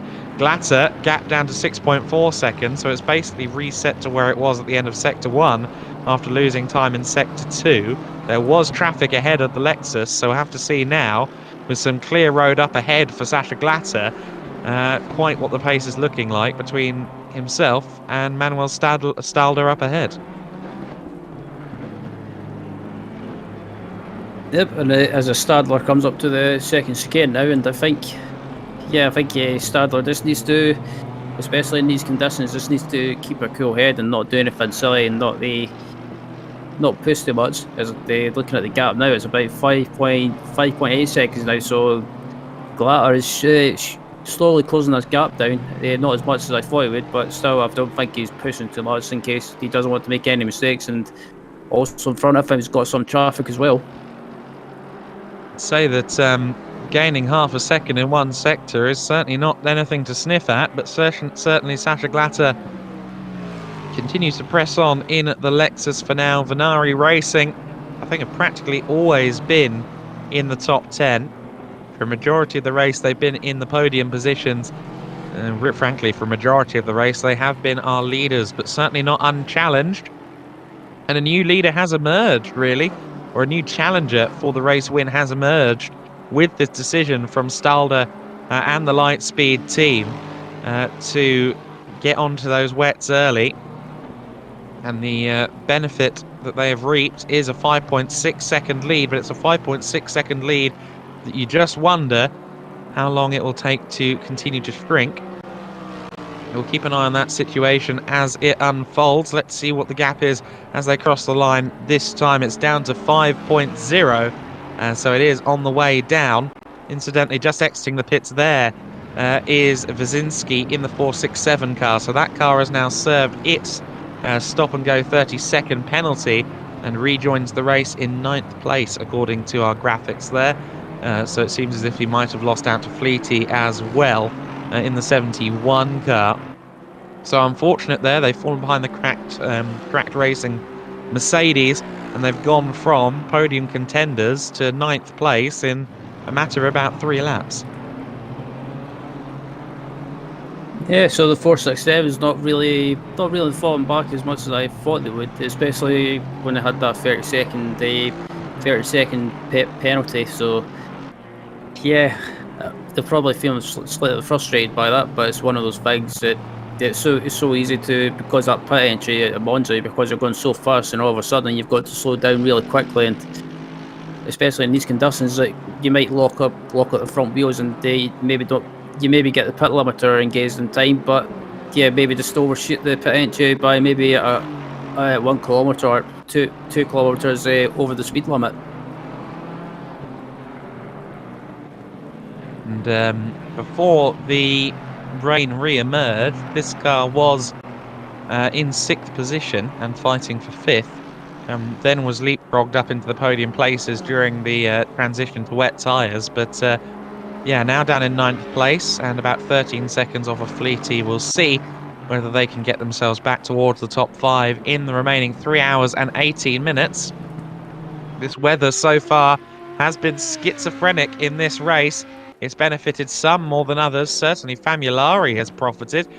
He's got that Audi back up into 5th place, which is the highest it's been for about 2 hours, really, since we saw him fighting for the podium along with the car that now leads the way, funny enough. But from the fringes of the top 10 back into the top 5 has gone Famulari in that Clash Sim Racing car. And yeah, Alessio Famulari will be pretty happy with his work here. I suspect that it won't be too long before we see him out of the car. They've only got one other driver to utilise, given we saw the first 4 hours all done by one man, the marathon man, as it were, in the form of Andrea Miato. The driver we expect to see before the end is Umberto Principi.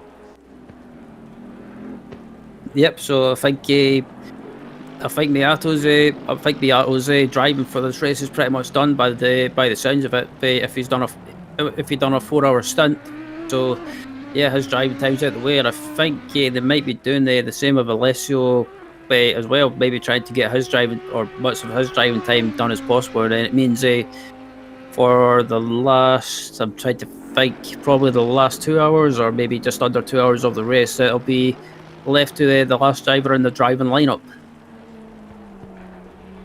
Yeah, I think really any pit stop from here on out could see Famulari out of the car, because there is no minimum time in the car, only a maximum of 4 hours and 20 minutes. So strictly by the law of the book, you could just plug someone in for 20 minutes at the end of the race. But I suspect, given they are rated fairly equally, I don't think we will see any shenanigans of that nature. But Famulari could be due a pit stop within the next hour or so. Not just a pit stop, but a driver change. Of course, he has recently been into the pits to bolt on wets as the rain has once again come.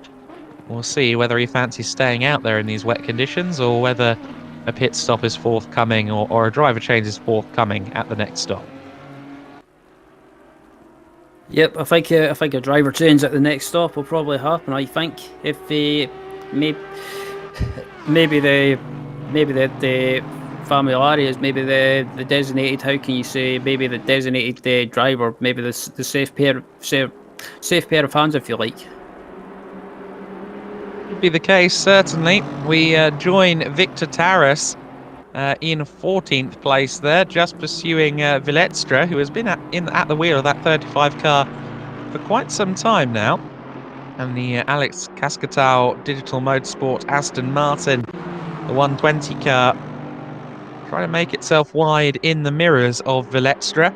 While that's going on, it's worth noting that the gap is coming down between Stalder and Glatter at the very sharp end of the order. Glatter has practically halved that gap since we last looked at them, but Victor Taras looking to the inside, not quite able to find a way past on that occasion in the Aston Martin. And a bit of a bump to the rear there of VLExTREME in the BMW, but they both continue on their way nonetheless. Yep, Tara's trying to get a move done, and he's got the run on the VLExTREME in front of him. It looks like he may get the move done heading into the chicane. Can he get it done? And I think, nope. Yeah, it looked like he tried to go for a move, but I think he realised trying to brake on that very wet part of the track on the inside might have been a bit dangerous. Yeah, no, certainly you've got to be careful in these conditions. As we can see there, from the body language of VLExTREME's car, he just about kept it in a straight line. However, he's lost 13th place there. Victor Taras has gotten through. Can VLExTREME now challenge again? He's using the power of the BMW, which is very strong in real life on straight line speed heavy circuits for certain. But can't quite get there. I think there was contact between the two of them. If there wasn't, it was very close. But Victor Taras just about holds on to 13th position. VLExTREME is going to have to settle for 14th for now, I think.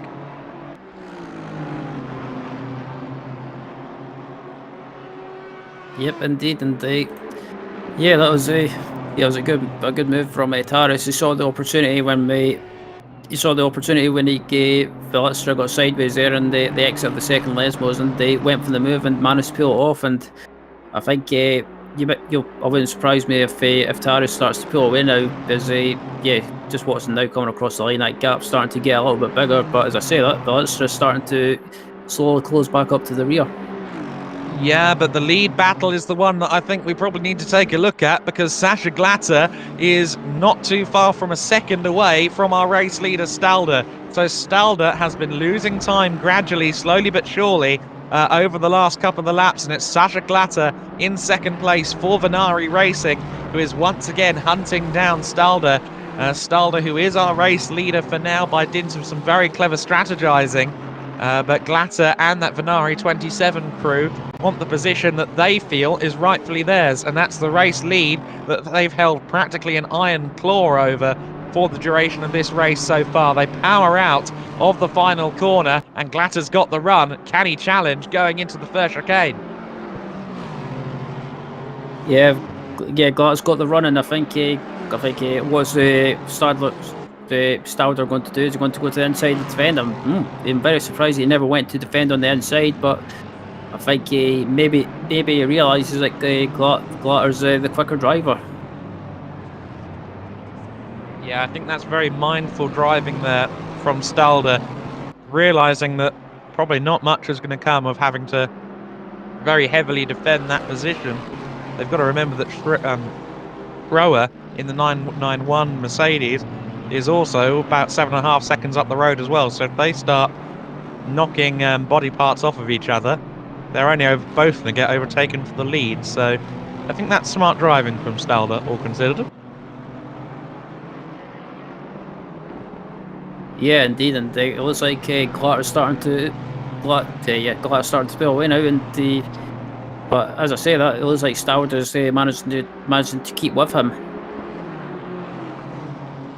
Yeah, the BMW looks good through the Lesmos, but it did seem as though he lost a lot of time through Ascari in the final sector on that previous lap. Nonetheless, Sasha Glatter not under threat for an overtake anytime soon. Let's see how he manages Ascari this time. Certainly takes a wider entry into the chicane, and Stalder does indeed lose maybe a car length or so there.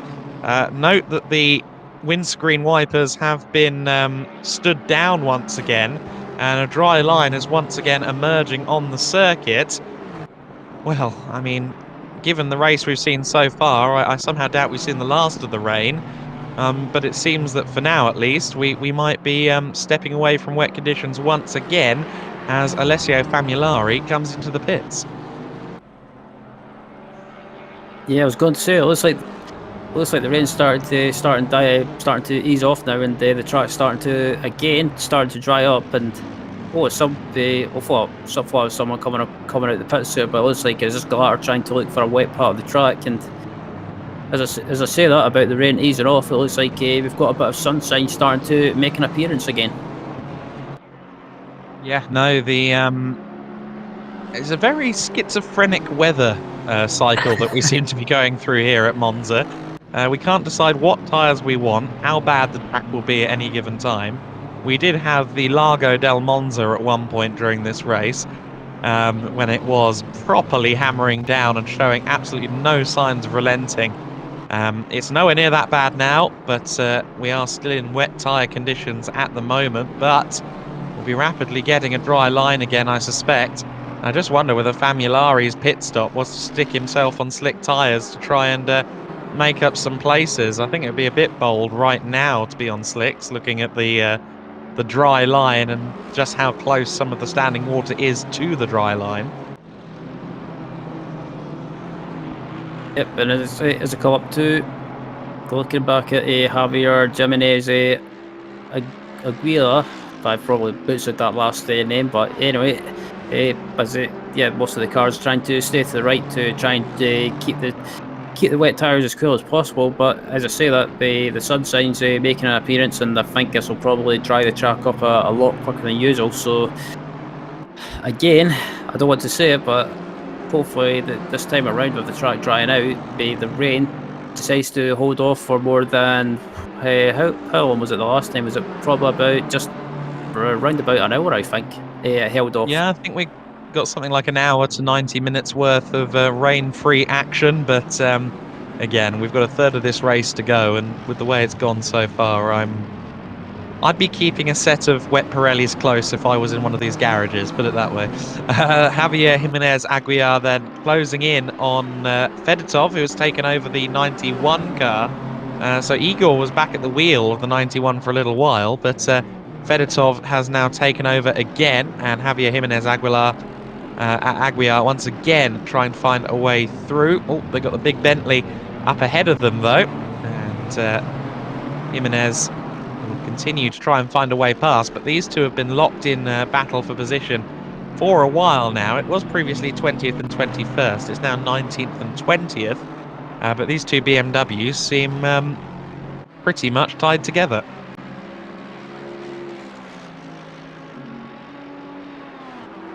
Yep, and yeah, as I come up down the hill and under the bridge now, and they're still looking for water to try and keep the wet tyres as cool as possible. So, but it's only a matter of time before that water at the side of the track starts drying up, and come back round to that old scenario. What do? Do you dive into the pits for dries, or do you try and stick it out for as long as possible in the wets? That will be the million question for all parties concerned right now. We're not seeing many P symbols on the left side of our screen to denote that people are in the pit lane. We did see Famulari into the pits, and he sits in 9th place right now, just ahead of Healy in the 26 car. So an all-Audi battle for 9th and 10th right now as well. But if Famulari has tried to go for the early slick core, we'll see quite how that pans out for him. Certainly would be ambitious, but not unheard of, as Jimenez once again pressures Fedotov for 19th place.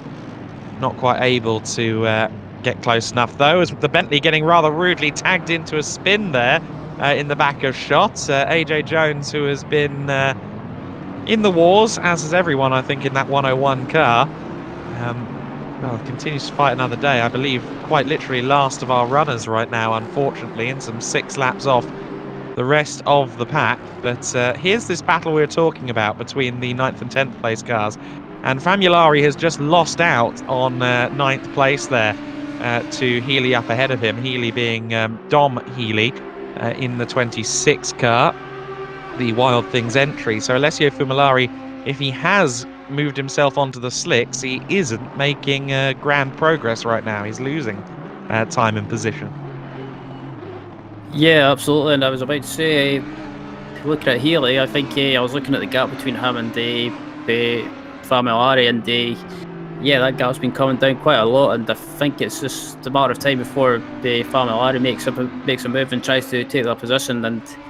But still, it's a good run from the Wild Friends racing car in ninth place. Still doing well inside the top 10, and I think again, I think the rain when it arrived, the aileron, not in this stint, but the stint before, I think that definitely helped teams like Wild Friends Racing and also the Quillas sim racing team as well. So definitely mixed up the order, and as you see there, it's starting to get a lot drier now in this back straight. I don't see any standing water now. It looks like it's all gone.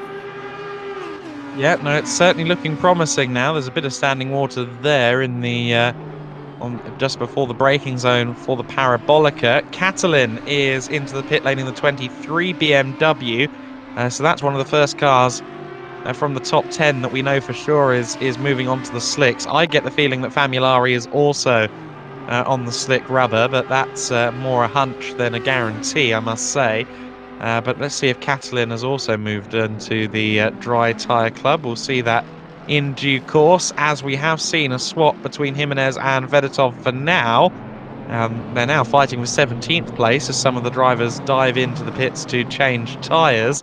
But this ever-changing scrap between the two BMWs is once again swapped over, and Jimenez Aguiar is back ahead of Alexander Fedotov for now, at least.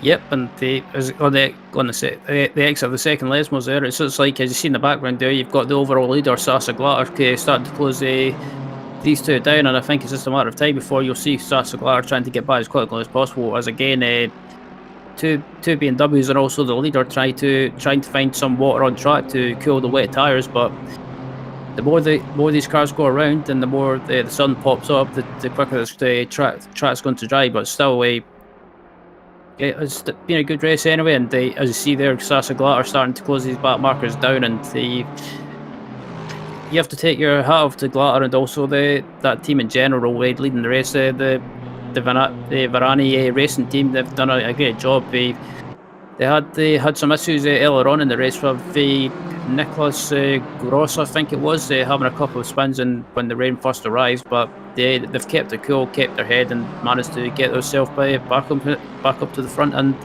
leading the race.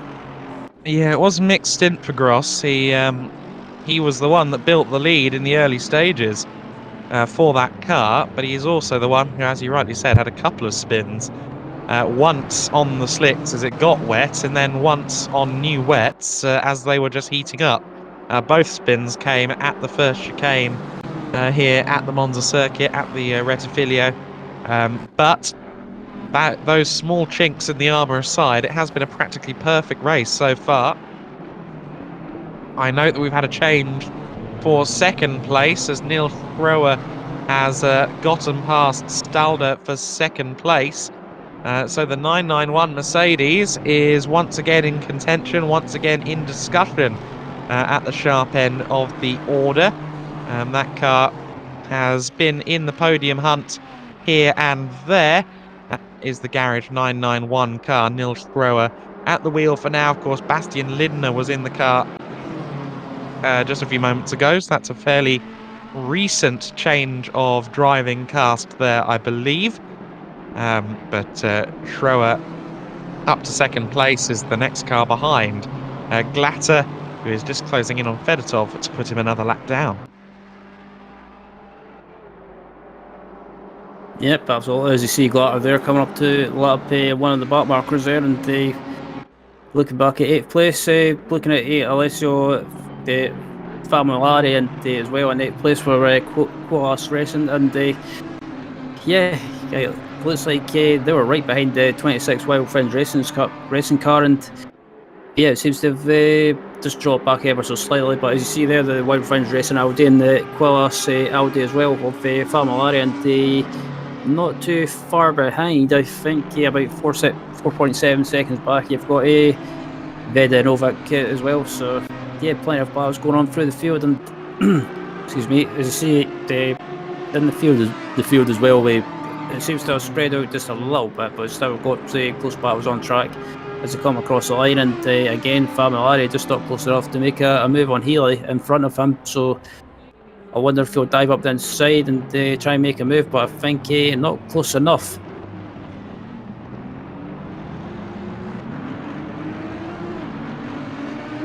But is it on the XLV, the first chicane, it looks like Koalas has got a run with Familari at the wheel, and it looks like I wonder if Healy might have made a mistake, or maybe just deciding to let Familari go, realising that he's a quicker driver, but still change of position with Familari up into 8th.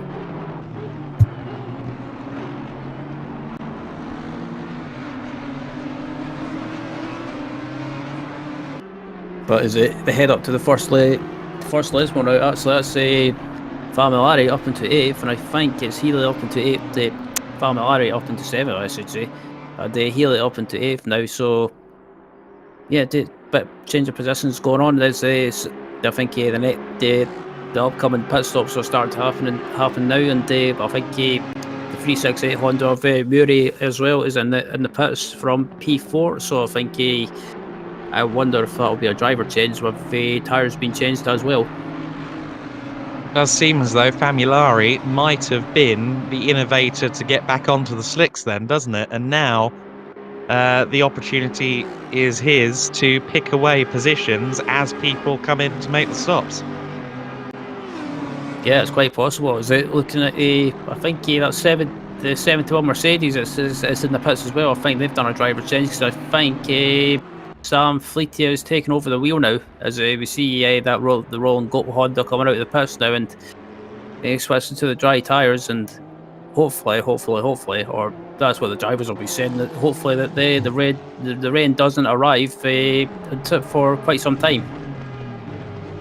I think that's everyone's collective hope at this point. It was fun at a certain point, and then somewhere around the 4th shower, it's rather lost its luster here in this race that has been very good entertainment so far across the 9 hours. We've had just about every curveball that can be thrown at the drivers over the course of this one so far. The order is in something of a state of flux right now, courtesy of the pit stops ongoing, so it's a bit risky to give you a full rundown, but we'll do what we can for the first few positions. We know that Sasha Glatter in the lead of the race, and of course he's having a good race in the Soul Lexus. Of course, that is the Valari racing car. There's Samir Smoggy, who is apparently at the wheel of the car rather than Fleety at the moment. Depends which data you look at, really. But Samir Smoggy listed as 8th on the side of screen there. We'll have to wait and see how that updates. But I do believe it is Samir at the wheel. So, as I was saying, it is Sasha Glatter in the lead of this race. For the Lexus crew, it is Gutman at the wheel of the 77 BMW once again, so they're up to 2nd place now, as so Sasha Glatter has just pitted. In 3rd place is the Garage 991 Mercedes entry. It's their 2nd appearance of the race for Stefan Jentsch at the wheel of that car. So Jentsch up into 3rd place for the time being, but not too far behind him is Dafa Nabil in the Phantom Honda, the number 10 car. The other Honda, the Rolling Goat Honda, is the 368 car, and that currently sits in 5th place, but only 2.2 seconds clear of Alessio Familari. So Familari is closing in there in the battle for 5th and 6th place, with another Audi between them as a buffer. That's Shatska in the 47 car that's between 5th and 6th place on the road right now. And in 7th place is Tufinu Catalin in the 23 BMW. Smoggy in 8th place. In 9th place is Healy in that 26, the Wild Things Audi. And it's the first of the Aston Martins, actually, that's just inherited 9th from Healy. And that is Wazinski, of course, in the 467 Aston Martin. And that's a car that has lost a bit of position in recent times, courtesy of a pit lane faux pas and a subsequent stop-go for 30 seconds. Marcin Wazinski has had a few dramas, but continues to press on now that he is back on slicks in dry conditions with a bit of open track ahead of him. Let's see how long that lasts. It's certainly been a dramatic race on the weather apps as much as anything. George Theodore Rosu in the 16 car, in the digital racing squad, all Romanian outfit. Just holding off Edu Martinez right now. Martinez back at the wheel of the 999 once again.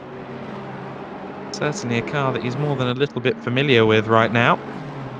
Those two have been together on track a couple of times, to say the least. And there is Vaskan Simonian in the G League Esports Elite car, the 79 machine that previously was at Lockheads with the 158 Aston Martin. Now finds himself as a rival of Fedotov in the BMW, the 91 BMW, the Harlequin car, as I insist on calling it.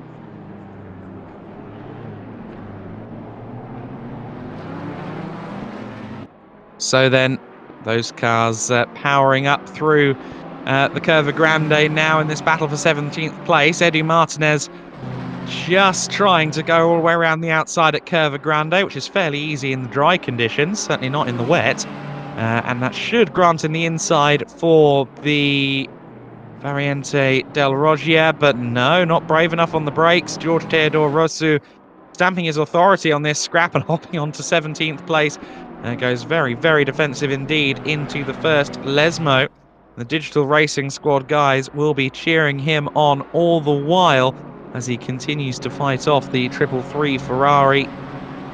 A 999 Ferrari, I should say. It does look like a Rinaldi Racing Ferrari, but it isn't a 333 car. It's the 999 of XBD Emerald Racing, of course. We're into the final 3 hours of this race then. And we are seeing a great scrap here, it must be said, between Rosu and Martinez. Both of them using ample curbing there through the exit of the Variante Escalari.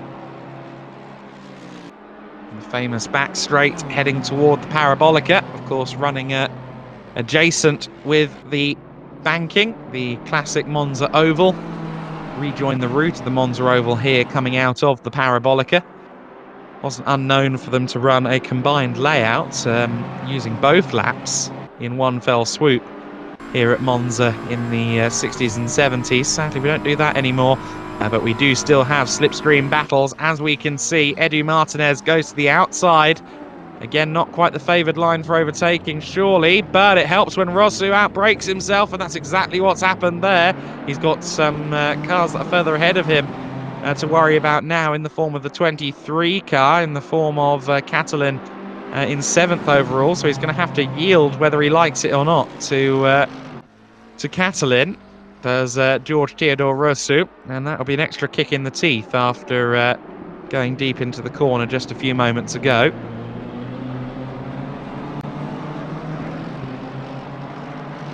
But that was a little bit of a slip up there.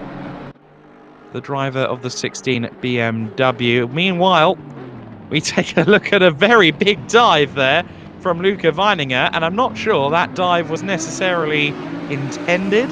If it was intended, it definitely wasn't on for Luca Weininger. That was a very bold look to the inside, and I'm being very charitable, I think, with my analysis there. But Luca Weininger has allowed the 26 car back through, so I think he agrees that Healy probably deserves that position. Weininger, though, clearly wanting to get himself into the top 10 along with his side-by-side racing teammates, a car that we've often seen kind of parlaying around the team positions on this order, on this timing screen. And Ryan, as we continue to roll into the final 3 hours, we've got some Audi warfare now for 10th and 11th place between two cars that have been vying their way into the top 10 for a long time.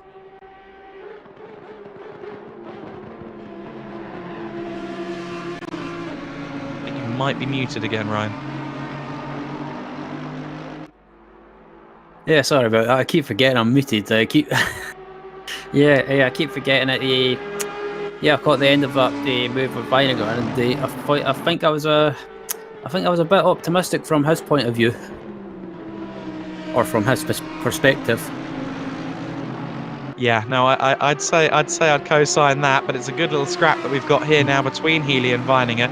We've also got some messy stuff going on behind with Nabil in 4th place and some of the back markers, but that's not for position. This is Luca Vininger now trying to get a nose up the inside, but let's see what Healy does. Dom Healy does not go defensive, but he does outbrake Vininger, and much tidier from both parties through the first chicane that time.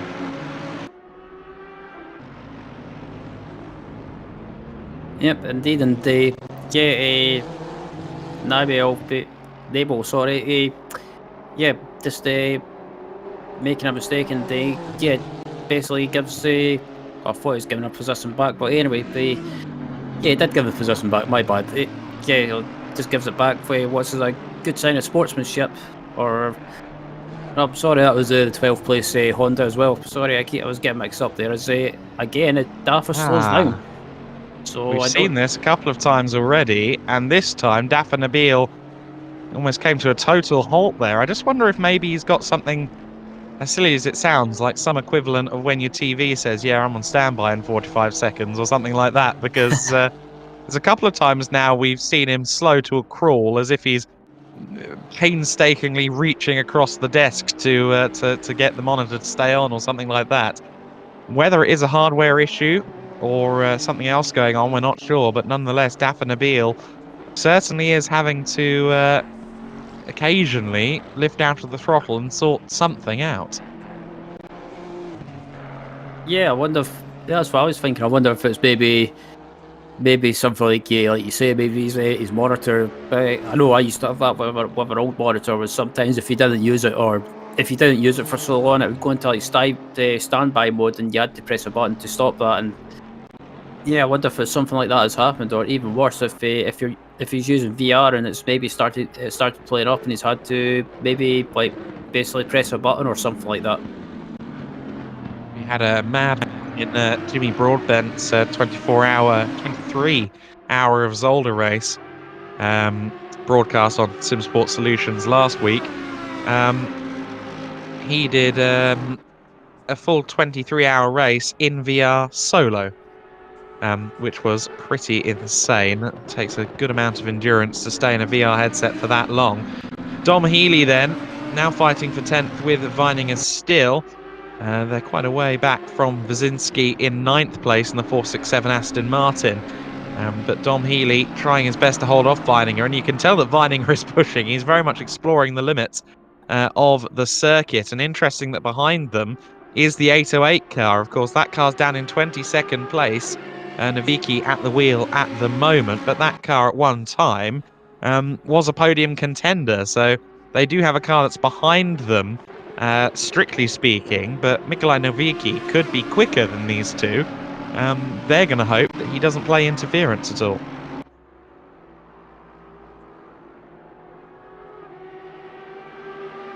Yeah, we saw there that Healy just got a wheel on the gravel coming out of the Variante Ascari, but the Wild Things Racing 26 car didn't lose as much momentum as I anticipated, and continues on without too much trouble. So Dom Healy presses on. I don't think Vining is going to be close enough, is he, into the first chicane for a move? Yeah, I thought Vinegar would have been closer than before, but not close enough to make a move. And again, I think Healy doing a good defensive job of trying to keep him behind, and also they've got a Mercedes behind them, but that's I think that's a few laps back. So basically, I think it's a battle between these two, and Vinegar are not close enough. But as I say that, actually, it looks like Vinegar is pretty much moving around trying to distract Healy and trying to unsettle him. But Healy is not letting the pressure get to him, and again, just Vinegar not close enough to make a move.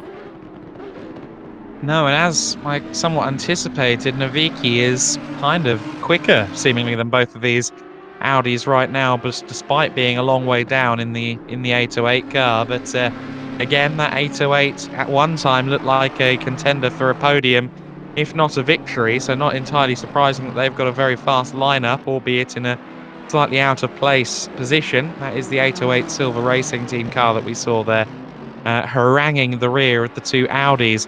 Catalin and Smoggy are at close proximity for 7th and 8th place. We watched Tufino Catalin not particularly defending up against Samir Smoggy there, who gets the inside line and really made that look very elementary, didn't he? Just jetted past.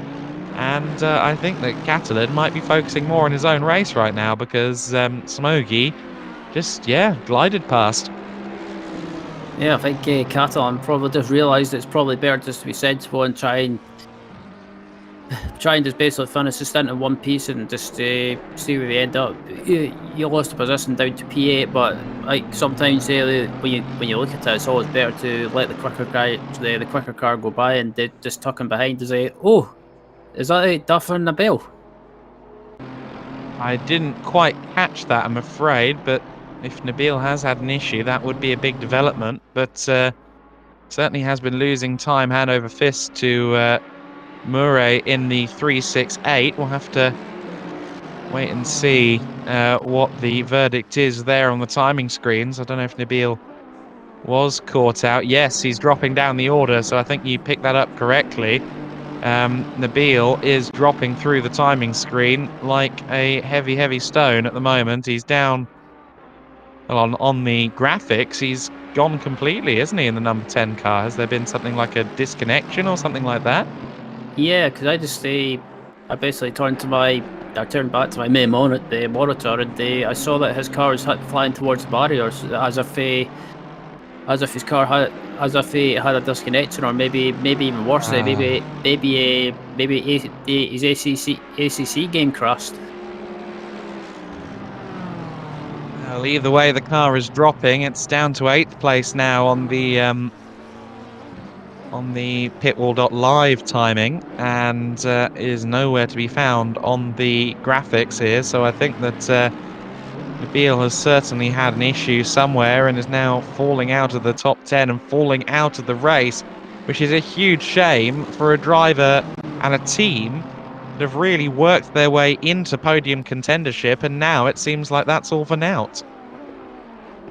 Yeah, I was going to say that it's very frustrating because they were having a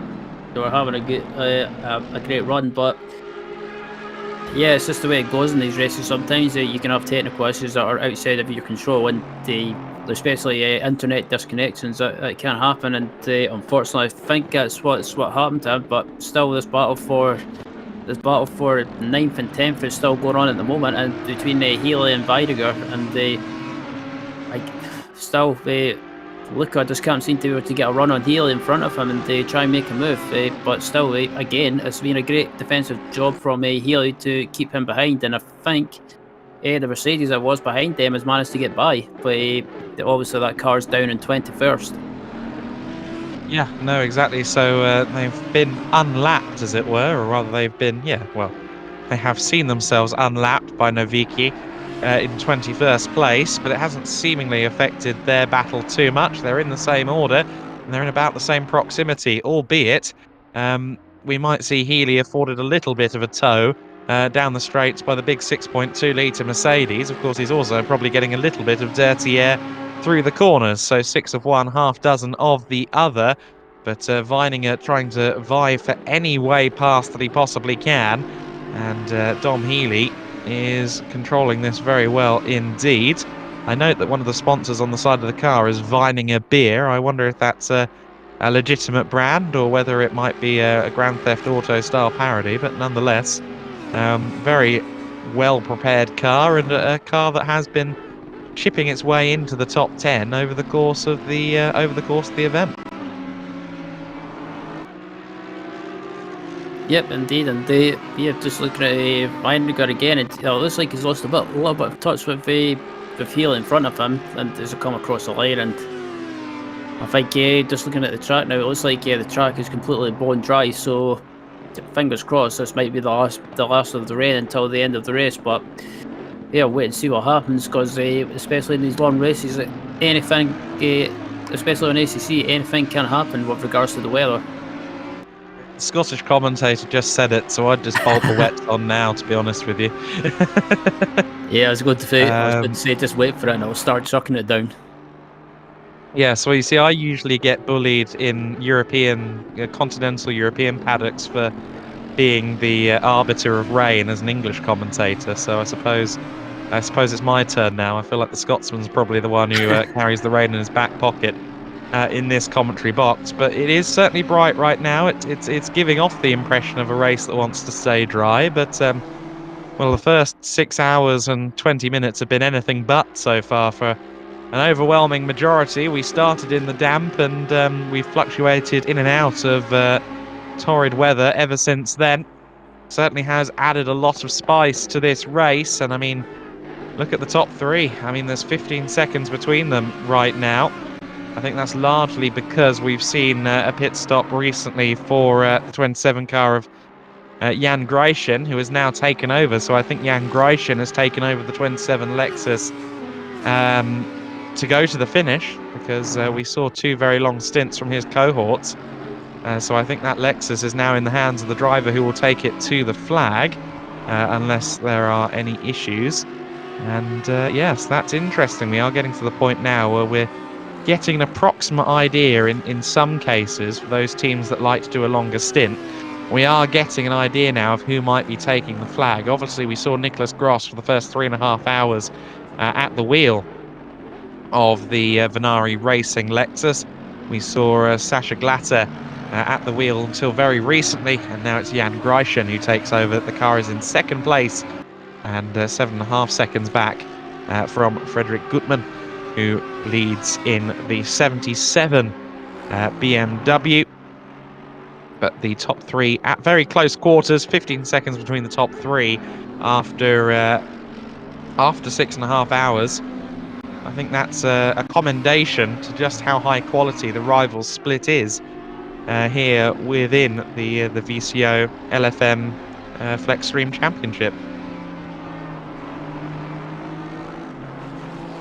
Yep, and still looking at Vinegar as well coming through the second Lesmo, and yeah, he's definitely lost a little bit of touch with Dom Healy in front of him. Sorry, so I think maybe Vinegar's maybe just decided to hang back and try and look after the tyres and just try and stretch this stint out as long as possible. I think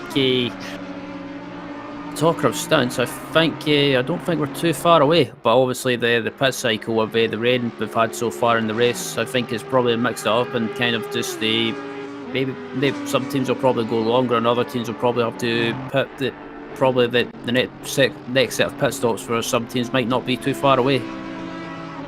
Yeah, we're definitely getting to the point where they need to consider, where their pit stops will place them at the end of the race. The last thing you want to do is be pitting, 10 minutes, 5 minutes from home. So they're definitely going to have to get those calculators out, all while being cognizant of the fact that their work could very quickly get eradicated by any further visits from Poseidon before the end of this race. Grijssen then in second place. We've spoke about the fact that car's been taken over, but I'm interested that Gutmann has once again found himself in the lead, and it does seem as though between Gutmann, Grijssen and Jentsch, the top three, there's very little between them sector on sector right now. And again, that Lightspeed 77 car, which made a hasty move onto the wets at the very beginning of a shower about 90 minutes ago, they've shot themselves up from being kind of a mid-top 10 car in this race to being leadership contenders, and it's just an example of how important thinking on your feet is over a race of this duration.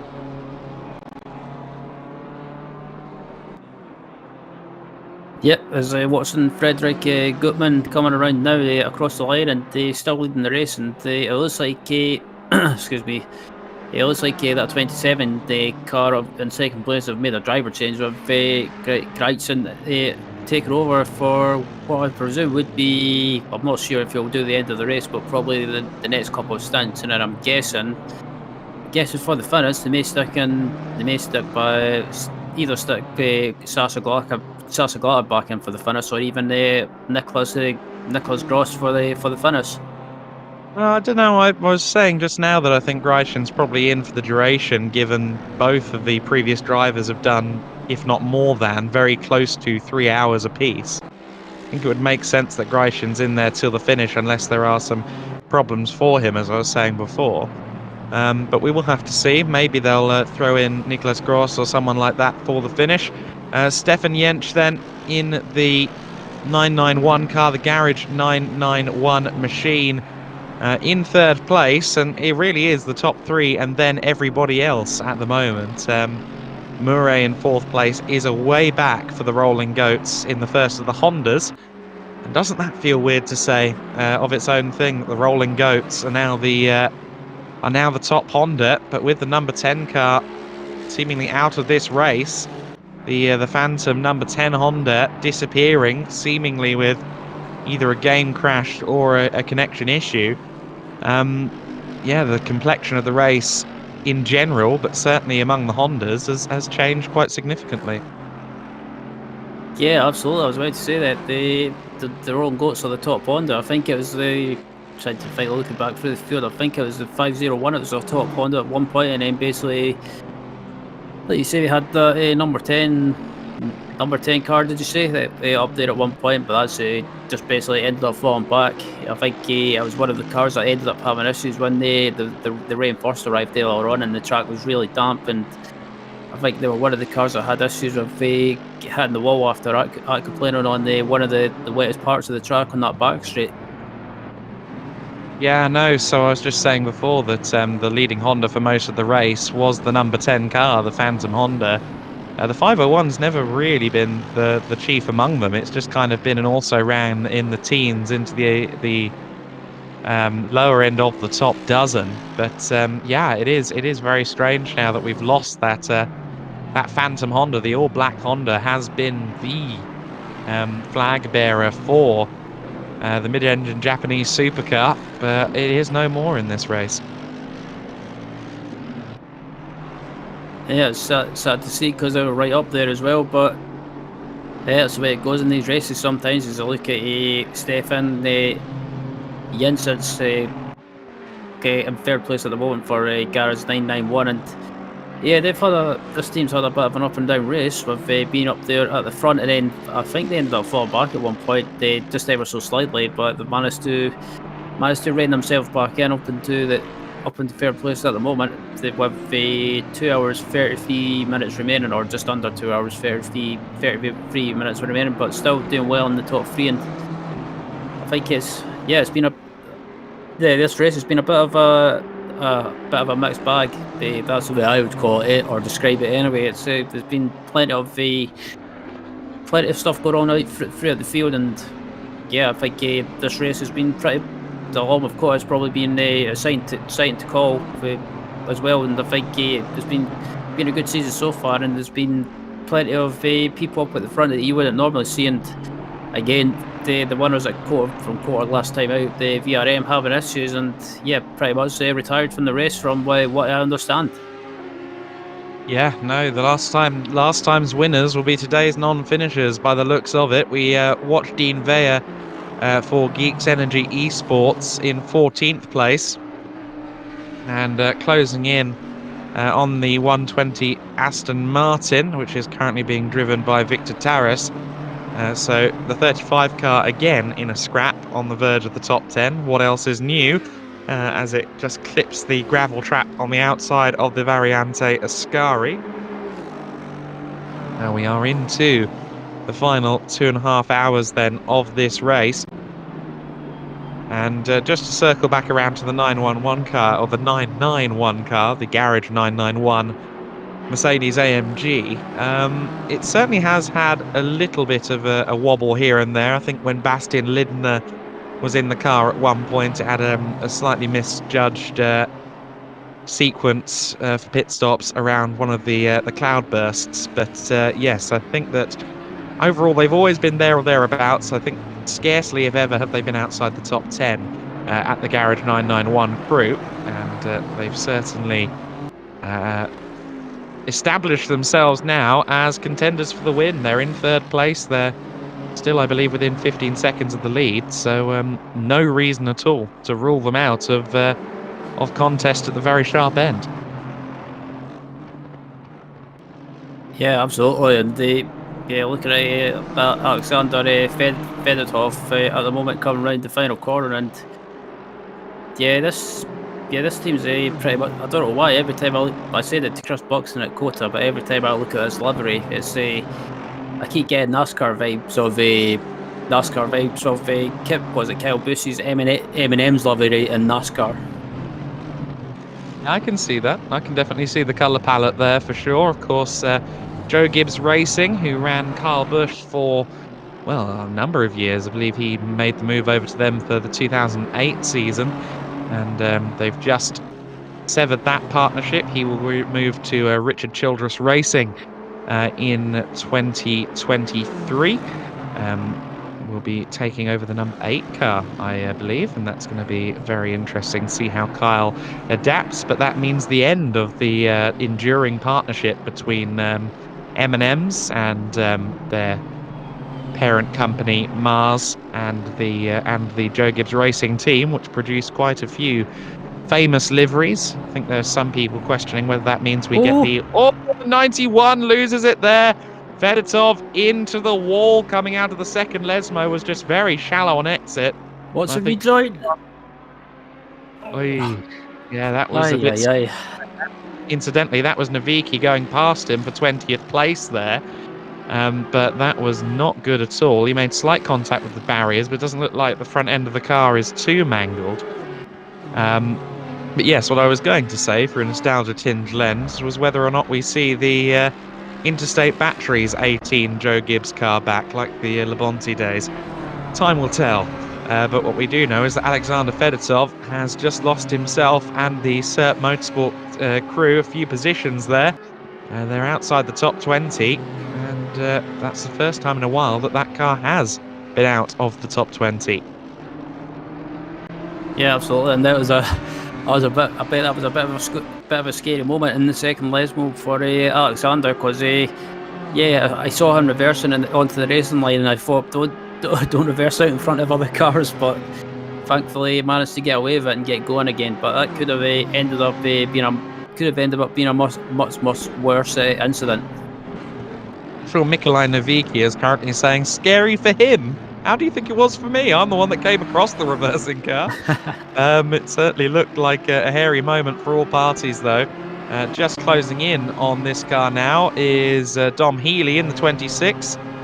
Still just about a couple of seconds clear over Weininger in 10th. So that gap has extended out to just over 1.5 seconds in the battle for 9th place among the Audi pair. They've also got to worry about that 501 Honda, which has slowly reeled them in. There in 11th, Pogadol in the 501 car, just in the back of shot there. So certainly there are still some compelling overall scraps up and down the order. But it is still Frederick Gutmann at the front of the order. I'm interested to see how the pace is for Jan Greichen relative to Gutmann, because it seemed as though Gutmann didn't feel that he had the pace over the 27 car a little earlier on. Now, let's look at last lap times. The last lap for this car was a 49.2. We just had that on the bottom screen. Let's see what this one's time is when we cross the line now. I think we get it again. Yes, a 49.520.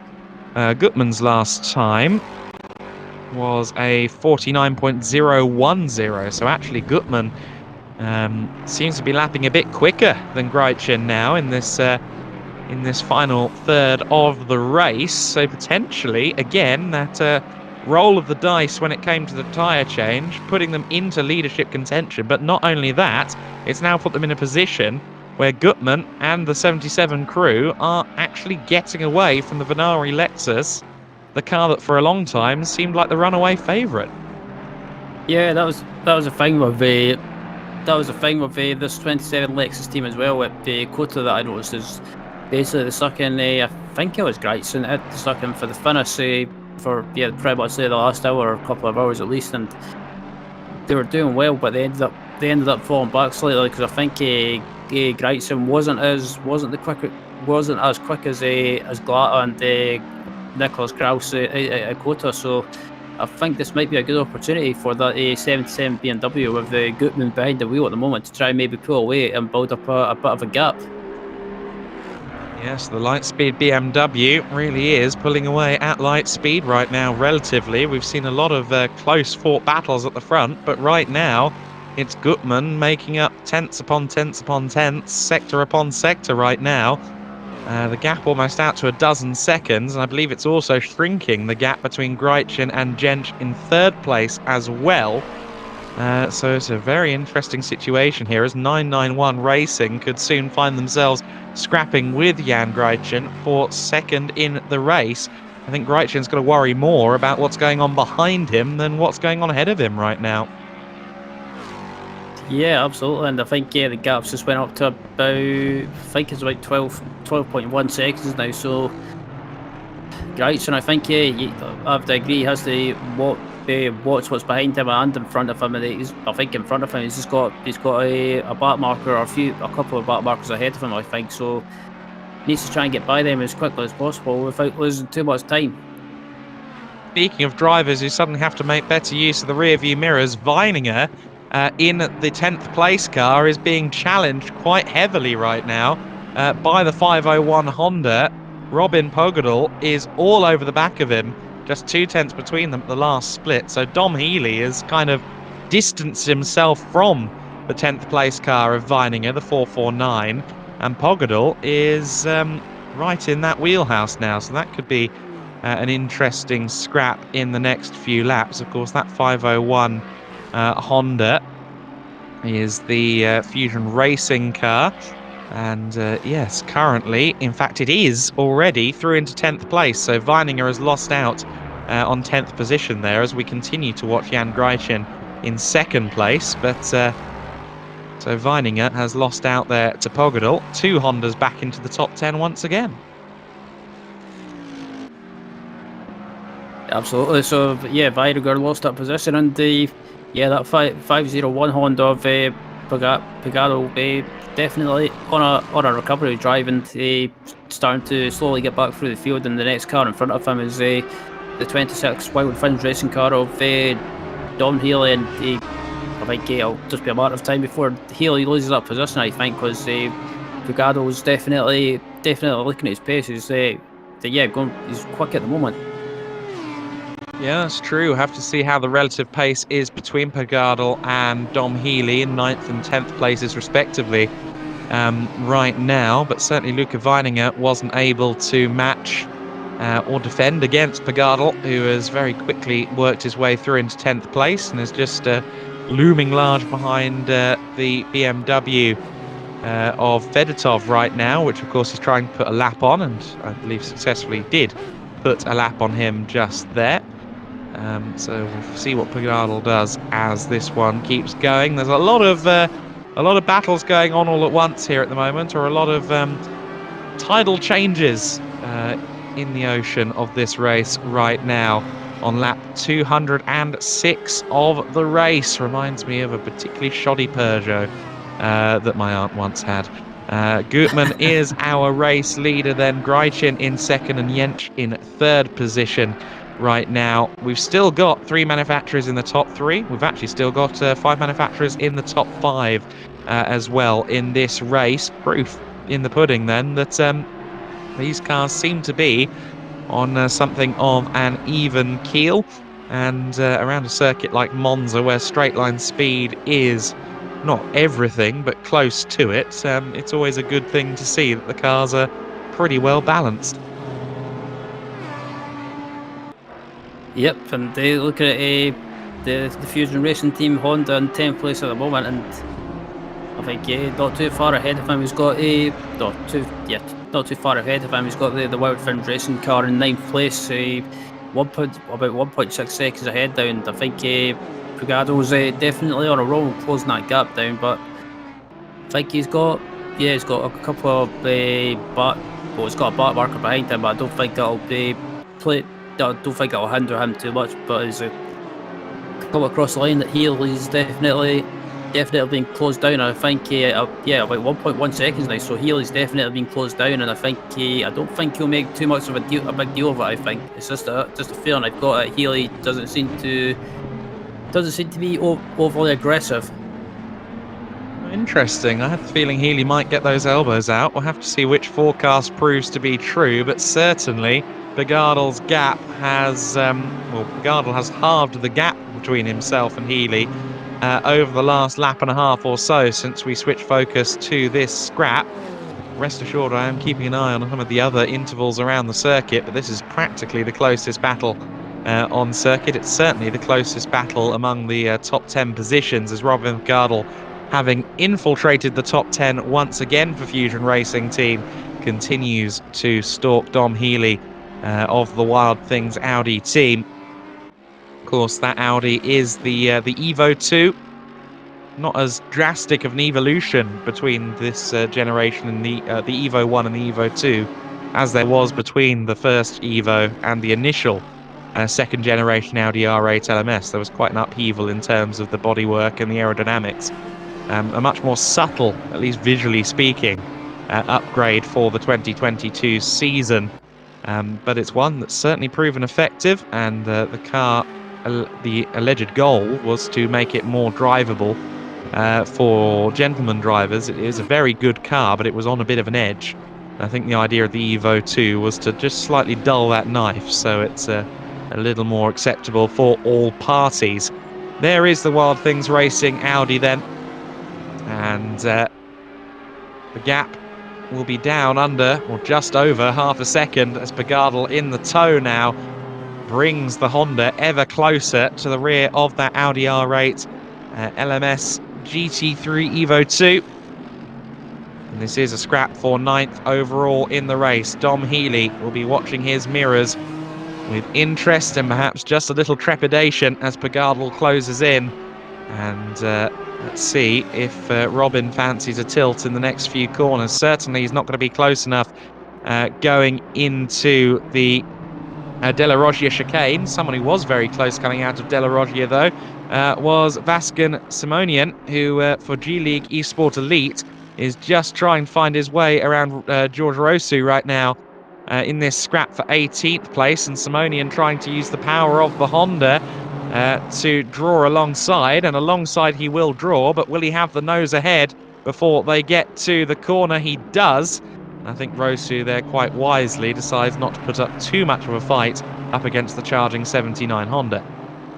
Yeah, that was good. That was good heads up driving there for Rosso. I think he realised that the Simonian had the run on the outside and was probably ahead by the time they got to the corner, and just decided to let him go. But again, looking further up the road, they're looking at the battle for P9 and P10 between Healy and Begardle, and I think this is probably the opportunity that Begardle has probably been looking for. He needs to try and get a good exit here and get that run down the home straight to try and make a move. But coming around the final corner, and I think definitely got a good exit there, and I think he might get this run, or he might get his move done heading down across the start finish line, and even he might get the move done before turn 1.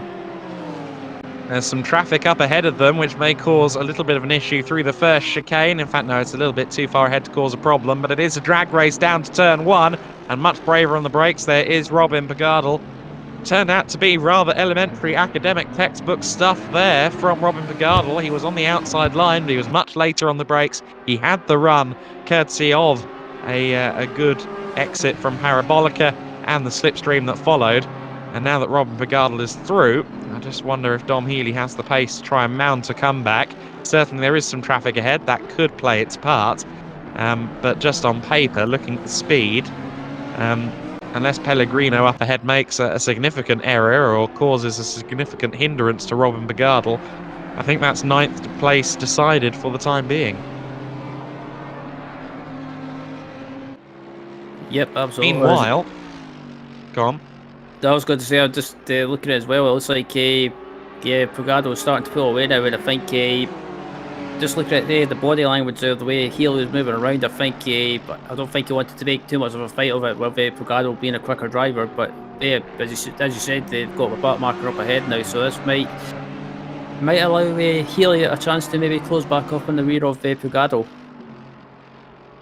Certainly looks as if the back marker, Pellegrino in the 770 car, is just slightly bottling up the situation here. That's the impression I'm getting, and Pagardl trying desperately to find a way by. He'll hope to get a nice slingshot out of Parabolica and put the Ferrari between himself and Healy before they get to the Variante del Rettifilo, and that's exactly what I think will happen there. Hopefully just a little ease out of the throttle there from Pellegrino, and the deal should be done, and done it is. Very nicely managed from all parties. I think with that Ferrari now just stifling Healy's momentum coming out of the chicane, I think that shores up Pagardl's cushion for the time being.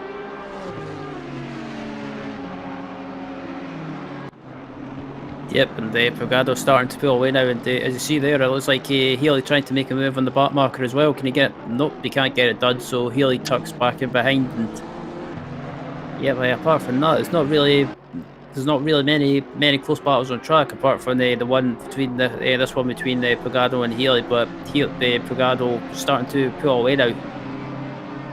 15th and 16th place are looking quite close at the moment. The leading McLaren of Flamga was within a tenth of Jimenez Aguiar last time across a sector split, so we'll have to see whether that battle is toing and a throwing one way or the other in 15th and 16th place. It's worth noting that Jan Greichen is still falling away from Gutmann, and doing so quite significantly. The gap is out over 15 seconds now between the top two. So this really feels like one of those definitive stints of a race, if you know what I mean, where you just see a really quick driver in his element, setting lap after lap after lap and extending a lead that may eventually prove to be unassailable. I mean, Gutmann is working his way further and further clear of Greichen in second place. It's almost 16 seconds between the leading BMW and the Lexus in second place. It's also worth mentioning again, we've mentioned him a couple of times recently as he works his way through the order, back into the top 20, Mikolaj Navicki. He's closing in quite significantly on the 16 BMW up ahead. That's George Teodorescu, and that gap is shrinking quite significantly. There is the battle for 15th place that I was referencing a little while ago, and it really is quite close as Javier Jimenez Aguiar tries to go up the inside. And has he got it done? Yes, very careful driving, I'm going to say that was, from Timothy Flamga there, to just allow the BMW 3 through from the SRP racing team. And SRP have gradually worked their way up, haven't they? Because they were on the outside of the top 20 in that number 9 M4 GT3, and they're now slowly but surely chipping away to work their way up through into the top 15. So I think, you know, if they keep that momentum going, they've still got 2 hours and 12 minutes to play with. They could find themselves in the top dozen before the end of this for sure. Yeah, I was going to say if they use some strategy, maybe try and use some strategy to get further up through the field. I think it's a good possibility. I mean, you've still got basically a couple of hours left in this race, so plenty of time to get back through the field, and even with that damage, are still going. So yeah, probably not where they want to be, but still, they're still going. So credit to them for sticking at it. Yeah, so we look at Mikolaj Navicki now. They're into the top 20 for the first time in a while. We alluded to this little scrap earlier on as Rosu comes under pressure from Navicki. The Silver Racing Team guys, former podium contenders, dive up the inside. Fairly clear and clean overtake there.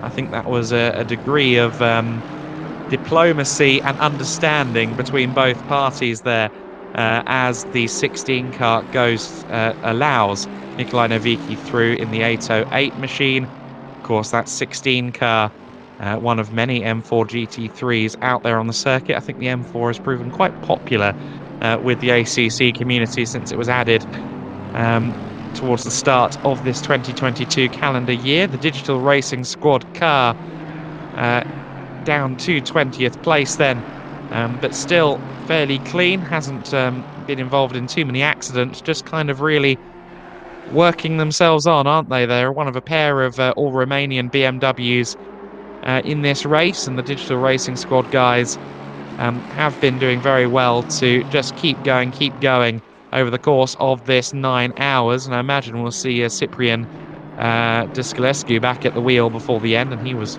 pretty quick during his stints. So I wouldn't rule them out of moving further into the teens again before the end of this race too.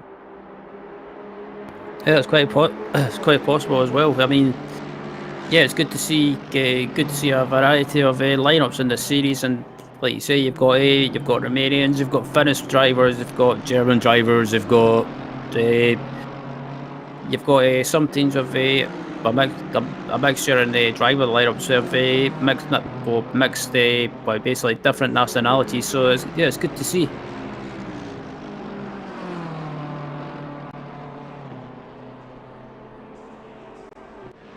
Yeah, no, it definitely is good to see. And I mean, you've got the all South African Aston Martin as well. There's the team of mixed Indonesian and Filipino driver lineup as well. It's very much an intercontinental feel here. Don't know how much representation we've got from North America, but then again, it was about 6 a.m. for them when we started this race, so I do get it. Almost 1 p.m. on the game. It's almost 6 p.m. here in the UK.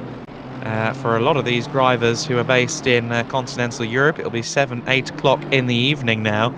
And it is something that can catch you, I don't know about catch you out, but it is something that's a bit destabilizing sometimes when the time of the sim isn't quite in sync with the real world, right? Because especially if you've got a window nearby, you look and you go, oh, it's changed.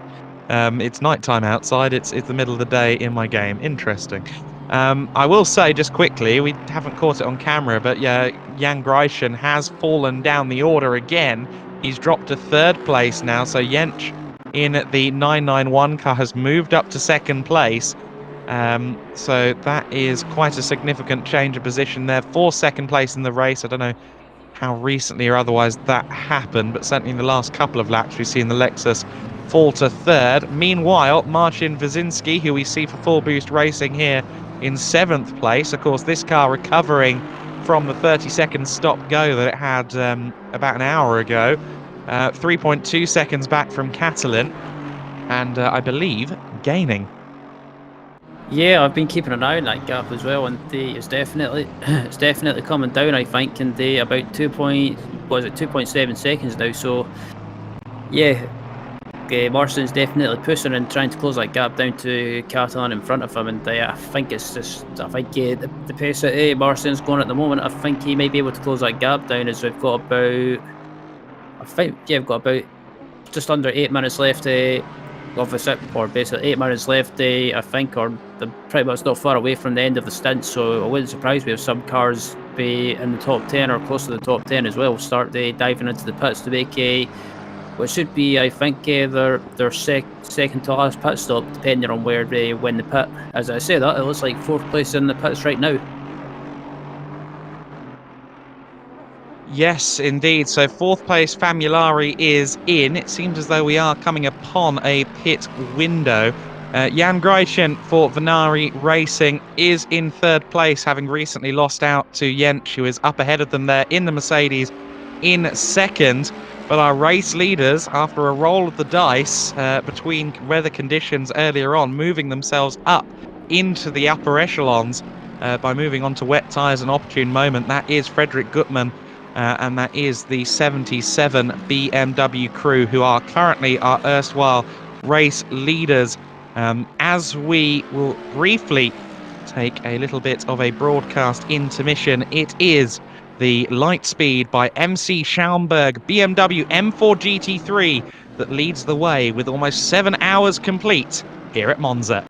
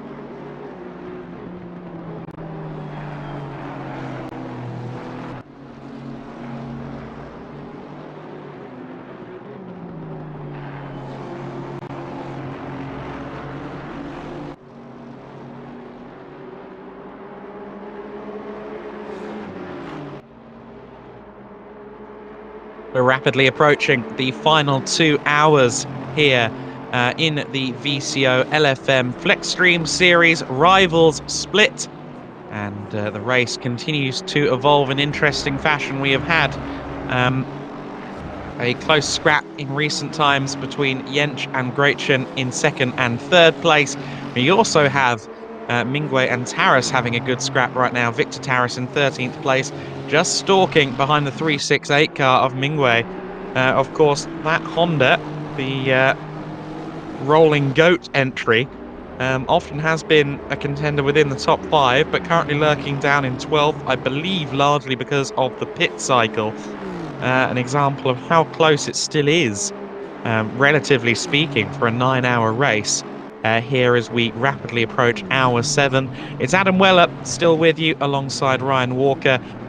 It's been a dramatic race so far. We're in the dry, we're in the sunshine for now, but we all know that hasn't always been the case. You can see the styrofoam is strewn across the facility, as are the bollards, and anything else that isn't bolted down has been troubled at some point over the last 7 hours. Ryan, it has been a very intriguing motor race so far.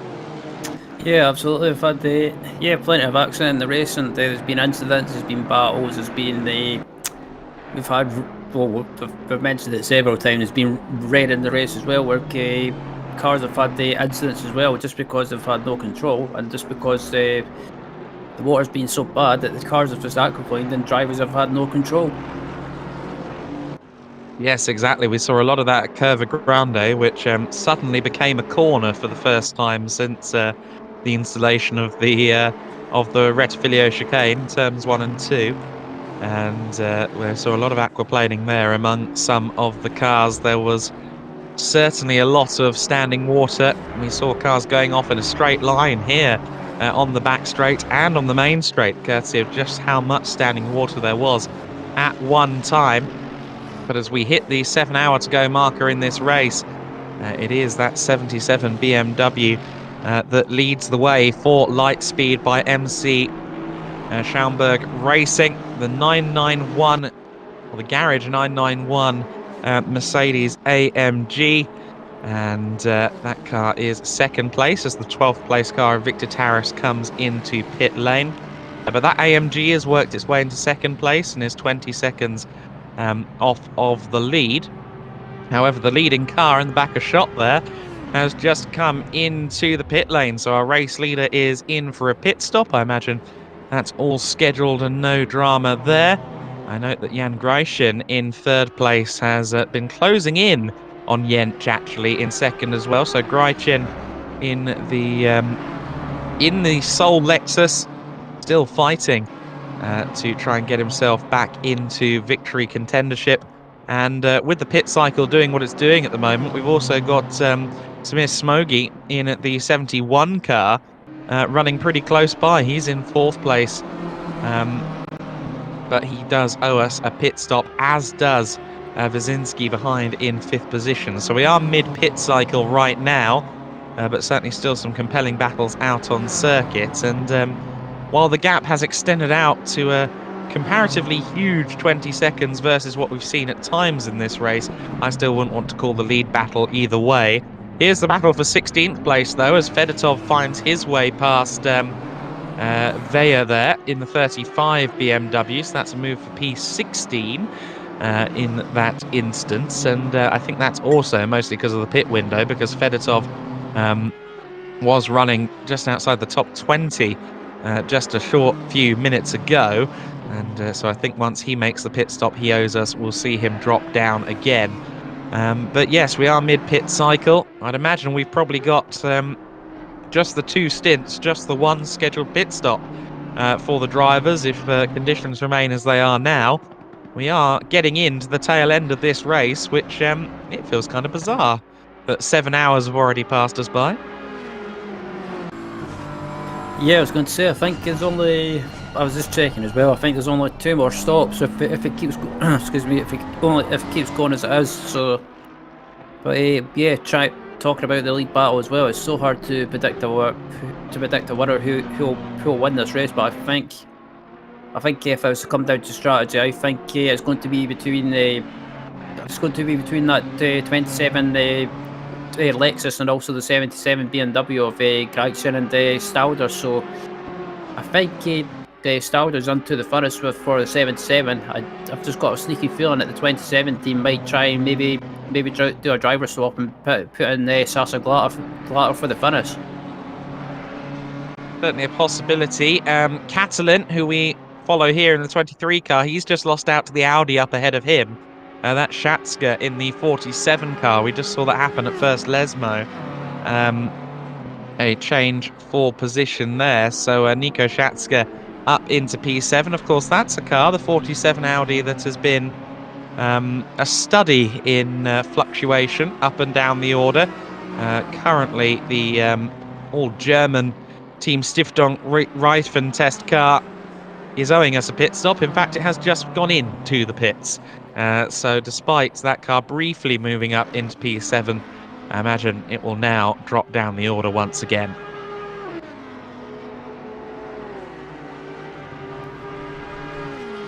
Yep, absolutely. I was looking at Predrag Jerovic, sorry, heading into the final corner, and yeah, it looks like everyone's starting to make their pretty much make their not their final pit stop, but pretty much said the close to the final set of pit stops, and probably it wouldn't surprise me if people try and go as low as possible and try and get close to that close to pretty much that 1 hour remaining mark, and then basically try and maybe not take as much fuel for the final pit stop. Yeah, certainly strategy plays in the offing, that much is for sure, as we watch Predrag Jevrimovic in the side-by-side Audi, just behind Flamger in the number 30 McLaren, a car that's been resolutely running about 15th or 16th place as of recent times, up into 11th place right now, but that's more a reflection on the pit cycle at the moment, as incidentally back to the lead at the moment is Jan Greichen. So our Lexus is back into the lead, albeit that's because the Garage 991 team have called in Stefan Jentsch. He is currently in the pits, and we'll see where he comes out relative to Stalder in the 77 Lightspeed BMW.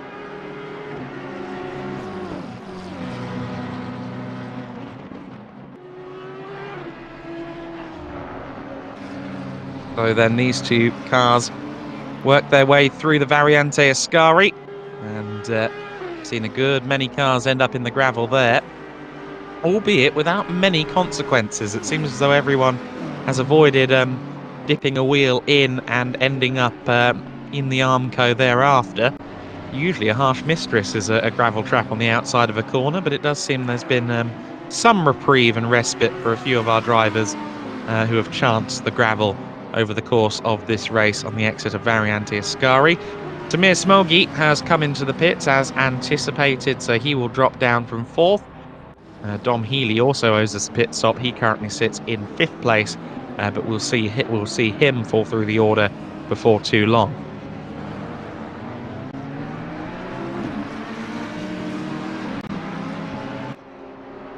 Yep. So yeah, watching the pre-drag coming through the back markers now, and yeah, just sitting outside the top 10 as well, and in front of him, it looks like he's chasing down that 30 McLaren of Flamger as well. So start closing that gap down quickly, and I think you'll probably up into 11th place in no time. But obviously the pit stops are still to happen as well, and I'd say that as well.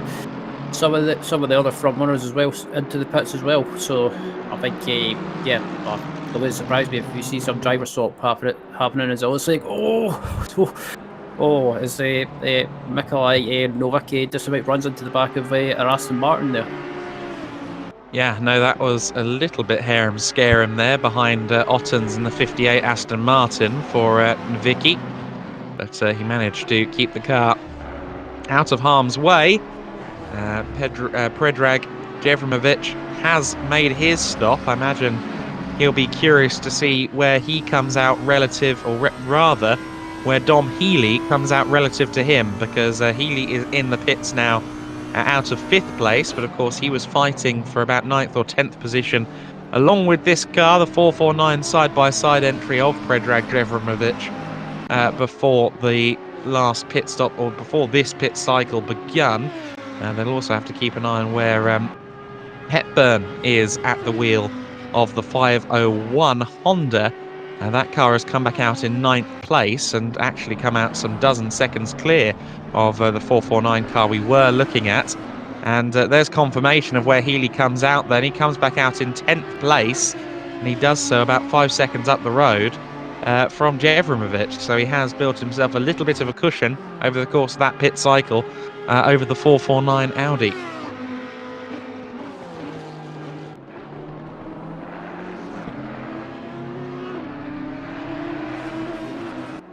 Oh, but someone runs wide through the chicane there. It looks like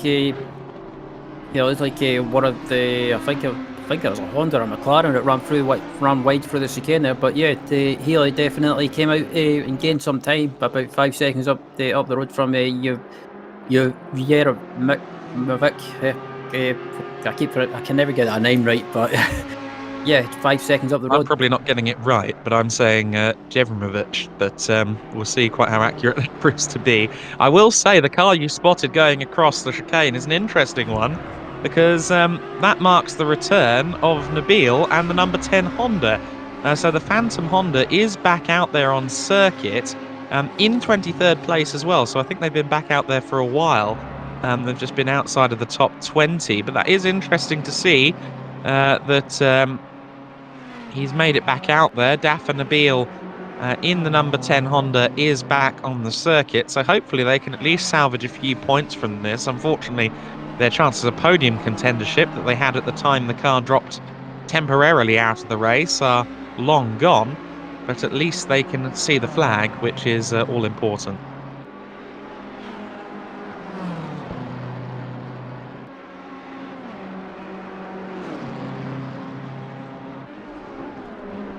Yep, but looking at 20th place, Artem for Skopsky as well, and yeah, good to see that number 10 get Honda back out on track as well. I'm not sure what happened to them. If obviously with that rain they had an issue, but I think after that I don't know if something happened that they had to pull over and go do something.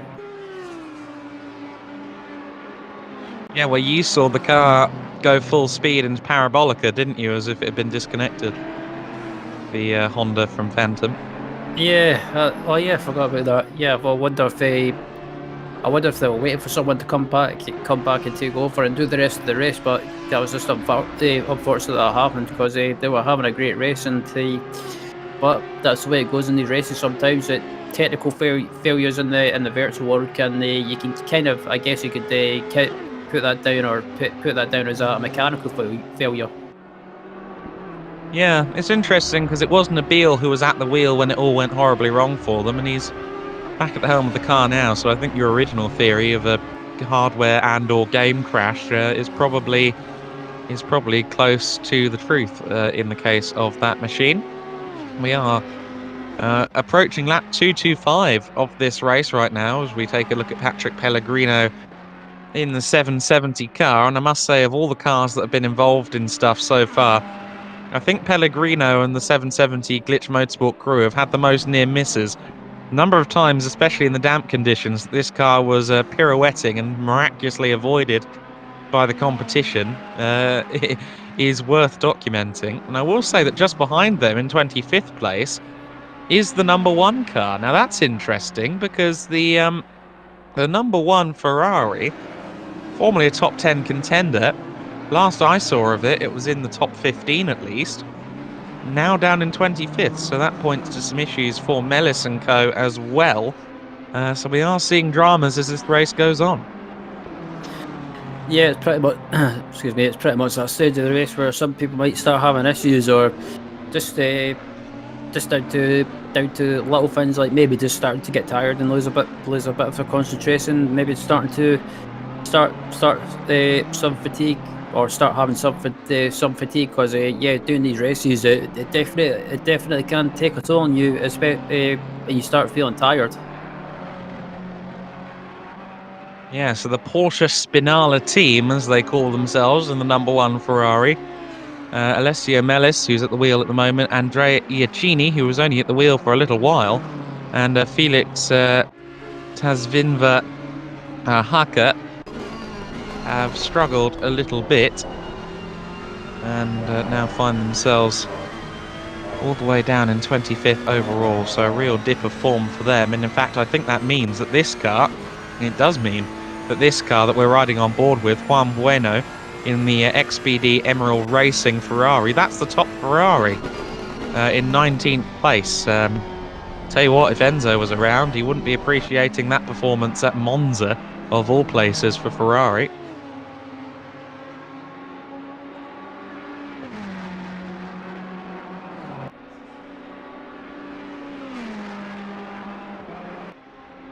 This is the world capital of straight line speed, Monza, Temple of Speed, as it is called, and it is home turf, certainly, for Ferrari. It's not necessarily the most local circuit to Ferrari, of course. They do have their own test track, after all.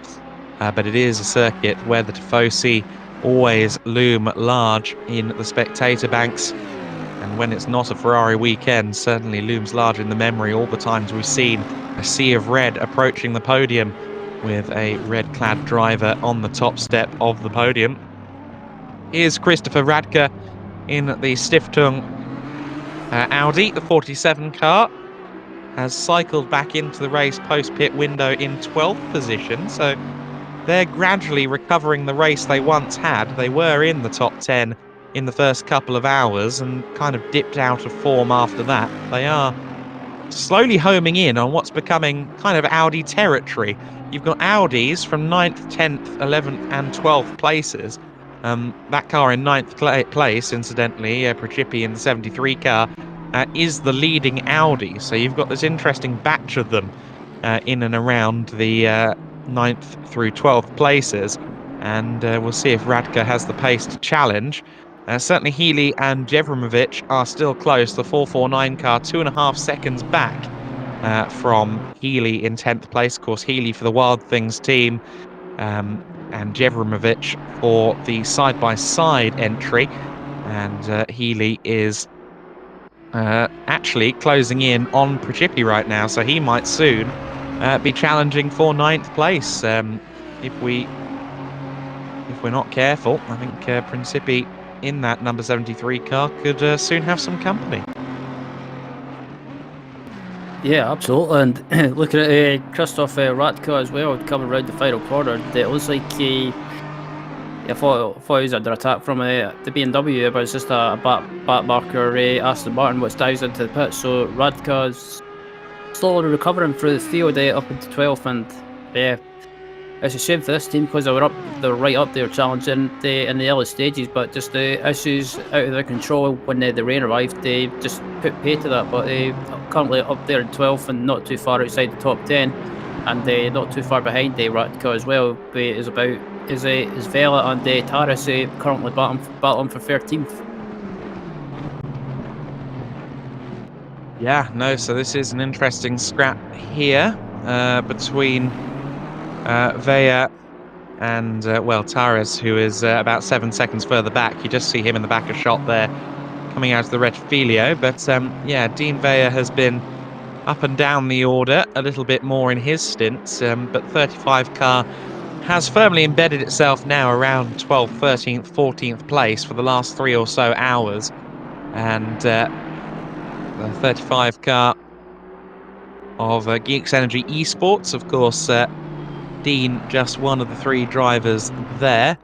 The car was previously in the hands of Stan Vietstra before the most recent driver change. Sheldon Muscat hasn't been at the wheel of the car for a little while now. I don't know if he'll get back in before the end or whether he's done his driving for the day. Sheldon probably did about a 2 to 2.5 hour stint in the middle of this race, so he might have done his time at the helm of the BMW, but we'll have to wait and see whether that proves to be the case.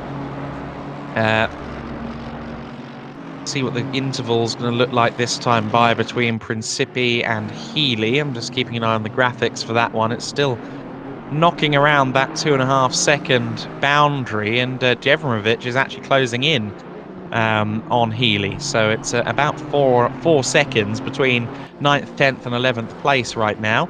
And we can follow Alex Poama in the Digital Racing Squad 16 car. He's in 18th place right now. Just going to put another lap on the IDA Esports Aston Martin there. Poama in the Digital Racing Squad entry, just looking to the inside, and should be made fairly easy with the blue flags. Oh, no, never mind. Poama having to work his way through the traffic in the big BMW. I alluded to it earlier on in the day, but the BMW looked very strong in straight line dominant circuits this year in the real world GT3 scene, as somebody straight lines the first chicane with gusto. That was one of the Hondas. In fact, that was Patat in 17th place there, who overshot that, and he's actually trying to get past that man Warner in 16th in the McLaren, who we were just taking a brief look at there. But yeah, these M4s were very quick in a straight line during the 2022 season at the Red Bull Ring.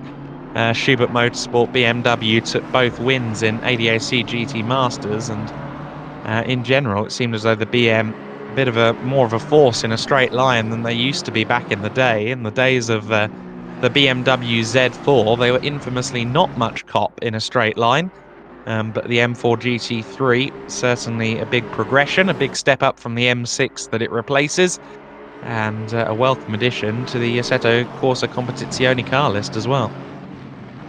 Yeah, I have to say it is a fun car to race on ACC, and yeah, it's probably the BMW along with this car here, the Aston Martin, is probably one of the, I found anyway, it's probably one of the easiest cars to jump into and feel comfortable with. But yeah, the straight line speed as well. It was right up there as well. At one point, it was probably, you probably could say it was maybe slightly overpowered. But I think with the recent update on ACC, I think it's kind of just reined that back in, and it seems to be helping it either way. With getting the cars down to be as close as possible. As it looks like Thomas Suek is trying to get by a back marker in front of him, and frantically flashing the lights because he's under attack from it looks like under attack from another backpacker as well. Oh, I thought they were going to go free wide there. That was Thomas Sivek kind of giving a toe there to Patat in 17th place, which gave Chris Warner a lot to worry about there. The Honda NSX behind him is the car he's fighting for position, the battle for 16th place, and the Honda got a very nice toe indeed from the Aston Martin there, and now looking to the inside is Patat in the 79, and surely he's got it done. Yes, he does. He gets past Chris Warner for Alpha SimSport. Had really not much choice but to see that Honda go past him there. The McLaren doesn't seem like it's had the strongest of races here at Monza, and the leading of the McLarens has now been demoted to 17th place with that manoeuvre there. Of course, the 79 Honda is the car out of the G League Esports stable. Arthur Patat at the wheel at the moment. Vasco Simonian was in the car previously, as was Mattis Voss. So we see Manuel Stalder, our erstwhile race leader, on screen at the moment. He's got 14.4 seconds over the Garage 991 Mercedes entry. That's been taken over by Bastian Lindner in the previous set of pit stops, and I think Lindner is closing. Certainly both parties are getting away from Jan Greichen in third place, but I do wonder if that 991 Mercedes is yet to make a late bid on the win here. Yeah, indeed, is it? Yeah, coming around now and looking at Taris now, and definitely, this team's pretty much been inside the top 10 or outside the top 10. It's plenty of switching around throughout the field, and Taris at the moment currently down in 14th, and back up at the front. We're still the 27 Venari racing team of Jan Greichen, still in third place, and not really been able to do anything about the leader Staldo or even the Lindner in front of him in the Mercedes. So I think Greitzen, if he is into the finish, I just feel he's not got the pace to try and close that gap down to Lindner or Staldo in front of him. And Greitzen, yeah, doesn't seem to have that raw speed, as you were saying. Someone who does have some raw speed right now appears to be Jevromovic in the side-by-side Audi. I said that he was closing in on Dom Healy. Well, here's the proof in the pudding. They've both lost a little bit of time recently to the car in 9th place, but it's once again Audi warfare as Dom Healy tries his best to hold off the side-by-side car on behalf of his 26 crew. And a little look to the inside there from Predrag Jevromovic there.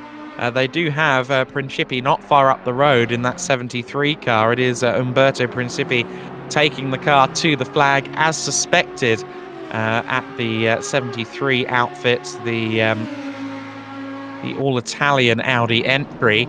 But this is an interesting little battle going on for 10th and 11th place. And that was a big off there for Hepburn in the 8th place car. So the 501 Honda there has gone for a little bit of a spin, and that's going to bring him right into the firing line of Principi in 9th place. We continue to follow this 10th and 11th place scrap. Dom Healy by a fingertip is just about still ahead. Now, is there going to be a move on into Parabolica? Jevromovic looks to the inside and dangles a speculative nose, but can't quite get to the inside enough to actually make a legitimate passing attempt. He did rather compromise his run out of Parabolica there as a result of that. He does have the toe now coming down the main straight. I'm not sure, however, that it'll be close enough going into the first corner.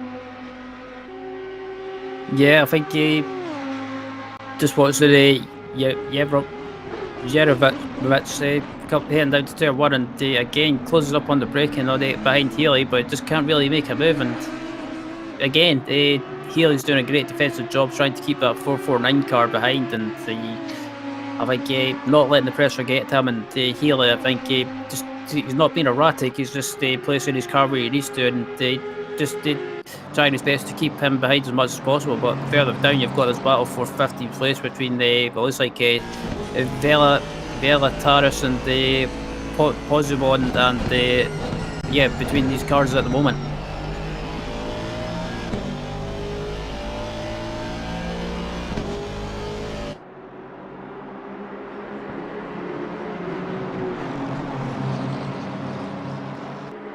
Yep. Yeah, it's a come across the line as well. It looks like heading down to turn 1, and again the Pozibon not close enough to make a move on the Taris heading into turn 1. So yeah, unfortunately needs to stay behind and in front of Taris as well. It looks like we've got a BMW. I'm not sure if that's a back marker or if it's actually for position. That's the leader. Oh, that's the leader, sorry. Yeah, my bad. So that's Stauder in the lead, and I think Stauder might have lapped his cars possibly, but as we'll go back to the battle for 10th place between Healy and Jevromovic heading into the final corner. And again, I think it looks like Predrag is close this time around, and he might have the run down the home straight. Yeah, Jevromovic. Oh, you've got me at it now. Jevromovic in 11th place there in the slipstream. You definitely have me at it, because I also tried to commentate through a muted mic a few moments ago. So I'm really picking up your moves as the 449 car dives up the inside of the 26. Can't quite make it happen though. Dom Healy resolute. I note about Healy that he never really kind of goes overly defensive. He doesn't do exaggerated defensive lines, but he does seem to just about be able to control the car readily enough to, take the braking zone, take the racing line, and yet retain his position. He seems very wise when it comes to fighting for position in this manner. Yeah, absolutely. And look, Pozibon again gets close to Taris in front of him in the final corner, but again I think Aston Martin, just the straight line speed of it, but will keep him in front of Pozibon. So coming across the line on that side, as I take that back, that BMW is starting to close up. Yeah, no, certainly is closing up a little bit there, and the BMW to the inside now of the Aston Martin into 14th place. Fancies chasing his BMW brethren, the race leader Stalder, perhaps, as Lucas Pozobon makes his way past for SRP Racing Team, but I get the feeling that Victor Taras hasn't had the last of this one. The 120 car on the retaliation drive now and has the outside line for De La Roggia to come. Lucas Pozobon affords him room on the outside, but Pozobon gets it done there. I think was quite careful to get only a decent run through the second apex of that chicane as well to stifle the run of Taras. I think that should cement Pozobon up into 14th place, but we will see if Taras can find a way through. The McLaren behind them is the car in 25th place, so not a factor in this battle for position, but nonetheless, that McLaren also proving to be a bit of a factor on the road, if not on the timing screen. But I think Lucas Pozobon has probably done enough, at least for the foreseeable, to retain and claim 14th place.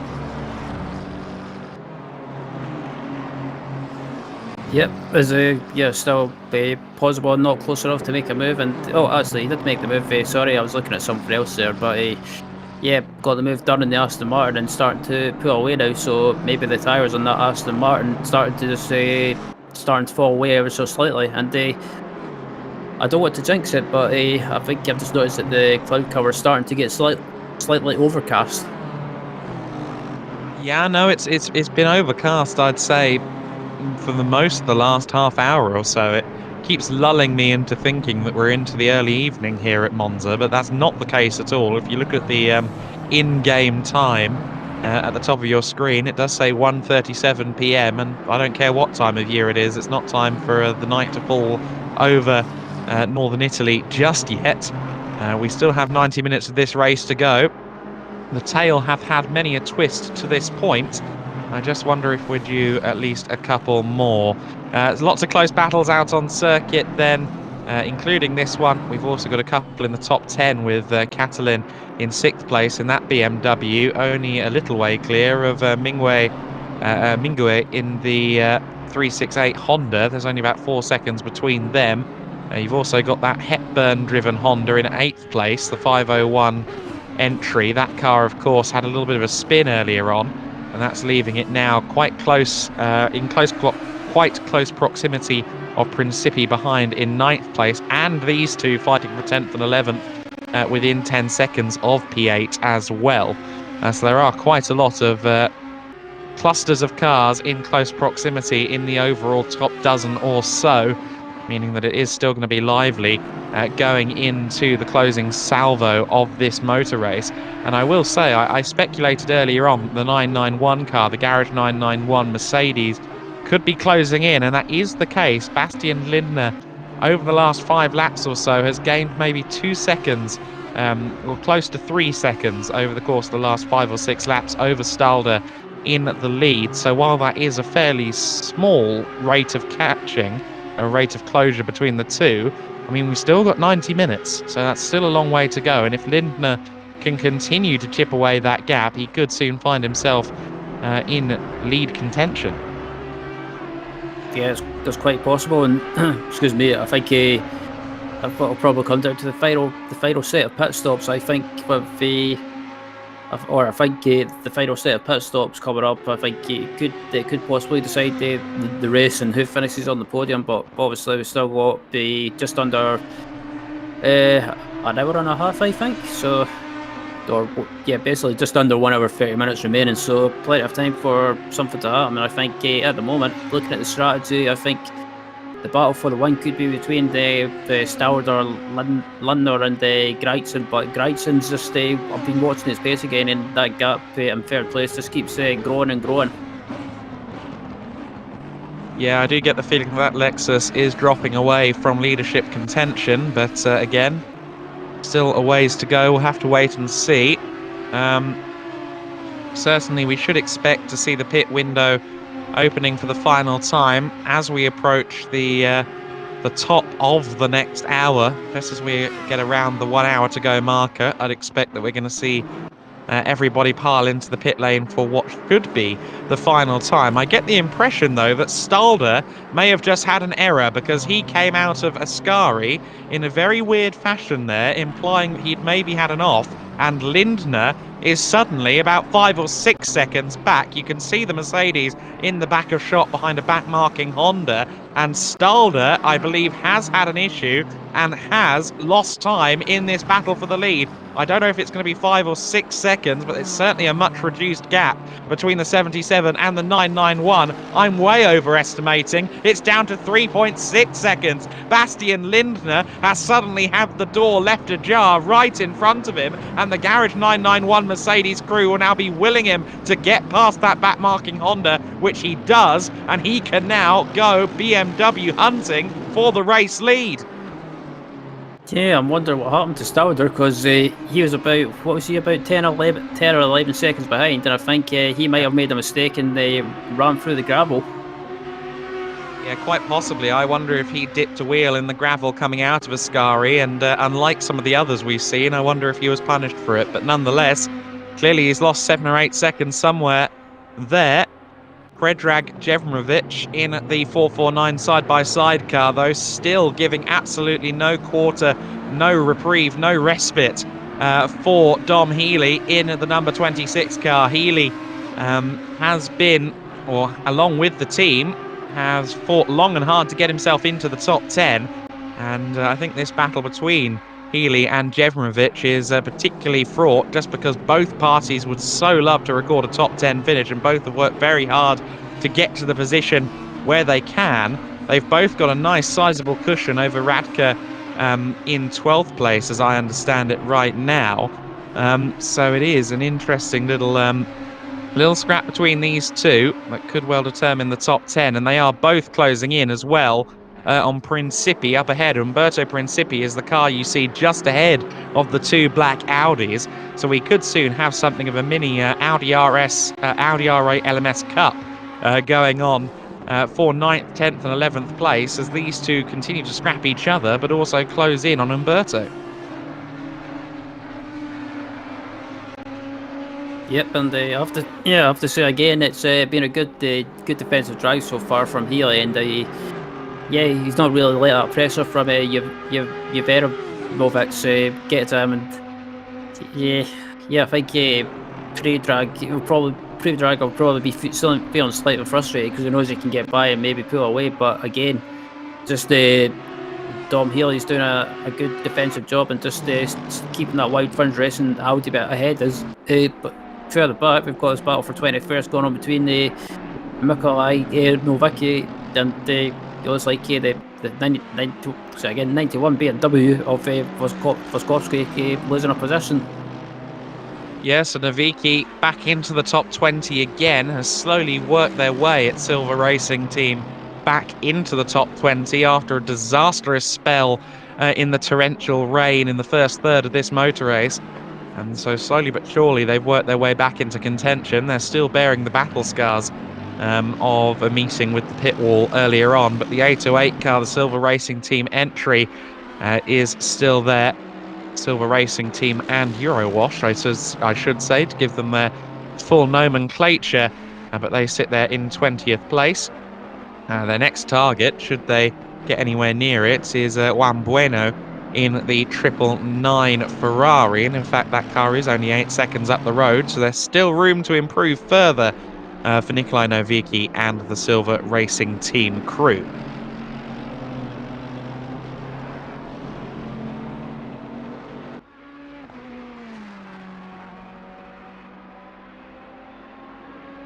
So we are into the final 90 minutes of this race, well into the final 90 minutes of this race, and yet the battles are still very close up and down the order. This is the battle for 10th place as Dom Healy continues to hold off Jevrovic in the side-by-side car. Predrag Jevrovic has been at the wheel of this car for a little while, as has Dom Healy been at the wheel of the car just ahead of him. Both parties scrapping with each other, both parties closing in on Principi up ahead in the 73 car. That, of course, is the the four-ringed Italian Stallion machine, the Clash Sim Racing entry that we saw Andrea Miato driving to top 5 contendership in the early going. It's now more towards the fringes of the top 10. I'm sure that the drivers previous will be willing on Umberto Principi to remain in 9th place, but he is being hunted by both of these black Audis in 10th and 11th places, Healy and Jevmerovic. Those two cars have been really at lockstep, I should say, for about 2 hours now. These two cars have looked something like inseparable, and Jevmerovic within a second of Dom Healy for probably about a lap or so. Lindner in 2nd place, since the error for Stalder has remained about 3.2 seconds back. So Bastian Lindner in 2nd place is still there or thereabouts, and it does seem as though Stalder's got a bit of a wake-up call from that error we kind of saw the tail of at the Variante Ascari exit. So we'll see if Manuel Stalder and the Lightspeed BMW crew can hold on to this lead. But certainly it's a slim one, knocking around the 3-second margin as we continue to watch this battle for 10th place. Dom Healy managing things well, closing in on Principi. Now, we've seen a lot of Dom Healy defending over the last couple of hours. I'm interested to see what happens when he's got to both defend and attack, when he's got to watch 2 televisions at once. He's got to try and get around the 73 car while holding off Predrag Jevmerovic. And yeah, we'll see whether Healy can effectively do that and move himself up into 9th place as he continues to drag the Wild Things Racing Audi up to the back of Principi, unfortunately, while bringing Jevmerovic with him. Yeah, it's got to be a excuse me. It's like Jevmerovic tries to make a move there, but can't really do anything. Tries to distract Dom Healy, but Healy again, they doing a good job of defending, and then they, I have to say, closing up in that 73 car. I wonder if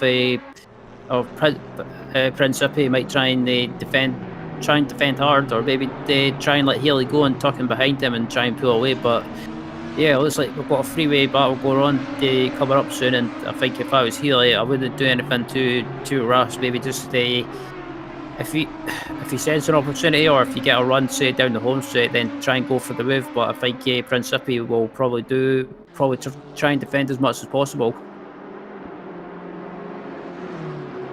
Yeah, so Umberto Principi, who we now ride on board with from the rear engine cover. There is no front engine cover, but we ride on board with Umberto Principi, and he has been steadily, slowly, surely, but regimentally closed in upon by the 2 cars behind him. Healy and Jevmerovic have both, for all the fighting they've done with one another, they've also remained slightly quicker than Principi, and the 3 cars are now separated by about 1.2 seconds. But Jevmerovic having a little look to the inside of Healy there through Parabolica, not quite able to make the move stick, but Dom Healy, well, he's closing in, and I'm sure he's salivating the possibility of moving up into 9th place, but the wake-up calls keep on coming from Jevmerovic behind.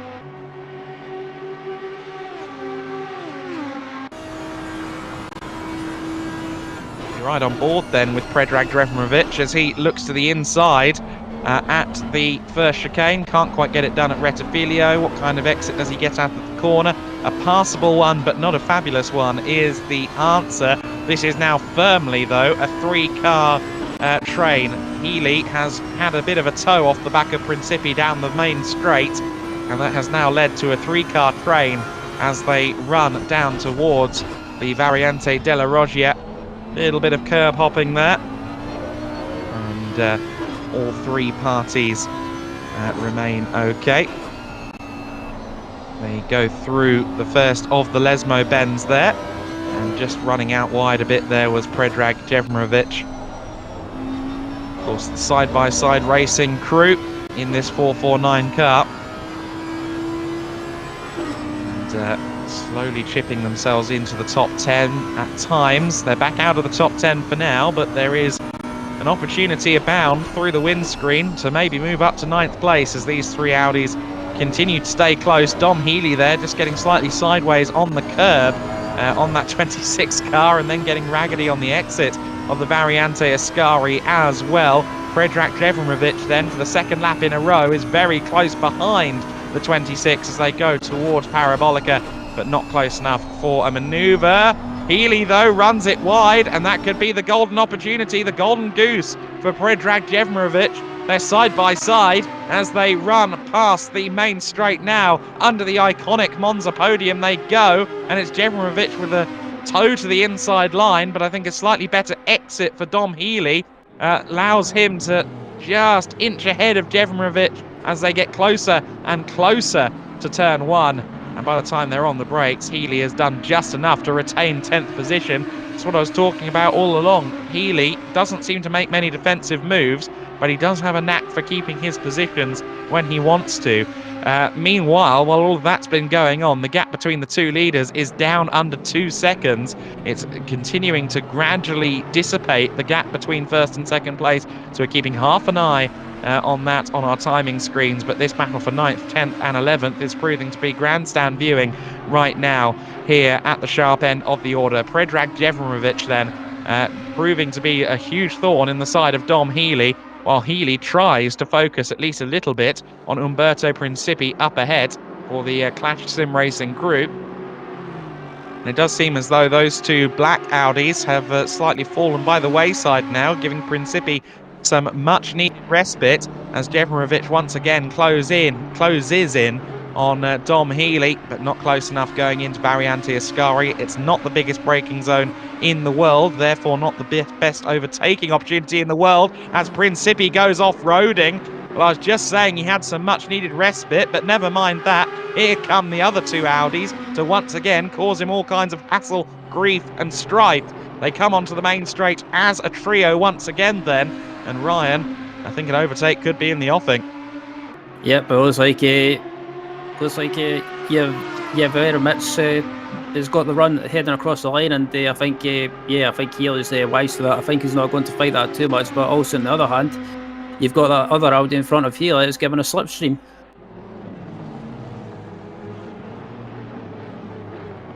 And as I say that, it looks like Healy's got staying ahead anyway, and I think that slipstream from Principi down the home straight definitely helped Healy, or even rescue Healy, if you like.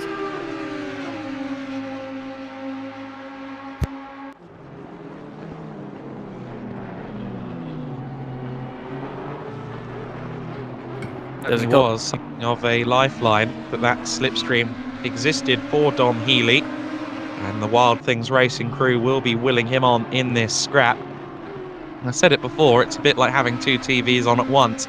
He doesn't know whether to look through the windscreen or the rearview mirror right now as this fight persists. It's once again a 3-car pack. They've had the Aston Martin back marker up ahead of them for a long time. I don't think they're really making any inroads on that, so I don't see any traffic issues giving this battle a hiccup anytime soon. Of course, we will, before too long, enter the final pit window phase of the race. People will be looking to pit after the 1 hour and 5 minutes to go marker, so roughly 10 minutes before we see people potentially peeling into pit lane for the final time. Those who do pit before the 1 hour 5 minute to go marker, I would suggest probably still need to do a splash and dash before the end of the race, and that's what they will want to try and avoid if they possibly can. 1.8 seconds between Stalder and Lindner in the lead as these three Audis continue to pack race here for 9th, 10th and 11th.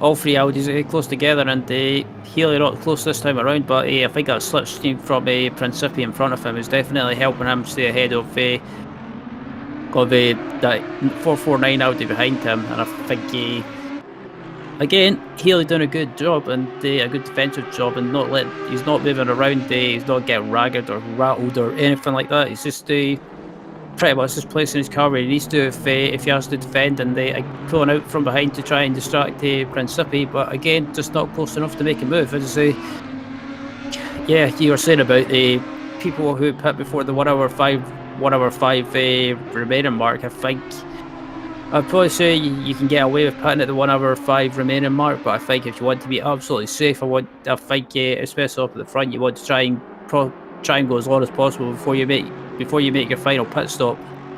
I think No. I think if you put it at the 1 hour remaining mark or under, I think you're absolutely safe.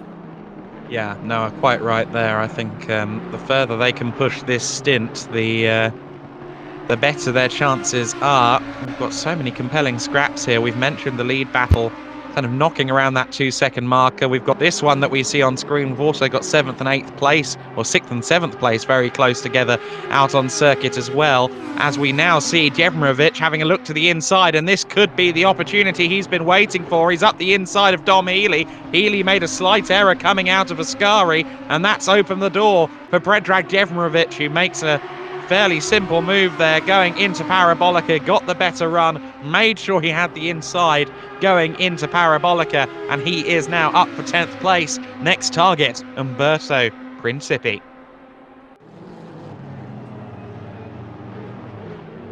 Yeah, that was a good move by Joverovic there, and I think he realised that he made a mistake, and there's no point fighting to try and keep the position. I think he just decided to let him go and to tuck him behind and see if he can try and get by Principi. But either way, it's been a good run. But from that 26 Wild Fins Racing Audi, I think they were quite far back in the field in the early stages of the race, but they've kept their nose clear and managed to get through the field. As that's to say that it looks like Healy's got the run and might take that position back. Yeah, no, Healy taking advantage of Jevmerovic just glancing the gravel coming out of the Variante della Roggia there. Out of the second Lesmo they go, and Dom Healy once again in the tow of Jevmerovic, but Jevmerovic in turn has a little bit of help from Principi's car up ahead, as well as we ride on board with the Wild Things Racing 26 Audi of Dom Healy. They turn into the Variante Ascari now.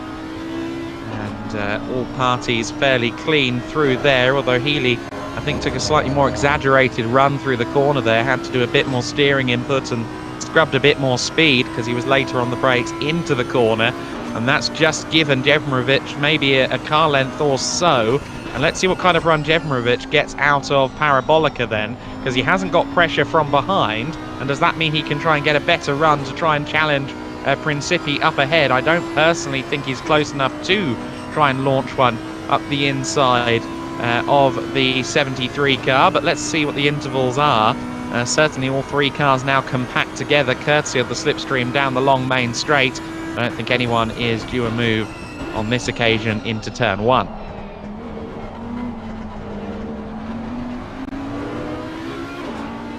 Yep, and as they head down to the second chicane, I think Dom Healy's just doing a sensible thing of just trying to keep these two cars in front of him, and I think maybe use a bit of strategy at the final pit stop to try and jump the two cars in front of him. But as we look further back, the battle for, I think this is 25th, 26th, 27th, I think, in front. Sorry. 26th and 27th, because we've got the race leader just ahead of them. The McLaren that's just going into Parabolica now is the car in 25th place in the hands of Nadazinski. But you've got Ermakov there in the 903 Honda being pursued, of course, by Dafa Ardianza in the JMX Phantom Honda, the car that went missing seemingly with either a hardware or software stoppage earlier on. And Dafa Ardianza trying to recover back through the order and having a good scrap with his fellow Honda now for 26th place. Yep, and these two back markers are compromising the leader, and that's a bit naughty. Yes, indeed it is, especially because Bastian Lindner is now right there with the leader. So the gap on screen at the top of your screen says 1.7 seconds. No, more like half a second now as they run down towards the Variante della Roggia. The battle for the lead is very much on. Well, all soldiers to stations at both of those garages then. The garage 991 Mercedes crew will be willing on Bastian Lindner.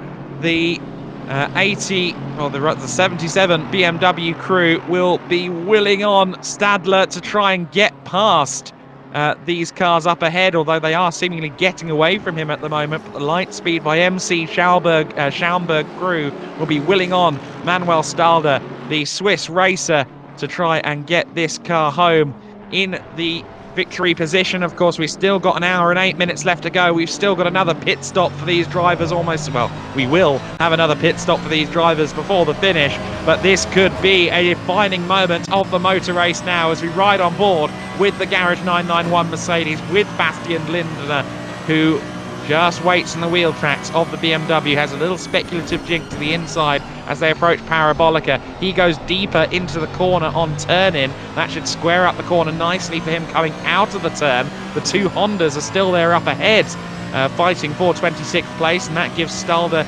just a little bit of a tow down the main straight, which acts as something of an equaliser now up against Lindner as they run down the main straight towards the first chicane. Not quite able to get close enough there was Bastian Lindner, but the battle for the lead is firmly on there, and Stalder making slight errors like that, not quite getting the car turned in to Rettifilio, and just having to take a slightly more clunky line as a result. All of these little things are making the difference, and they're signalling to Bastian Lindner that the lead could soon be his. Yeah, quite possibly. I mean, as I say that, Lindner makes him a little mistake there heading into the chicane just to overrun it slightly, but I think Stalder as well, I think he was pretty much away and gone at one point until he made that mistake. So yeah, Lindner's definitely closed his gap down, and I think that mistake from Stalder possibly might have just slightly rattled him.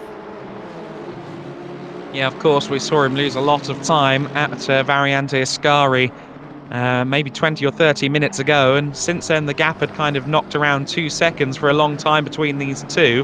But the two dueling Hondas up ahead have proven very costly for Stalder, and the 77 car is once again coming under fire from Bastian Lindner and the Garage 991 outfit. A pair of interested observers in Aston Martins behind, including Sivek in 5th place overall. Shout out to them for getting back into the top 5, but it's the battle for the lead that we pay attention to right now. Garage 991, Bastian Lindner well in the slipstream of our leading BMW, Manuel Stalder. They both take the shortest line possible, the shortest run possible towards the Variante Rettifilio, and Stalder is going to have to get the elbows out here, because here comes the Mercedes. The Garage 991 car of Bastian Lindner is up the inside of Manuel Stalder, and he's got it done. Lindner just about trying to hold on to the lead, but shoved there slightly by Manuel Stalder. Stalder with the elbows out, the defensive now in to lockstep, and just about holding on to the lead for now is Manuel Stalder in the 77 car.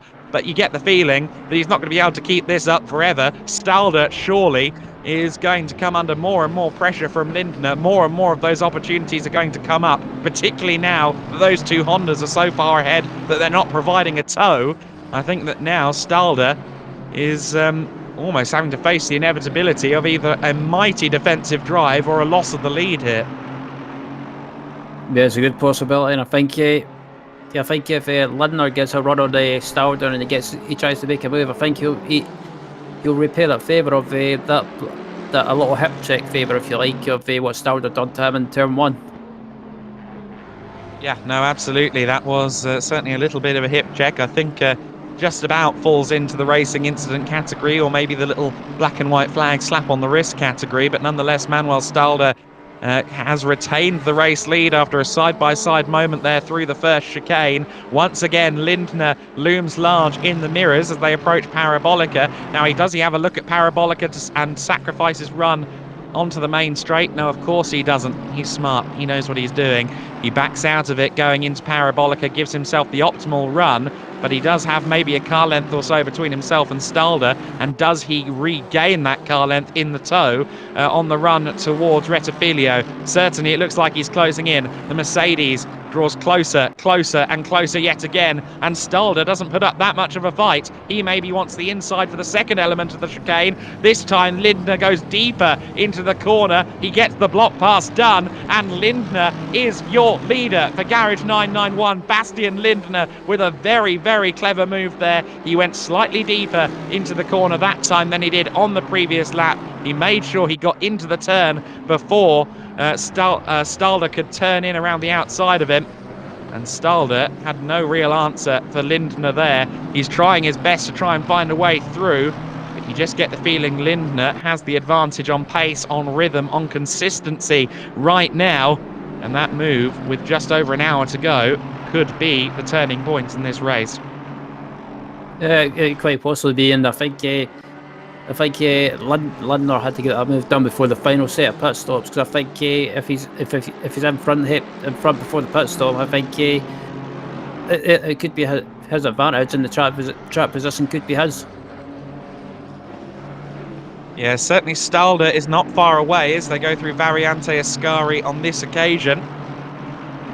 However, he did lose a car length or so there, I think, in the apexes of Ascari, and that means he's not getting the tow he wanted. As I see that the rain seemingly may have just made a return. Yes, you can see the precipitation on the windscreen again. You can see that the windscreen wiper has been ushered back into service. Now the question is, do they gamble on getting wets on immediately, or do they think, well, maybe this one isn't going to be a long shower like those we have had previously? It's as if there is a Hollywood scriptwriter working with the Assetto Corsa Competizione right now, because we are almost into the final hour of the race. It looked as though we might have had the definitive move for the lead in this race, and well, an XXL spanner has just been thrown into the works. Yep, and I don't know why, but I just had a feeling that rain was going to come before the end of the race, and I think, well, I thought that Lindner might have been away and gone, but I think, well, this race is certainly being turned in its head as we come to the final hour. There has been no such thing as a sure-footed driver in this race, because every time they find their rhythm, the circumstances around them change. Be it the weather, be it the back markers, something always seems to be a landmine beneath the foot that just blows up your forecast of the race, and the forecast in terms of the weather has changed drastically as we approach what will more than likely be, at least on fuel, the final pit stops, which you'd expect in the next couple of minutes. The big question now is, how long is this rain shower going to be? How much fuel do I have left? Can I risk changing onto the wet tyres now? Yeah, that's a good question, and I think, looking at the rain, it's not heavy rain at the moment, but we said that the last time when the rain arrived, and we thought it would only be a light shower, but I think you never know with the rain. It could be a light shower, it could be a heavy shower. It just you never know. This is the thing of races that have changeable weather. You could be doing a stint in the dry, and as a Honda's went wide in the final corner. Is anyone going to dive into the pits for wet tyres? Not at the moment. Not at the moment, but Ermakov there definitely found himself aquaplaning slightly on the slicks there, coming through Parabolica. So these guys need to be careful. They need to be light on their feet and light on their right foots now, as we just tick over into the final hour of the race. And we continue to have Lindner as our race leader and Stalder behind him, as you can see there in the back of this camera shot, as the Hondas continue to fight for 25th and 26th places just ahead of them. And in fact, it's 24th, 25th and 26th under contest, because that McLaren just ahead of them is also fighting for position. And Dafa Ardiansa still working very hard to try and salvage what little he can out of this race for the JMX Phantom team after their issue earlier on. Phantom turned Phoenix as our leader goes straight on and just slightly misjudged the braking zone there for De La Roggia in these changing conditions. That maybe gives Manuel Stalder the little bit of opportunity that he needs. But these two once again all over each other, and it's certainly going away from being slick weather, slick tyre friendly conditions there. It's still a light rain, but it's a light rain that persists. And are we at a point now where switching tyres would maybe prove advantageous? Would it reward you in the long term by the end of this final hour? Look at how close they are as Stalder tried to find room on the outside. Lindner, though, just squeezed him out, said absolutely not, sunshine. We're not going through a Ascari together in these conditions. You can see the wiggle from the Mercedes. The BMW responds in kind. The question is, do either party decide now is the time to pit? Well, that was a bit of a squeaky bum moment for Lindner, that's for sure. He got so sideways there. I thought he was going to spin into the wall there. But as I say, that Stalder's got the switchback and he's got the run. But obviously, getting on the power with a wet track is it's not a fun proposition. But again, the two leaders go by and decide not to pit. Here you go, neither party decides that it's time to pit. Neither party wants to move onto the wet tyres yet. And I think the rain may be starting to stop. Manuel Stalder, though, trying to find his braking zone in the slippery conditions on the slick tyres. He just overshoots it. He had a nose ahead, though, and he is back in the lead only briefly, but I imagine he's going to give that place back to Lindner. Yes, he does, and he does so definitively at that. They've now got the interesting situation of a back marker, albeit the car that's fifth overall and a car that's lapping quicker than both of them, separating this lead battle. So for Thomas Sivek, he feels, well, I've got absolutely every right to be here. I'm fighting for fifth place in this race. However, he is proving now to be quite the significant issue among the two leaders. Yeah, absolutely. Now here's a question. Go ahead. If you are Jan Gratchen and you're a lap clear of fourth place, and you know that you haven't really had the pace over the two cars ahead of you in the last 2 hours or so, do you roll that dice? I was thinking about that scenario myself, and I think if the rain starts getting heavier, I think you roll the dice, dive into the pit lane, and put on wet tyres, and see if you can close that gap. Because I've just got a feeling that the two leaders here are not going to dive into the pits straight away, or I've got a feeling they might not change tyres. But it depends on how heavy the rain gets. And just looking at this shot here, it looks like it's getting a little bit heavier. I mean, personally, I think if I were Gretchen, especially if these two don't pit this time, I'm doing it. But I think it's just getting to the point now where it's unmanageable on the slicks. I think we might see the leaders in this time. Sure enough, the Mercedes says yes, but the BMW says no. So Manuel Stalder is hanging it out on the line now and saying, you know what, I think I can manage this. He continues to press on. Lindner into the pit lane. That could be a pivotal moment in this race. It was a bold decision on the tyres, an early switch to wets that put the 77 car into podium contention earlier on. Is it a prolonged stay on the dry tyres that helps them secure this race in the final hour? And talking about that, just talking of the rain, I think it stopped. Really? I can't see any raindrops. I tend to agree with you. No, I'm not seeing any either. So if anyone is moving on to the wets right now, that could be a fatal error. Jan Gretchen then in from third position. We also see Jevmerovic in from P8. Although I think that's largely down to the pit cycle that he's up to 8th position. Well, Manuel Stalder and the Lightspeed by MC Schaumburg team may have once again proven to be the wisest people with a weather radar anywhere in virtual northern Italy right now. We've got less than 55 minutes of this race to go. They've stayed out there. The question is anyone else moving on to wet tyres? We'll find out soon enough if someone scurries back into the pits again 2 or 3 laps post pit stop. But Nils Scherer has taken over the 991 car for this final stint then from Bastian Lindner. And the question is, what rubber does he have attached to his car? I've got a sneaky feeling that maybe. They must have made a driver change as well. I think it's Shora has took over the car now. Yeah, like I said, Nils Scherer has taken the car over, so the Garage 991 machine has seen a change of personnel. It's a pit stop for Manuel Stalder. Now, he's been in the car for a while. I wonder if we see another fresh face in for the final hour at the Lightspeed BMW camp. It's quite possible. I wonder if I'll be interested to see if these guys say, or this team stick with slick tyres. I think it's probably looking at the rain, and with the rain not falling now, and I think the track will probably dry up. I think it's probably best to stick with the slick tyres, but you may have to be careful. Certainly have to be careful, but I think it's a net positive and a huge net gain if you have stayed out there on slicks. Anyone who's made the early dive to wets is going to prove, or going to have, a costly time of things. I'm interested still to see what Scherer has done in second place. I believe this car of Jamie Nuttall in third position is one that is yet to pit. And interestingly, we discussed whether Jan Greitjen would be replaced in the 27 Lexus.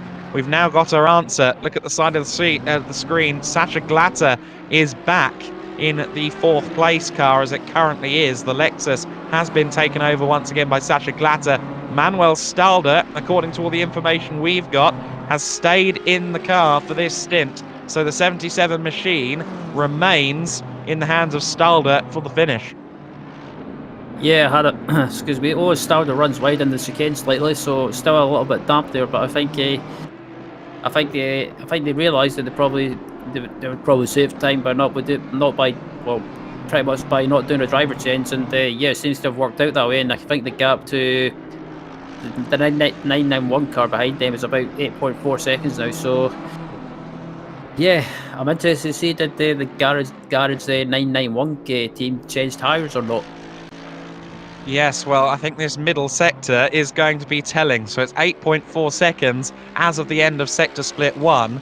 If Neil Scherer has gained a lot of time in this middle sector, that could point to him being on wet tyres. Certainly, it looked as if he was going offline to find some rain, if you ask me. And 7.1 seconds is the gap. Now, we saw that Stalder had a slightly clunky run through the Variante del Roggia, the second chicane of the lap. So that could be the reason why the gap has narrowed slightly. But something tells me that Neil Scherer is running on wet tyres that he doesn't much want on his car. Yeah, it's quite possible. I mean, coming around the final corner now, I'll be interested to see what the gap is if he's still on wet tyres. If he's still on wet tyre, or if he is on wet tyres, I think as it comes across the line now, it's about 6.3. So I don't know. That tells me that he's on the wets and he's trying to make the most of them while they're still just about the preferred tyre.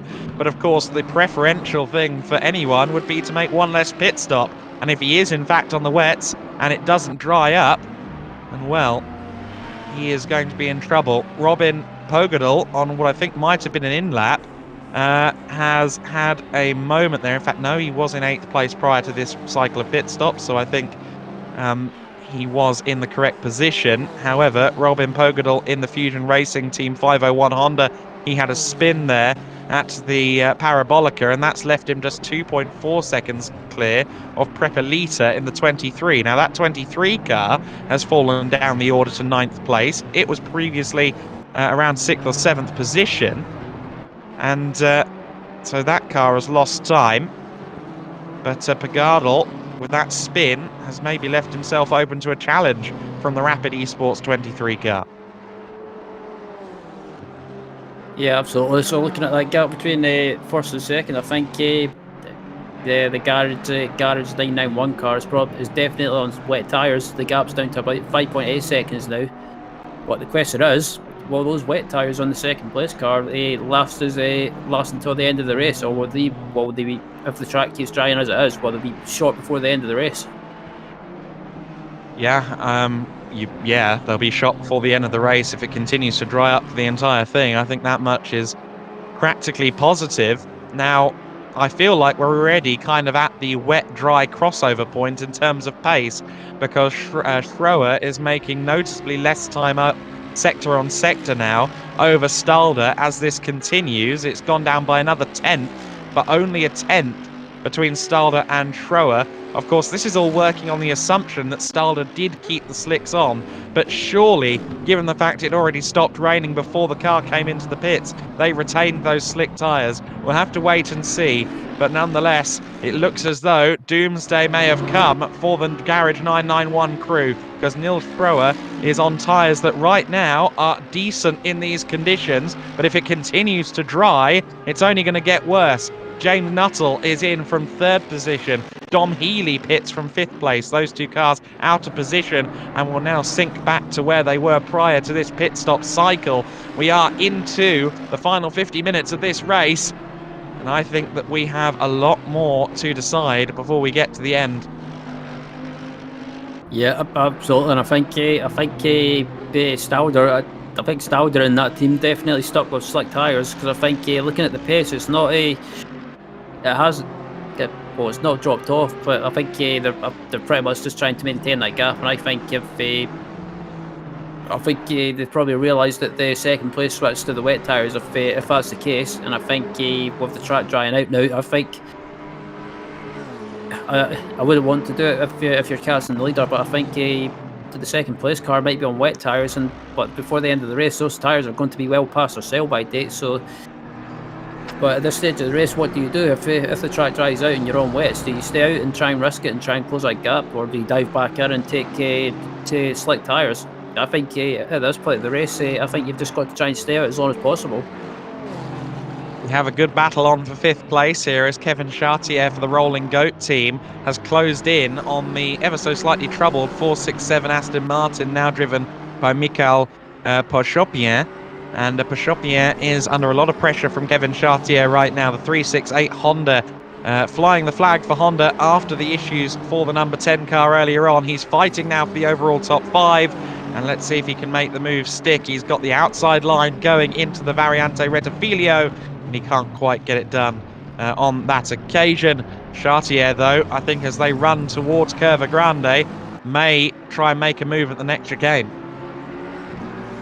Yeah, excuse me, yeah, quite possibly. As it looks like Chartier is trying to make a run in the Aston Martin, and the straight line speed of that Honda is allowing him to close back up. And yep, that 467 Aston Martin going defensive into the chicane, and it looks like the 47 car of Nico Shatska as they ran wide at the chicane, and they were still going, but I think at the moment it seems to have just settled down ever so slightly in this race, and as we're just about to come to the round about the 46 minute remaining mark in this race. And yeah, but it looks like the rain, I don't want to jinx it, it looks like the rain has stopped and is definitely held off for now, but it's still slightly overcast, and this battle for 5th place between Pochopien and Chartier is still going on, and it looks like Chartier is still, well, I thought he was going for a move there, but he decides against it, and I think he might try and wait until the home straight as Pochopien and the 467 Aston Martin,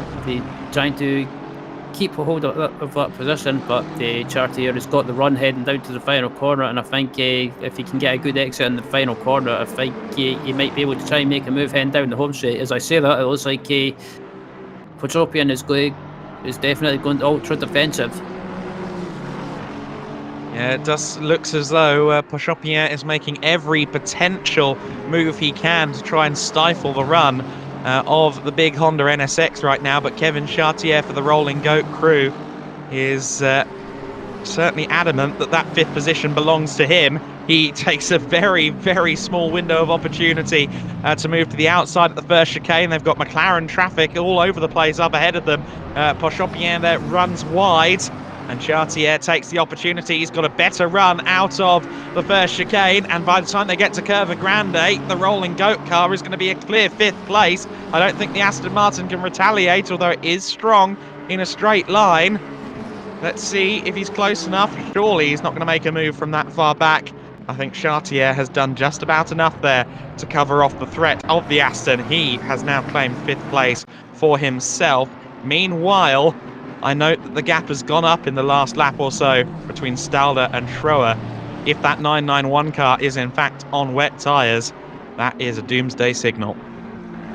Yeah, absolutely, and it looks like Chartier is starting to pull away from the 467 Aston Martin of Pochopien behind him, but also in front they've got they've got traffic as well, so that could play a factor in this battle. As it looks like actually, yeah, both back markers trying to keep out of the way as much as possible. One of them stays out of the way, and yeah, that's it. That's the issue with Monza as well. If you catch back markers in a bad place, it can cost you. But it looks like Chartier is starting to pull away now. We're starting to see signs, I think, of certain cars that have come back into the pit lane after making a stop and changing onto the wets. For example, Prepalita in the 23 car, the BMW, which is now down as far as 11th place. It made its stop a little earlier on. In fact, it's now down in 12th place, but it made its pit stop not too long ago and has now come back into the pits and exited circuit once again. So I think that 23 car was on wets and has now realised it needs to be on slicks. So Robert Prepalita in the Rapid Esports car has fallen out of the top 10 there. I'm sure he's not the only one to have been trigger happy moving on to the wet tyres, and it's proven costly for Robert at least.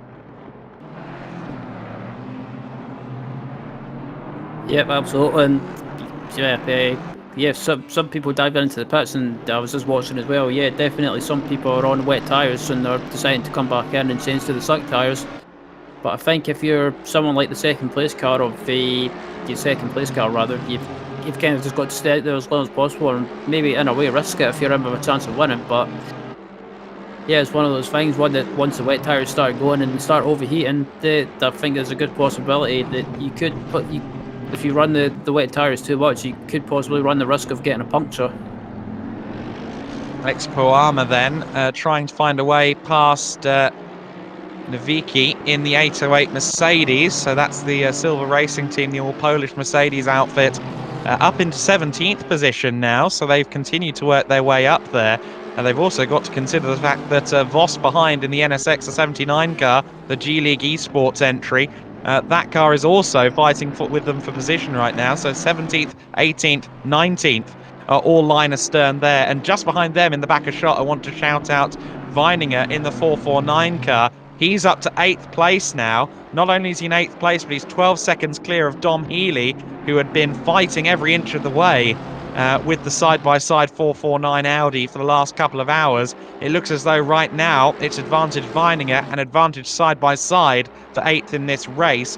Umberto Principi, the 73 car, it's down in 10th place now as it's side-by-side for 18th and 19th. As I think Voss there got a bit of a hip check and maybe ended up in the gravel as a result.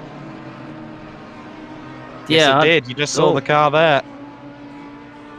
Yeah, I was going to say, it looked like Voss got a bit of a hip check there as I saw him run wide slightly, just at the corner of my eye, and but managing to keep going again. And at the moment, just watching the track and the sky, it looks like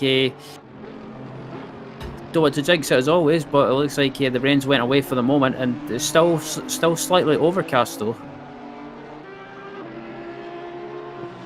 Certainly still a little bit overcast, that much is clear. And Mattis Voss then for G League Esport Elite came close to getting involved in that scrap between Poama and Nowicki. Nowicki has dropped down behind Poama actually, so the BMW has moved up into 17th place, just exiting onto the circuit in front of the 19 car, of the 79 car. There was one of the Audis, and that looked to me like it might have been Weininger. In fact, that was Weininger getting past, sorry. So that was Weininger in 8th place. I thought he'd come out of the pit lane, but that was just the line he was taking deceiving me. But Luca Weininger then, for side-by-side, we mentioned he's up there into 8th place now. Quite the result for them as they continue to build an advantage now over Dom Healy, but that wasn't a very comfortable run out of De La Roggia, bouncing across the curbs, bouncing across the gravel, and being unlapped upon there by the 19th place car. I'm sure Weininger's sole thinking right now, though, is, well, who cares what happens with that NSX? I just need to keep this 8th position. Indeed, and looking at Weininger at the moment, yeah, it looks like he managed to get ahead of Dom Healy as well not too long ago, and I think Weininger's still on wet tyres because he's trying to look for wet patches on the track. So yeah, that would explain the bizarre line going down the main straight. So I was just lauding the fact that Weininger had not only gotten ahead, but he built an advantage over Dom Healy. But that advantage is coming down, and I think your hunch is correct. I think that car unfortunately for Luca Weininger and side by side, is on wet tyres, and that means surely another pit stop in the offing. Look at the gap, meanwhile, in the lead, because Stalder is now 10.3 seconds clear of Schroer in second place. Schroer, who was briefly closing in on the BMW while the wet tyres were marginally better performing in the slippery conditions, it's now gone the other way. The Mercedes is no longer on the tyres to have. The wets are failing fast for anyone who has them bolted to the car. Here's the battle for 10th place then. Umberto Principi closing in on Dom Healy. Now the question is, what tyres is Healy on versus Principi? That could prove to be critical in this scrap, and indeed involving the 8th place car of Weininger as well. But Umberto Principi suddenly very confident, very fast, and he has a lot more traction coming out of the first chicane. An easy move for 9th place there. And I just wonder whether Healy might be on wets himself. Yeah, because I was thinking, I was watching the gap between Healy and Principi, and I think that gap came down dramatically, and I think Principi is on the dries. I think Healy might be on the wets, and looking at the gap, yeah, I think Healy is on the wets, because I think that was a back marker that went by Healy really quickly. Yeah, that was Nuttall in 4th place, so that is a car that's ahead of them in terms of the timing screen, but still, the fact that Healy seems to have such little traction out of the corners would suggest that he too is on the wet tyres. The gap between the top two has gone up from 10 to 13 seconds in the last lap or so, so Schroer's wet tyres are clearly giving up underneath his car, the 991 Mercedes. And, well, this is going to be drama up and down the order, because I'm sure a few of them moved on to the wets. And those who stood resolutely with the slick tyres are now having dividends paid to them. Yep, and yeah, I had a feeling the rain wouldn't be here for that long. So I think if you're on the dry tyres, or if you did switch to the wet tyres, at the final pit stop, I think the ones that done that are pretty much the ones that are in with the winning pit stop strategy, if you like, and I think the leader staying on slicks was the correct decision. Well, to any team representatives listening into this broadcast, always trust a Scotsman with his eyes on the sky. Clearly, Ryan knew what was coming with that last rain shower. It was a quick cloudburst, as he foresaw.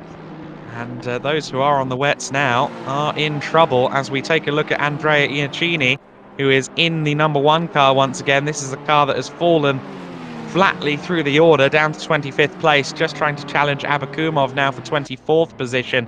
But I think it will be a ruining race for these guys. I think they'll think, what could have been had we made some slightly better decisions, had we not had quite so many issues various points in the race. The pace was clearly there at certain points, but the finishing result does not reflect that.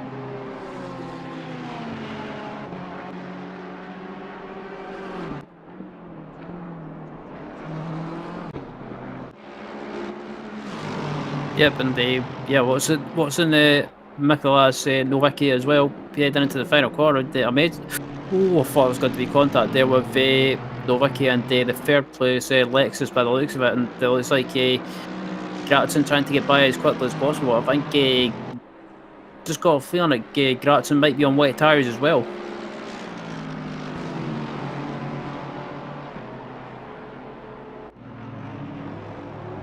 And I hadn't that possibility, but yes, it could well be the case that Weininger is also on those, or rather not Weininger, sorry, that Glatter, you were talking about the Lexus, right? So Sasha Glatter could also be on those wets, because it does look like the pace isn't there at the moment. And that car, I think, came in at around the same time as the BMW, actually, just after the rain stopped falling. So if they did move on to the wets, that was a big hiccup.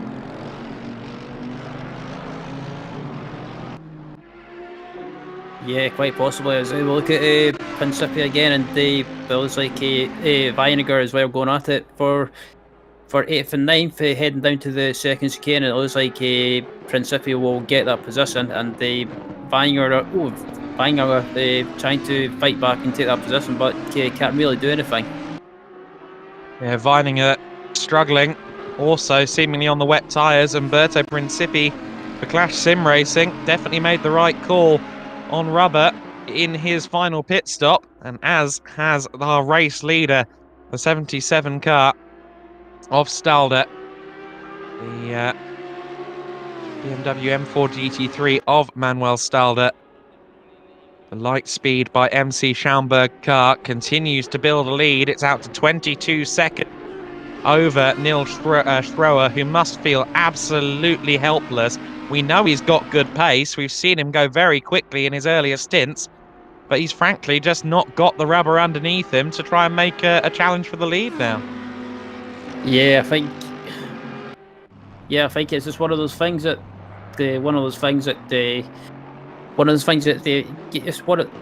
you had to take that gamble and switch to the wet tyres when it started raining, because you weren't sure if it was going to be heavy rain, light rain. But I guess I think it's just one of those things you've got to take the gamble and stick with it. But I think Stalder in this case with that 77 BMW, I think they've played they called it correctly, and they stuck with the dry tyres. And yeah, at the moment, I think the gap they've got at the moment is about 12 seconds. Yeah, no, it is about a dozen seconds there at the moment, but 32 seconds between Schroer and Glatter in third place. It's over 20 seconds between first and second right now, or 25 seconds now between Stalder and Schroer. So that gap continues to extend. And unfortunately for Manuel Schroer, he once again finds himself in a position where I'm sure he's willing, but the car and the traction that he's afforded is not. The 77 machine on lap 265 of the race is our erstwhile race leader. We've got battling on as well for 14th place there as Warner in the number 30 McLaren gets himself past Juan Pablo Ordonez there. So a good move there for 14th place for Chris Warner, flying the flag for McLaren as the lead car among the 720S GT3 machines. I do love that 720S. The stance of that car, very much old school GT1 in a sense, if you give it a squint with the right number of drinks down you. The number 9 car of Juan Pablo Ordonez then not quite able to fire back going through the first chicane. Warner up to 14th. I think that position was fairly gently contested. I don't think Ordonez had much of an answer for Warner once he was passed. Yeah, pretty much. And yeah, at the moment, talking about that BMW who'd be bringing back GT1 memories. Like it reminded me of the BMW. Was it the McLaren BMW the long tail cars that used to race in the 90s?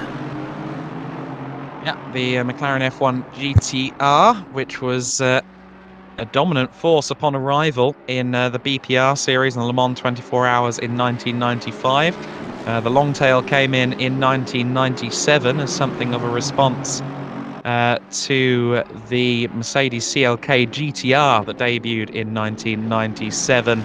And funny enough, in the process of developing the CLK GTR, Mercedes actually bought themselves a McLaren F1 GTR and used it as a testing mule. So the two cars are a little closer connected than some may think. Mikolaj Navicki has moved himself up into 16th place then for the 808 Silver Racing Team ex-Euro Wash car.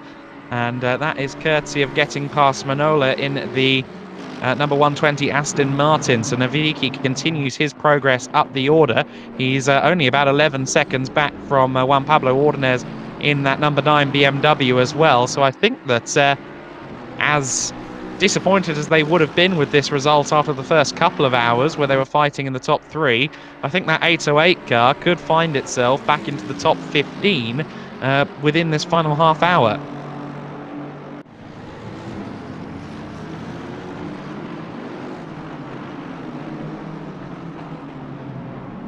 Well, so we are into that final half hour now as the McLaren mounting the curbs with aplomb there.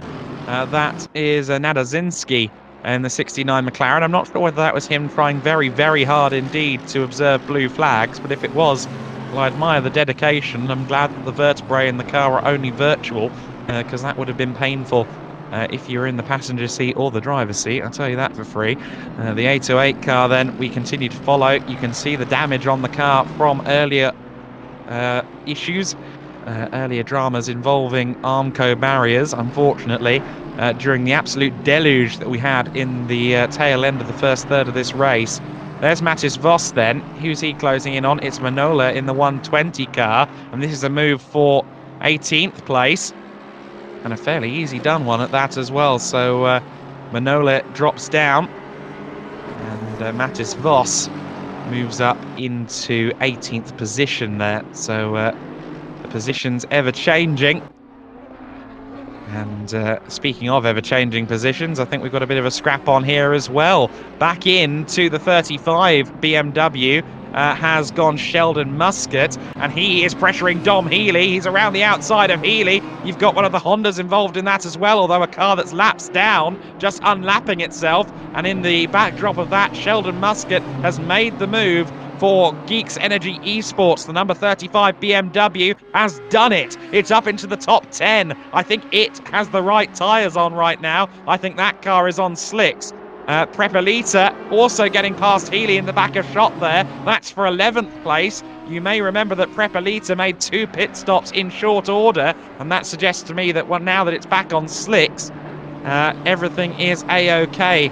I'm just wondering whether it would have been more beneficial. I know this is power of hindsight, but those who were pitting onto wets and have now realised they're on the wrong... I'll stop myself. Ryan, are you seeing rain too? I don't want to... Oh no. I shouldn't. Well, I don't know if it comes across as swearing, but oh bloody hell. That's passable. It's 7:30. They're playing songs with swear words in it in the UK here on Radio 1, so I'm sure we're all right. Alex Puama then in 16th place per the graphics there.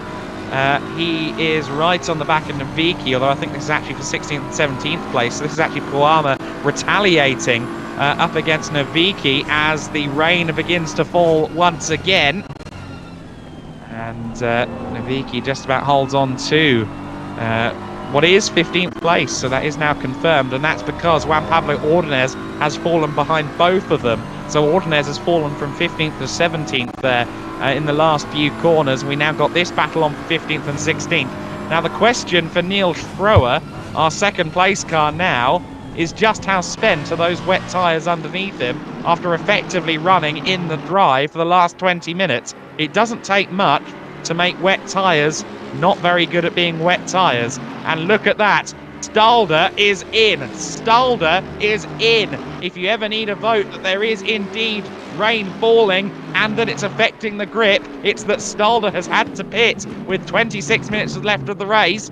And for now, at least, Neil Schroer is leading for Garage 991. So on the wet tyres that have now been through a dry cycle, the Garage 991 car leads. Now I've got to wonder just how much energy that tyre has left in it. Can they do 25 minutes now in these damp conditions? It's great grandstand stuff here, and it's not just on the circuit, it's also happening in the pit walls and in the virtual garages. But it is Neil Schroer who has taken the lead as we approach the final 25 minutes. Yep. So I think the teams that switched to the wet tyres, I think this team here is the only one that's stuck with the wet tyres, I believe. So if they have, I think even though the tyres have been through quite a lot on a dry track, I think this wet weather might have just saved them slightly. Or is it looks like Leave. Oh. Sorry, I was just I believe that Dom Healy is also still on wets as well, so that could do him some favours in the battle for 8th, 9th and 10th. He was falling off the back of Principi and Weininger. Those two drivers appeared to both be on... well, actually, Weininger may also be on wets because he was losing a lot of time to Principi. Principi appeared to be on slick tyres. So both Weininger and Healy could benefit from this, although, I mean, that turn-in didn't look much like something happening on wet tyres, so maybe I'm mistaken. But I thought the Wild Things racing car was still on the wets. We'll have to wait and see. Yes, I have a feeling, or yeah, I've got a sneaky feeling that this car is still on wet tyres, I believe. So yeah, I'll be interested to see who stays out. If any of the front teams stay out, yeah, I think it might be a good indication of they might be on wet tyres possibly, or might still be on wet tyres. And if Schroer is on wet tyres, which we've long suspected he is, I think they are wet tyres that have gone a little bit bald, because on that previous sector, he lost a second to Stalder in one sector alone. I said that I thought Umberto Principi was on slicks, and I think this is proof of that. Into the pits comes the Clash Sim Racing 73 car. Umberto Principi in, and this will drop him out of the top 10 altogether, potentially. And also into the pits has gone Pagardi, who he just drove past in pit lane. Sasha Glatter in third place. I think he has also changed back onto slicks. I don't know if he did just visit the pits. I believe he did. But Sasha Glatter for Venari Racing then in third place. He's still within 30 seconds, you know, of those ahead of him. And not only that, but he is gaining, and he's clearly pushing, courtesy of both entry and exit into Della Roggia there. You can tell that he's pushing. He was good in the wet earlier on, so we can't rule out the Lexus either. And Kevin Chartier, he's pointing the wrong way. That's down at Variante Della Roggia. And, oh no, it's not. It's at the second Lesmo. And Chartier has been put into a spin there, and that could prove beneficial because Weininger is coming, and he is coming in hot. Weininger will surely get past the NSX here for sixth place. In fact, no, not quite. Chartier rejoins the race in P6 still, but Weininger and Healy will both be much closer to the back of the rolling goat entry now. Yep, and yeah, looking at the rain now, it's definitely getting a lot heavier.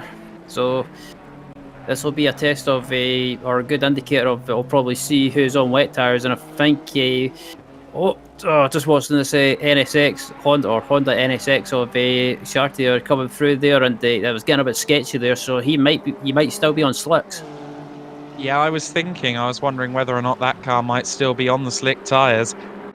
We've seen Ordonez get past Manol there. We've got all sorts of dramas going on at chicane. Sheldon Muscat has had a spin there. I was celebrating the fact that they'd got back into the top 10 at Geeks Energy Esports. Well, make that 14th. He has had some dramas and some spins, and they've been costly. As we continue to watch this hugely dramatic conclusion of the race unfold, every time we think we've had respite from the rain, it's arrived again. The rain has been the story of the race in its own way. It's been writing its own narrative across everybody's day. And Chris Warner up into 11th place. This could be big for him. However, he's got Prepalita all over the back of him. So this is a battle for 11th place. Robert Prepalita with the 23 car, the Rapid Esports machine, all over the back of the Alpha Sim Sport McLaren. Chris Warner in the 30 car is going to have to do a very good job here to hold off Prepalita, who has looked, frankly, a lot quicker than this McLaren all day long. He's had some bad lucks of the draw with pit stops in the last hour or so, which is why Prepalita finds himself back outside of the top 10. However, Warner is resolutely holding on. That NSX behind them is not a factor for position, as Prepalita tries to get a nose up the inside of the McLaren and succeeds in doing so. It's going to be a drag race down towards the first corner. Oh, never mind that. The BMW just had acres more traction than the McLaren, and Prepalita through into 11th place. Also interesting to see they've had a driver change down at the 73 camp, the all-Italian Audi. It's got Miato at the wheel once again, and Neil Schroer is in. Neil Schroer is into the pit lane. I was going to comment that the times kept tumbling in favour of Manuel Stalder, and the Lightspeed by MC Schaumburg car is back into the race lead as Schroer limps into the pit lane with a set of defeated wet tyres that have clearly gone bald in amongst those dry conditions. You can't run wets in the dry for a long time without it going against you, and we're certainly at a point with this rainfall that you need fresh wets on the car, and Schroer has had to throw in the towel. However, the question still remains, what about Sasha Glatter? because that 27 car is not a million miles away from Stalder. Glatter and the Lexus looked quick in the rain earlier on today. I still don't think this race for the lead is over. Yeah, I don't think it is either, and I think, yeah, this rain, the question is, how long will this rain be around, and how much heavier is this rain going to get? Because looking at the track, it's definitely wet now, and I think still on that 77 BMW, I think if this rain stays, I think they've played a blinder with the strategy and sticking with the wet tyres. Because it looks like someone ran wide in the chicane there. That was like it was Nowicki with the Mercedes. So yeah, some drama starting to happen towards the end of this race. Of course, the blinder in the more recent times for Stalder was actually staying on the slicks when everyone else moved to wets, as the rain started falling with 1 hour to go. And so they've only had to make one pit stop here in that final hour to go from slicks to wets now, whereas everyone else practically has had to make 2 stops within this final hour because of the changeable conditions. But nonetheless, yes, a blinder from Stalder, our race leader. Juan Pablo Ordonez is going rally crossing on the outside of Ascari. Gets the car back into the right direction in 16th place, mind you. And we continue to see cars strewn across the circuit. I think this is the worst it's been since that real torrential downpour that we had in the first third of the race. It's getting to that point now where I think they're going to be aquaplaning just about everywhere. Yep, absolutely. And yeah, just watching most of the cars aquaplaning at the moment, and the cars aquaplaning, and it's something that we saw earlier in the race when the rain really started throwing it down, and all the cars or all the drivers are pretty much starting to basically struggle for control. So I don't say I want it to happen, but it wouldn't surprise me if some of the drivers will probably start struggling again. Certainly doesn't look easy out there with 17 minutes to go. You can see just how much the pace has slowed. Corner on corner, apex on apex. Everyone is being so careful, and with good reason. If you're Mikołaj Nowicki or someone else in a similar position, though, you need to keep pushing, because any position you can inherit after a troubled early portion of the race is a welcome one. A dive up the inside of someone much further up the order, though, maybe not appreciated. That was the Honda of Hepburn, the 501 car that sits in 8th place, that he just had a little dive to the inside of. The reason he's so keen to get past the Honda is because the next car is Alejandro Aviles in the 999 Ferrari, and that's the car in 17th. So that's the battle for position that he wants to be involved with. Indeed, and yeah, it's gone up to the chicane now, and as you see there, the amount of spray coming up off the track, it's definitely be difficult for these drivers to see where they're going, especially when they're behind another car. It looks like we've got a battle going on between Aviles and Nowicki going on, and it looks like Nowicki's gained a position. Up to 16th place then for Mikołaj Nowicki and the Silver Racing Team Eurowash crew. Tell you what, really has been a Eurowash today here on this circuit. We've had rain, and more rain. 15 minutes and 45 seconds left to go. It is Stalder in the lead. But what's the gap between Stalder and Sasha Glatter? That's the information I'd really like to have right now, because I think that gap may still come down in some capacity before the end of this one. There is Glatter. Now let's see what the gap is this time across the line. It certainly looks like he's struggling a little bit. 25 seconds is the gap. Okay, so actually, I think Glatter is losing time to Stalder out there right now. I thought the Lexus and Sasha were a good combo in the wet earlier on, but it seems as if the overall pace just isn't quite with them. Of course, Sasha Glatter wasn't in during the sheer deluge in the first third of the race. That was still when Niklas was at the wheel. Niklas Gross was at the wheel earlier in the day. But I think Sasha Glatter in these conditions is just struggling to find anything even resembling traction. We saw Igor Unst there in the 91 car. Looked as though he might have had a disconnect or something like that there, because we saw the car in the wall and then disappear as Sasha Glatter straight lines the De La Roggia chicane. Sasha Glatter. I was hyping up the potential for them for Sasha to close in on Stalder. I'm not so sure of myself now. I think that Glatter and the Lexus aren't liking these conditions, but who would like these conditions? We're definitely firmly into more lake than racetrack territory once again. Oh, and Puama gives Alejandro Aviles a little bit of a nudge, and that sends Alejandro into a spin and sends Alejandro down to 19th. They were fighting for 18th position at that moment, and I'm sure Aviles will not be happy with what's happened there. Looming behind him is Neil Schroer in the third place car, as it now is, the 991 Mercedes. But Alejandro Aviles there getting a bit of a rude shove.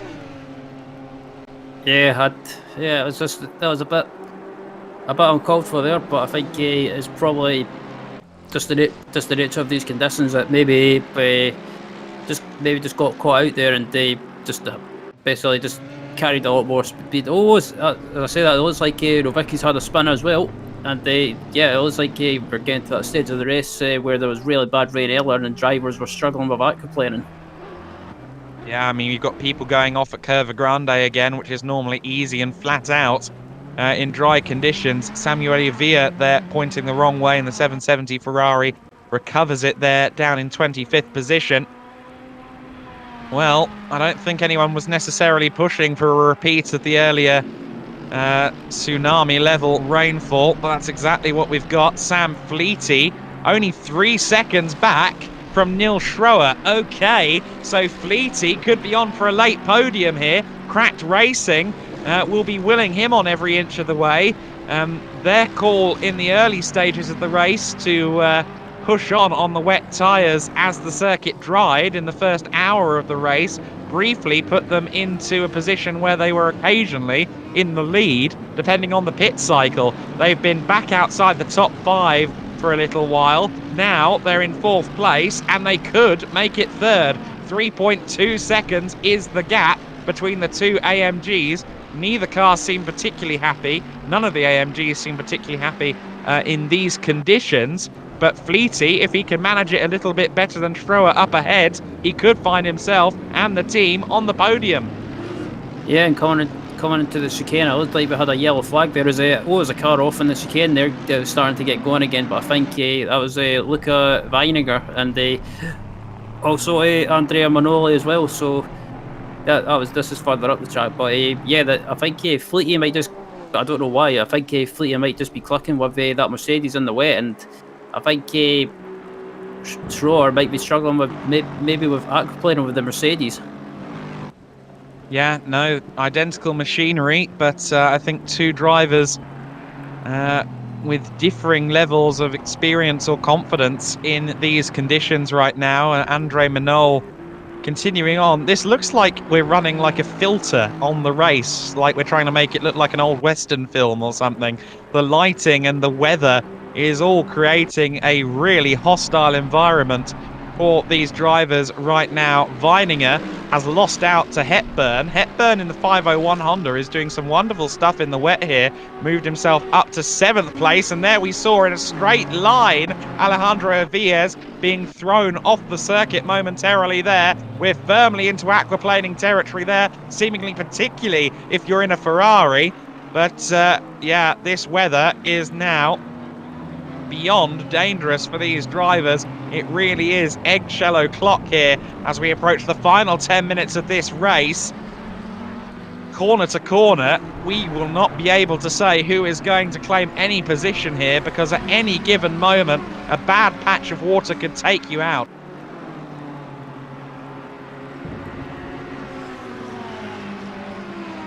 Yep, and like we're seeing right now, it's drivers definitely struggling with aquaplaning now, because just watch some of these drivers trying to control the car, and especially into turn 1, it's been several drivers starting to get a little bit sketchy as well. And it's like, oh, the leader's gone.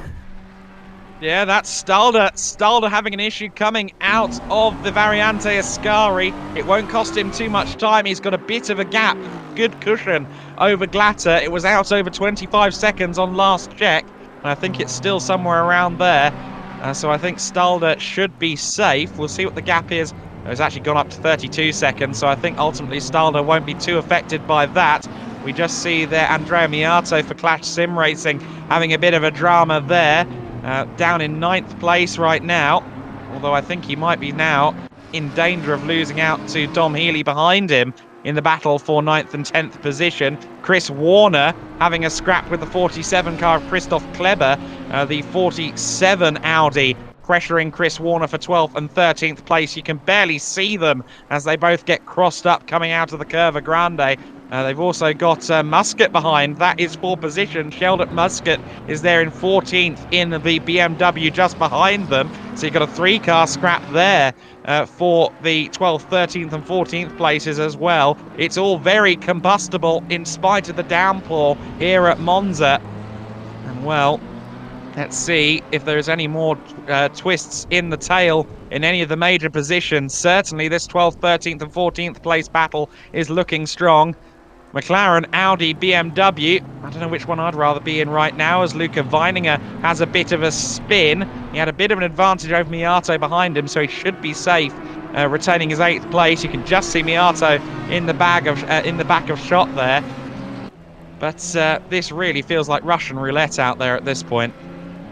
Yeah, pretty much is, and yeah, anyone that makes it to the end of the race in these conditions is definitely a winner in my book. But yeah, I think that would have been a scary moment for the leader, Stalder there, because yeah, that could have ended up being a big accident, but thankfully he managed to get the car slowed down just enough before the wall. But yeah, most of these drivers definitely struggling, and especially if you're in an Audi or Honda, you're in big trouble.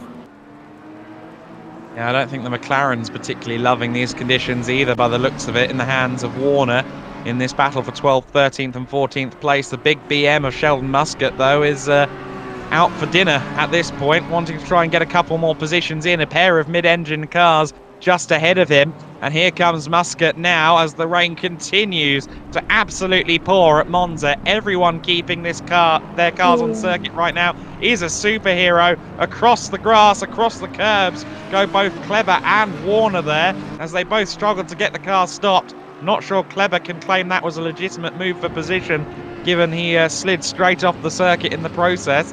But nonetheless, they both went across the first chicane there, one way or the other. Yeah, I think Kleber might need to. Well, Kleber will probably have to give that position back, because that was an unfair. I think if that was me in race control, I would say that's an unfair advantage, and you would need to give that position back. But yeah, I think both of them tried to go side by side, but just because there's so much standing water in turn 1 and turn 2, is yeah, they really had no control. But Kleber, I think, needs to give that position back, but by the looks of it, it looks like he's not doing that.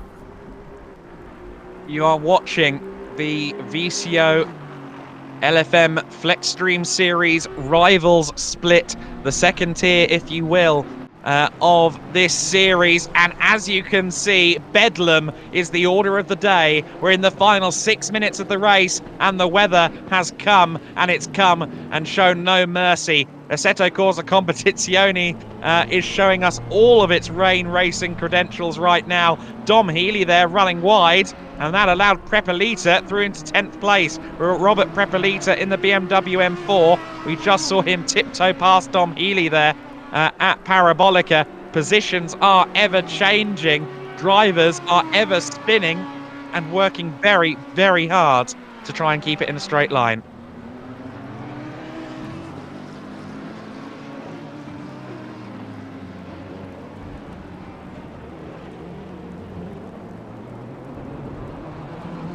We're into the final salvo of this race for the Rivals Split, and we are in the pouring rain once again here. Stalder leads the way. It's the 77 BMW M4 GT3 that leads the field right now. The light speed by MC Schaumburg car made a great decision to stay on the dry tyres. Yes, you heard me, a great decision to stay on the dry tyres, as we had a spit of rain about an hour from the flag. We're now into the final 5 minutes though. There has been a deluge. Obviously, everyone has gone onto the wet tyres, and what we have now is really the world's most slow chess match in GT3 cars between everybody trying to stay on the circuit. It's Stalder in the lead for the light speed by MC Schaumburg crew.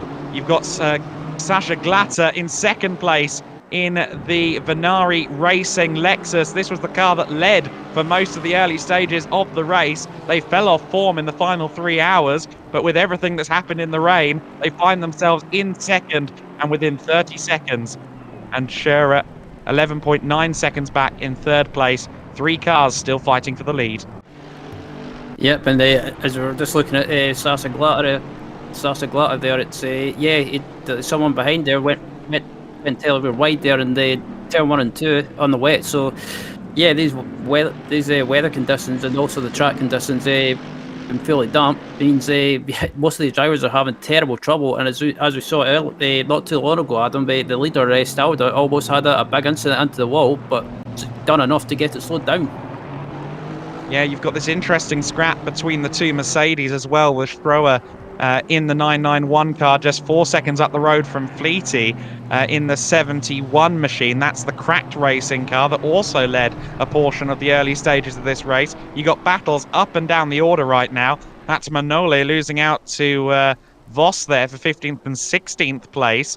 So the Alex Cascatau Digital Motorsport 120 Aston Martin, a car that's been very much in battle throughout the race, whether it's wet or dry, is now down to 16th place. And I say wet or dry, we've probably had 5 or 6 showers over the course of this race so far, and we've had hundreds of instances of aquaplaning, and that's just the most recent of them there, as Manole just struggles to get the car stopped into the Ascari chicane. Alejandro Aviles there running in 19th place. He's got Juan Pablo Ordonez for company just behind him. We saw Aviles get punted into a spin there at the second chicane, the Variante della Roggia, just a few moments ago. He's fighting to try and stay in 19th place. We've got a scrap on for 5th as well, as Kevin Chartier has moved up into 5th place in the 368 Honda. That car is just 1.1 seconds clear of Pochopien in the 467 Aston Martin. Those two separated by less than 2 seconds right now, and it's also close as Prepelita tries to find his way past Luca Weininger. Weininger, who worked so hard along with the side-by-side team to get into the top 10. He's in 9th place. He's not going to want to give that one up without a fight. Absolutely not, and Weininger doing a good job trying to hold off the car behind, but it looks like someone else has had an issue. It's Andrea Manoli having an issue, but aquaplaning looked like caught him out. But again, Weininger's under huge pressure coming across the line, and that BMW getting on the power on the exit of the final corner in these conditions, just seems to be able to get that power down just that much better. Yeah, no, it definitely looks as though the BMW has good traction in the wet conditions coming out of mid-speed corners like Parabolica. Stalder then on lap 279 of the race. We are finally rapidly approaching the final minute, and I say finally on behalf of everyone out on circuit, because this last hour has been treacherous going. However, I think Stalder is going to have to negotiate one more lap of the Autodromo Nazionale di Monza, because we have 45 seconds left to go. We are, I think, going to get a perfect 280 laps, unless...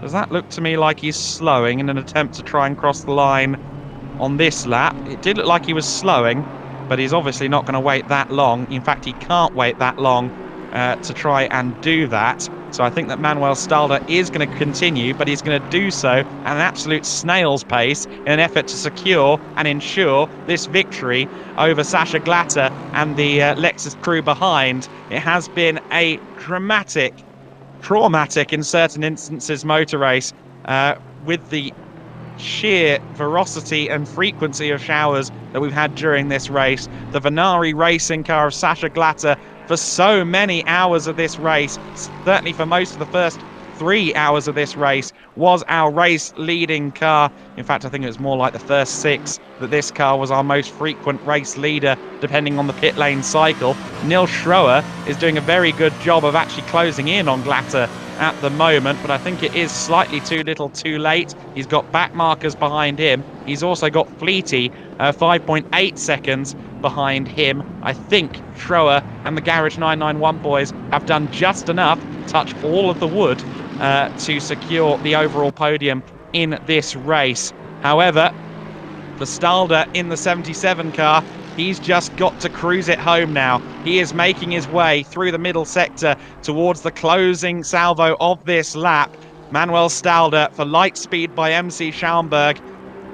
They're just a few corners away, but nothing's guaranteed in these conditions, right, Ryan?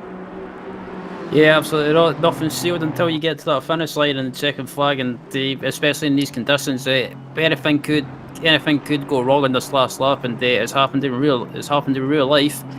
Especially with I can't remember what year it was, when Toyota came close to winning Le Mans, and all of a sudden their car broke down. But in these conditions, I think just watching Stalder in the 77, he's just absolutely tiptoeing it around, trying not to do anything silly, just try and get round as safe as possible, and he'll be on to take the victory.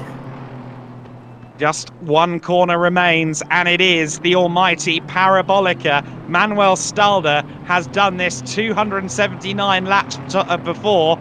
This is lap 280. It's the most important run through Parabolica, and he has made absolutely no errors. Manuel Stalder had a few heart-in-mouth moments in the final hour, but Lightspeed by MC Schaumburg Racing take the win. The 77 BMW has endured 9 hours of Monza, and the reward is a race victory. And off at the very back there, it's Neil Schurer. That's third place. Surely not in the last lap. Yes, Fleety has gone past. The podium will change at the very end. It's Glatter who takes second place for the Venari Racing. The 27 crew have done enough to secure second place, but in the very final braking zone of the last lap, Sam Fleety and Cracked Racing have secured a podium. Nils Streur will not be able to sleep tonight.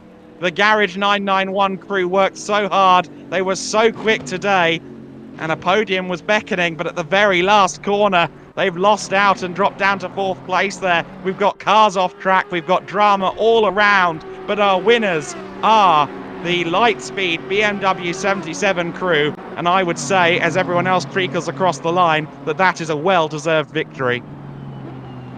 Yeah, absolutely was, and fair play to that 77 team. They managed to. They did have one slight issue in the closing stages with that half spin, but yeah, apart from that, they managed to get to the finish and they crossed the line. And yeah, just I have no words for that final lap there. Just wow, that was. But on the other hand, that's heartbreak for the Sheriff. But he'll be kicking himself. Tell you what, I've run out of voice right at the end of this race. I'm glad it was now and not 5 hours ago, but what a race it has been here in the VCO and LFM FLExTREME Rivals tier of this series, and we've had an amazing time already in this season. COTA was magnificent. Monza, if for an entirely different reason, provided a lot of drama. I know that you're a frustrated sim racer, as am I, but I didn't particularly envy any of them out there on circuit today, Ryan. From myself, from you, from everyone who is producing this stream, thank you so much for tuning in to the VCO LFM FLExTREME series. From those of us here in the second tier, thank you so much for tuning in, and we'll be back again in 2023.